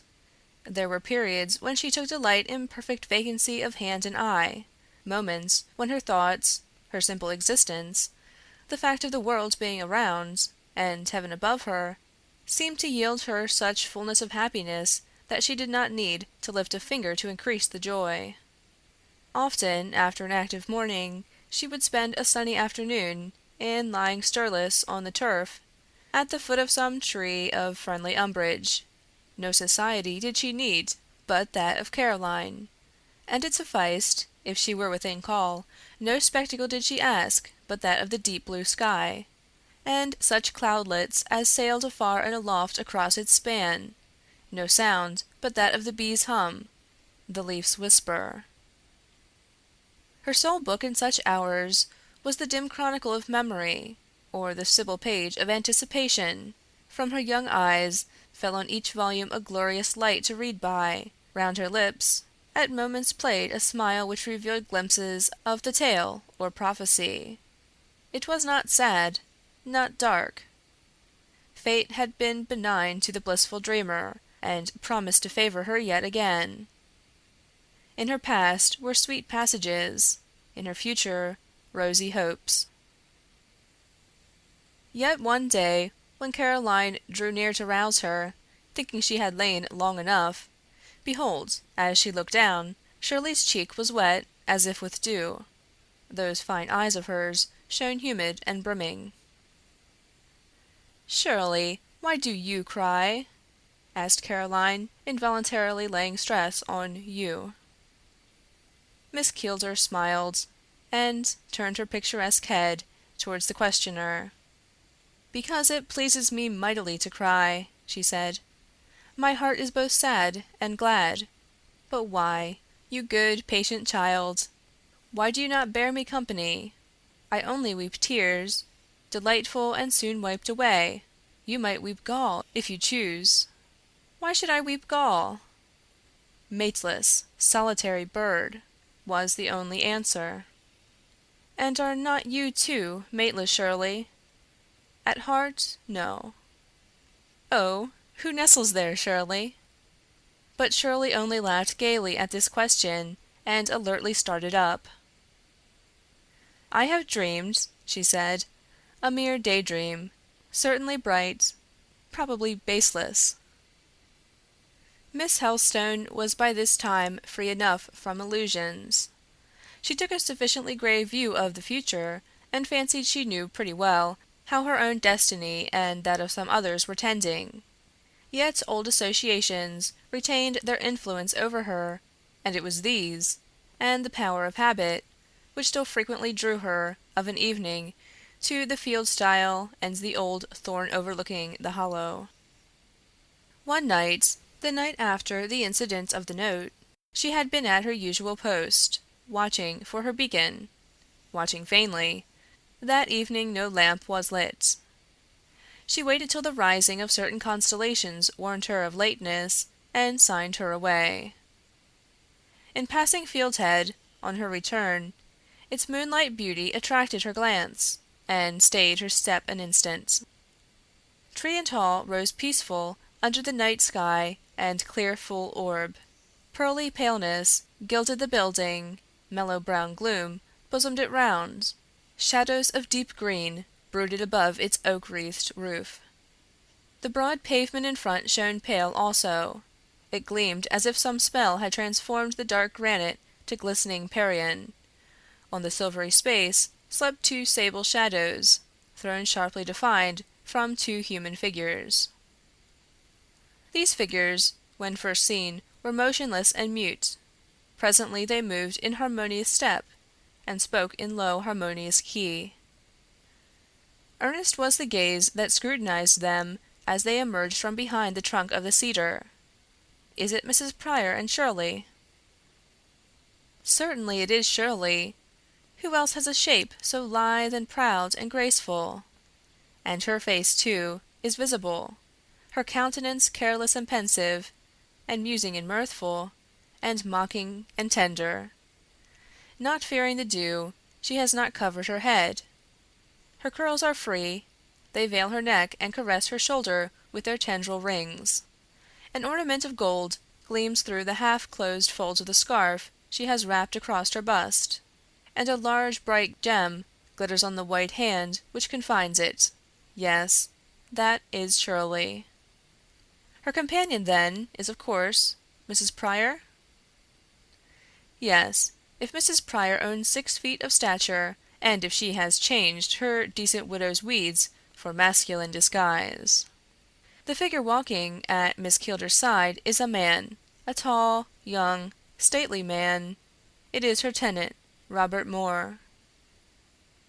The pair speak softly. Their words are not distinguishable. To remain a moment to gaze is not to be an eavesdropper, and as the moon shines so clearly, and their countenances are so distinctly apparent, who can resist the attraction of such interest? Caroline, it seems, cannot, for she lingers. There was a time when, on summer nights, Moore had been wont to walk with his cousin, as he was now walking with the heiress. Often had she gone up the hollow with him after sunset, to scent the freshness of the earth, where a growth of fragrant herbage carpeted a certain narrow terrace, edging a deep ravine, from whose rifted gloom was heard a sound like the spirit of the lonely watercourse, moaning amongst its wet stones, and between its weedy banks, and under its dark bower of alders. "But I used to be closer to him," thought Caroline. "He felt no obligation to treat me with homage. I needed only kindness. He used to hold my hand. He does not touch hers. And yet Shirley is not proud where she loves. There is no haughtiness in her aspect now, only a little in her port. What is natural to and inseparable from her, what she retains in her most careless as in her most guarded moments. Robert must think as I think, that he is at this instant looking down on a fine face, and he must think it with a man's brain, not with mine. She has such generous yet soft fire in her eyes. She smiles. What makes her smile so sweet? I saw that Robert felt its beauty, and he must have felt it with his man's heart, not with my dim woman's perceptions. They look to me like 2 great happy spirits. Yonder silver pavement reminds me of that white shore we believe to be beyond the death flood. They have reached it. They walk there united. And what am I, standing here in shadow, shrinking into concealment, my mind darker than my hiding place? I am one of this world, no spirit, a poor doomed mortal, who asks in ignorance and hopelessness wherefore she was born, to what end she lives, whose mind forever runs on the question, how she shall at last encounter, and by whom be sustained through death. This is the worst passage I have come to yet. Still I was quite prepared for it. I gave Robert up, and gave him up to Shirley, the first day I heard she was come. The first moment I saw her, rich, youthful, and lovely. She has him now. He is her lover. She is his darling. She will be far more his darling yet when they are married. The more Robert knows of Shirley, the more his soul will cleave to her. They will both be happy, and I do not grudge them their bliss. But I groan under my own misery. Some of my suffering is very acute. Truly I ought not to have been born. They should have smothered me at the first cry. Here, Shirley stepping aside to gather a dewy flower, she and her companion turned into a path that lay nearer the gate. Some of their conversation became audible. Caroline would not stay to listen. She passed away noiselessly, and the moonlight kissed the wall, which her shadow had dimmed. The reader is privileged to remain, and try what he can make of the discourse. I cannot conceive why nature did not give you a bulldog's head, for you have all a bulldog's tenacity, said Shirley.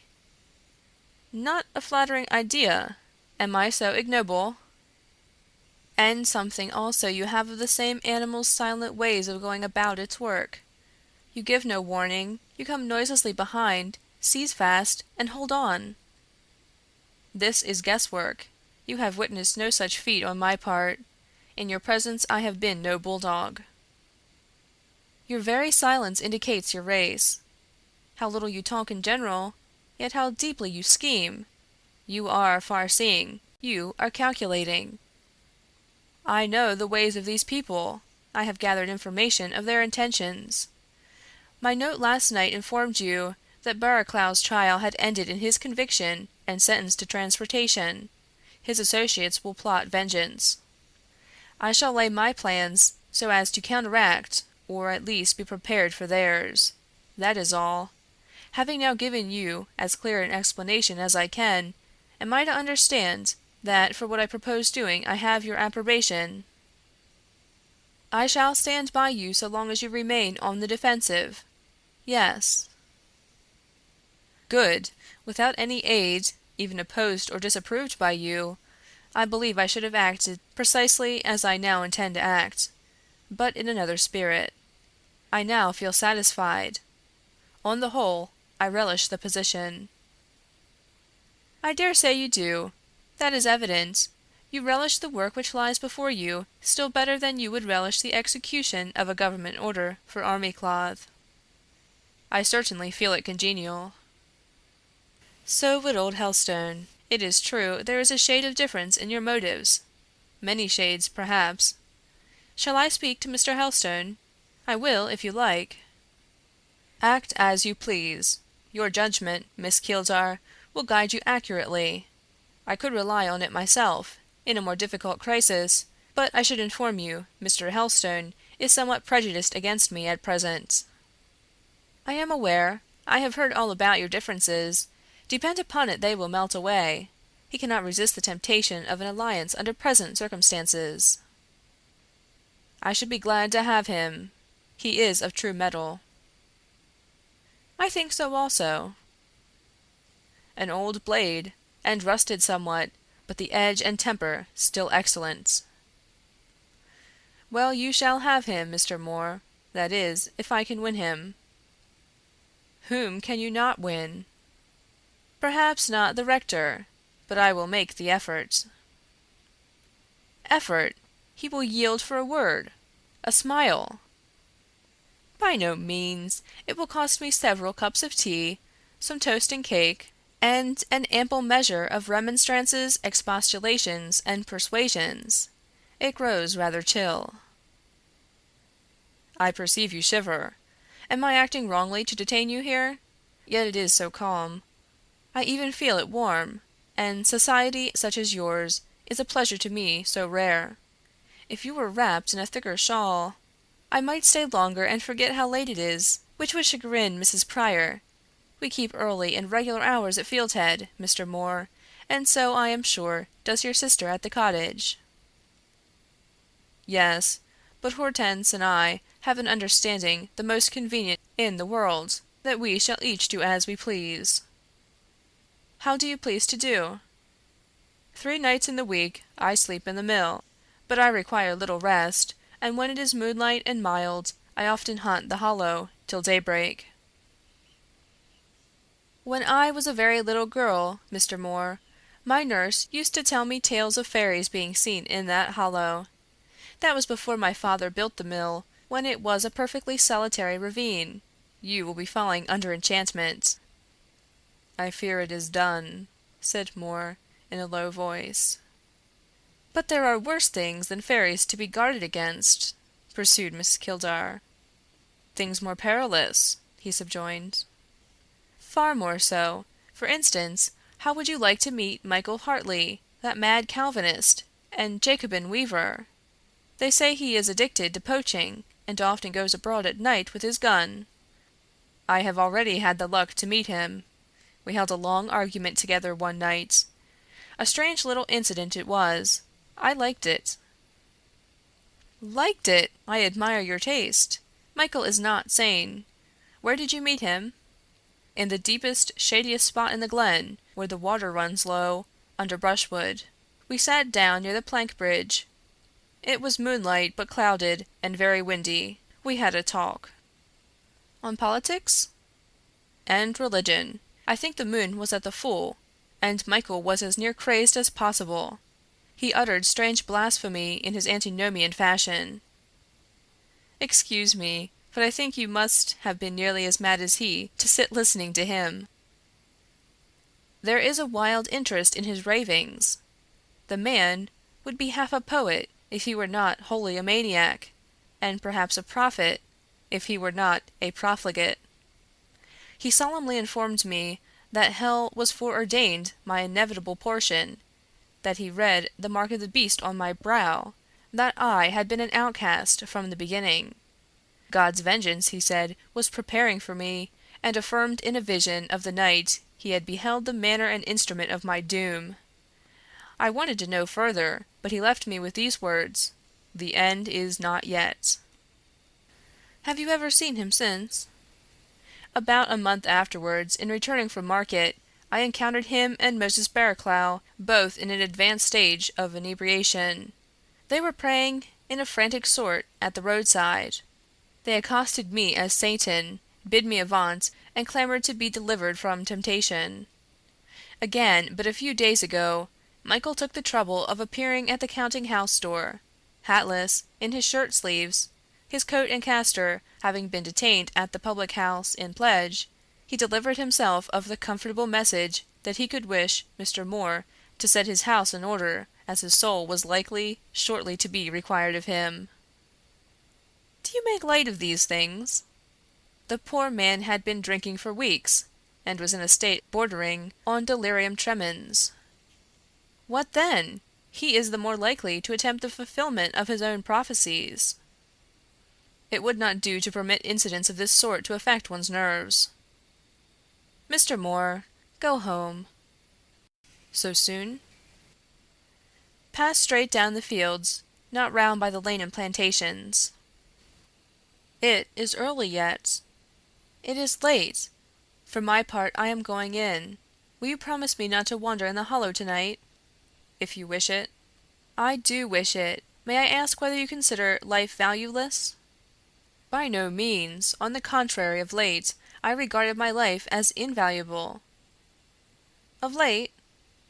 Existence is neither aimless nor hopeless to me now, and it was both 3 months ago. I was then drowning, and rather wished the operation over.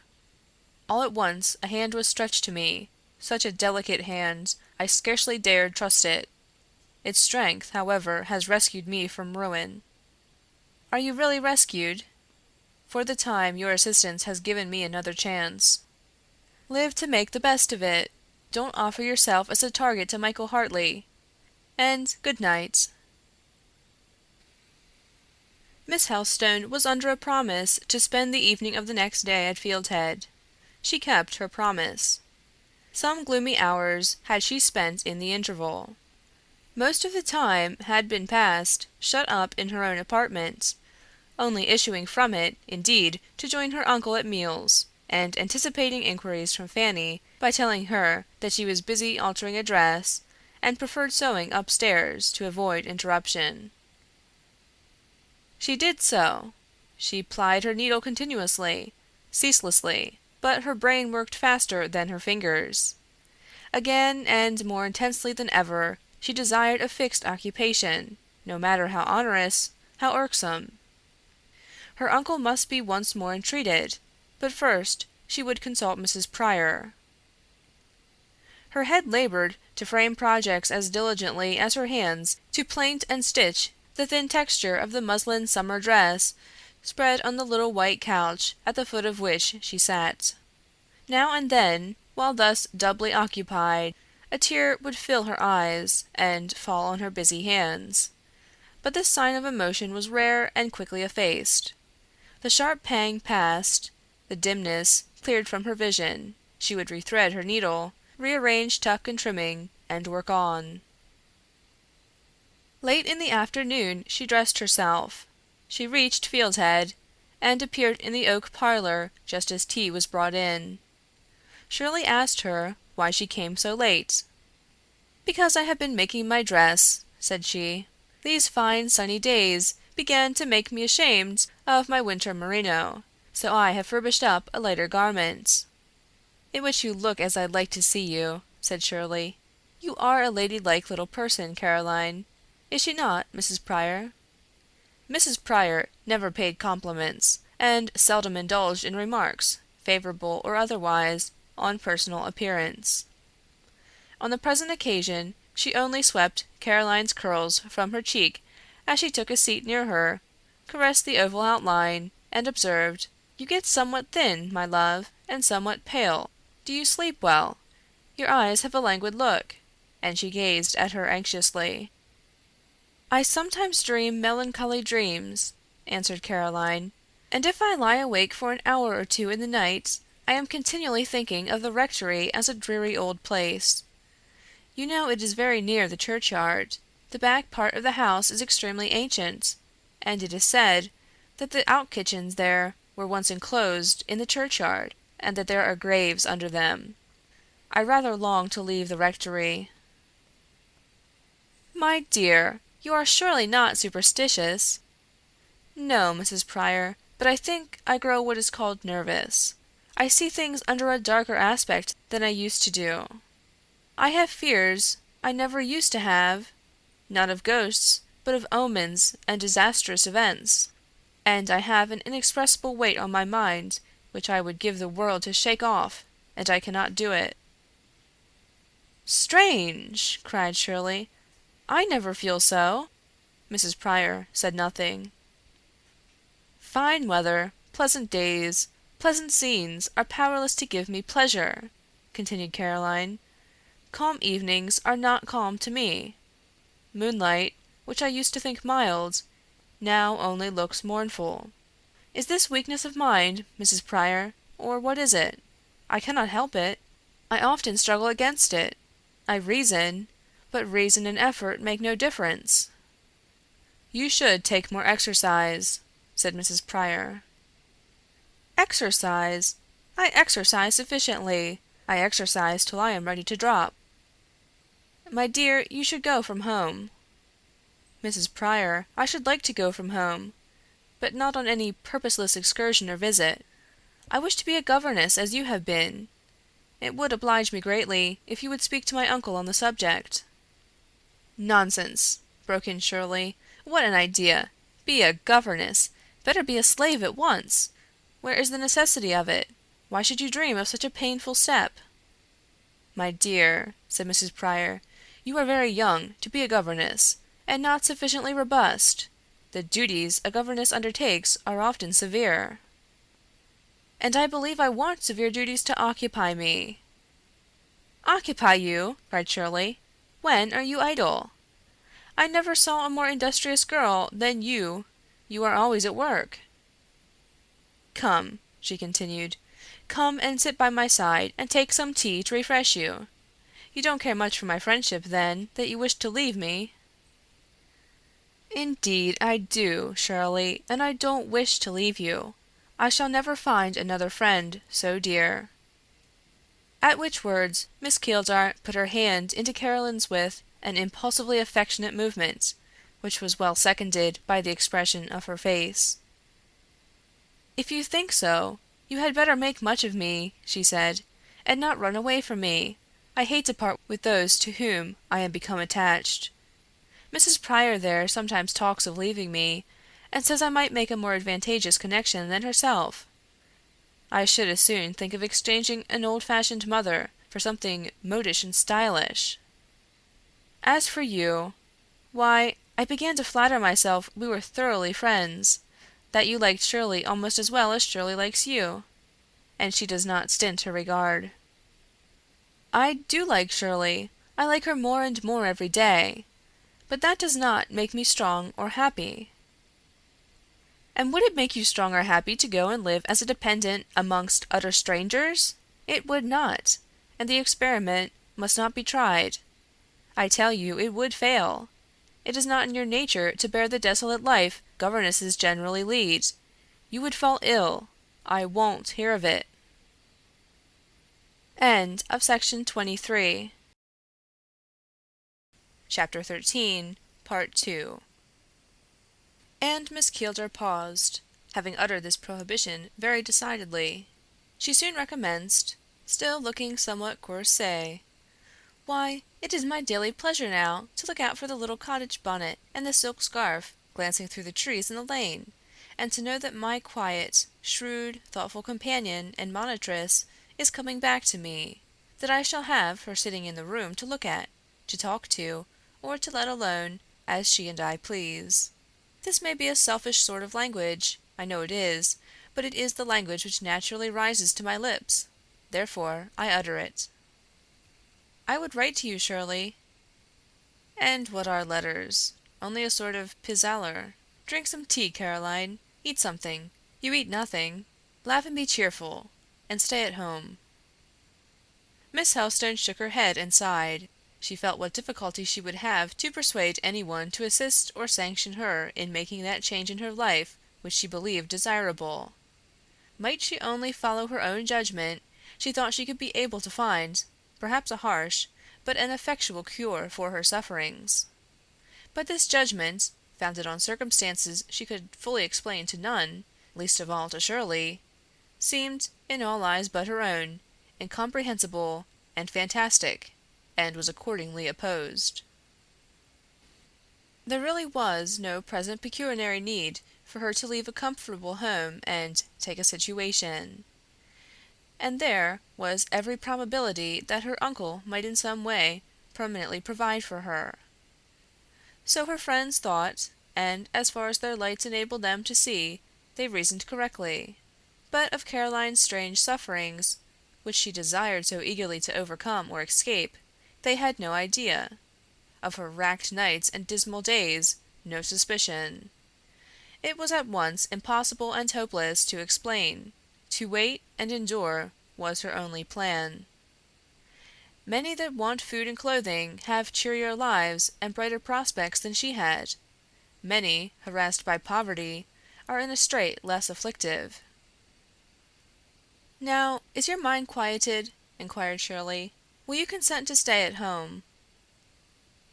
"I shall not leave it against the approbation of my friends," was the reply.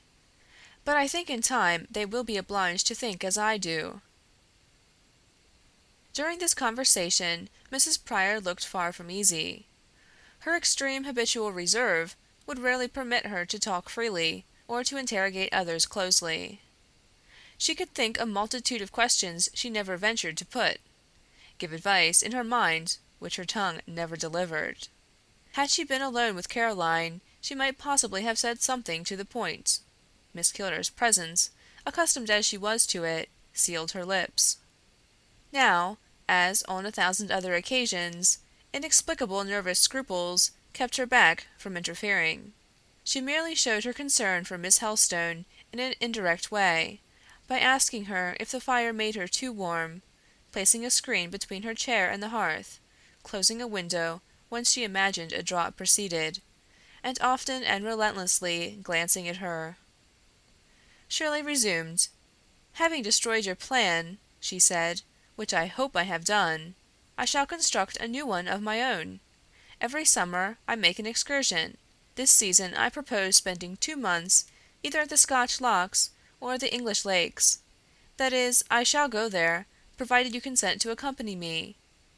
If you refuse, I shall not stir a foot." "You are very good, Shirley." "I would be very good if you would let me. I have every disposition to be good.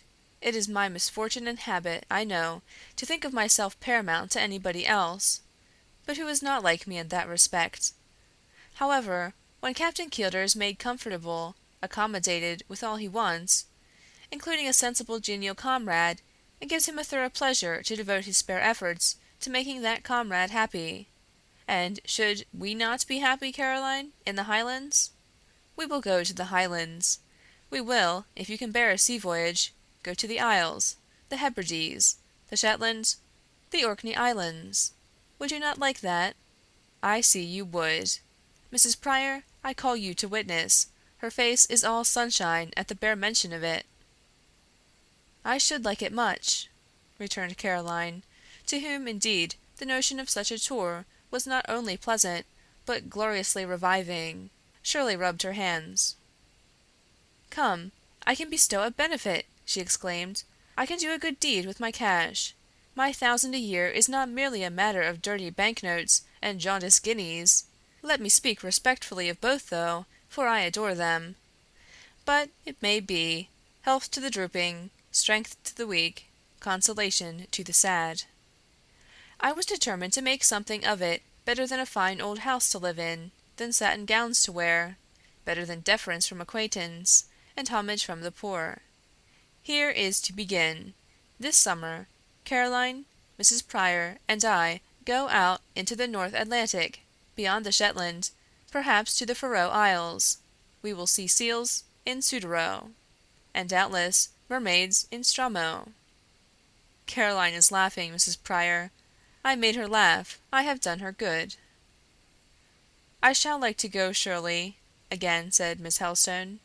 "I long to hear the sound of waves, ocean waves, and to see them as I have imagined them in dreams, like tossing banks of green light, strewed with vanishing and reappearing wreaths of foam, whiter than lilies.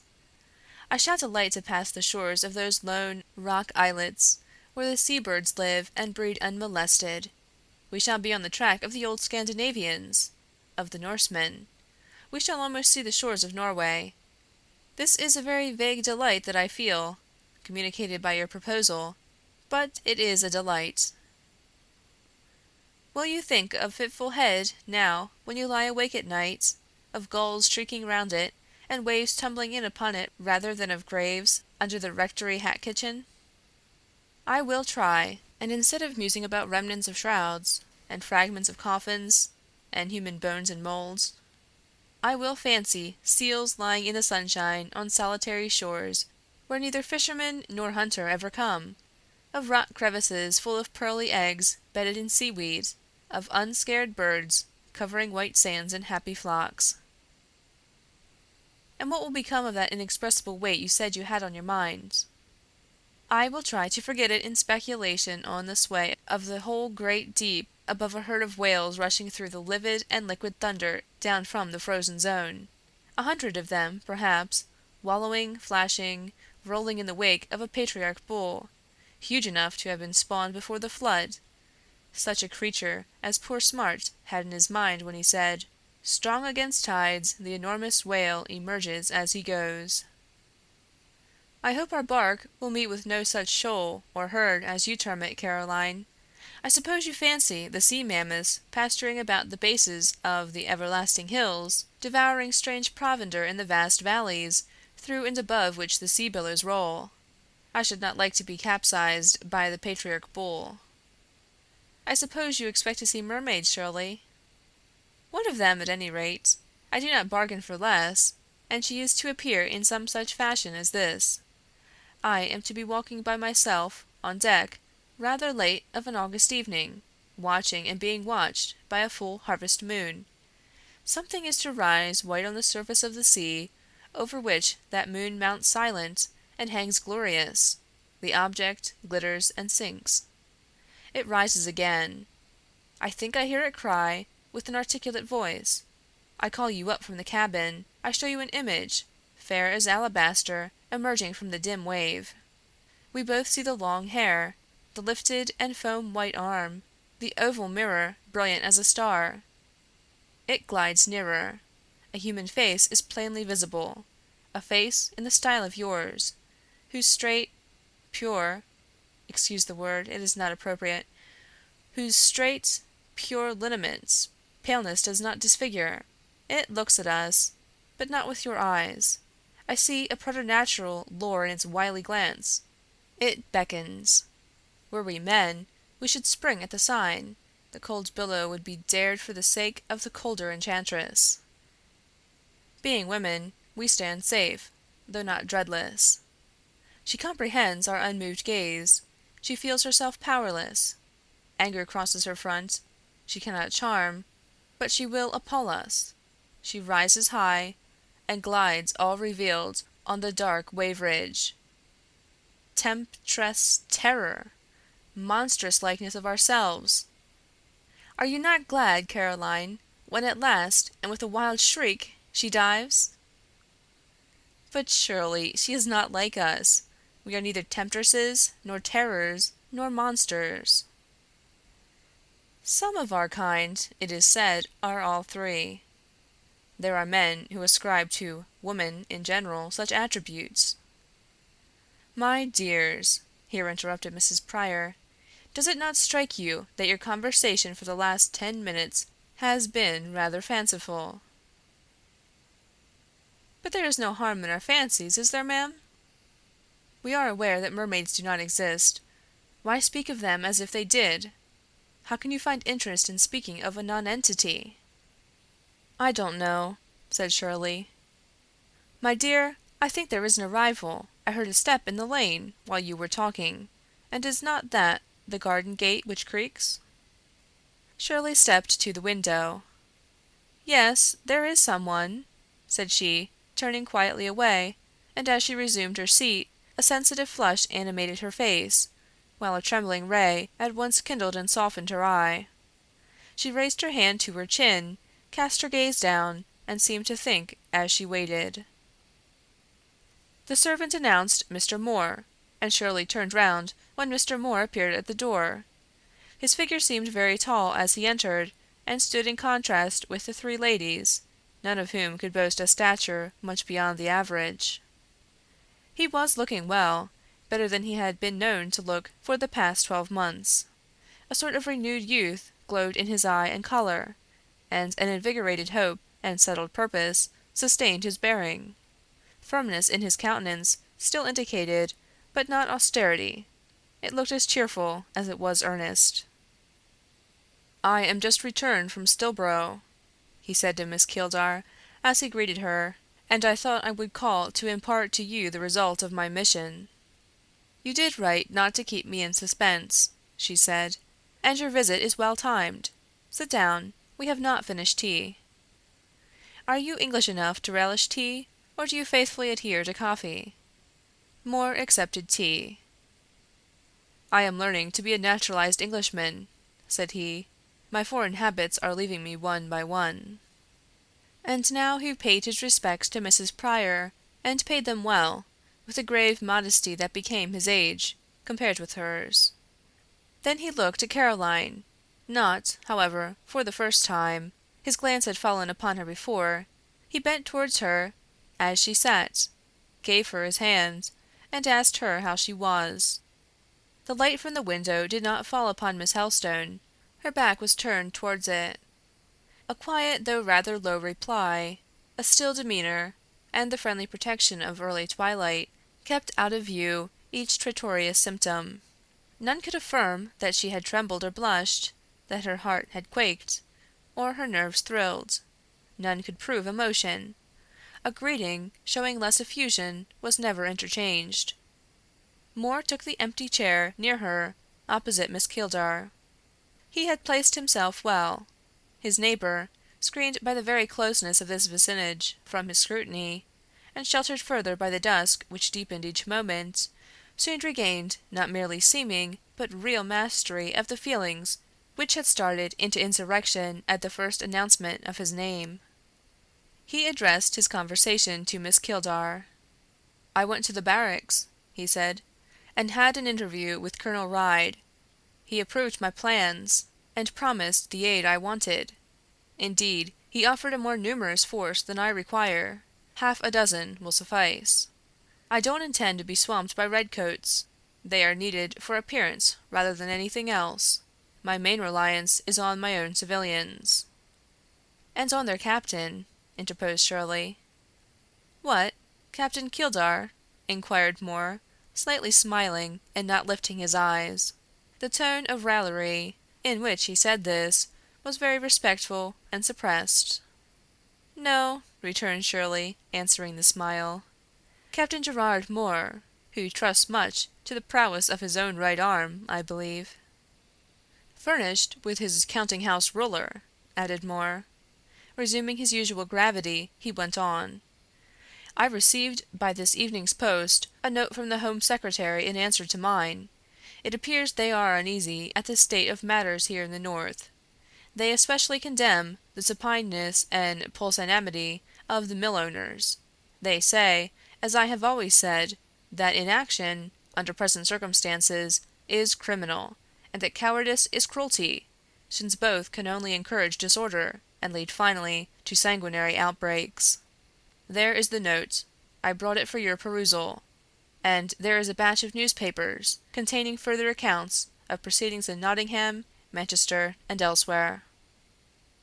He produced letters and journals, and laid them before Miss Keeldar. While she perused them, he took his tea quietly, but, though his tongue was still, his observant faculties seemed by no means off duty. Mrs. Pryor, sitting in the background, did not come within the range of his glance, but the two younger ladies had the full benefit thereof. Miss Keeldar, placed directly opposite, was seen without effort. She was the object his eyes, when lifted, naturally met first, and, as what remained of daylight, the gilding of the west, was upon her, her shape rose in relief from the dark panelling behind. Shirley's clear cheek was tinted yet with the color which had risen into it a few minutes since. The dark lashes of her eyes looking down as she read, the dusk yet delicate line of her eyebrows, the almost sable gloss of her curls, made her heightened complexion look fine as the bloom of a red wild flower by contrast. There was natural grace in her attitude, and there was artistic effort in the ample and shining folds of her silk dress, an attire simply fashioned, but almost splendid from the shifting brightness of its dye, warp, and woof, being of tints deep and changing as the hue on a pheasant's neck. A glancing bracelet on her arm produced the contrast of gold and ivory. There was something brilliant in the whole picture. It is to be supposed that Moore thought so, as his eyes dwelt long on it, but he seldom permitted his feelings, or his opinions, to exhibit themselves in his face. His temperament boasted a certain amount of phlegm, and he preferred an undemonstrative, not ungentle, but serious aspect to any other. He could not, by looking straight before him, see Caroline, as she was close at his side. It was necessary, therefore, to maneuver a little to get her well within the range of his observation.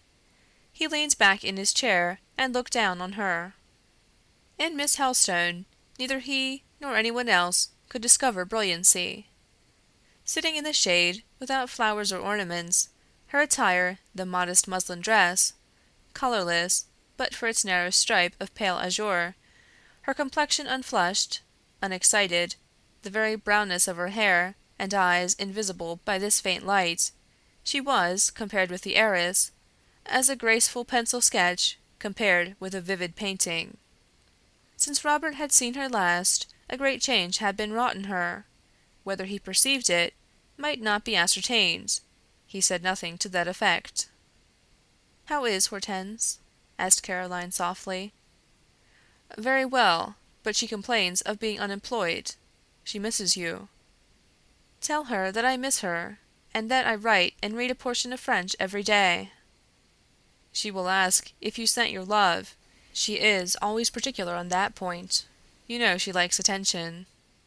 "My best love, my very best. And say to her that whenever she has time to write me a little note, I shall be glad to hear from her. What if I forget? I am not the surest messenger of compliments." "No, don't forget, Robert. It is no compliment. It is in good earnest." "And must therefore be delivered punctually." "If you please." Hortense will be ready to shed tears. She is tender-hearted on the subject of her pupil. Yet she reproaches you sometimes for obeying your uncle's injunctions too literally. Affection, like love, will be unjust now and then.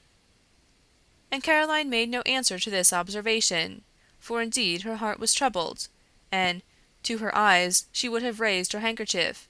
If she had dared to, she would have declared how the very flowers in the garden of Hollow's cottage were dear to her, how the little parlor of that house was her earthly paradise, how she longed to return to it as much, almost, as the first woman, in her exile, must have longed to revisit Eden. Not daring, however, to say these things, she held her peace. She sat quietly at Robert's side, waiting for him to say something more. It was long since this proximity had been hers, long since his voice had addressed her. Could she, with any show of probability, even of possibility, have imagined that the meeting gave him pleasure, to her it would have given deep bliss.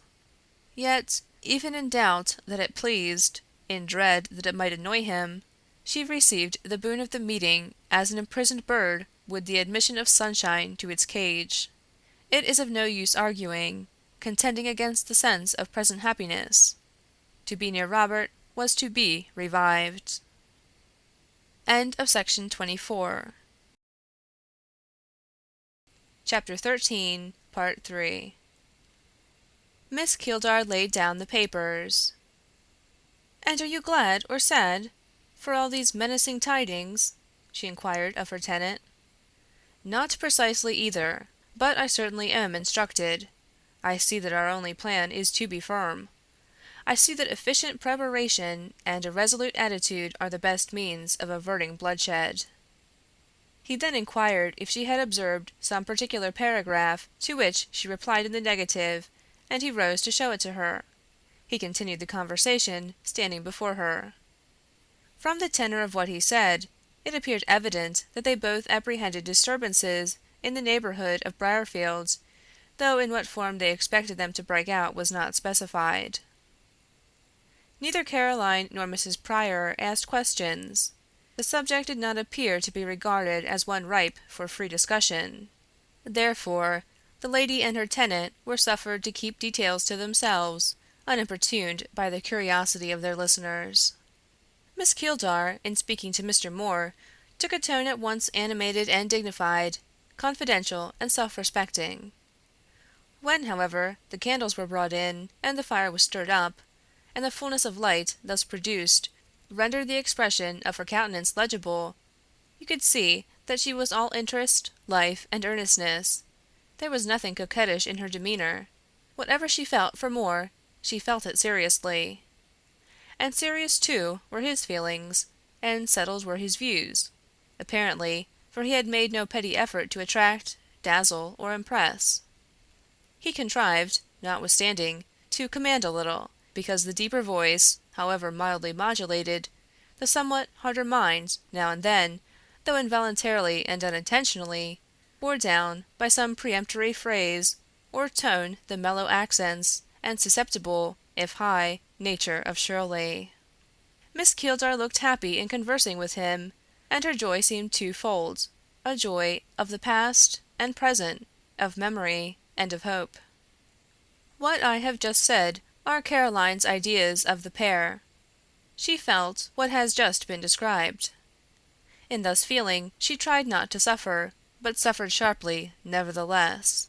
She suffered, indeed, miserably. A few minutes before, her famished heart had tasted a drop and crumb of nourishment that, if freely given, would have brought back abundance of life where life was failing.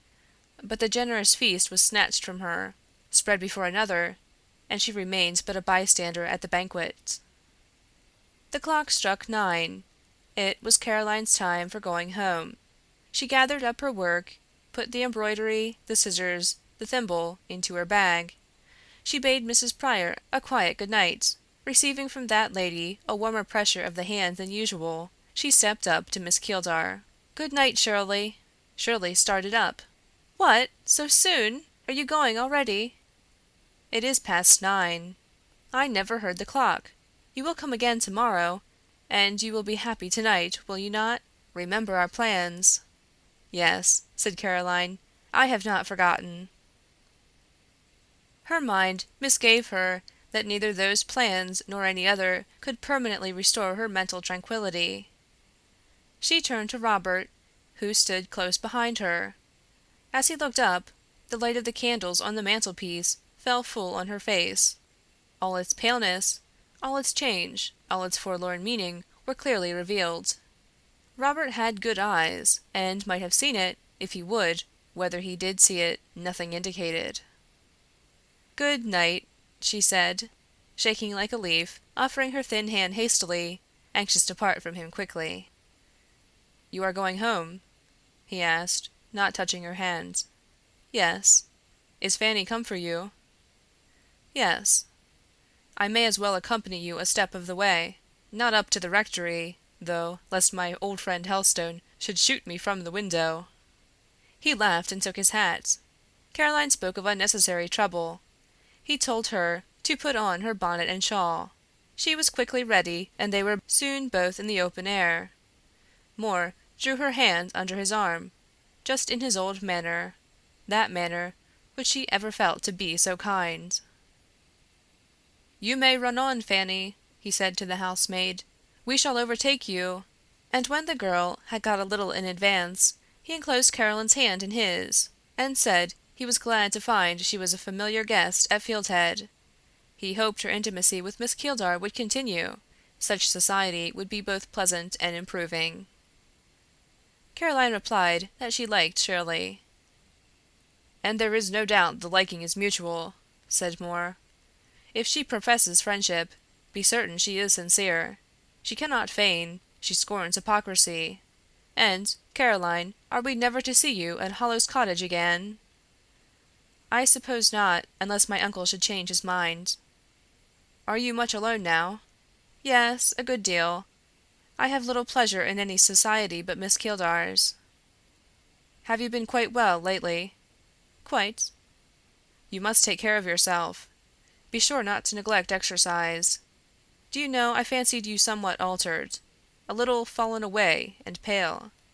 Is your uncle kind to you?" "Yes, he is just as he always is." "Not too tender, that is to say, not too protective and attentive. And what ails you then? Tell me, Lena." "Nothing, Robert." But her voice faltered. "That is to say, nothing that you will tell me. I am not to be taken into confidence. Separation is then quite to estrange us, is it?" "I do not know. Sometimes I almost fear it is." "But it ought not to have that effect. Should auld acquaintance be forgot, and days o' auld lang syne?" "Robert, I don't forget." "It is 2 months, I should think, Caroline, since you were at the cottage." "Since I was within it, yes." "Have you ever passed that way in your walk?" "I have come to the top of the field sometimes of an evening, and looked down. Once I saw Hortense in the garden watering her flowers, and I know at what time you light your lamp in the counting house. I have waited for it to shine out now and then, and I have seen you bend between it and the window. I knew it was you. I could almost trace the outline of your form." "I wonder I never encountered you. I occasionally walk to the top of the Hollows field after sunset." "I know you do. I had almost spoken to you one night, you passed so near me." "Did I?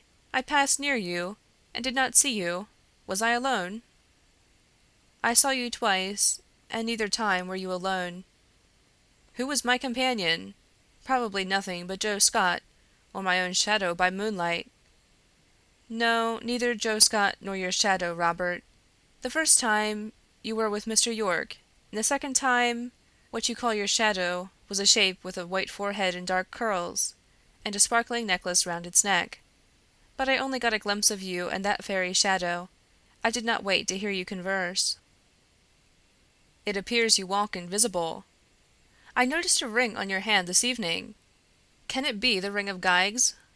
Henceforth, when sitting in the counting house by myself, perhaps at dead of night, I shall permit myself to imagine that Caroline may be leaning over my shoulder, reading with me from the same book, or sitting at my side, engaged in her own particular task, and now and then raising her unseen eyes to my face to read there my thoughts. You need fear no such infliction. I do not come near you. I only stand afar off, watching what may become of you. When I walk out along the hedgerows in the evening, after the mill is shut, or at night when I take the watchman's place, I shall fancy the flutter of every little bird over its nest, the rustle of every leaf, a movement made by you. Tree shadows will take your shape. In the white sprays of hawthorn, I shall imagine glimpses of you. Lena, you will haunt me. I will never be where you would not wish me to be, nor see nor hear what you would wish unseen and unheard. I shall see you in my very mill in broad daylight. Indeed, I have seen you there once. But a week ago I was standing at the top of one of my long rooms, girls were working at the other end, and amongst half a dozen of them, moving to and fro, I seemed to see a figure resembling yours. It was some effect of doubtful light or shade, or of dazzling sunbeam. I walked up to this group. What I sought had glided away. I found myself between two buxom lasses in pinafores. I shall not follow you into your mill, Robert, unless you call me there. Nor is that the only occasion on which imagination has played me a trick. One night, when I came home late from market, I walked into the cottage parlor thinking to find Hortense, but instead of finding her, I thought I found you. There was no candle in the room. My sister had taken the light upstairs with her. The window blind was not drawn, and broad moonbeams poured through the panes. You were there, Lina, at the casement, shrinking a little to one side in an attitude not unusual with you. You were dressed in white, as I have seen you dressed at an evening party. For half a second, your fresh, living face seemed turned towards me, looking at me. For half a second, my idea was to go and take your hand, to chide you for your long absence, and welcome your present visit. 2 steps forward broke the spell. The drapery of the dress changed the outline. The tints of the complexion dissolved and were formless. Positively, as I reached the spot, there was nothing left but the sweep of a white muslin curtain, and a balsam plant in a flower pot, covered with a flush of bloom, sic transit, etc. It was not my wraith, then? I almost thought it was. No, only gauze, crockery, and pink blossom, a sample of earthly illusions. I wonder you have time for such illusions, occupied as your mind must be. So do I, but I find in myself, Lina, 2 natures, one for the world and business, and one for home and leisure. Gerard Moore is a hard dog, brought up to mill and market. The person you call your cousin Robert is sometimes a dreamer, who lives elsewhere than in Cloth Hall and Counting House. Your 2 natures agree with you. I think you are looking in good spirits and health. You have quite lost the harassed air which it often pained one to see in your face a few months ago. Do you observe that? Certainly I am disentangled of some difficulties. I have got clear of some shoals, and have more sea-room. And with a fair wind you may now hope to make a prosperous voyage. I may hope it, yes, but hope is deceptive. There is no controlling wind or wave. Gusts and swells perpetually trouble the mariner's course. He dare not dismiss from his mind the expectation of tempest. But you are ready for a breeze. You are a good seaman, an able commander. You are a skillful pilot. Robert, you will weather the storm. My kinswoman always thinks the best of me, but I will take her words for a propitious omen. I will consider that in meeting her tonight I have met with one of those birds whose appearance is to the sailor a harbinger of good luck. A poor harbinger of good luck is she who can do nothing, who has no power. I feel my incapacity. It is of no use saying I have the will to serve you, when I cannot prove it. Yet I have the will. I wish you success. I wish you high fortune and true happiness. When did you ever wish me anything else? What is Fanny waiting for? I told her to walk on. Oh, we have reached the churchyard. Then we are to part here, I suppose.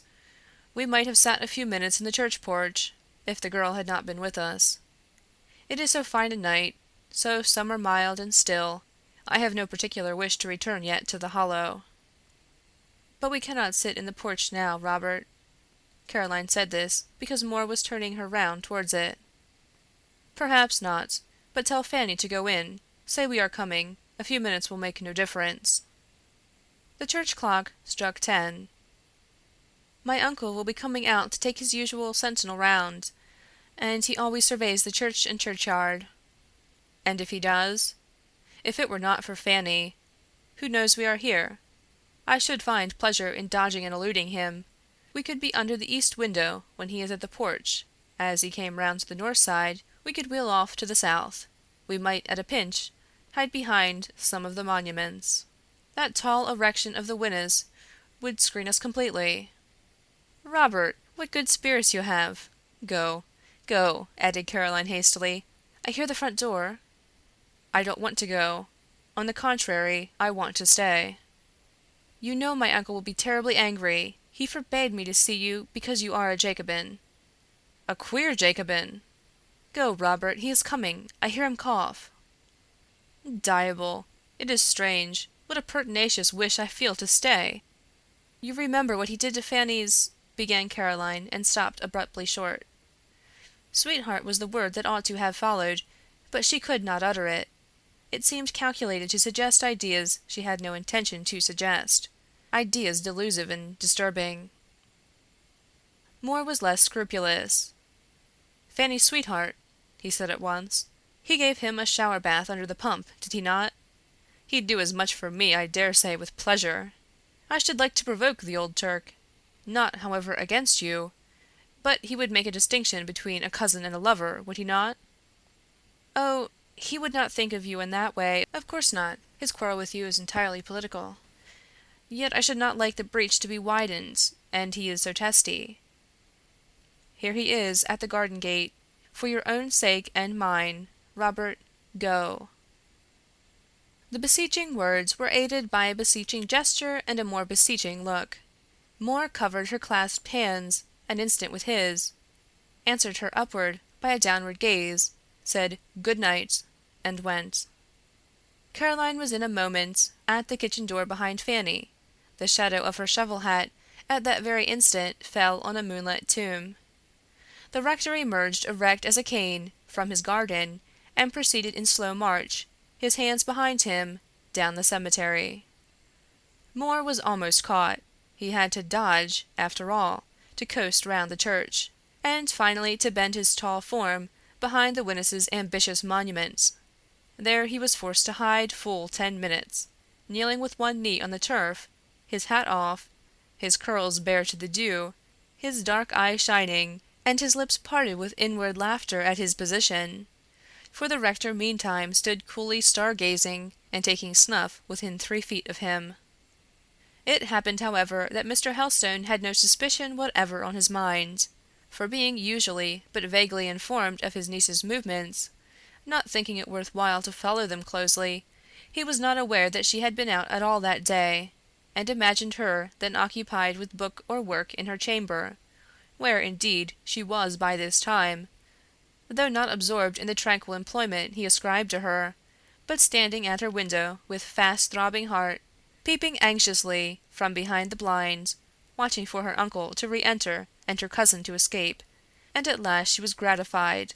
She heard Mr. Helstone come in, she saw Robert stride the tombs and vault the wall. She then went down to prayers. When she returned to her chamber, it was to meet the memory of Robert. Slumber's visitation was long averted. Long she sat at her lattice, long gazed down the old garden and older church, on the tombs laid out all grey and calm and clear in the moonlight. She followed the steps of the night, on its pathway of stars, far into the Wis ma ars ayant the toi. She was with Moore in spirit the whole time. She was at his side. She heard his voice. She gave her hand into his hands. It rested warm in his fingers. When the church clock struck, when any other sound stirred, when a little mouse, familiar to her chamber, an intruder for which she would never permit Fanny to lay a trap, came rattling amongst the links of her locket chain, her one ring and another trinket or two on the toilet table, to nibble a bit of biscuit laid ready for it, she looked up, recalled momentarily to the real. Then she said half aloud, as if deprecating the accusation of some unseen and unheard monitor, "I am not cherishing love dreams. I am only thinking because I cannot sleep. Of course, I know he will marry Shirley." With returning silence, with the lull of the chime, and the retreat of her small untamed and unknown protege, she still resumed the dream, nestling to the vision's side, listening to, conversing with it. It paled at last. As dawn approached, the setting stars and breaking day dimmed the creation of fancy. The wakened song of birds hushed her whispers. The tale full of fire, quick with interest, borne away by the morning wind, became a vague murmur. The shape that, seen in a moonbeam, lived, had a pulse, had movement, wore health's glow and youth's freshness, turned cold and ghostly gray, confronted with the red of sunrise. It wasted. She was left solitary at last. She crept to her couch, chill and dejected. End of section 25. Shirley by Charlotte Brontë, Chapter 14. Shirley seeks to be saved by works. Of course I know he will marry Shirley, were her first words when she rose in the morning. And he ought to marry her. She can help him, she added firmly. But I shall be forgotten when they are married, was the cruel seceding thought. Oh, I shall be wholly forgotten. And what shall I do when Robert is taken quite from me? Where shall I turn? My Robert. I wish I could justly call him mine. But I am poverty and incapacity. Shirley is wealth and power, and she is beauty too, and love. I cannot deny it. This is no sordid suit. She loves him, not with inferior feelings. She loves, or will love, as he must feel proud to be loved. Not a valid objection can be made. Let them be married then, but afterwards I shall be nothing to him.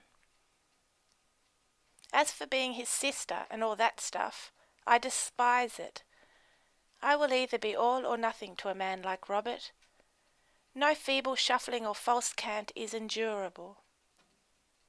Once let that pair be united, and I will certainly leave them. As for lingering about, playing the hypocrite, and pretending to calm sentiments of friendship, when my soul will be wrung with other feelings, I shall not descend to such degradation. As little could I fill the place of their mutual friend as that of their deadly foe. As little could I stand between them as trample over them.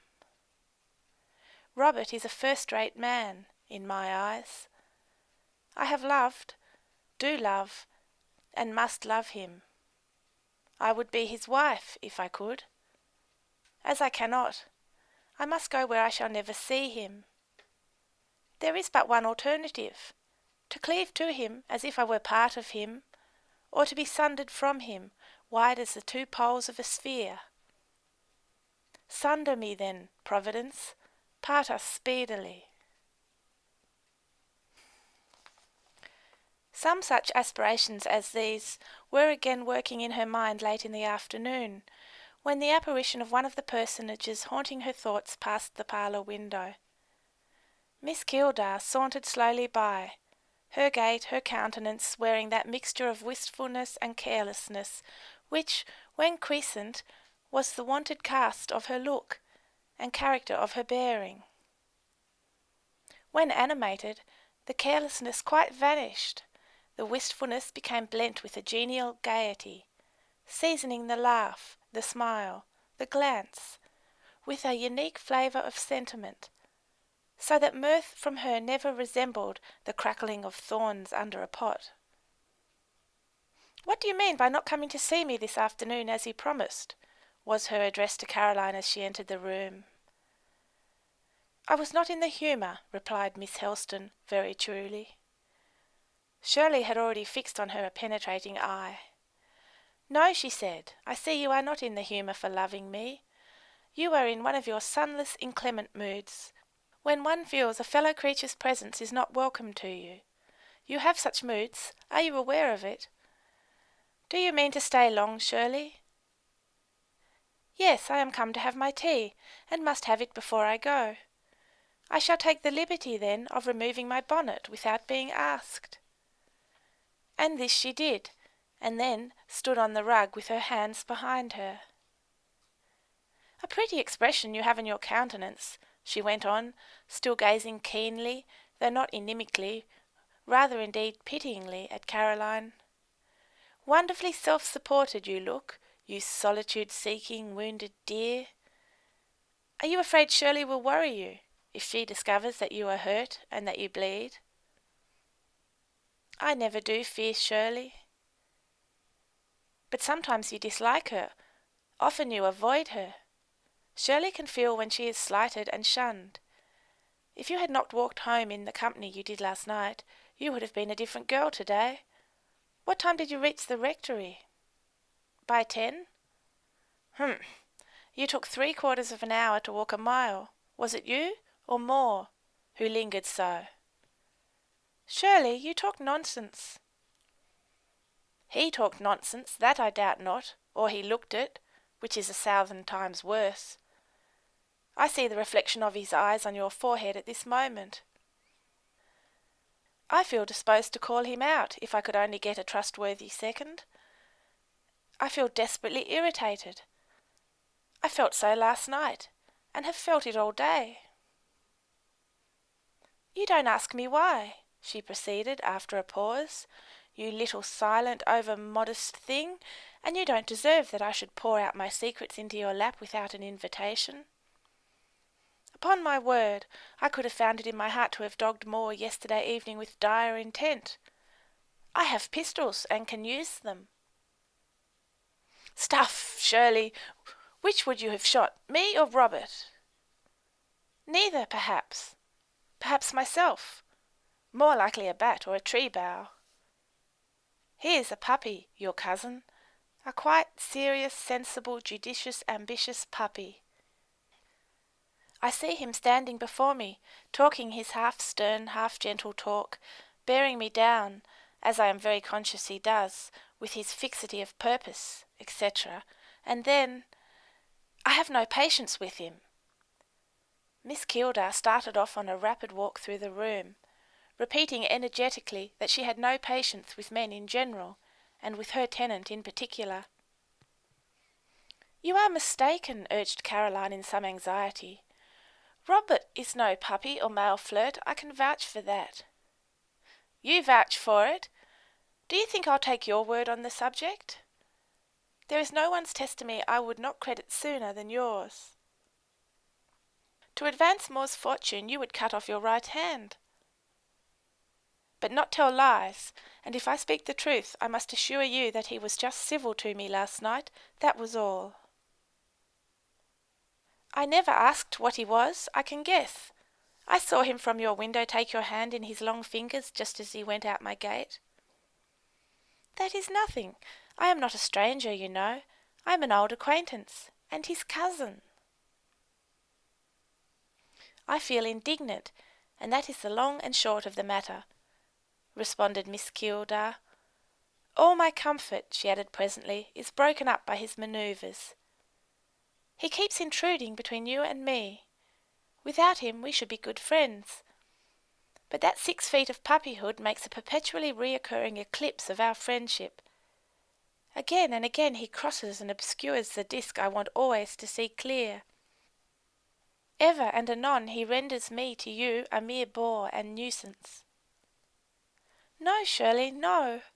He does. You did not want my society this afternoon, and I feel it hard.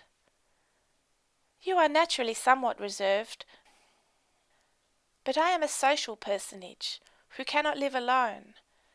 If we were but left unmolested, I had that regard for you that I could bear you in my presence for ever, and not for the fraction of a second do I ever wish to be rid of you. You cannot say as much respecting me. Shirley, I can say anything you wish, Shirley. I like you. You wish me at Jericho tomorrow, Lena. I shall not. I am every day growing more accustomed to, fonder of you. You know I am too English to get up vehement friendship all at once. But you are so much better than common. You are so different to everyday young ladies. I esteem you. I value you. You are never a burden to me, never.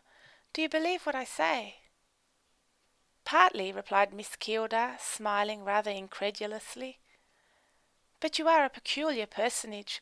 Quite as you look, there is both a force and a depth somewhere within, not easily reached or appreciated. Then you certainly are not happy. And unhappy people are rarely good, is that what you mean? Not at all. I mean rather that unhappy people are often preoccupied, and not in the mood for discoursing with companions of my nature. Moreover, there is a sort of unhappiness which not only depresses but corrodes, and that, I fear, is your portion. Will pity do you any good, Lena? If it will, take some from Shirley. She offers largely, and warrants the article genuine.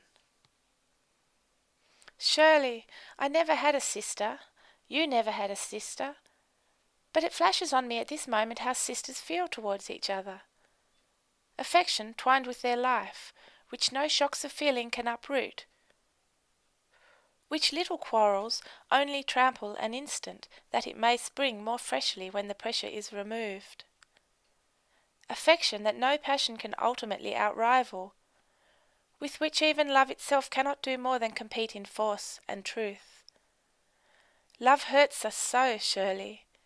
It is so tormenting, so racking, and it burns away our strength with its flame. In affection is no pain and no fire, only sustenance and balm. I am supported and soothed when you, that is you only, are near, Shirley. Do you believe me now? I am always easy of belief when the creed pleases me. We really are friends then, Lena, in spite of the black eclipse. We really are, returned the other, drawing Shirley towards her and making her sit down, chance what may. Come then, we will talk of something else than the troubler. But at this moment the rector came in, and the something else of which Miss Keeldar was about to talk was not again alluded to till the moment of her departure. She then delayed a few minutes in the passage to say, Caroline, I wish to tell you that I have a great weight on my mind. My conscience is quite uneasy, as if I had committed or was going to commit a crime. It is not my private conscience, you must understand, but my landed proprietor and lord of the manor conscience. I have got into the clutch of an eagle with iron talons. I have fallen under a stern influence, which I scarcely approve, but cannot resist. Something will be done ere long, I fear, which it by no means pleases me to think of. To ease my mind, and to prevent harm as far as I can, I mean to enter on a series of good works. Don't be surprised, therefore, if you see me all at once turn outrageously charitable. I have no idea how to begin, but you must give me some advice. We will talk more on the subject tomorrow. And just ask that excellent person, Miss Ainley, to step up to Fieldhead. I have some notion of putting myself under her tuition. Won't she have a precious pupil? Drop a hint to her, Lena, that, though a well-meaning, I am rather a neglected character, and then she will feel less scandalized at my ignorance about clothing societies and such things. On the morrow, Caroline found Shirley sitting gravely at her desk, with an account book, a bundle of banknotes, and a well-filled purse before her. She was looking mighty serious, but a little puzzled. She said she had been casting an eye over the weekly expenditure in housekeeping at the Hall, trying to find out where she could retrench, that she had also just given audience to Mrs. Gill, the cook, and had sent that person away with the notion that her, Shirley's, brain was crazed. I have lectured her on the duty of being careful, said she, in a way quite new to her. So eloquent was I on the text of economy that I surprised myself. For you see, it is altogether a fresh idea. I never thought, much less spoke, on the subject till lately. But it is all theory, for when I came to the practical part I could retrench nothing. I had not firmness to take off a single pound of butter, or to prosecute to any clear result an inquest into the destiny of either dripping, lard, bread, cold meat, or other kitchen prerequisite whatever. I know we never get up illuminations at Fieldhead, but I could not ask the meaning of sundry quite unaccountable pounds of candles. We do not wash for the parish, Yet I viewed in silence items of soap and bleaching powder calculated to satisfy the solicitude of the most anxious inquirer after our position in reference to those articles. Carnivorous I am not, nor is Mrs. Pryor, nor is Mrs. Gill herself. Yet I only hemmed and opened my eyes a little wide when I saw the butcher's bills, whose figures seemed to prove that fact falsehood.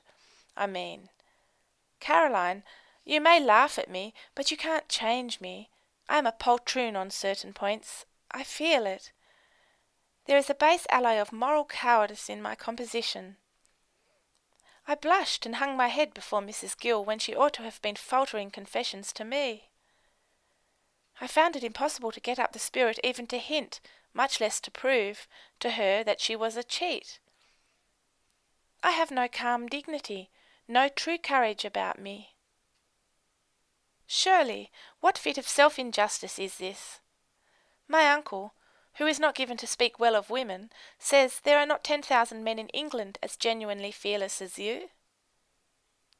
I am fearless physically, but I am nervous about danger. I was not startled from self-possession when Mr. Wynn's great red bull rose with a bellow before my face, as I was crossing the cowslip lea alone, stooped his begrimed sullen head and made a run at me, but I was afraid of seeing Mrs. Gill brought to shame and confusion of face. You have twice, 10 times my strength of mind on certain subjects, Caroline. You, who no persuasions can induce to pass a bull, however quiet he looks, would have firmly shown my housekeeper she had done wrong. Then you would have gently and wisely admonished her, and at last, I dare say, provided she had seemed penitent, you would have very sweetly forgiven her. Of this conduct I am incapable. However, in spite of exaggerated imposition, I still find we live within our means. I have money in hand, and I really must do some good with it. The Briarfield poor are badly off. They must be helped. What ought I to do, think you, Lena? Had I not better distribute the cash at once? No, indeed, Shirley, you will not manage properly. I have often noticed that your only notion of charity is to give shillings and half-crowns in a careless, free-handed sort of way, which is liable to continual abuse. You must have a Prime Minister, or you will get yourself into a series of scrapes. You suggested Miss Ainley yourself. To Miss Ainley I will apply, and, meantime, promise to keep quiet and not begin throwing away your money. What a great deal you have, Shirley! You must feel very rich with all that. Yes, I feel of consequence. It is not an immense sum, but I feel responsible for its disposal, and really this responsibility weighs on my mind more heavily than I could have expected. They say that there are some families almost starving to death in Briarfield. Some of my own cottagers are in wretched circumstances. I must and will help them. Some people say we shouldn't give alms to the poor, Shirley. They are great fools for their pains. For those who are not hungry, it is easy to palaver about the degradation of charity and so on, but they forget the brevity of life, as well as its bitterness. We have none of us long to live. Let us help each other through seasons of want and woe, as well we can, without heeding in least the scruples of vain philosophy. But you do help others, Shirley. You give a great deal as it is. Not enough, I must give more, or, I tell you, my brother's blood will some day be crying to heaven against me.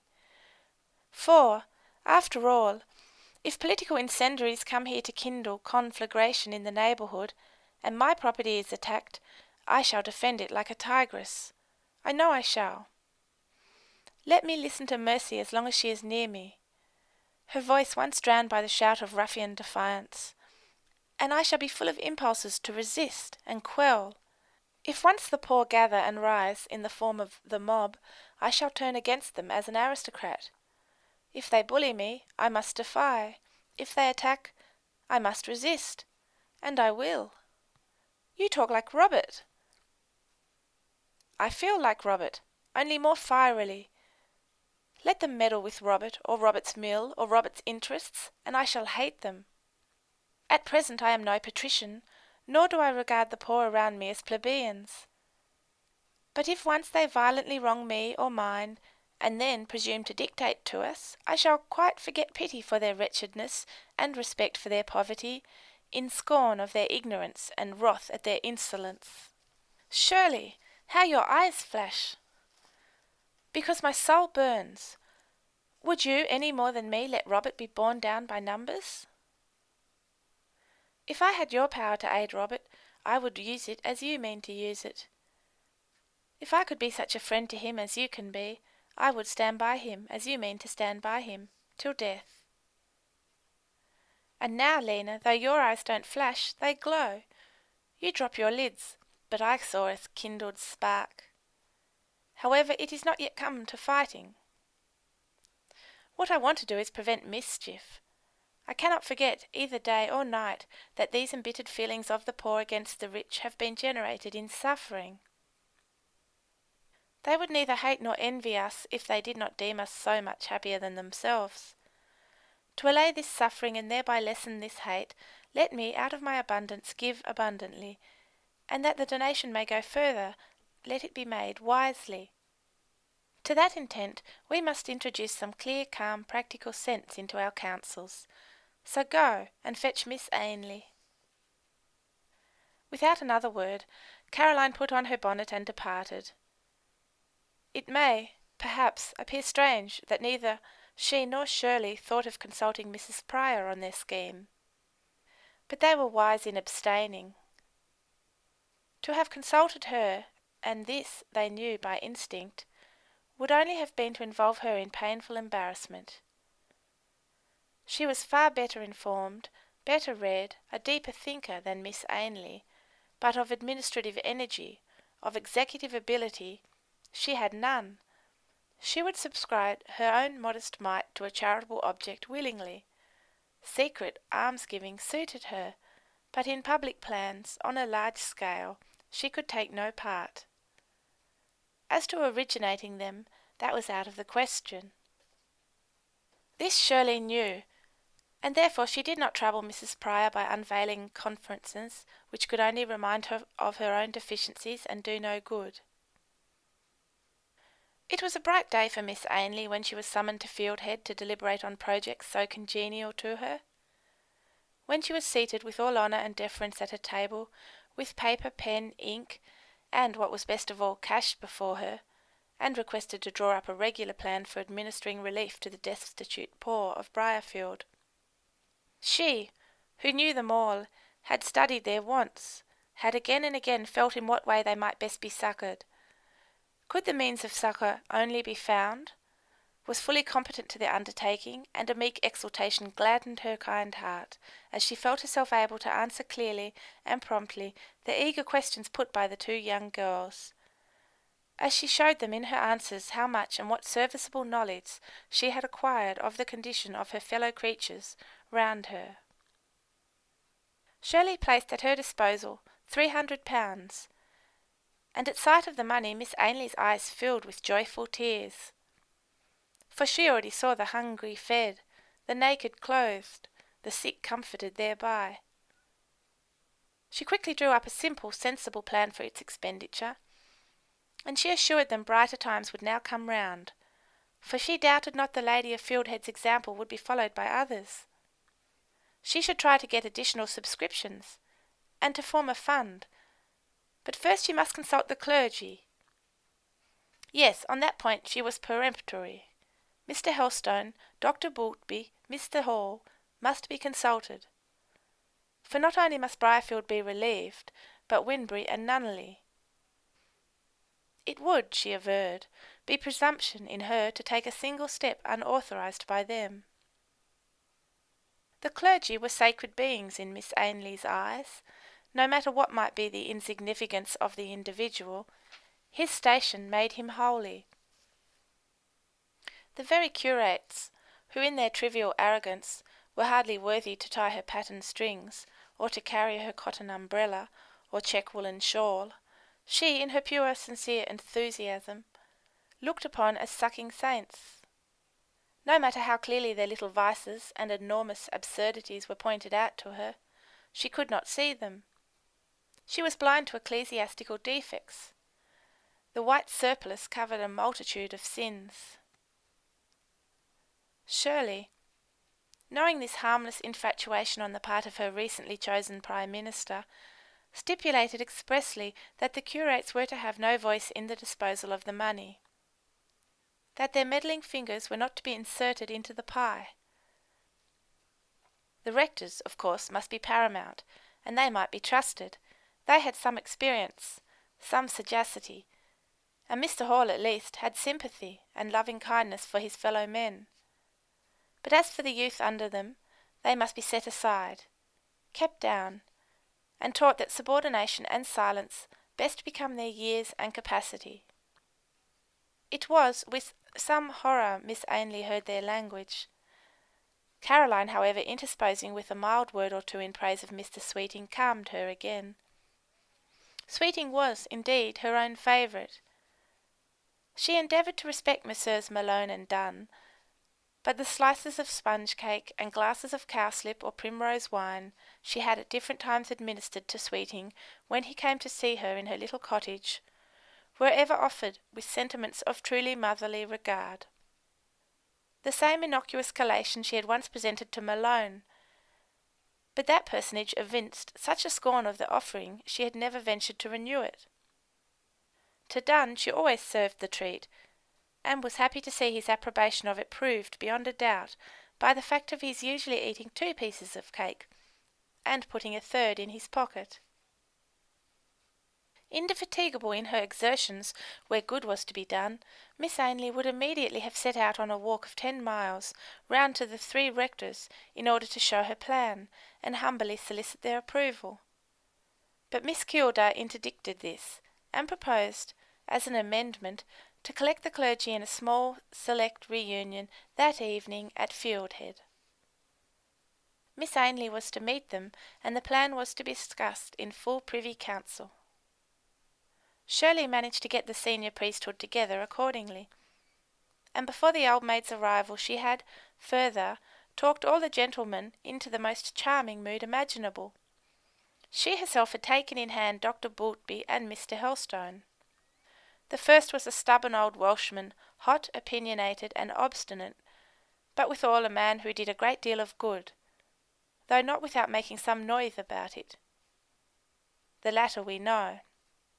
She had rather a friendly feeling for both, especially for old Helstone, and it cost her no trouble to be quite delightful to them. She took them round the garden, she gathered them flowers, she was like a kind of daughter to them. Mr. Hall she left to Caroline, or rather it was to Caroline's care Mr. Hall consigned himself. He generally thought Caroline in every party where she and he happened to be. He was not generally a ladies' man, though all ladies liked him. Something of a bookworm he was, near-sighted, spectacled, now and then abstracted. To old ladies he was kind as a son. To men of every occupation and grade he was acceptable. The truth, simplicity, frankness of his manners, the nobleness of his integrity, the reality and elevation of his piety, won him friends in every grade. His poor clerk and sexton delighted in him. The noble patron of his living esteemed him highly. It was only with young, handsome, fashionable, and stylish ladies he felt a little shy, being himself a plain man, plain in aspect, plain in manners, plain in speech. He seemed to fear their dash, elegance, and airs. But Miss Helstone had neither dash nor airs, and her native elegance was of a very quiet order, quite as the beauty of a ground-loving hedge-flower. He was a fluent, cheerful, agreeable talker. Caroline could talk, too, in a tete-a-tete. She liked Mr. Hall to come and take the seat next to her in a party, and thus secure her from Peter Augustus Malone, Joseph Dunn, or John Sykes. And Mr. Hall never failed to avail himself of this privilege when he possibly could. Such preference shown by a single gentleman to a single lady would certainly, in ordinary cases, have set in motion the tongues of the gossips. But Cyril Hall was 45 years old, slightly bald and slightly grey, and nobody ever said or thought he was likely to be married to Miss Helstone. Nor did he think so himself. He was wedded already to his books and his parish. His kind sister Margaret, spectacled and learned like himself, made him happy in his single state. He considered it too late to change. Besides, he had known Caroline as a pretty little girl. She had sat on his knee many a time. He had bought her toys and given her books. He felt that her friendship for him was mixed with a sort of filial respect.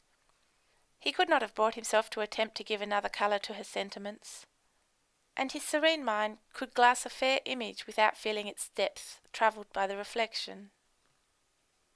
When Miss Ainley arrived, she was made kindly welcome by everyone. Mrs. Pryor and Margaret Hall made room for her on the sofa between them, and when the three were seated, they formed a trio which the gay and thoughtless would have scorned, indeed, as quite worthless and unattractive. A middle-aged widow and two plain spectacled old maids, yet which had its own quiet value, as many a suffering and friendless human being knew. Shirley opened the business and showed the plan. "I know the hand which drew up that," said Mr. Hall, glancing at Miss Ainley and smiling benignly. His approbation was won at once. Boltby heard and deliberated with bent brow and protruded under lip. His consent he considered too weighty to be given in a hurry. Helstone glanced sharply around with an alert, suspicious expression, as if he apprehended that female craft was at work, and that something in petticoats was somehow trying underhand to acquire too much influence, and make itself of too much importance. Shirley caught and comprehended the expression. "This scheme is nothing," she said carelessly. "It's only an outline, a mere suggestion. You, gentlemen, are requested to draw up rules of your own." And she directly fetched her writing case, smiling queerly to herself as she bent over the table where it stood.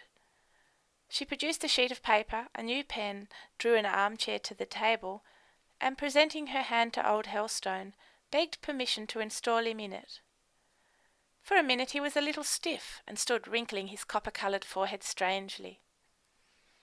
At last he muttered, "Well, you are neither my wife nor my daughter, so I'll be led for once.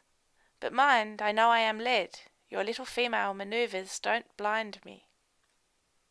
"Oh," said Shirley, dipping the pen in the ink and putting it into his hand, "you must regard me as Captain Keeldar today. This is quite a gentleman's affair, yours and mine entirely. Doctor," so she had dubbed the rector, "the ladies there are only to be our aides de camp, and at their peril they speak, till we have settled the whole business." He smiled a little grimly and began to write. He soon interrupted himself to ask questions and consult his brethren, disdainfully lifting his glance over the curly heads of the two girls, and the demure caps of the elder ladies, to meet the winking glasses and grey pates of the priests. In the discussion which ensued, all three gentlemen, to their infinite credit, showed a thorough acquaintance with the poor of their parishes, and even minute knowledge of their separate wants. Each rector knew where clothing was needed, where food would be most acceptable, where money could be bestowed with a probability of it being judiciously laid out. Wherever their memories fell short, Miss Ainley or Miss Hall, if applied to, could help them out. But both ladies took care not to speak unless spoken to. Neither of them wanted to be foremost, but each sincerely desired to be useful. And useful the clergy consented to make them, with which boon they were content. Shirley stood behind the rectors, leaning over their shoulders, now and then to glance at the rules drawn up, and the list of cases making out, listening to all they said, and still at intervals smiling her queer smile. A smile not ill-natured, but significant, too significant to be generally thought amiable. Men rarely like such of their fellows as read their inward nature too clearly and truly. It is good for women, especially, to be endowed with a soft blindness, to have mild, dim eyes, that never penetrate below the surface of things, that take all for what it seems. Thousands, knowing this, keep their eyelids drooped, on system. But the most downcast glance has its loophole, through which it can, on occasion, take its sentinel survey of life. I remember once seeing a pair of blue eyes that were usually thought creepy, secretly on the alert, and I knew by their expression, an expression which chilled my blood, it was in that quarter so wondrously unexpected, that for years they had been accustomed to silent soul-reading. The world called the owner of these blue eyes bonne petite femme. She was not an English woman. I learned her nature afterward, got it off by heart, studied it in its furthest, most hidden recesses. She was the finest, deepest, subtlest schemer in Europe. When all was at length settled to Miss Gilder's mind, and the clergy had entered so fully into the spirit of her plans as to head the subscription list with their signatures for £50 each, she ordered supper to be served, having previously directed Mrs. Gill to exercise her utmost skill in the preparation of this repast. Mr. Hall was no bon vivant. He was naturally an abstemious man, indifferent to luxury. But Boltby and Helstone both liked good cookery. Their recherche supper consequently put them into an excellent humour. They did justice to it, though in a gentlemanly way, not in the mode Mr. Dunn would have done, had he been present. A glass of fine wine was likewise tasted, with discerning though most decorous relish. Captain Kildare was complimented on his taste. The compliment charmed him. It had been his aim to gratify and satisfy his priestly guests. He had succeeded, and was radiant with glee. End of chapter 14 of Shirley by Charlotte Brontë. Chapter 15. Mr. Dunn's Exodus. The next day Shirley expressed to Caroline how delighted she felt that the little party had gone off so well. "I rather like to entertain a circle of gentlemen," said she. "It is amusing to observe how they enjoy a judiciously concocted repast. For ourselves, you see, these choice wines and these scientific dishes are of no importance to us. But gentlemen seem to retain something of the naivete of children about food, and one likes to please them. That is, when they show the becoming, decent self-government of our admirable rectors. I watch Moore sometimes, to try and discover how he can be pleased. But he has not that child's simplicity about him.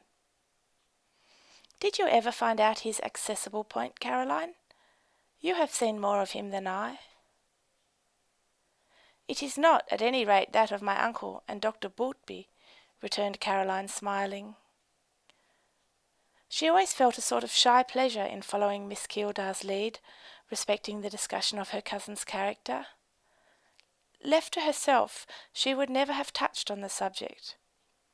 But when invited, the temptation of talking about him, of whom she was ever thinking, was irresistible. "But," she added, "I really don't know what it is. For I never watched Robert in my life, but my scrutiny was presently baffled by finding he was watching me." "There it is," exclaimed Shirley. "You can't fix your eyes on him, but he's presently flash on you. He is never off his guard. He won't give you an advantage. Even when he does not look at you, his thoughts seem to be busy amongst your own thoughts, tracing your words and actions to their source, contemplating your motives at his ease. Oh, I know that sort of character, or something in the same style. It is one that piques me singularly. How does it affect you?" This question was a specimen of one of Shirley's sharp, sudden turns. Caroline used to be fluttered by them at first, but she had now got into the way of parrying these home thrusts like a little Quakeress. "Pique you? In what way does it pique you?" she said. "Here he comes!" suddenly exclaimed Shirley, breaking off, starting up and running to the window. "Here comes a diversion! I never told you of a superb conquest I have made lately, made at those parties to which I can never persuade you to accompany me. And the thing has been done without effort or intention on my part, that I aver. There is the bell, and, by all that's delicious, there are 2 of them. Do they never hunt, then, except in couples? You may have one, Lena, and you may take your choice. I hope I am generous enough. Listen to Tata." The black-muzzled, tawny dog, a glimpse of which was seen in the chapter which first introduced its mistress to the reader, here gave tongue in the hall, amidst whose hollow space the deep bark resounded formidably. A growl more terrible than the bark, menacing as muttered thunder, succeeded. "Listen, again!" cried Shirley, laughing. "You would think that the prelude to a bloody onslaught.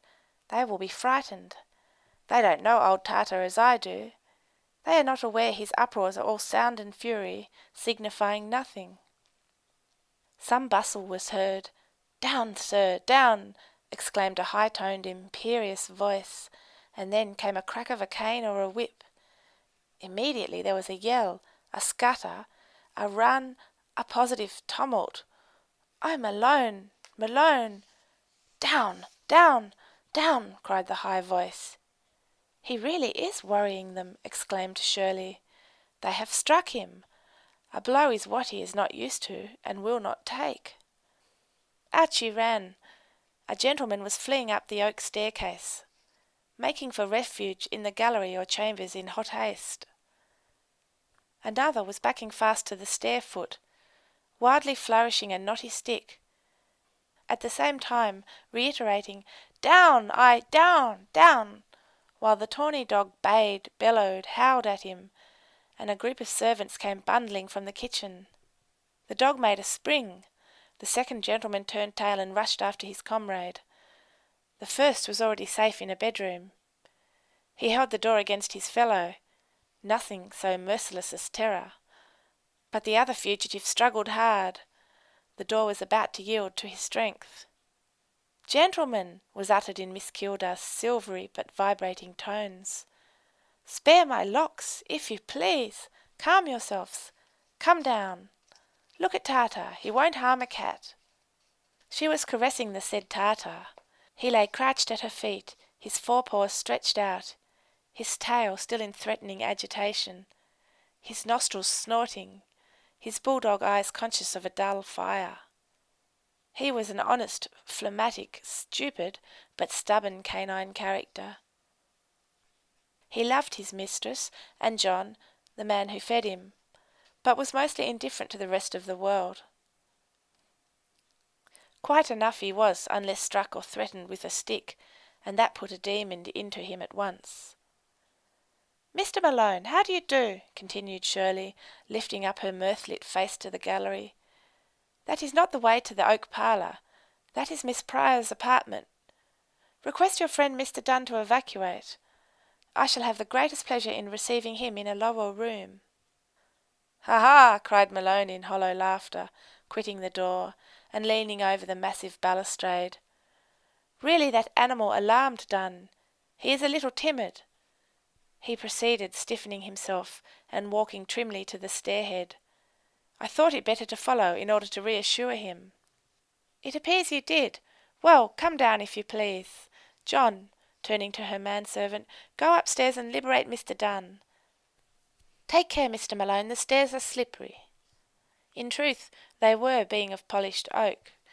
The caution came a little late for Malone. He had slipped already in his stately descent, and was only saved from falling by a clutch at the banisters, which made the whole structure creak again. Tartar seemed to think the visitor's descent affected with unwarranted éclat, and accordingly he growled once more. Malone, however, was no coward. The spring of the dog had taken him by surprise, but he passed him now in suppressed fury rather than fear. If a look could have strangled Tartar, he would have breathed no more. Forgetting politeness in his sullen rage, Malone pushed into the parlour before Miss Keeldar. He glanced at Miss Helstone. He could scarcely bring himself to bend to her. He glared on both the ladies. He looked as if, had either of them been his wife, he would have made a glorious husband at the moment. In each hand he seemed as if he would have liked to clutch one and gripe her to death. However, Shirley took pity.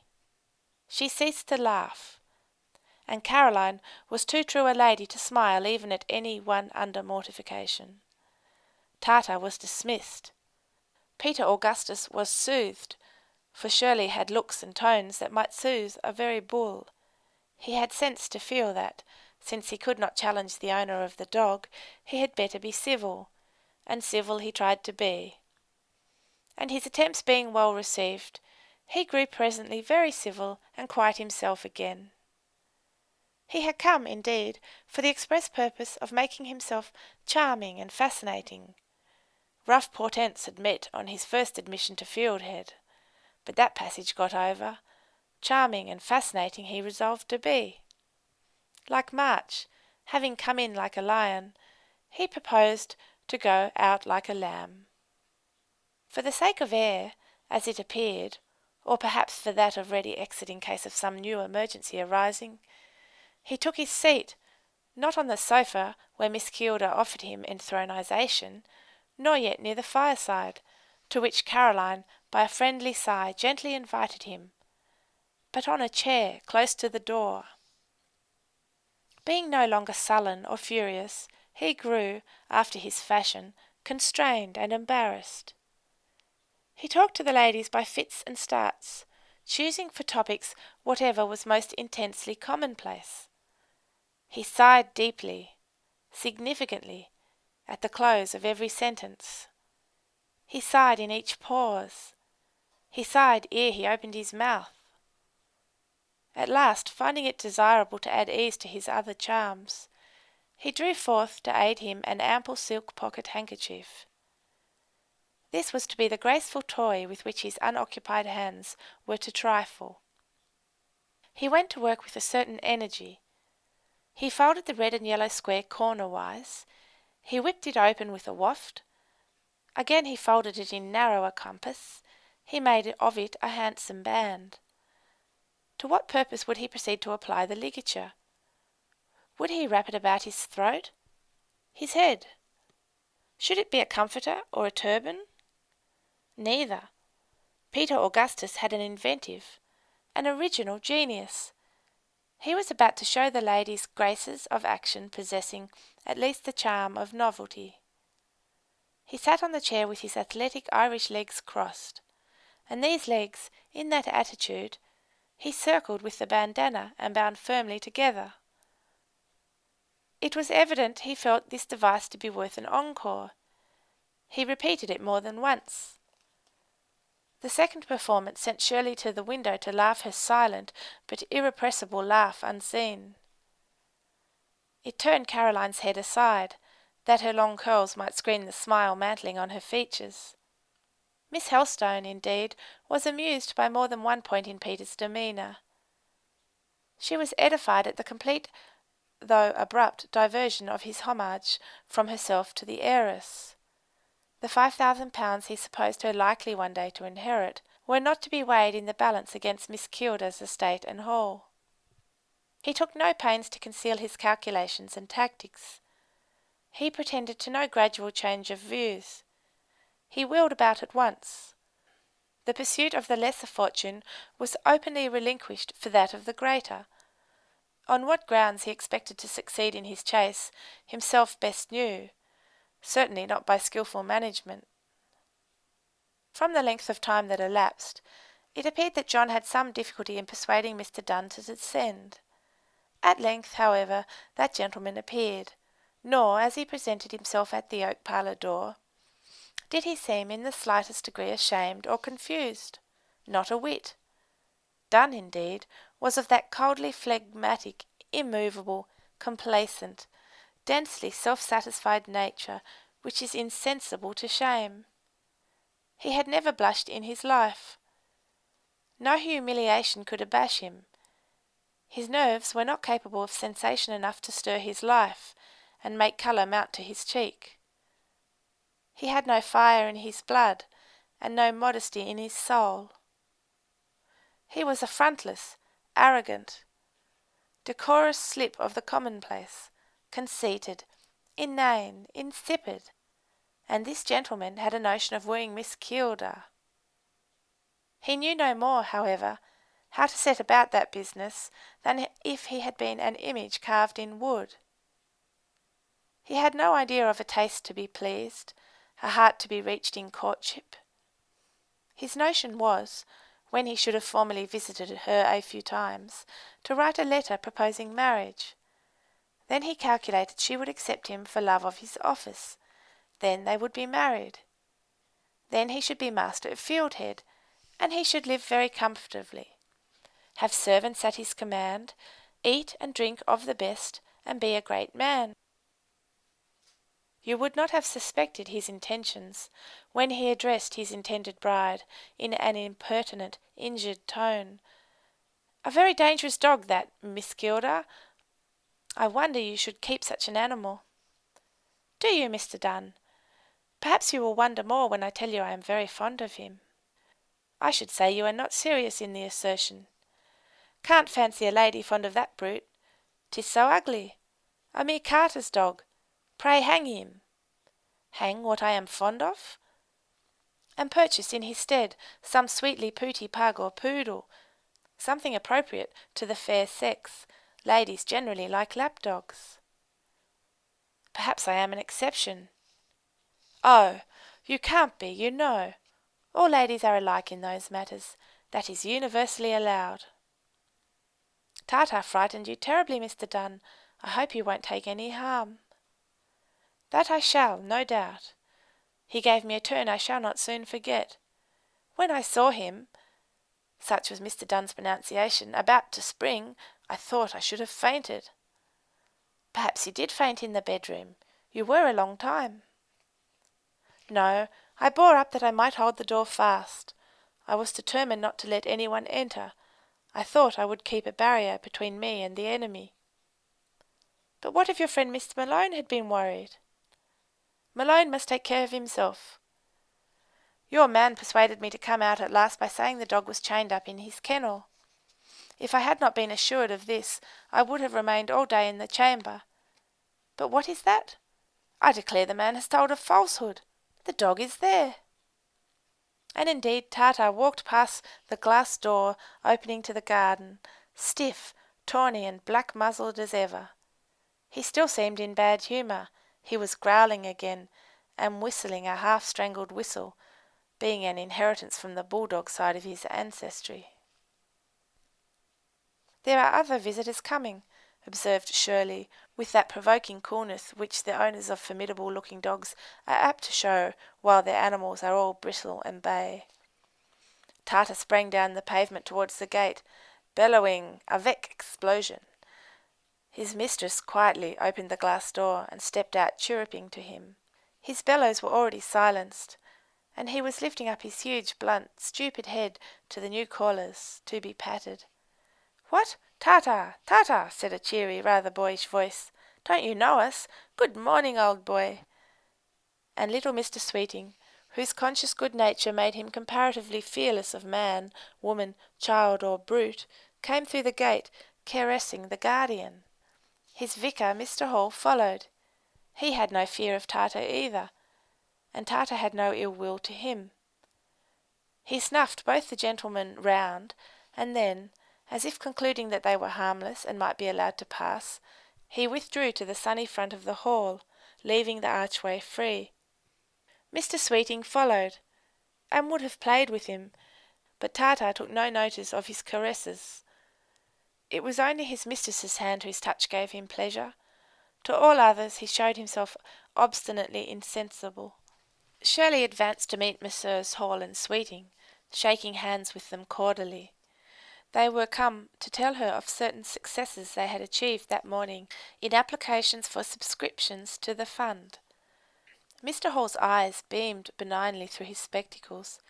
His plain face looked positively handsome with goodness.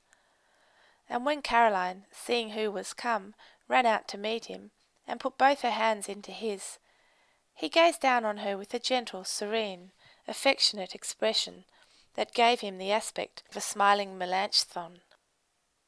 Instead of re-entering the house, they strayed through the garden, the ladies walking one on each side of Mr. Hall. It was a breezy, sunny day. The air freshened the girls' cheeks, and gracefully dishevelled their ringlets. Both of them looked pretty, one gay. Mr. Hall spoke oftenest to his brilliant companion, looked most frequently at the quiet one. Miss Keeldar gathered handfuls of the profusely blooming flowers, whose perfume filled the enclosure. She gave some to Caroline, telling her to choose a nosegay for Mr. Hall, and with her lap filled with delicate and splendid blossoms, Caroline sat down on the steps of a summer house. The vicar stood near her, leaning on his cane. Shirley, who could not be inhospitable, now called out the neglected pair in the oak parlour. She convoyed Don past his dread enemy Tartar, who, with his nose on his forepaws, lay snoring under the meridian sun. Don was not grateful. He was never grateful for kindness and attention, but he was glad of the safeguard. Miss Keeldar, desirous of being impartial, offered the curates flowers. They accepted them with native awkwardness. Malone seemed especially at a loss when a bouquet filled one hand, while his shillelagh occupied the other. Dun's "thank you" was rich to hear. It was the most fatuous and arrogant of sounds, implying that he considered this offering an homage to his merits, and an attempt on the part of the heiress to ingratiate herself into his priceless affections. Sweeting alone received the posy like a smart, sensible little man, as he was, putting it gallantly and nattily into his buttonhole. As a reward for his good manners, Miss Keeldar, beckoning him apart, gave him some commission, which made his eyes sparkle with glee. Away he flew, round by the courtyard to the kitchen. No need to give him directions. He was always at home everywhere. Ere long he reappeared, carrying a round table, which he placed under the cedar. Then he collected 6 garden chairs from various nooks and bowers in the grounds, and placed them in a circle.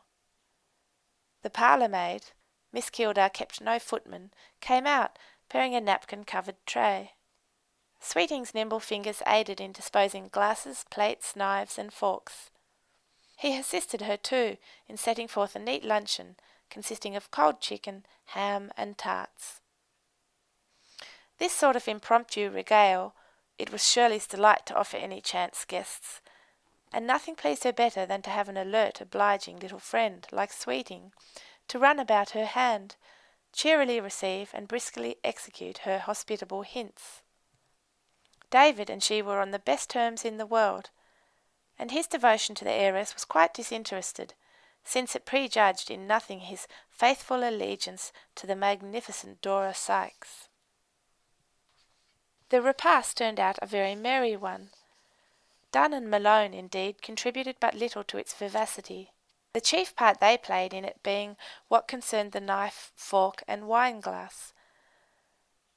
But wherefore such natures as Mr. Hall, David Sweeting, Shirley, and Caroline were assembled in health and amity, on a green lawn, under a sunny sky, amidst a wilderness of flowers, there could not be ungenial dullness. In the course of conversation, Mr. Hall reminded the ladies that Whitsuntide was approaching, when the grand united Sunday school tea-drinking and procession of the 3 parishes of Briarfield, Winbury, and Nunneley were to take place. Caroline, he knew, would be at her post as teacher, he said, and hoped Miss Keeldar would not be wanting. He hoped she would make her first public appearance amongst them at that time. Shirley was not the person to miss an occasion of this sort. She liked festive excitement, a gathering of happiness, a concentration and combination of pleasant details, a throng of glad faces, a muster of elated hearts. She told Mr. Hall they might count on her with security. She did not know what she would have to do, but they might dispose of her as they pleased. "And," said Caroline, "you will promise to come to my table and to sit near me, Mr. Hall?" "I shall not fail, Dio Valente," said he. "I have occupied the place on her right hand at these monster tea drinkings for the last 6 years," he proceeded, turning to Miss Keeldar. "They made her a Sunday school teacher when she was a little girl of 12. She is not particularly self-confident by nature, as you may have observed, and the first time she had to take a tray, as the phrase is, and make tea in public, there was some piteous trembling and flushing. I observed the speechless panic, the cups shaking in the little hand, and the overflowing teapot filled to full from the urn. I came to her aid, took a seat near her, managed the urn and the slop basin, and in fact made the tea for her like any old woman." "I was very grateful to you," interposed Caroline. "You were. You told me so with an earnest sincerity that repaid me well. Inasmuch as it was not like the majority of little ladies of 12, whom you may help and caress for ever without their evincing any quicker sense of the kindness done and meant than if they were made of wax and wood, instead of flesh and nerves. She kept close to me, Miss Keeldar, the rest of the evening, walking with me over the grounds where the children were playing. She followed me into the vestry when all were summoned into church. She would, I believe, have mounted with me to the pulpit, had I not taken the previous precaution of conducting her to the rectory pew.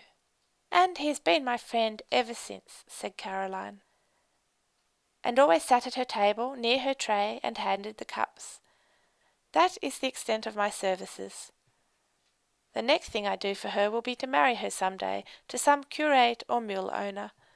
But mind, Caroline, I shall inquire about the bridegroom's character, and if he is not a gentleman likely to render happy the little girl who walked with me hand in hand over Nunley Common, I will not officiate. So take care." "The caution is useless. I am not going to be married. I shall live single like your sister Margaret, Mr. Hall." "Very well, you might do worse. Margaret is not unhappy. She has her books for a pleasure, and her brother for a care, and is content. If ever you want a home, if the day should come when Briarfield Rectory is yours no longer, come to Nunneley Vicarage.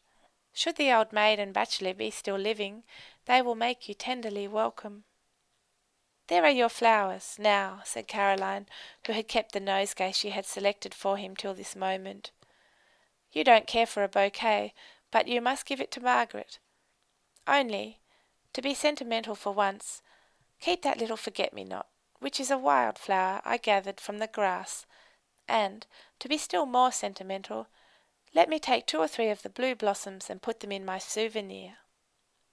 And she took out a small book with enamelled cover and silver clasp, wherein, having opened it, she inserted the flowers, writing round them in pencil, "To be kept for the sake of the Reverend Cyril Hall, my friend, May 18."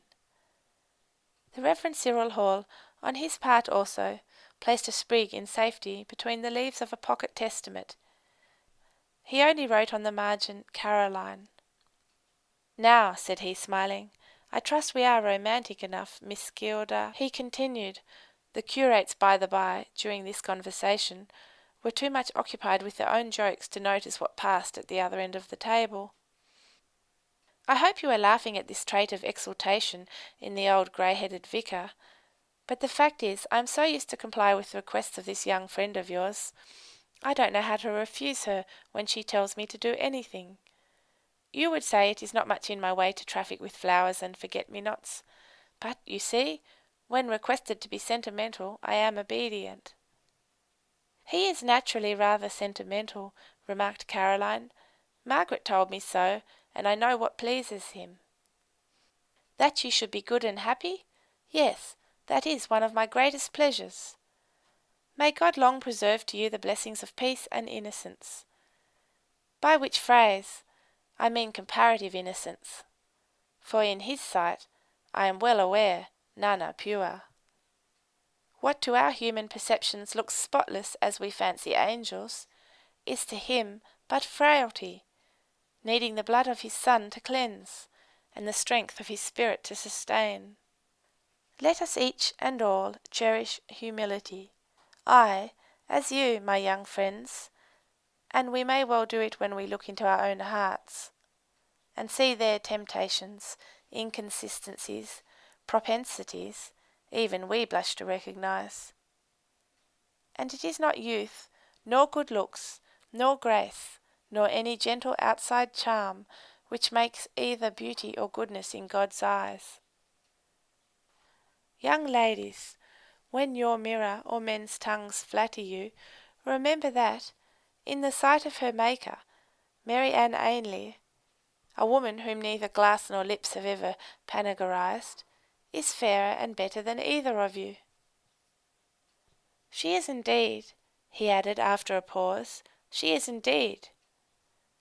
You young things, wrapped up in yourselves and in earthly hopes, scarcely live as Christ lived.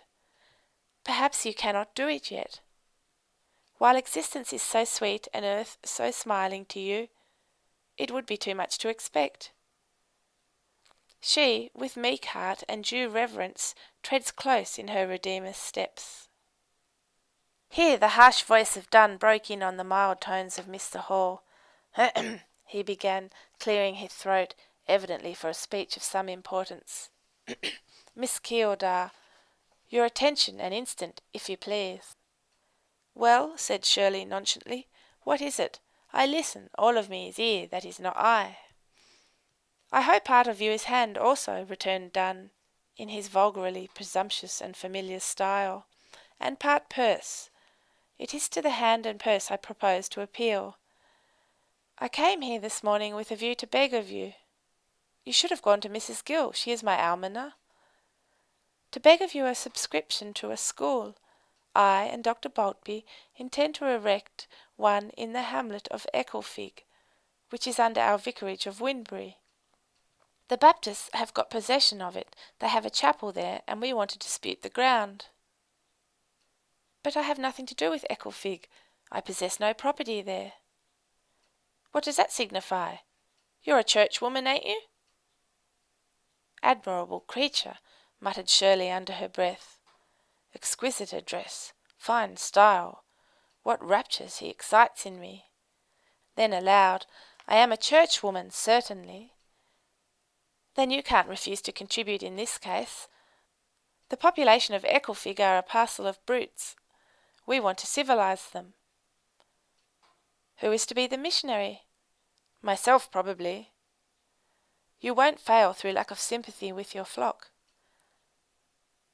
I hope not. I expect success, but we must have money. There is the paper. Pray give a handsome sum. When asked for money, Shirley rarely held back. She put down her name for £5, after the £300 she had lately given, and the many smaller sums she was giving constantly. It was as much as she could at present afford.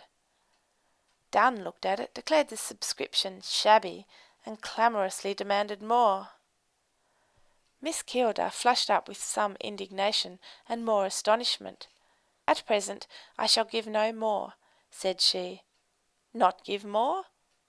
Why, I expected you to head the list with a cool 100. With your property you should never put down a signature for less. She was silent. In the South, went on Donne, a lady with 1,000 a year would be ashamed to give £5 for a public project.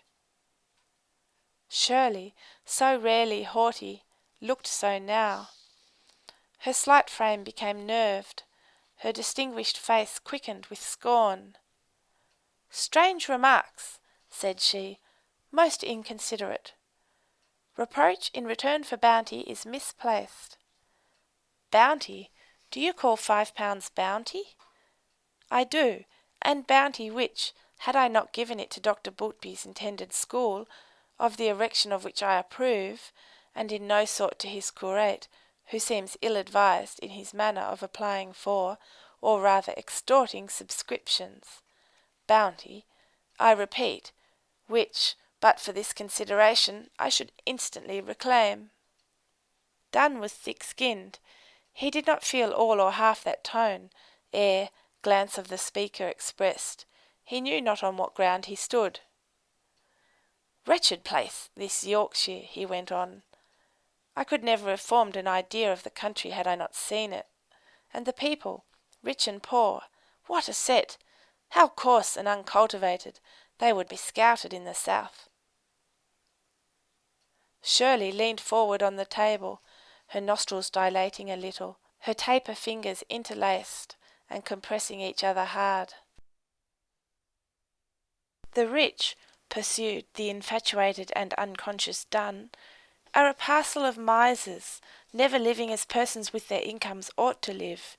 You must excuse Mr. Dunn's pronunciation, reader. It was very choice. He considered it genteel, and prided himself on his southern accent. Northern ears received with singular sensations his utterance of certain words.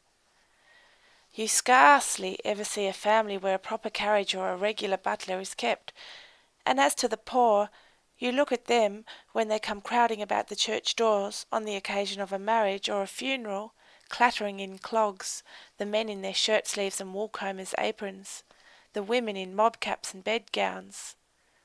They positively deserve that one should turn a mad cow in amongst them to rout their rabble rank.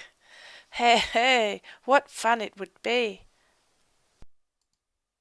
There, you have reached the climax, said Shirley quietly. You have reached the climax, she repeated, turning her glowing glance towards him. You cannot go beyond it. And, she added with emphasis, you shall not in my house. Up she rose. Nobody could control her now, for she was exasperated. Straight she walked to her garden gates. Wide she flung them open. Walk through, she said austerely, and pretty quickly, and set foot on this pavement no more. Dunn was astounded.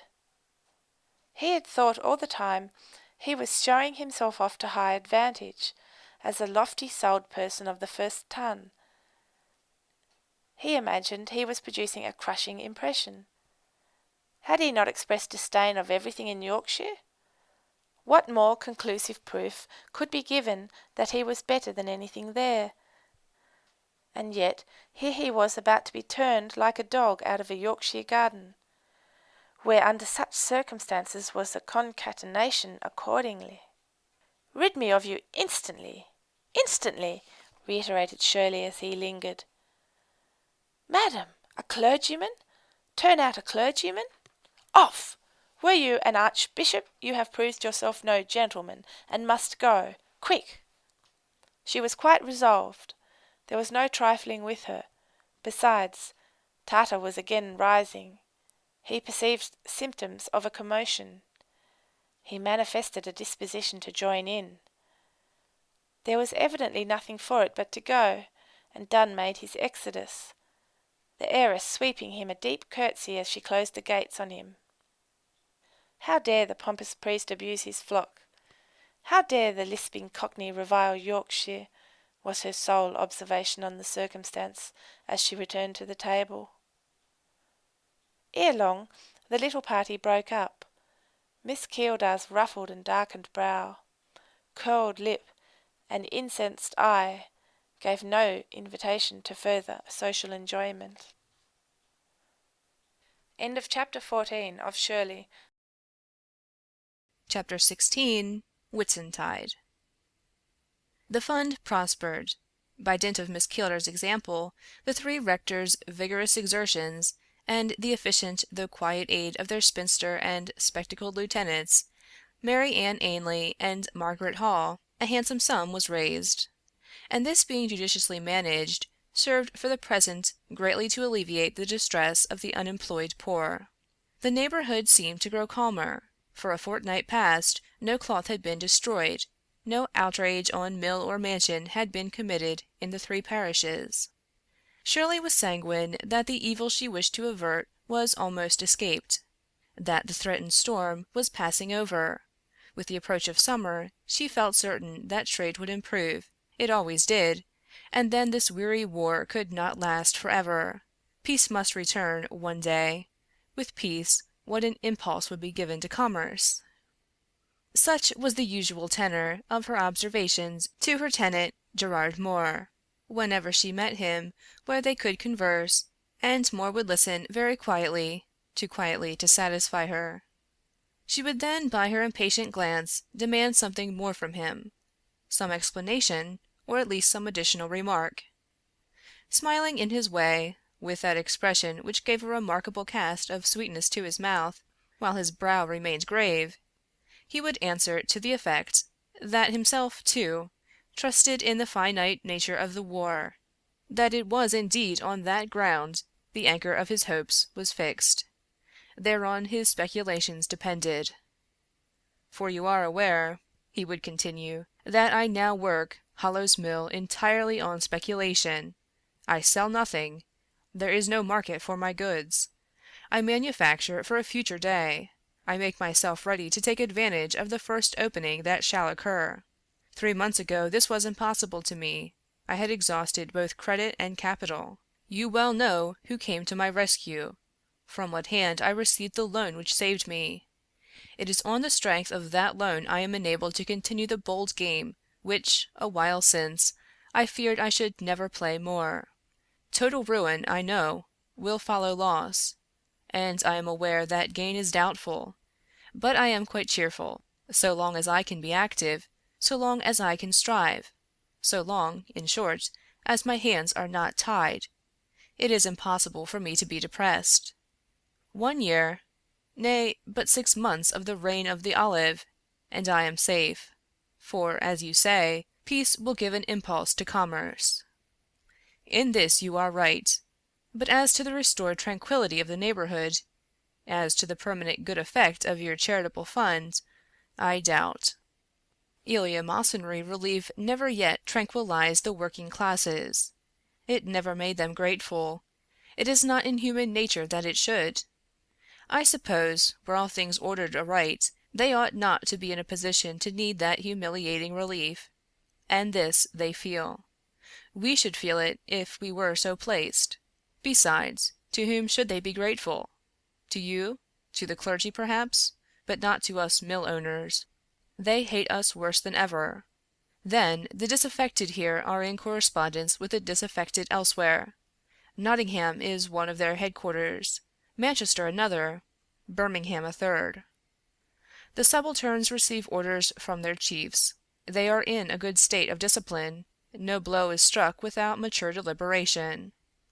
In sultry weather you have seen the sky threaten thunder day by day, and yet night after night the clouds have cleared, and the sun has set quietly, but the danger was not gone. It was only delayed. The long threatening storm is sure to break at last. There is analogy between the moral and physical atmosphere. Well, Mr. Moore, so these conferences always ended, take care of yourself. If you think that I have ever done you any good, reward me by promising to take care of yourself. I do. I will take close and watchful care. I wish to live, not to die. The future opens like Eden before me, and still, when I look deep into the shades of my paradise, I see a vision, that I like better than seraph or cherub, glide across remote vistas. Do you? Pray, what vision? I see... The maid came bustling in with the tea things. The early part of that May, as we have seen, was fine, the middle was wet, but in the last week, at change of moon, it cleared again.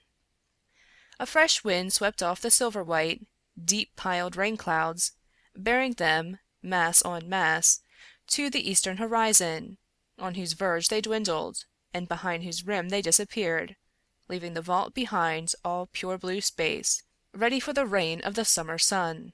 That sun rose broad on Whitsuntide. The gathering of the schools was signalized by splendid weather. Whit Tuesday was the great day, in preparation for which the 2 large schoolrooms of Briarfield, built by the present rector chiefly at his own expense, were cleared out, whitewashed, repainted, and decorated with flowers and evergreens, some from the rectory garden, 2 cartloads from Fieldhead, and a wheelbarrow full from the more stingy domain of De Walden, the residence of Dr. Wynne. In these schoolrooms 20 tables, each calculated to accommodate 20 guests, were laid out, surrounded with benches, and covered with white cloths. Above them were suspended at least some 20 cages, containing as many canaries, according to a fancy of the district, specially cherished by Mr. Helston's clerk, who delighted in the piercing song of these birds, and knew that amidst confusion of tongues they always carolled loudest. These tables, be it understood, were not spread for the 1,200 scholars to be assembled from the 3 parishes, but only for the patrons and teachers of the schools. The children's feast was to be spread in the open air. At 1 o'clock the troops were to come in. At 2 they were to be marshalled. Till 4 they were to parade the parish. Then came the feast, and afterwards the meeting, with music and speechifying in the church. Why Briarfield was chosen for the point of rendezvous, the scene of the feats, should be explained. It was not because it was the largest or most populous parish. Winbury far outdid it in that respect, nor because it was the oldest. Antique as were the hoary church and rectory, Nunneley's low-roofed temple and mossy parsonage, buried both in coeval oaks, outstanding sentinels of Nunwood, were older still. It was simply because Mr. Helston willed it so, and Mr. Helston's will was stronger than that of Boltby or Hall. The former could not, the latter would not, dispute a point of precedence with their resolute and imperious brother. They let him lead and rule. This notable anniversary had always hitherto been a trying day to Caroline Helstone, because it dragged her perforce into public, compelling her to face all that was wealthy, respectable, influential in the neighborhood, in whose presence, but for the kind countenance of Mr. Hall, she would have appeared unsupported. Obliged to be conspicuous, obliged to walk at the head of her regiment, as the rector's niece, and first teacher of the first class, obliged to make tea at the first table for a mixed multitude of ladies and gentlemen, and to do all this without the countenance of mother, aunt, or chaperone, she, meantime, being a nervous person, who mortally feared publicity, it will be comprehended that, under these circumstances, she trembled at the approach of Whitsuntide. But this year Shirley was to be with her, and that changed the aspect of the trial singularly. It changed it utterly. It was a trial no longer. It was almost an enjoyment. Miss Kilder was better in her single self than a host of ordinary friends. Quite self-possessed and always spirited and easy, conscious of her social importance, yet never presuming upon it, it would be enough to give one courage only to look at her. The only fear was, lest the heiress should not be punctual to tryst. She often had a careless way of lingering behind time, and Caroline knew her uncle would not wait a second for anyone. At the moment of the church clock tolling 2, the bells would clash out and the march begin. She must look after Shirley, then, in this matter, or her expected companion would fail her. Whit Tuesday saw her rise almost with the sun. She, Fanny, and Eliza were busy the whole morning arranging the rectory parlours in first-rate company order, and setting out a collection of cooling refreshments, wine, fruit, cakes, on the dining-room sideboard. Then she had to dress in her freshest and fairest attire of white muslin. The perfect fineness of the day and the solemnity of the occasion warranted, and even exacted, such costume. Her new sash, a birthday present from Margaret Hall, which she had reason to believe Cyril himself had bought, and in return for which she had indeed given him a set of cambric bands in a handsome case, was tied by the dexterous fingers of Fanny, who took no little pleasure in arraying her fair young mistress for the occasion. Her simple bonnet had been trimmed to correspond with her sash. Her pretty but inexpensive scarf of white crape suited her dress.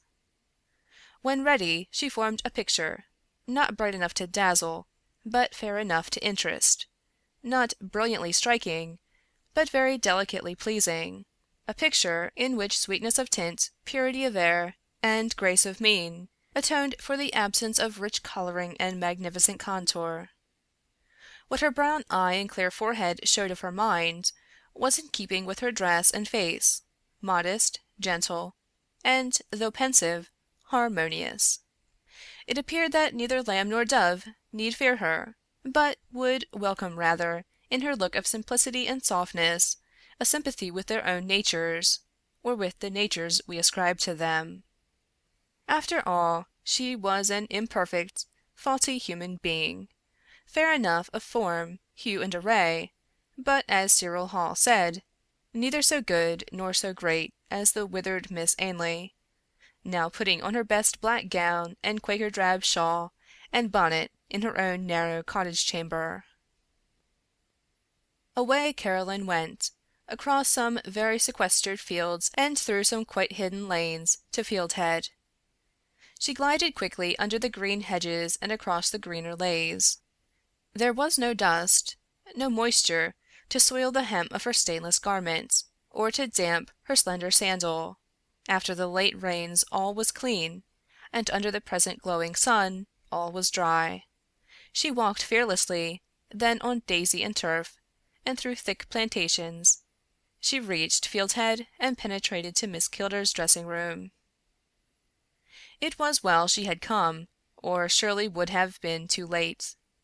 Instead of making ready with all speed, she lay stretched on a couch, absorbed in reading.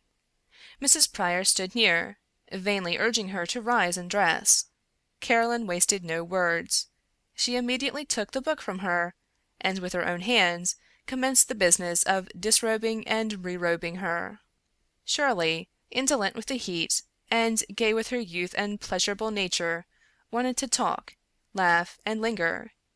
But Caroline, intent on being in time, persevered in dressing her as fast as fingers could fasten strings or insert pins.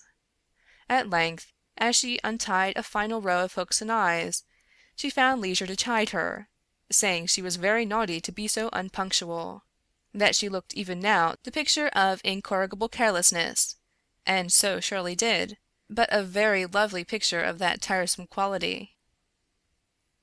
She presented quite a contrast to Caroline. There was style in every fold of her dress, and every line of her figure. The rich silk suited her better than a simpler costume. The deep embroidered scarf became her. She wore it negligently, but gracefully. The wreath on her bonnet crowned her well. The attention to fashion, the tasteful appliance of ornament in each portion of her dress, were quite in place with her.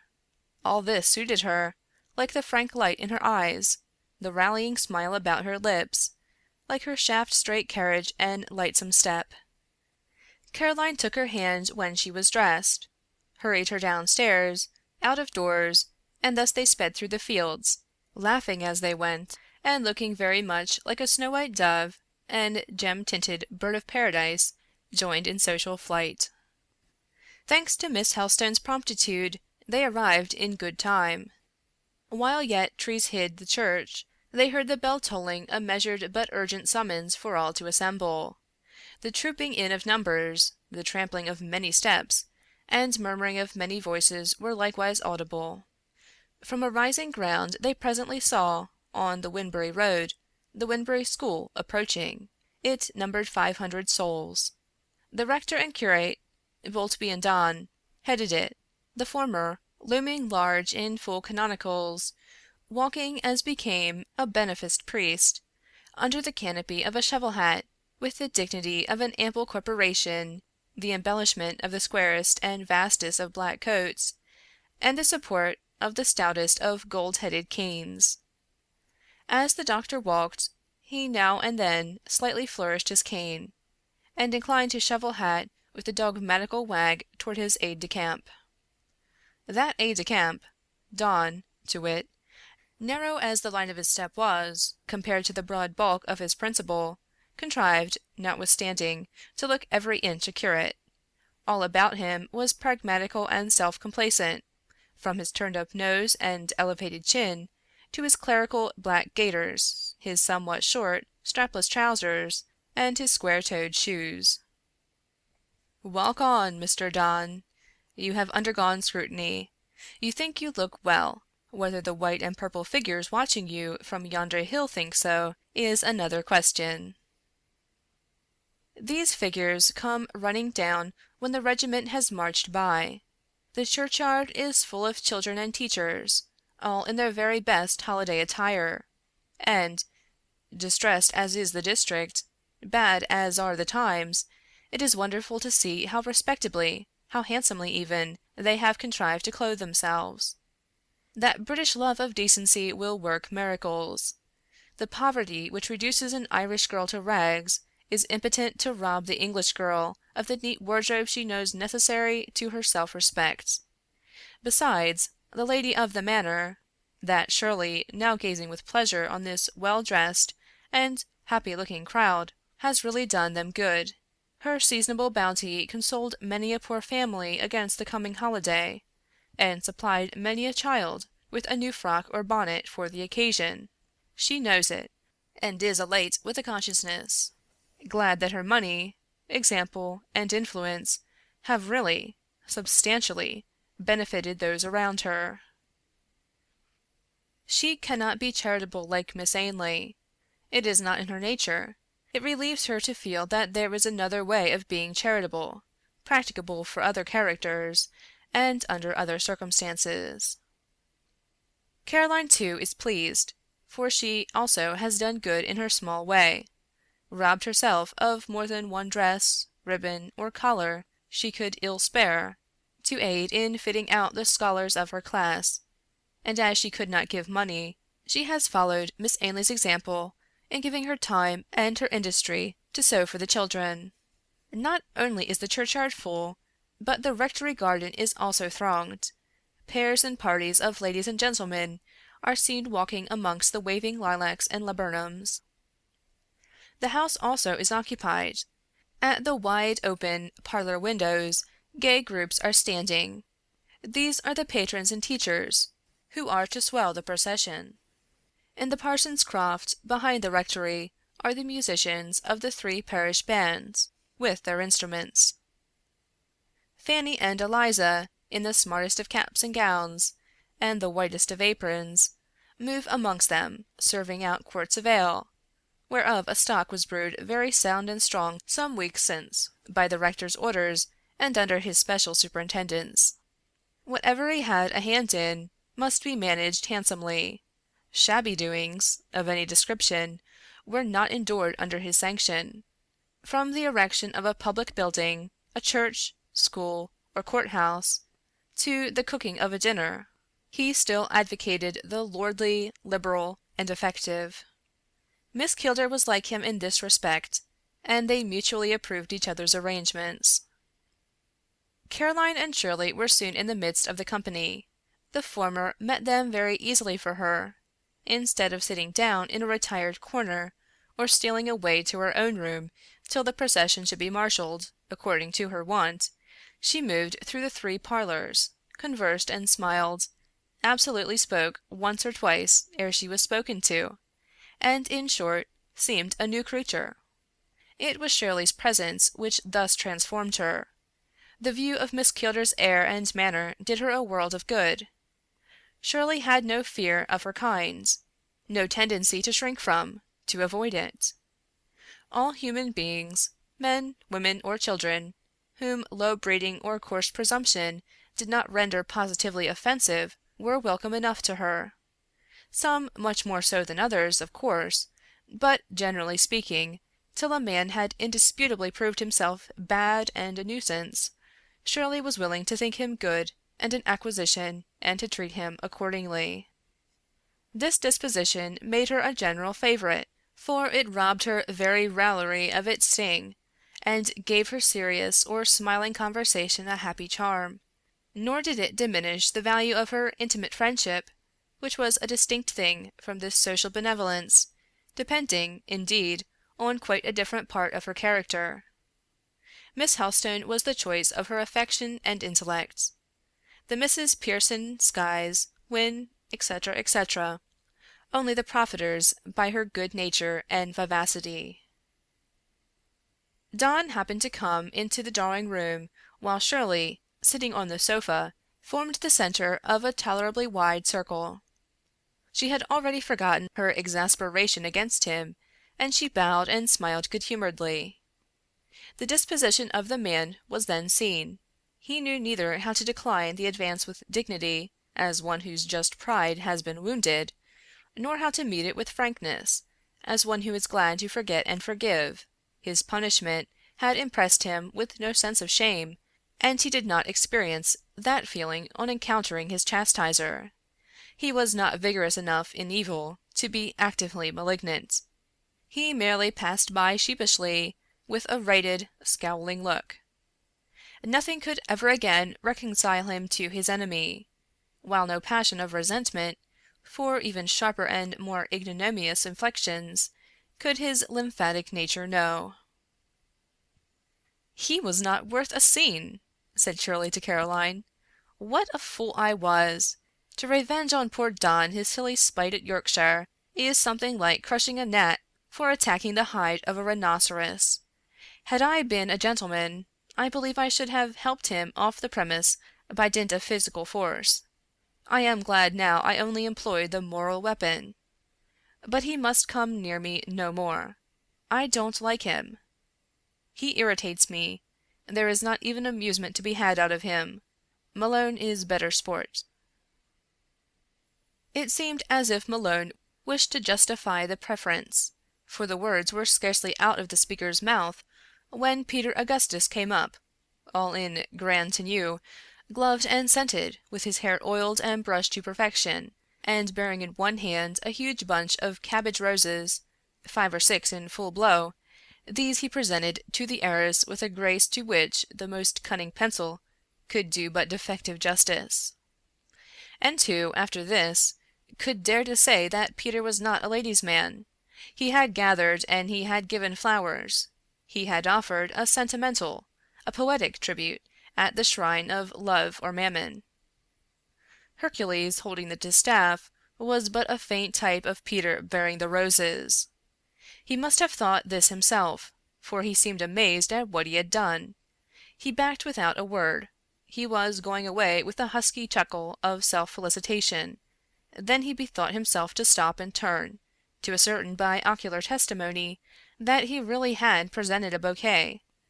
Yes, there were 6 red cabbages on the purple satin lap, a very white hand, with some gold rings on the fingers, slightly holding them together, and streaming ringlets, half hiding a laughing face, drooped over them. Only half hiding. Peter saw the laugh. It was unmistakable. He was made a joke of. His gallantry, his chivalry, were the subject of a jest for a petticoat, for 2 petticoats. Miss Helstone, too, was smiling. Moreover, he felt he was seen through, and Peter grew black as a thundercloud. When Shirley looked up, a fell eye was fastened on her. Malone, at least, had energy enough in hate. She saw it in his glance. "Peter is worth a scene, and shall have it if he likes one day," she whispered to her friend. And now, solemn and sombre as to their color, though bland enough as to their faces, appeared at the dining-room door the 3 rectors. They had hitherto been busy in the church, and were now coming to take some little refreshment for the body ere the march commenced. The large morocco-covered easy-chair had been left vacant for Dr. Boltby. He was put into it, and Caroline, obeying the instigations of Shirley, who told her now was the time to play the hostess, hastened to hand to her uncle's vast, reverend, and on the whole worthy friend, a glass of wine and a plate of macaroons. Boltby's churchwardens, patrons of the Sunday school both, as he insisted on their being, were already beside him.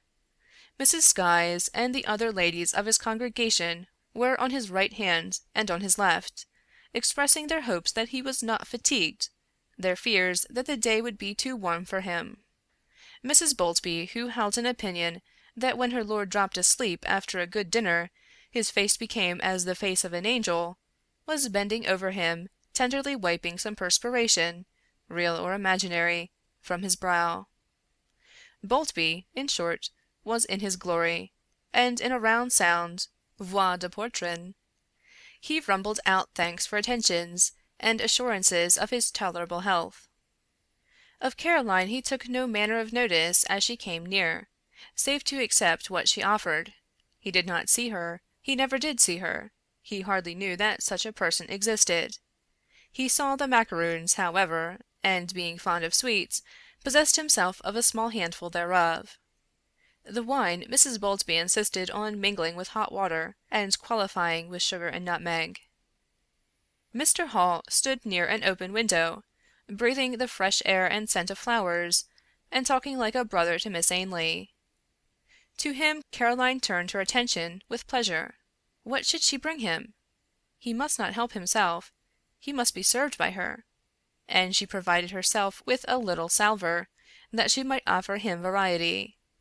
Margaret Hall joined them, so did Miss Kildare. The four ladies stood round their favourite pastor.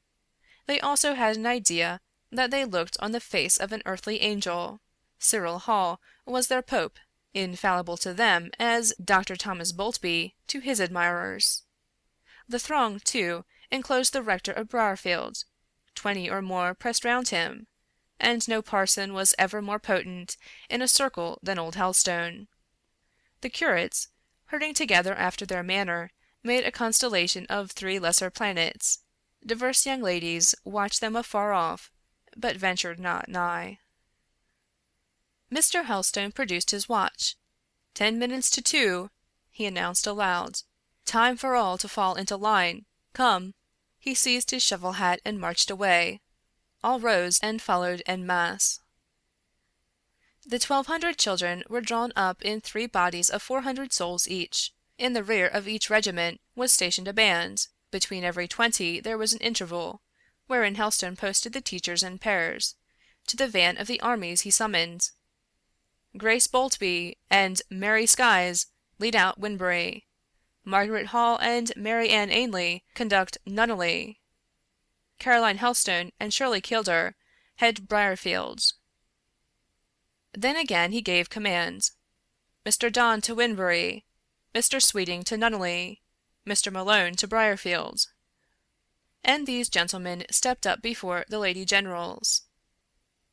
The rectors passed to the full front, the parish clerks fell to the extreme rear. Helstone lifted his shovel hat, in an instant outclassed the 8 bells in the tower, loud swelled the sounding bands, flute spoke and clarion answered, deep rolled the drums, and away they marched. The broad white road unrolled before the long procession. The sun and sky surveyed it cloudless, the wind tossed the tree boughs above it, and the 1,200 children, and 140 adults, of which it was composed, trod on in time and tune, with gay faces and glad hearts. It was a joyous scene, and a scene to do good. It was a day of happiness for rich and poor. The work, first of God, and then of the clergy. Let England's priests have their due. They are a faulty set in some respects, being only of common flesh and blood, like us all, but the land would be badly off without them. Britain would miss her church, if that church fell. God save it. God also reform it. End of section 28.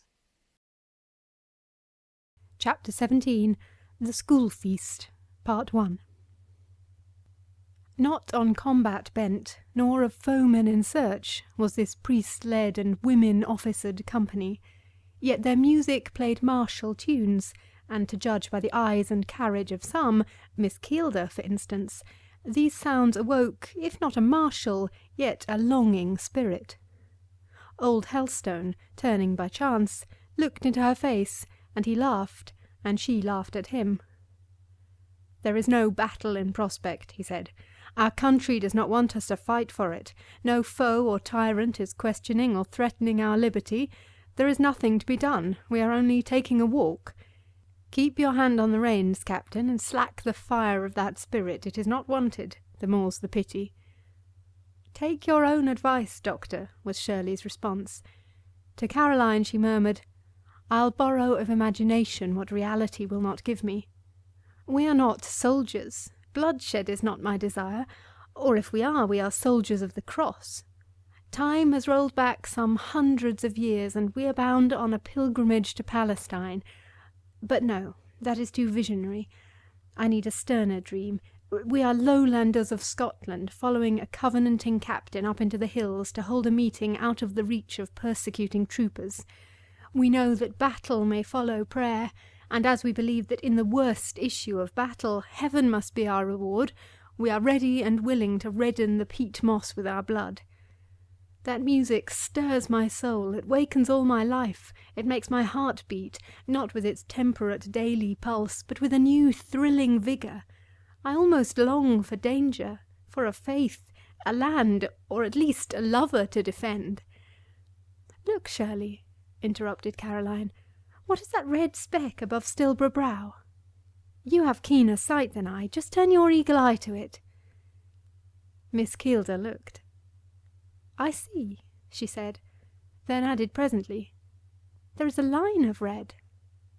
They are soldiers, cavalry soldiers, she subjoined quickly. They ride fast. There are 6 of them. They will pass us. No, they have turned off to the right. They saw our procession and avoid it by making a circuit. Where are they going? Perhaps they are only exercising their horses. Perhaps so. We see them no more now.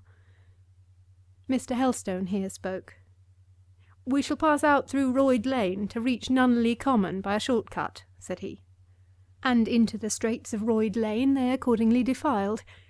It was very narrow, so narrow that only 2 could walk abreast without falling into the ditch which ran along each side.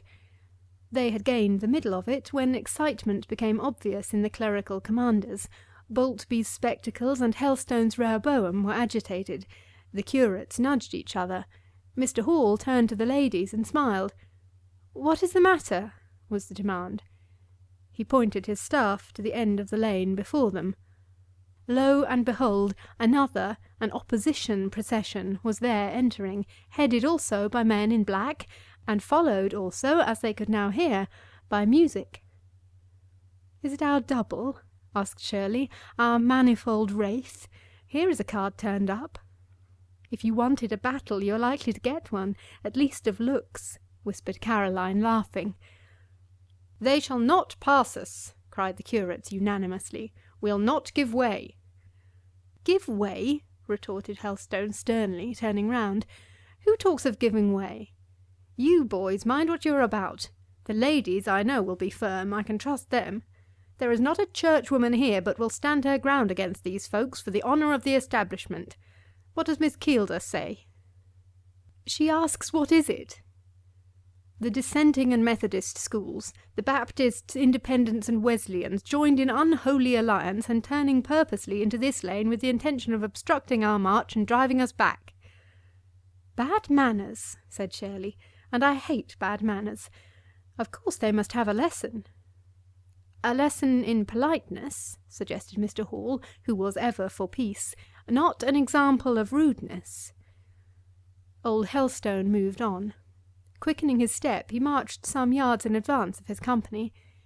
He had nearly reached the other sable leaders, when he who appeared to act as the hostile commander-in-chief, a large, greasy man with black hair combed flat on his forehead, called a halt. The procession paused. He drew forth a hymn-book, gave out a verse, set a tune, and they all struck up the most dolorous of canticles. Helstone signalled to his bands. They clashed out with all the power of brass. He desired them to play Rule Britannia, and ordered the children to join in vocally, which they did with enthusiastic spirit. The enemy was sung and stormed down. His psalm quelled. As far as noise went, he was conquered. "Now follow me," exclaimed Helstone. "Not at a run, but at a firm, smart pace. Be steady, every child and woman of you. Keep together, hold on by each other's skirts if necessary."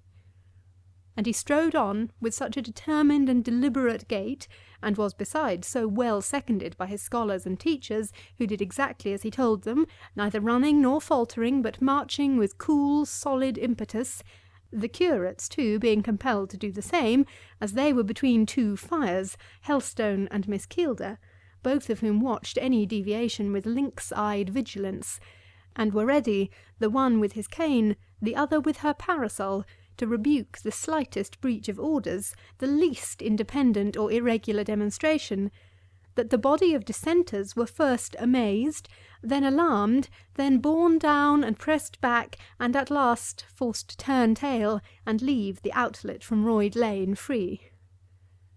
Boltby suffered in the onslaught, but Helstone and Malone between them held him up, and brought him through the business whole in limb, though sorely tried in wind. The fat dissenter who had given out the hymn was left sitting in the ditch. He was a spirit merchant by trade, a leader of the nonconformists, and it was said drank more water in that one afternoon than he had swallowed for a 12-month before. Mr. Hall had taken care of Caroline, and Caroline of him. He and Miss Ainley made their own quiet comments to each other afterwards on the incident. Miss Keelder and Mr. Helstone shook hands heartily when they had fairly got the whole party through the lane. The curates began to exult, but Mr. Helstone presently put the curb on their innocent spirits. He remarked that they never had sense to know what to say, and had better hold their tongues, and he reminded them that the business was none of their managing. About 3:30 the procession turned back, and at 4 once more regained the starting place. Long lines of benches were arranged in the close-shorn fields round the school. There the children were seated, and huge baskets covered up with white cloths and great smoking tin vessels were brought out. Ere the distribution of good things commenced, a brief grace was pronounced by Mr. Hall and sung by the children. Their young voices sounded melodious, even touching, in the open air. Large currant buns and hot, well-sweetened tea were then administered in the proper spirit of liberality. No stinting was permitted on this day at least, the rule for each child's allowance being that it was to have about twice as much as it could possibly eat, thus leaving a reserve to be carried home for such as age, sickness, or other impediment prevented from coming to the feast. Buns and beer circulated meantime amongst the musicians and church singers. Afterwards the benches were removed, and they were left to unbend their spirits in licensed play. A bell summoned the teachers, patrons, and patronesses to the schoolroom. Miss Keelder, Miss Helstone, and many other ladies were already there, glancing over the arrangement of their separate trays and tables. Most of the female servants of the neighbourhood, together with the clerks, the singers, and the musicians' wives, had been pressed into the service of the day as waiters. Each vied with the other in smartness and daintiness of dress, and many handsome forms were seen amongst the younger ones. About 60 were cutting bread and butter, another 60 supplying hot water, brought from the coppers of the rector's kitchen. The profusion of flowers and evergreens decorating the white walls, the show of silver teapots and bright porcelain on the tables, the active figures, blithe faces, gay dresses flitting about everywhere, formed altogether a refreshing and lively spectacle. Everybody talked, not very loudly, but merrily, and the canary birds sang shrill in their high-hung cages. Caroline, as the rector's niece, took her place at one of the 3 first tables. Mrs. Boltby and Margaret Hall officiated at the others. At these tables the elite of the company were to be entertained, strict rules of equality not being more in fashion at Briarfield than elsewhere. Miss Helstone removed her bonnet and scarf that she might be less oppressed with the heat.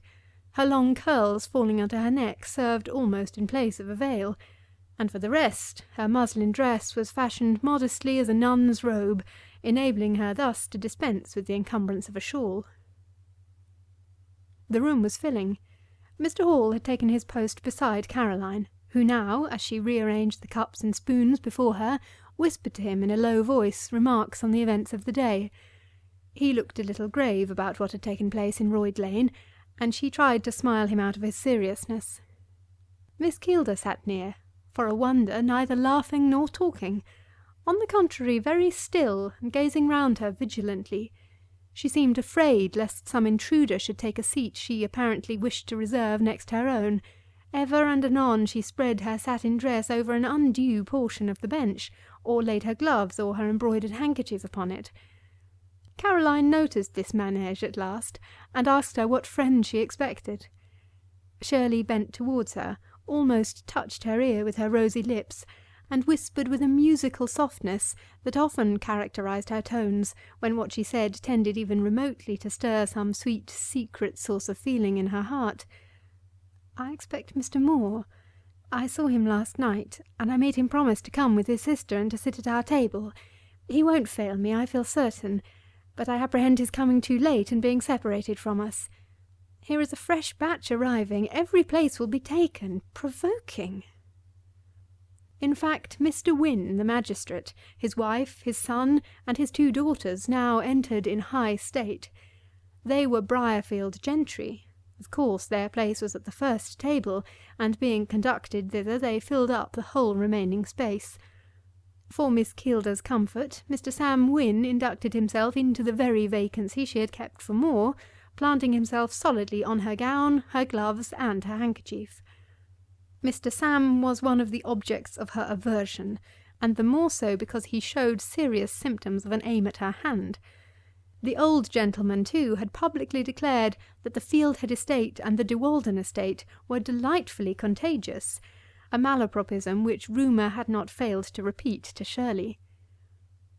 Caroline's ears yet rung with that thrilling whisper, "I expect Mr. Moore." Her heart yet beat, and her cheek yet glowed with it, when a note from the organ pealed above the confused hum of the place. Dr. Boltby, Mr. Helstone, and Mr. Hall rose, so did all present, and grace was sung to the accompaniment of the music, and then tea began. She was kept too busy with her office for a while to have leisure for looking round, but the last cup being filled, she threw a restless glance over the room. There were some ladies and several gentlemen standing about, yet unaccommodated with seats. Amidst a group she recognized her spinster friend, Miss Mann, whom the fine weather had tempted, or some urgent friend had persuaded, to leave her drear solitude for 1 hour of social enjoyment. Miss Mann looked tired of standing. A lady in a yellow bonnet brought her a chair. Caroline knew well that chapeau en satin jaune. She knew the black hair, and the kindly though rather opinionated and froward-looking face under it. She knew that robe de soie noire. She knew even that châle gris de lin. She knew, in short, Hortense Moore, and she wanted to jump up and run to her and kiss her, to give her 1 embrace for her own sake and 2 for her brother's. She half rose, indeed, with a smothered exclamation, and perhaps, for the impulse was very strong, she would have run across the room and actually saluted her, but a hand replaced her in her seat, and a voice behind her whispered, "Wait till after tea, Lina, and then I'll bring her to you." And when she could look up, she did, and there was Robert himself close behind, smiling at her eagerness, looking better than she had ever seen him look, looking indeed to her partial eyes so very handsome that she dared not trust herself to hazard a second glance, for his image struck on her vision with painful brightness, and pictured itself on her memory as vividly as if there daguerreotyped by a pencil of keen lightning. He moved on and spoke to Miss Keelder. Shirley, irritated by some unwelcome attentions from Sam Wynne, and by the fact of that gentleman being still seated on her gloves and handkerchief, and probably also by Moore's want of punctuality, was by no means in good humour. She first shrugged her shoulder at him, and then she said a bitter word or two about his insupportable tardiness. Moore neither apologized nor retorted. He stood near her quietly, as if waiting to see whether she would recover her temper, which she did in little more than 3 minutes, indicating the change by offering him her hand. Moore took it with a smile, half corrective, half grateful. The slightest possible shake of the head delicately marked the former quality. It is probable a gentle pressure indicated the latter. "You may sit where you can now, Mr. Moore," said Shirley, also smiling. "You see there is not an inch of room for you here. But I discern plenty of space at Mrs. Boltby's table between Miss Armitage and Miss Birtwistle. Go. John Sykes will be your vis-à-vis, and you will sit with your back towards us." Moore, however, preferred lingering about where he was. He now and then took a turn down the long room, pausing in his walk to interchange greetings with other gentlemen in his own placeless predicament, but still he came back to the magnet, Shirley, bringing with him, each time he returned, observations it was necessary to whisper in her ear. Meantime, poor Sam Wynne looked far from comfortable. His fair neighbour, judging from her movements, appeared in a mood the most unquiet and unaccommodating. She would not sit still 2 seconds. She was hot. She fanned herself, complained of want of air and space. She remarked that, in her opinion, when people had finished their tea they ought to leave the tables, and announced distinctly that she expected to faint if the present state of things continued. Mr. Sam offered to accompany her into the open air, just the way to give her her death of cold, she alleged.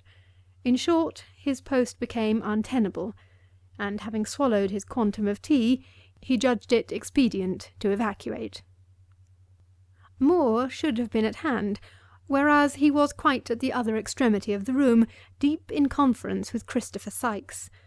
A large corn factor, Timothy Ramsden, Esquire, happened to be nearer, and feeling himself tired of standing, he advanced to fill the vacant seat. Shirley's expedients did not fail her. A sweep of her scarf upset her teacup.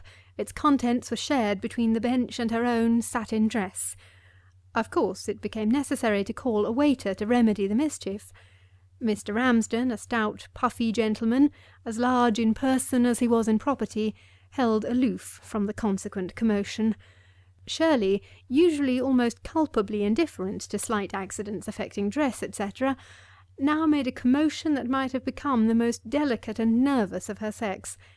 Mr. Ramsden opened his mouth, withdrew slowly, and as Miss Kilda again intimated her intention to give way and swoon on the spot, he turned on his heel and beat a heavy retreat.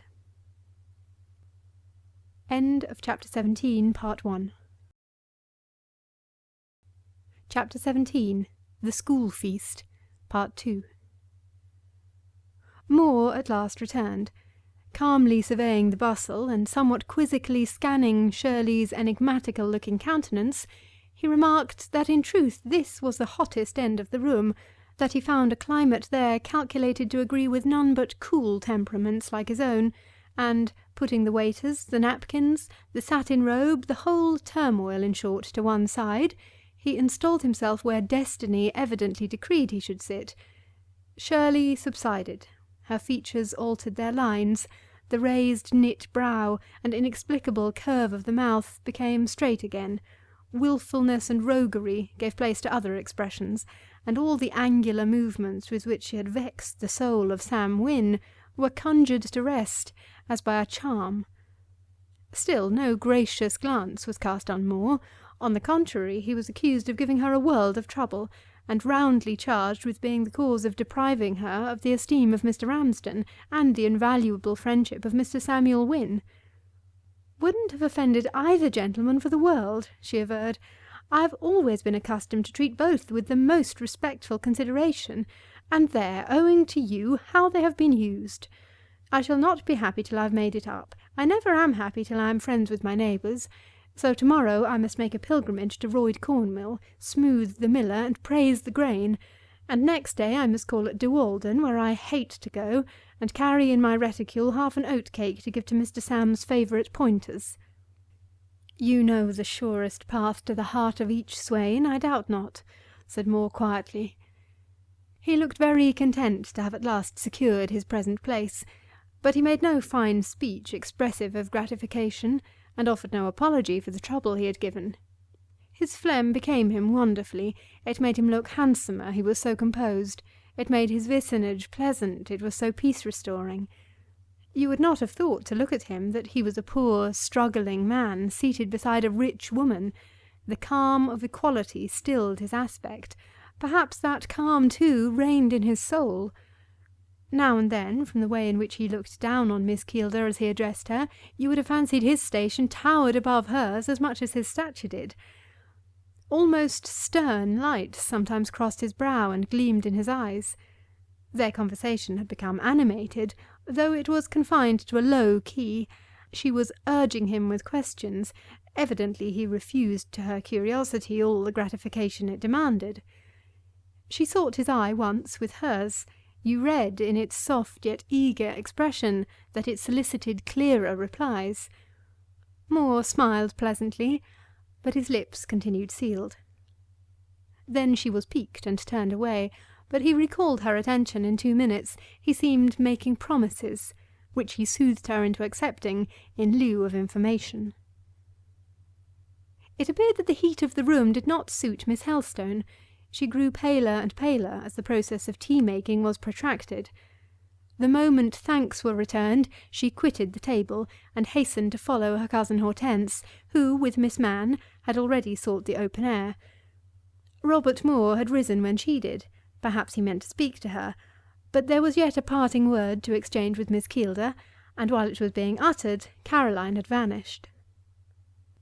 Hortense received her former pupil with a demeanour of more dignity than warmth. She had been seriously offended by Mr. Helstone's proceedings, and had all along considered Caroline to blame in obeying her uncle too literally. "You are a very great stranger," she said austerely, as her pupil held and pressed her hand. The pupil knew her too well to remonstrate or complain of coldness. She let the punctilious whim pass, sure that her natural bonté, I use this French word because it expresses just what I mean, neither goodness nor good nature, but something between the two, would presently get the upper hand. It did. Hortense had no sooner examined her face well, and observed the changes its somewhat wasted features betrayed, than her mien softened. Kissing her on both cheeks, she asked anxiously after her health. Caroline answered gaily. It would, however, have been her lot to undergo a long cross-examination, followed by an endless lecture on this head, had not Miss Mann called off the attention of the questioner by requesting to be conducted home. The poor invalid was already fatigued.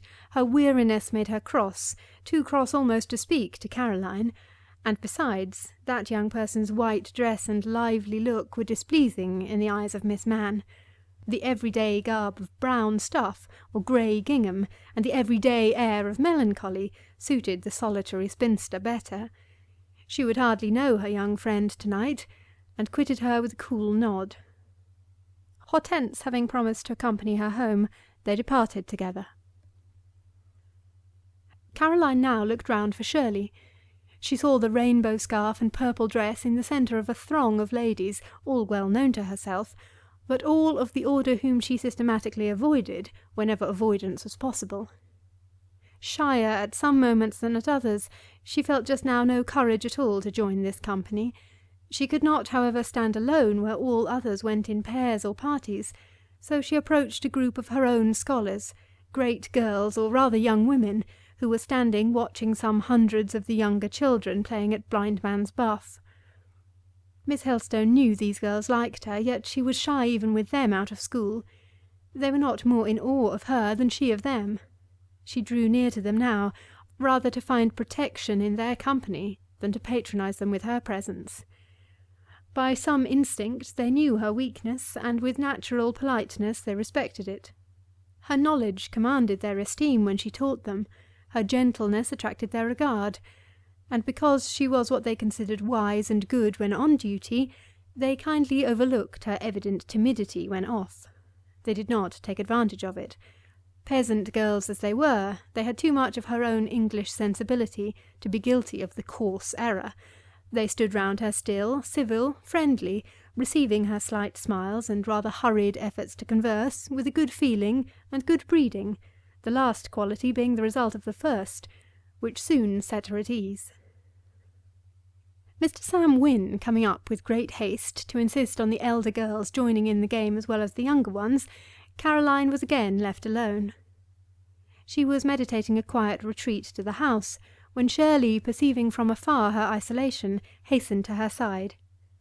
"Let us go to the top of the fields," she said. "I know you don't like crowds, Caroline." "But it will be depriving you of a pleasure, Shirley, to take you from all these fine people who court your society so assiduously, and to whom you can without art or effort make yourself so pleasant." "Not quite without effort. I am already tired of the exertion. It is but insipid, barren work, talking and laughing with the good gentlefolks of Briarfield. I have been looking out for your white dress for the last 10 minutes. I like to watch those I love in a crowd, and to compare them with others. I have thus compared you. You resemble none of the rest, Lina. There are some prettier faces than yours here, You are not a model beauty like Harriet Sykes, for instance. Beside her, your person appears almost insignificant, but you look agreeable, you look reflective, you look what I call interesting. Hush, Shirley, you flatter me. I don't wonder that your scholars like you. Nonsense, Shirley, talk of something else. We will talk of Moore, then, and we will watch him. I see him even now. Where? And as Caroline asked the question, she looked not over the fields, but into Miss Keelder's eyes, as was her wont whenever Shirley mentioned any object she descried afar. Her friend had quicker vision than herself, and Caroline seemed to think that the secret of her eagle acuteness might be read in her dark grey irids, or rather perhaps she only sought guidance by the direction of those discriminating and brilliant spheres. "There is Moore," said Shirley, pointing right across the wide field, where 1,000 children were playing, and now nearly 1,000 adult spectators walking about. "There! Can you miss the tall stature and straight port? He looks amidst the set that's around him like Eliab amongst humbler shepherds, like Saul in a war council, and a war council it is, if I am not mistaken." "Why so, Shirley?" asked Caroline, whose eye had at last caught the object it sought. "Robert is just now speaking to my uncle, and they're shaking hands. They are then reconciled." "Reconciled not without good reason, depend on it. Making common cause against some common foe. And why, think you, are Messrs. Wynne and Sykes and Armitage and Ramsden gathered in such a close circle round them? And why is Malone beckoned to join them? When he is summoned, be sure a strong arm is needed." Shirley, as she watched, grew restless. Her eyes flashed. "They won't trust me," she said. "That is always the way when it comes to the point." "What about?" "Cannot you feel? There is some mystery afloat. Some event is expected. Some preparation is to be made. I am certain. I saw it all in Mr. Moore's manner this evening. He was excited, yet hard." "Hard to you, Shirley?" "Yes, to me. He often is hard to me. We seldom converse tête-à-tête, but I am made to feel that the basis of his character is not of eiderdown. Yet he seemed to talk to you softly." "Did he not? Very gentle tones and quiet manner. Yet the man is peremptory and secret. His secrecy vexes me." "Yes, Robert is secret. Which he has scarcely a right to be with me, especially as he commenced by giving me his confidence. Having done nothing to forfeit that confidence, it ought not to be withdrawn. But I suppose I am not considered iron-souled enough to be trusted in a crisis." "He fears, probably, to occasion you uneasiness." "An unnecessary precaution. I am of elastic materials, not soon crushed. He ought to know that. But the man is proud. He has his faults, say what you will, Lina. Observe how engaged that group appear. They do not know we are watching them. If we keep on the alert, Shirley, we shall perhaps find the clue to their secret. There will be some unusual movements ere long, perhaps tomorrow, possibly tonight. But my eyes and ears are wide open. Mr. Moore, you shall be under surveillance. Be you vigilant also, Lina." "I will. Robert is going. I saw him turn. I believe he noticed us. They're shaking hands." "Shaking hands with emphasis," added Shirley, as if they were ratifying some solemn league and covenant. They saw Robert quit the group, pass through a gate, and disappear. "And he has not bid us good-bye," murmured Caroline. Scarcely had the words escaped her lips when she tried by a smile to deny the confession of disappointment they seemed to imply. An unbidden suffusion for one moment both softened and brightened her eyes. "Oh, that is soon remedied," exclaimed Shirley. "We'll make him bid us good-bye." "Make him? That is not the same thing," was the answer. "It shall be the same thing." "But he is gone. You can't overtake him." "I know a shorter way than that he has taken. We will intercept him." "But, Shirley, I would rather not go." Caroline said this as Miss Keelder seized her arm and hurried her down the fields. It was vain to contend. Nothing was so wilful as Shirley when she took a whim into her head. Caroline found herself out of sight of the crowd almost before she was aware, and ushered into a narrow, shady spot, embowered above with hawthorns, and enamelled underfoot with daisies. She took no notice of the evening sun chequering the turf, nor was she sensible of the pure incense exhaling at this hour from tree and plant. She only heard the wicket opening at one end, and knew Robert was approaching. The long sprays of the hawthorns shooting out before them served as a screen. They saw him before he observed them. At a glance Caroline perceived that his social hilarity was gone. He had left it behind him in the joy-echoing fields round the school. What remained now was his dark, quiet, business countenance. As Shirley had said, a certain hardness characterized his air, while his eye was excited but austere. So much the worse timed was the present freak of Shirley's. If he had looked disposed for holiday mirth, it would not have mattered much, but now— "I told you not to come," said Caroline somewhat bitterly to her friend. She seemed truly perturbed. To be intruded on Robert thus, against her will and his expectation, when he evidently would rather not be delayed, keenly annoyed her. It did not annoy Miss Keelder in the least. She stepped forward and faced her tenant, barring his way. "You omitted to bid us good-bye," she said. "Omitted to bid you good-bye? Where did you come from? Are you fairies? I left two like you, one in purple and one in white, standing at the top of a bank 4 fields off but a minute ago. You left us there and find us here. We have been watching you, and shall watch you still. You must be questioned one day, but not now.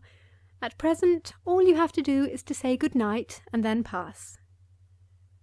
Moore glanced from one to the other without unbending his aspect. "Days of fate have their privileges, and so have days of hazard," observed he gravely. "Come, don't moralise. Say good-night and pass," urged Shirley. "Must I say good-night to you, Miss Keelder?" "Yes, and to Caroline likewise. It is nothing new, I hope. You have bid us both good-night before." He took her hand, held it in one of his, and covered it with the other. He looked down at her gravely, kindly, yet commandingly. The heiress could not make this man her subject. In his gaze on her bright face there was no civility, hardly homage, but there was interest and affection, heightened by another feeling. Something in his tone when he spoke, as well as in his words, marked that last sentiment to be gratitude. "Your debtor bids you good night. May you rest safely and serenely till morning. And you, Mr. Moore? What are you going to do? What have you been saying to Mr. Helstone, with whom I saw you shake hands? Why did all those gentlemen gather round you? Put away reserve for once. Be frank with me." "Who can resist you? I will be frank. To-morrow, if there is anything to relate, you shall hear it." "Just now," pleaded Shirley. "Don't procrastinate." "But I could only tell half a tale, and my time is limited. I have not a moment to spare. Hereafter I will make amends for delay by candour. But are you going home?" "Yes." "Not to leave it any more to-night?" "Certainly not. At present, farewell to both of you." He would have taken Caroline's hand and joined it in the same clasp in which he held Shirley's, but somehow it was not ready for him. She had withdrawn a few steps apart. Her answer to Moore's adieu was only a slight bend of the head and a gentle, serious smile. He sought no more cordial token. Again he said farewell, and quitted them both. "There, it is over," said Shirley when he was gone. "We have made him bid us good night, and yet not lost ground in his esteem, I think, Carrie." "I hope not," was the brief reply. "I consider you very timid and undemonstrative," remarked Miss Keelder. "Why did you not give Mr. Moore your hand when he offered you his? He is your cousin. You like him. Are you ashamed to let him perceive your affection?" "He perceives all of it that interests him. No need to make a display of feeling." "You are laconic. You would be stoical if you could. Is love in your eyes a crime, Caroline?" "Love a crime? No, Shirley, love is a divine virtue. But why drag that word into the conversation? It is singularly irrelevant." "Good," pronounced Shirley. The two girls paced the green lane in silence. Caroline first resumed. Obtrusiveness is a crime, forwardness is a crime, and both discussed.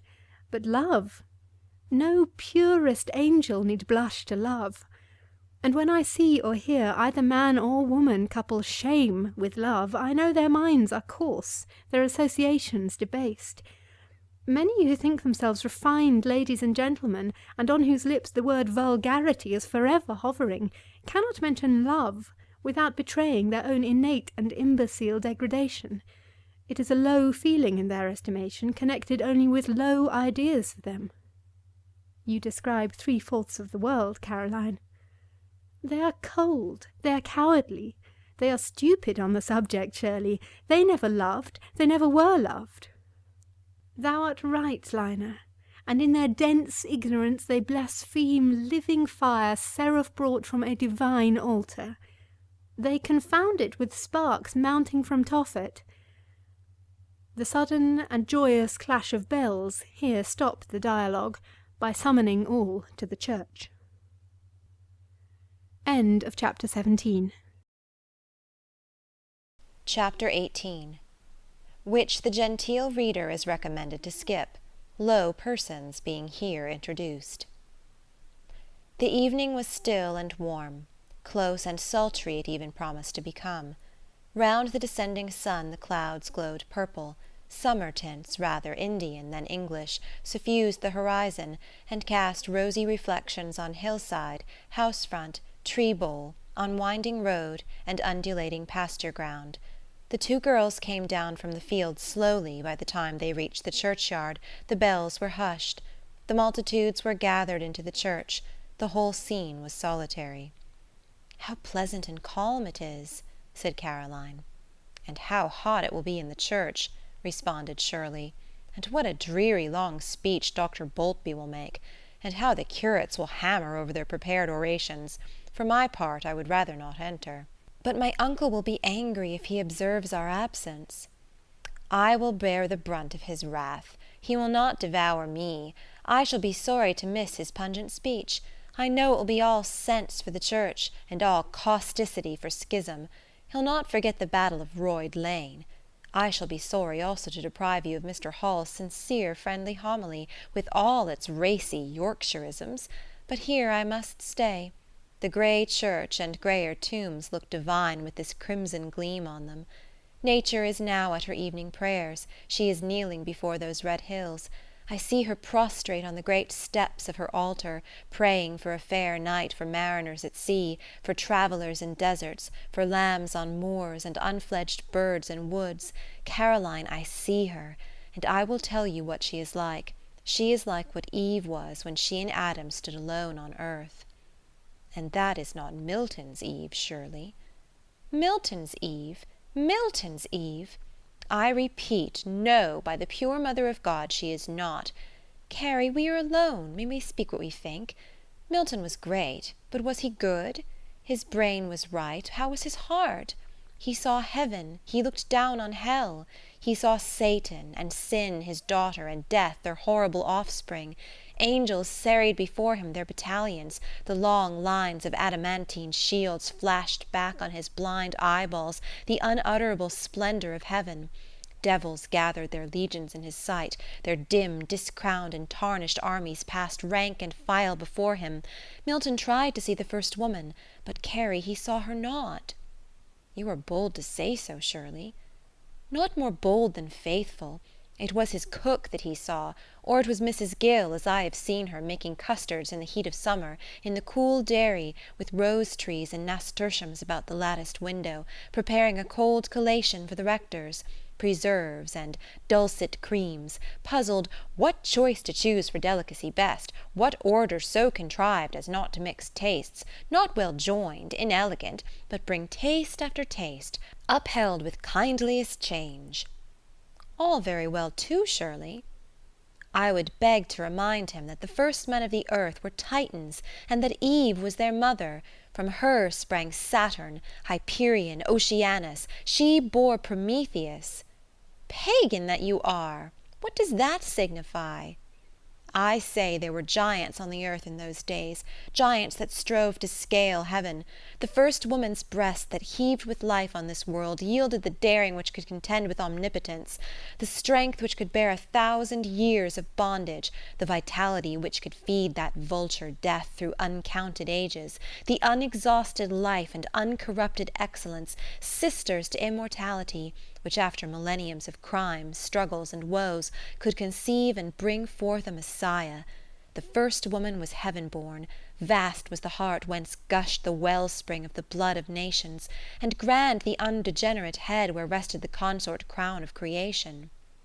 She coveted an apple, and was cheated by a snake. But you have got such a hash of scripture and mythology into your head that there is no making any sense of you. You have not told me yet what you saw kneeling on those hills. I now see, a woman Titan. Her robe of blue air spreads to the outskirts of the heath where yonder flock is grazing. A veil white as an avalanche sweeps from her head to her feet, and arabesques of lightning flame on its borders. Under her breast I see her zone, purple like that horizon. Through its blush shines the star of evening. Her steady eyes I cannot picture. They are clear. They are deep as lakes. They are lifted and full of worship. They tremble with the softness of love and the lustre of prayer. Her forehead has the expanse of a cloud, and is paler than the early moon, risen long before dark gathers.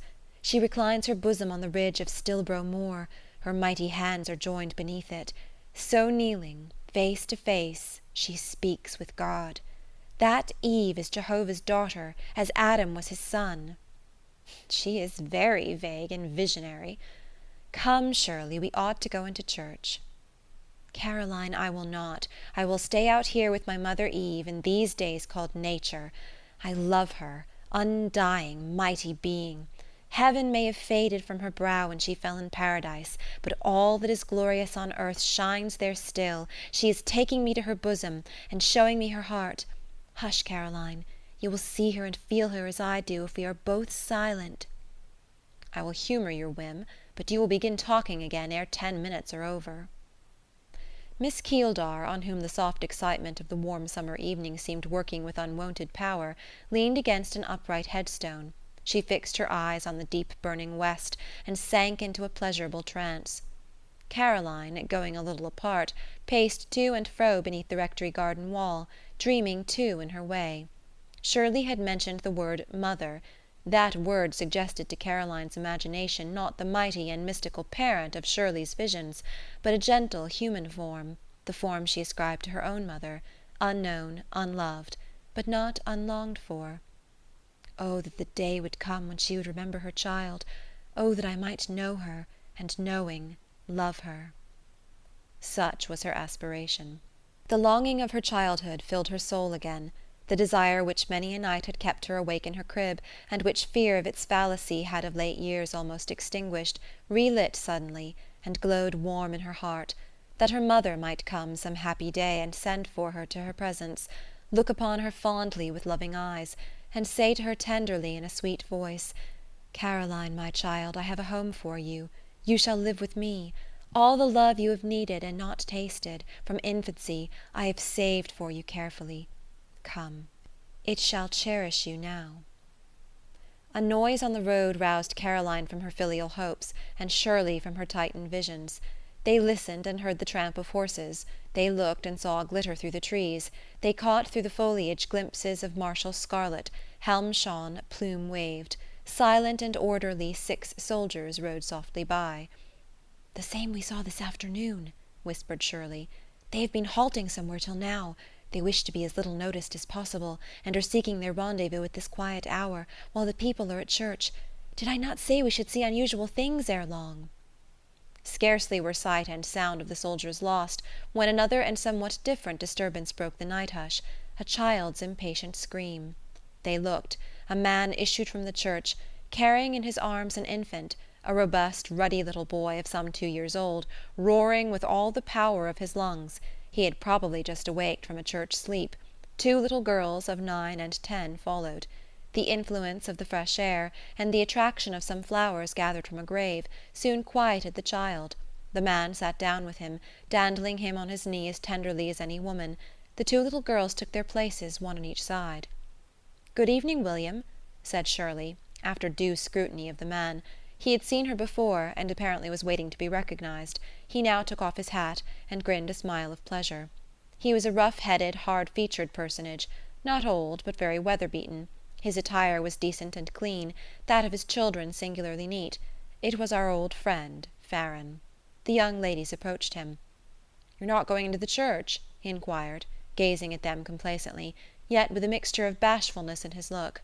A sentiment not by any means the result of awe of their station, but only of appreciation of their elegance and youth.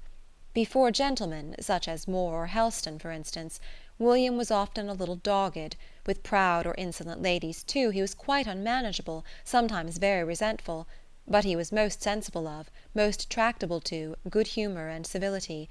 His nature, a stubborn one, was repelled by inflexibility in other natures, for which reason he had never been able to like his former master, Moore, and unconscious of that gentleman's good opinion of himself, and of the service he had secretly rendered him in recommending him as gardener to Mr. Yorke, and by this means to other families in the neighbourhood, he continued to harbour a grudge against his austerity. Latterly he had often worked at Fieldhead. Miss Keeldar's frank, hospitable manners were perfectly charming to him. Caroline he had known from her childhood. Unconsciously she was his ideal of a lady. Her gentle mien, step, gestures, her grace of person and attire, moved some artist fibres about his peasant heart.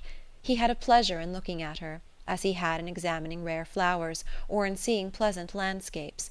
Both the ladies liked William. It was their delight to lend him books, to give him plants, and they preferred his conversation far before that of many coarse, hard, pretentious people, immeasurably higher in station. "Who was speaking, William, when you came out?" asked Shirley. "A gentleman you set a deal of store on, Miss Shirley, Mr. Dunn." "You look knowing, William. How did you find out my regard for Mr. Dunn?" "Ay, Miss Shirley, there's a gleg light at your een sometimes which betrays you. You look right down scornful sometimes when Mr. Dunn is by." "Do you like him yourself, William?" "Me? I'm stalled at a curate's, and so is t' wife. They've no manners. They talk to poor folk fair as if they thought they were beneath them. They're allus magnifying their office. It is a pity, but their office could magnify them. But it does nowt o' the sort. I fair hate pride." "But you are proud in your own way yourself," interposed Caroline. "You are what you call house-proud. You like to have everything handsome about you. Sometimes you look as if you were almost too proud to take your wages. When you are out of work you are too proud to get anything on credit, but for your children I believe you would rather have starved than gone to the shops without money. And when I wanted to give you something, what a difficulty I had in making you take it." "It is partly true, Miss Caroline. Ony day I'd rather give than take, especially from such as ye. Look at the difference between us. You're a little, young, slender lass, and I'm a great strong man. I'm rather more'n twice your age. It is not my part, then, I think, to take from you, to be under obligations, as they say to you. And that day you came to our house, and called me to door, and offered me 5 shillings, which I doubt you could ill spare, for you've no fortin, I know. That day I was fair a rebel, and radical, and insurrectionist, and you made me so. I thought it shameful that, willing and able as I was to work, I should be in such a condition, that a young creetur about the age of my own eldest lass could think it needful to come and offer me her bit of brass." "I suppose you were angry with me, William." "I almost was, in a way. But I forgave you very soon. You meant well. I am proud, and so are you, but your pride and mine is to right make. What we call a Yorkshire clean pride, such as Mr. Malone and Mr. Dunn knows nowt about. Theirs is mucky pride. Now I shall teach my lasses to be as proud as Miss Shirley there, and my lads to be as proud as myseln, but I dare ony of 'em to be like the curates. I'd lick little Michael if I seed him shown any signs of that feeling." "What is the difference, William?" "You know the difference, Willano, but you want me to get agate at talking. Mr. Malone and Mr. Dunn is almost too proud to do aught for theirseln. We're almost too proud to let anybody do aught for us. The curates can hardly bide to speak a civil word to them they think beneath them. We can hardly bide to take an uncivil word for them that thinks themselves aboon us." "Now, William, be humble enough to tell me how truly you are getting on in the world. Are you well off?" "Miss Shirley, I am very well off. Since I got to the gardening line with Mr. Yorke's help, and since Mr. Hall, another of the right sort, helped my wife to set up a bit of a shop, I've nowt to complain of. My family has plenty to eat and plenty to wear. My pride makes me find means to save an odd pound now and then against rainy days, for I think I'd die afore I'd come to parish, and me and mine is content, but the neighbours is poor yet. I see a great deal of distress."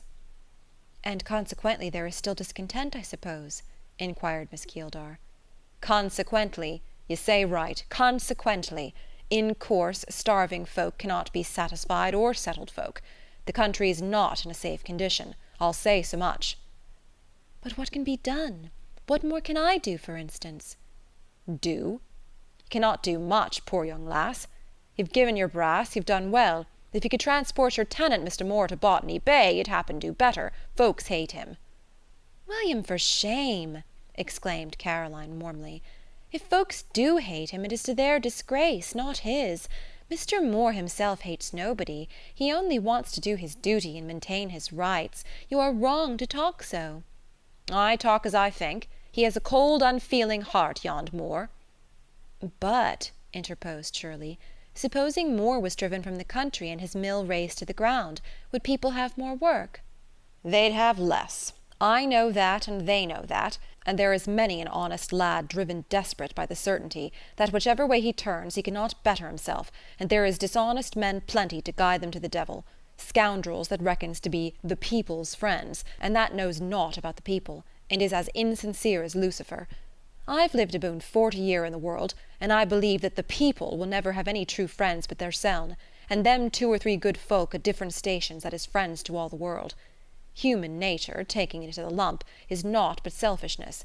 It is but excessive few. It is but just an exception here or there, now and then, such as ye 2 young'uns and me, that being in a different sphere can understand to one t'other, and be friends without slavishness o' one hand or pride o' the other. Them that reckons to be friends to a lower class than their own for political motives is never to be trusted. They always try to make their inferiors tools. For my own part, I will neither be patronized nor misled for no man's pleasure. I've had overtures made to me lately that I saw were treacherous, and I flung 'em back at the faces of them that offered 'em." "You won't tell us what overtures?" "I will not. It would do no good. It would make no difference. Them they concerned can look after theirseln." "Aye, we's look after weirseln," said another voice. Joe Scott had sauntered forth from the church to get a breath of fresh air, and there he stood. "I'll warrant you, Joe," observed William, smiling. "And I'll warrant my master," was the answer. "Young ladies," continued Joe, assuming a lordly air, "you'd better go into the house." "I wonder what for?" inquired Shirley, to whom the overlooker's somewhat pragmatical manners were familiar, and who was often at war with him, for Joe, holding supercilious theories about women in general, resented greatly, in his secret soul, the fact of his master and his master's mill being, in a manner, under petticoat government, and had felt as wormwood and gall certain business visits of the heiress to the Hollows counting-house. "Because there is not a gate that fits women to be consarned in." "Indeed? There is prayer and preaching agate in that church. Are we not concerned in that?" "Ye have been present neither at the prayer nor preaching, ma'am, if I have observed aright. What I alluded to was politics. William Farren here was touching on that subject, if I'm not mistaken." "Well, what then? Politics are our habitual study, Joe. Do you know I see a newspaper every day, and 2 of a Sunday?" "I should think you'll read the marriages, probably, miss, and the murders, and the accidents, and such like."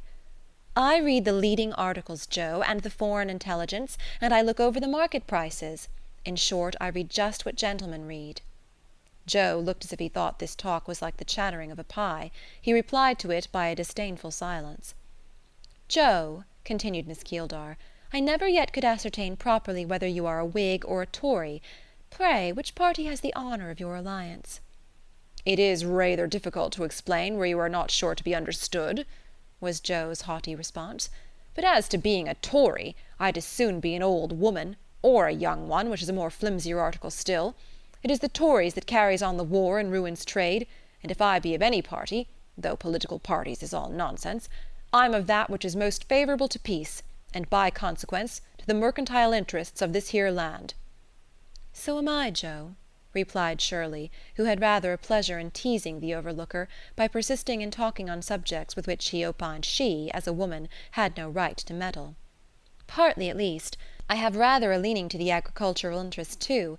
as good reason is, seeing that I don't desire England to be under the feet of France, and that if a share of my income comes from Hollow's Mill, a larger share comes from the landed estate around it.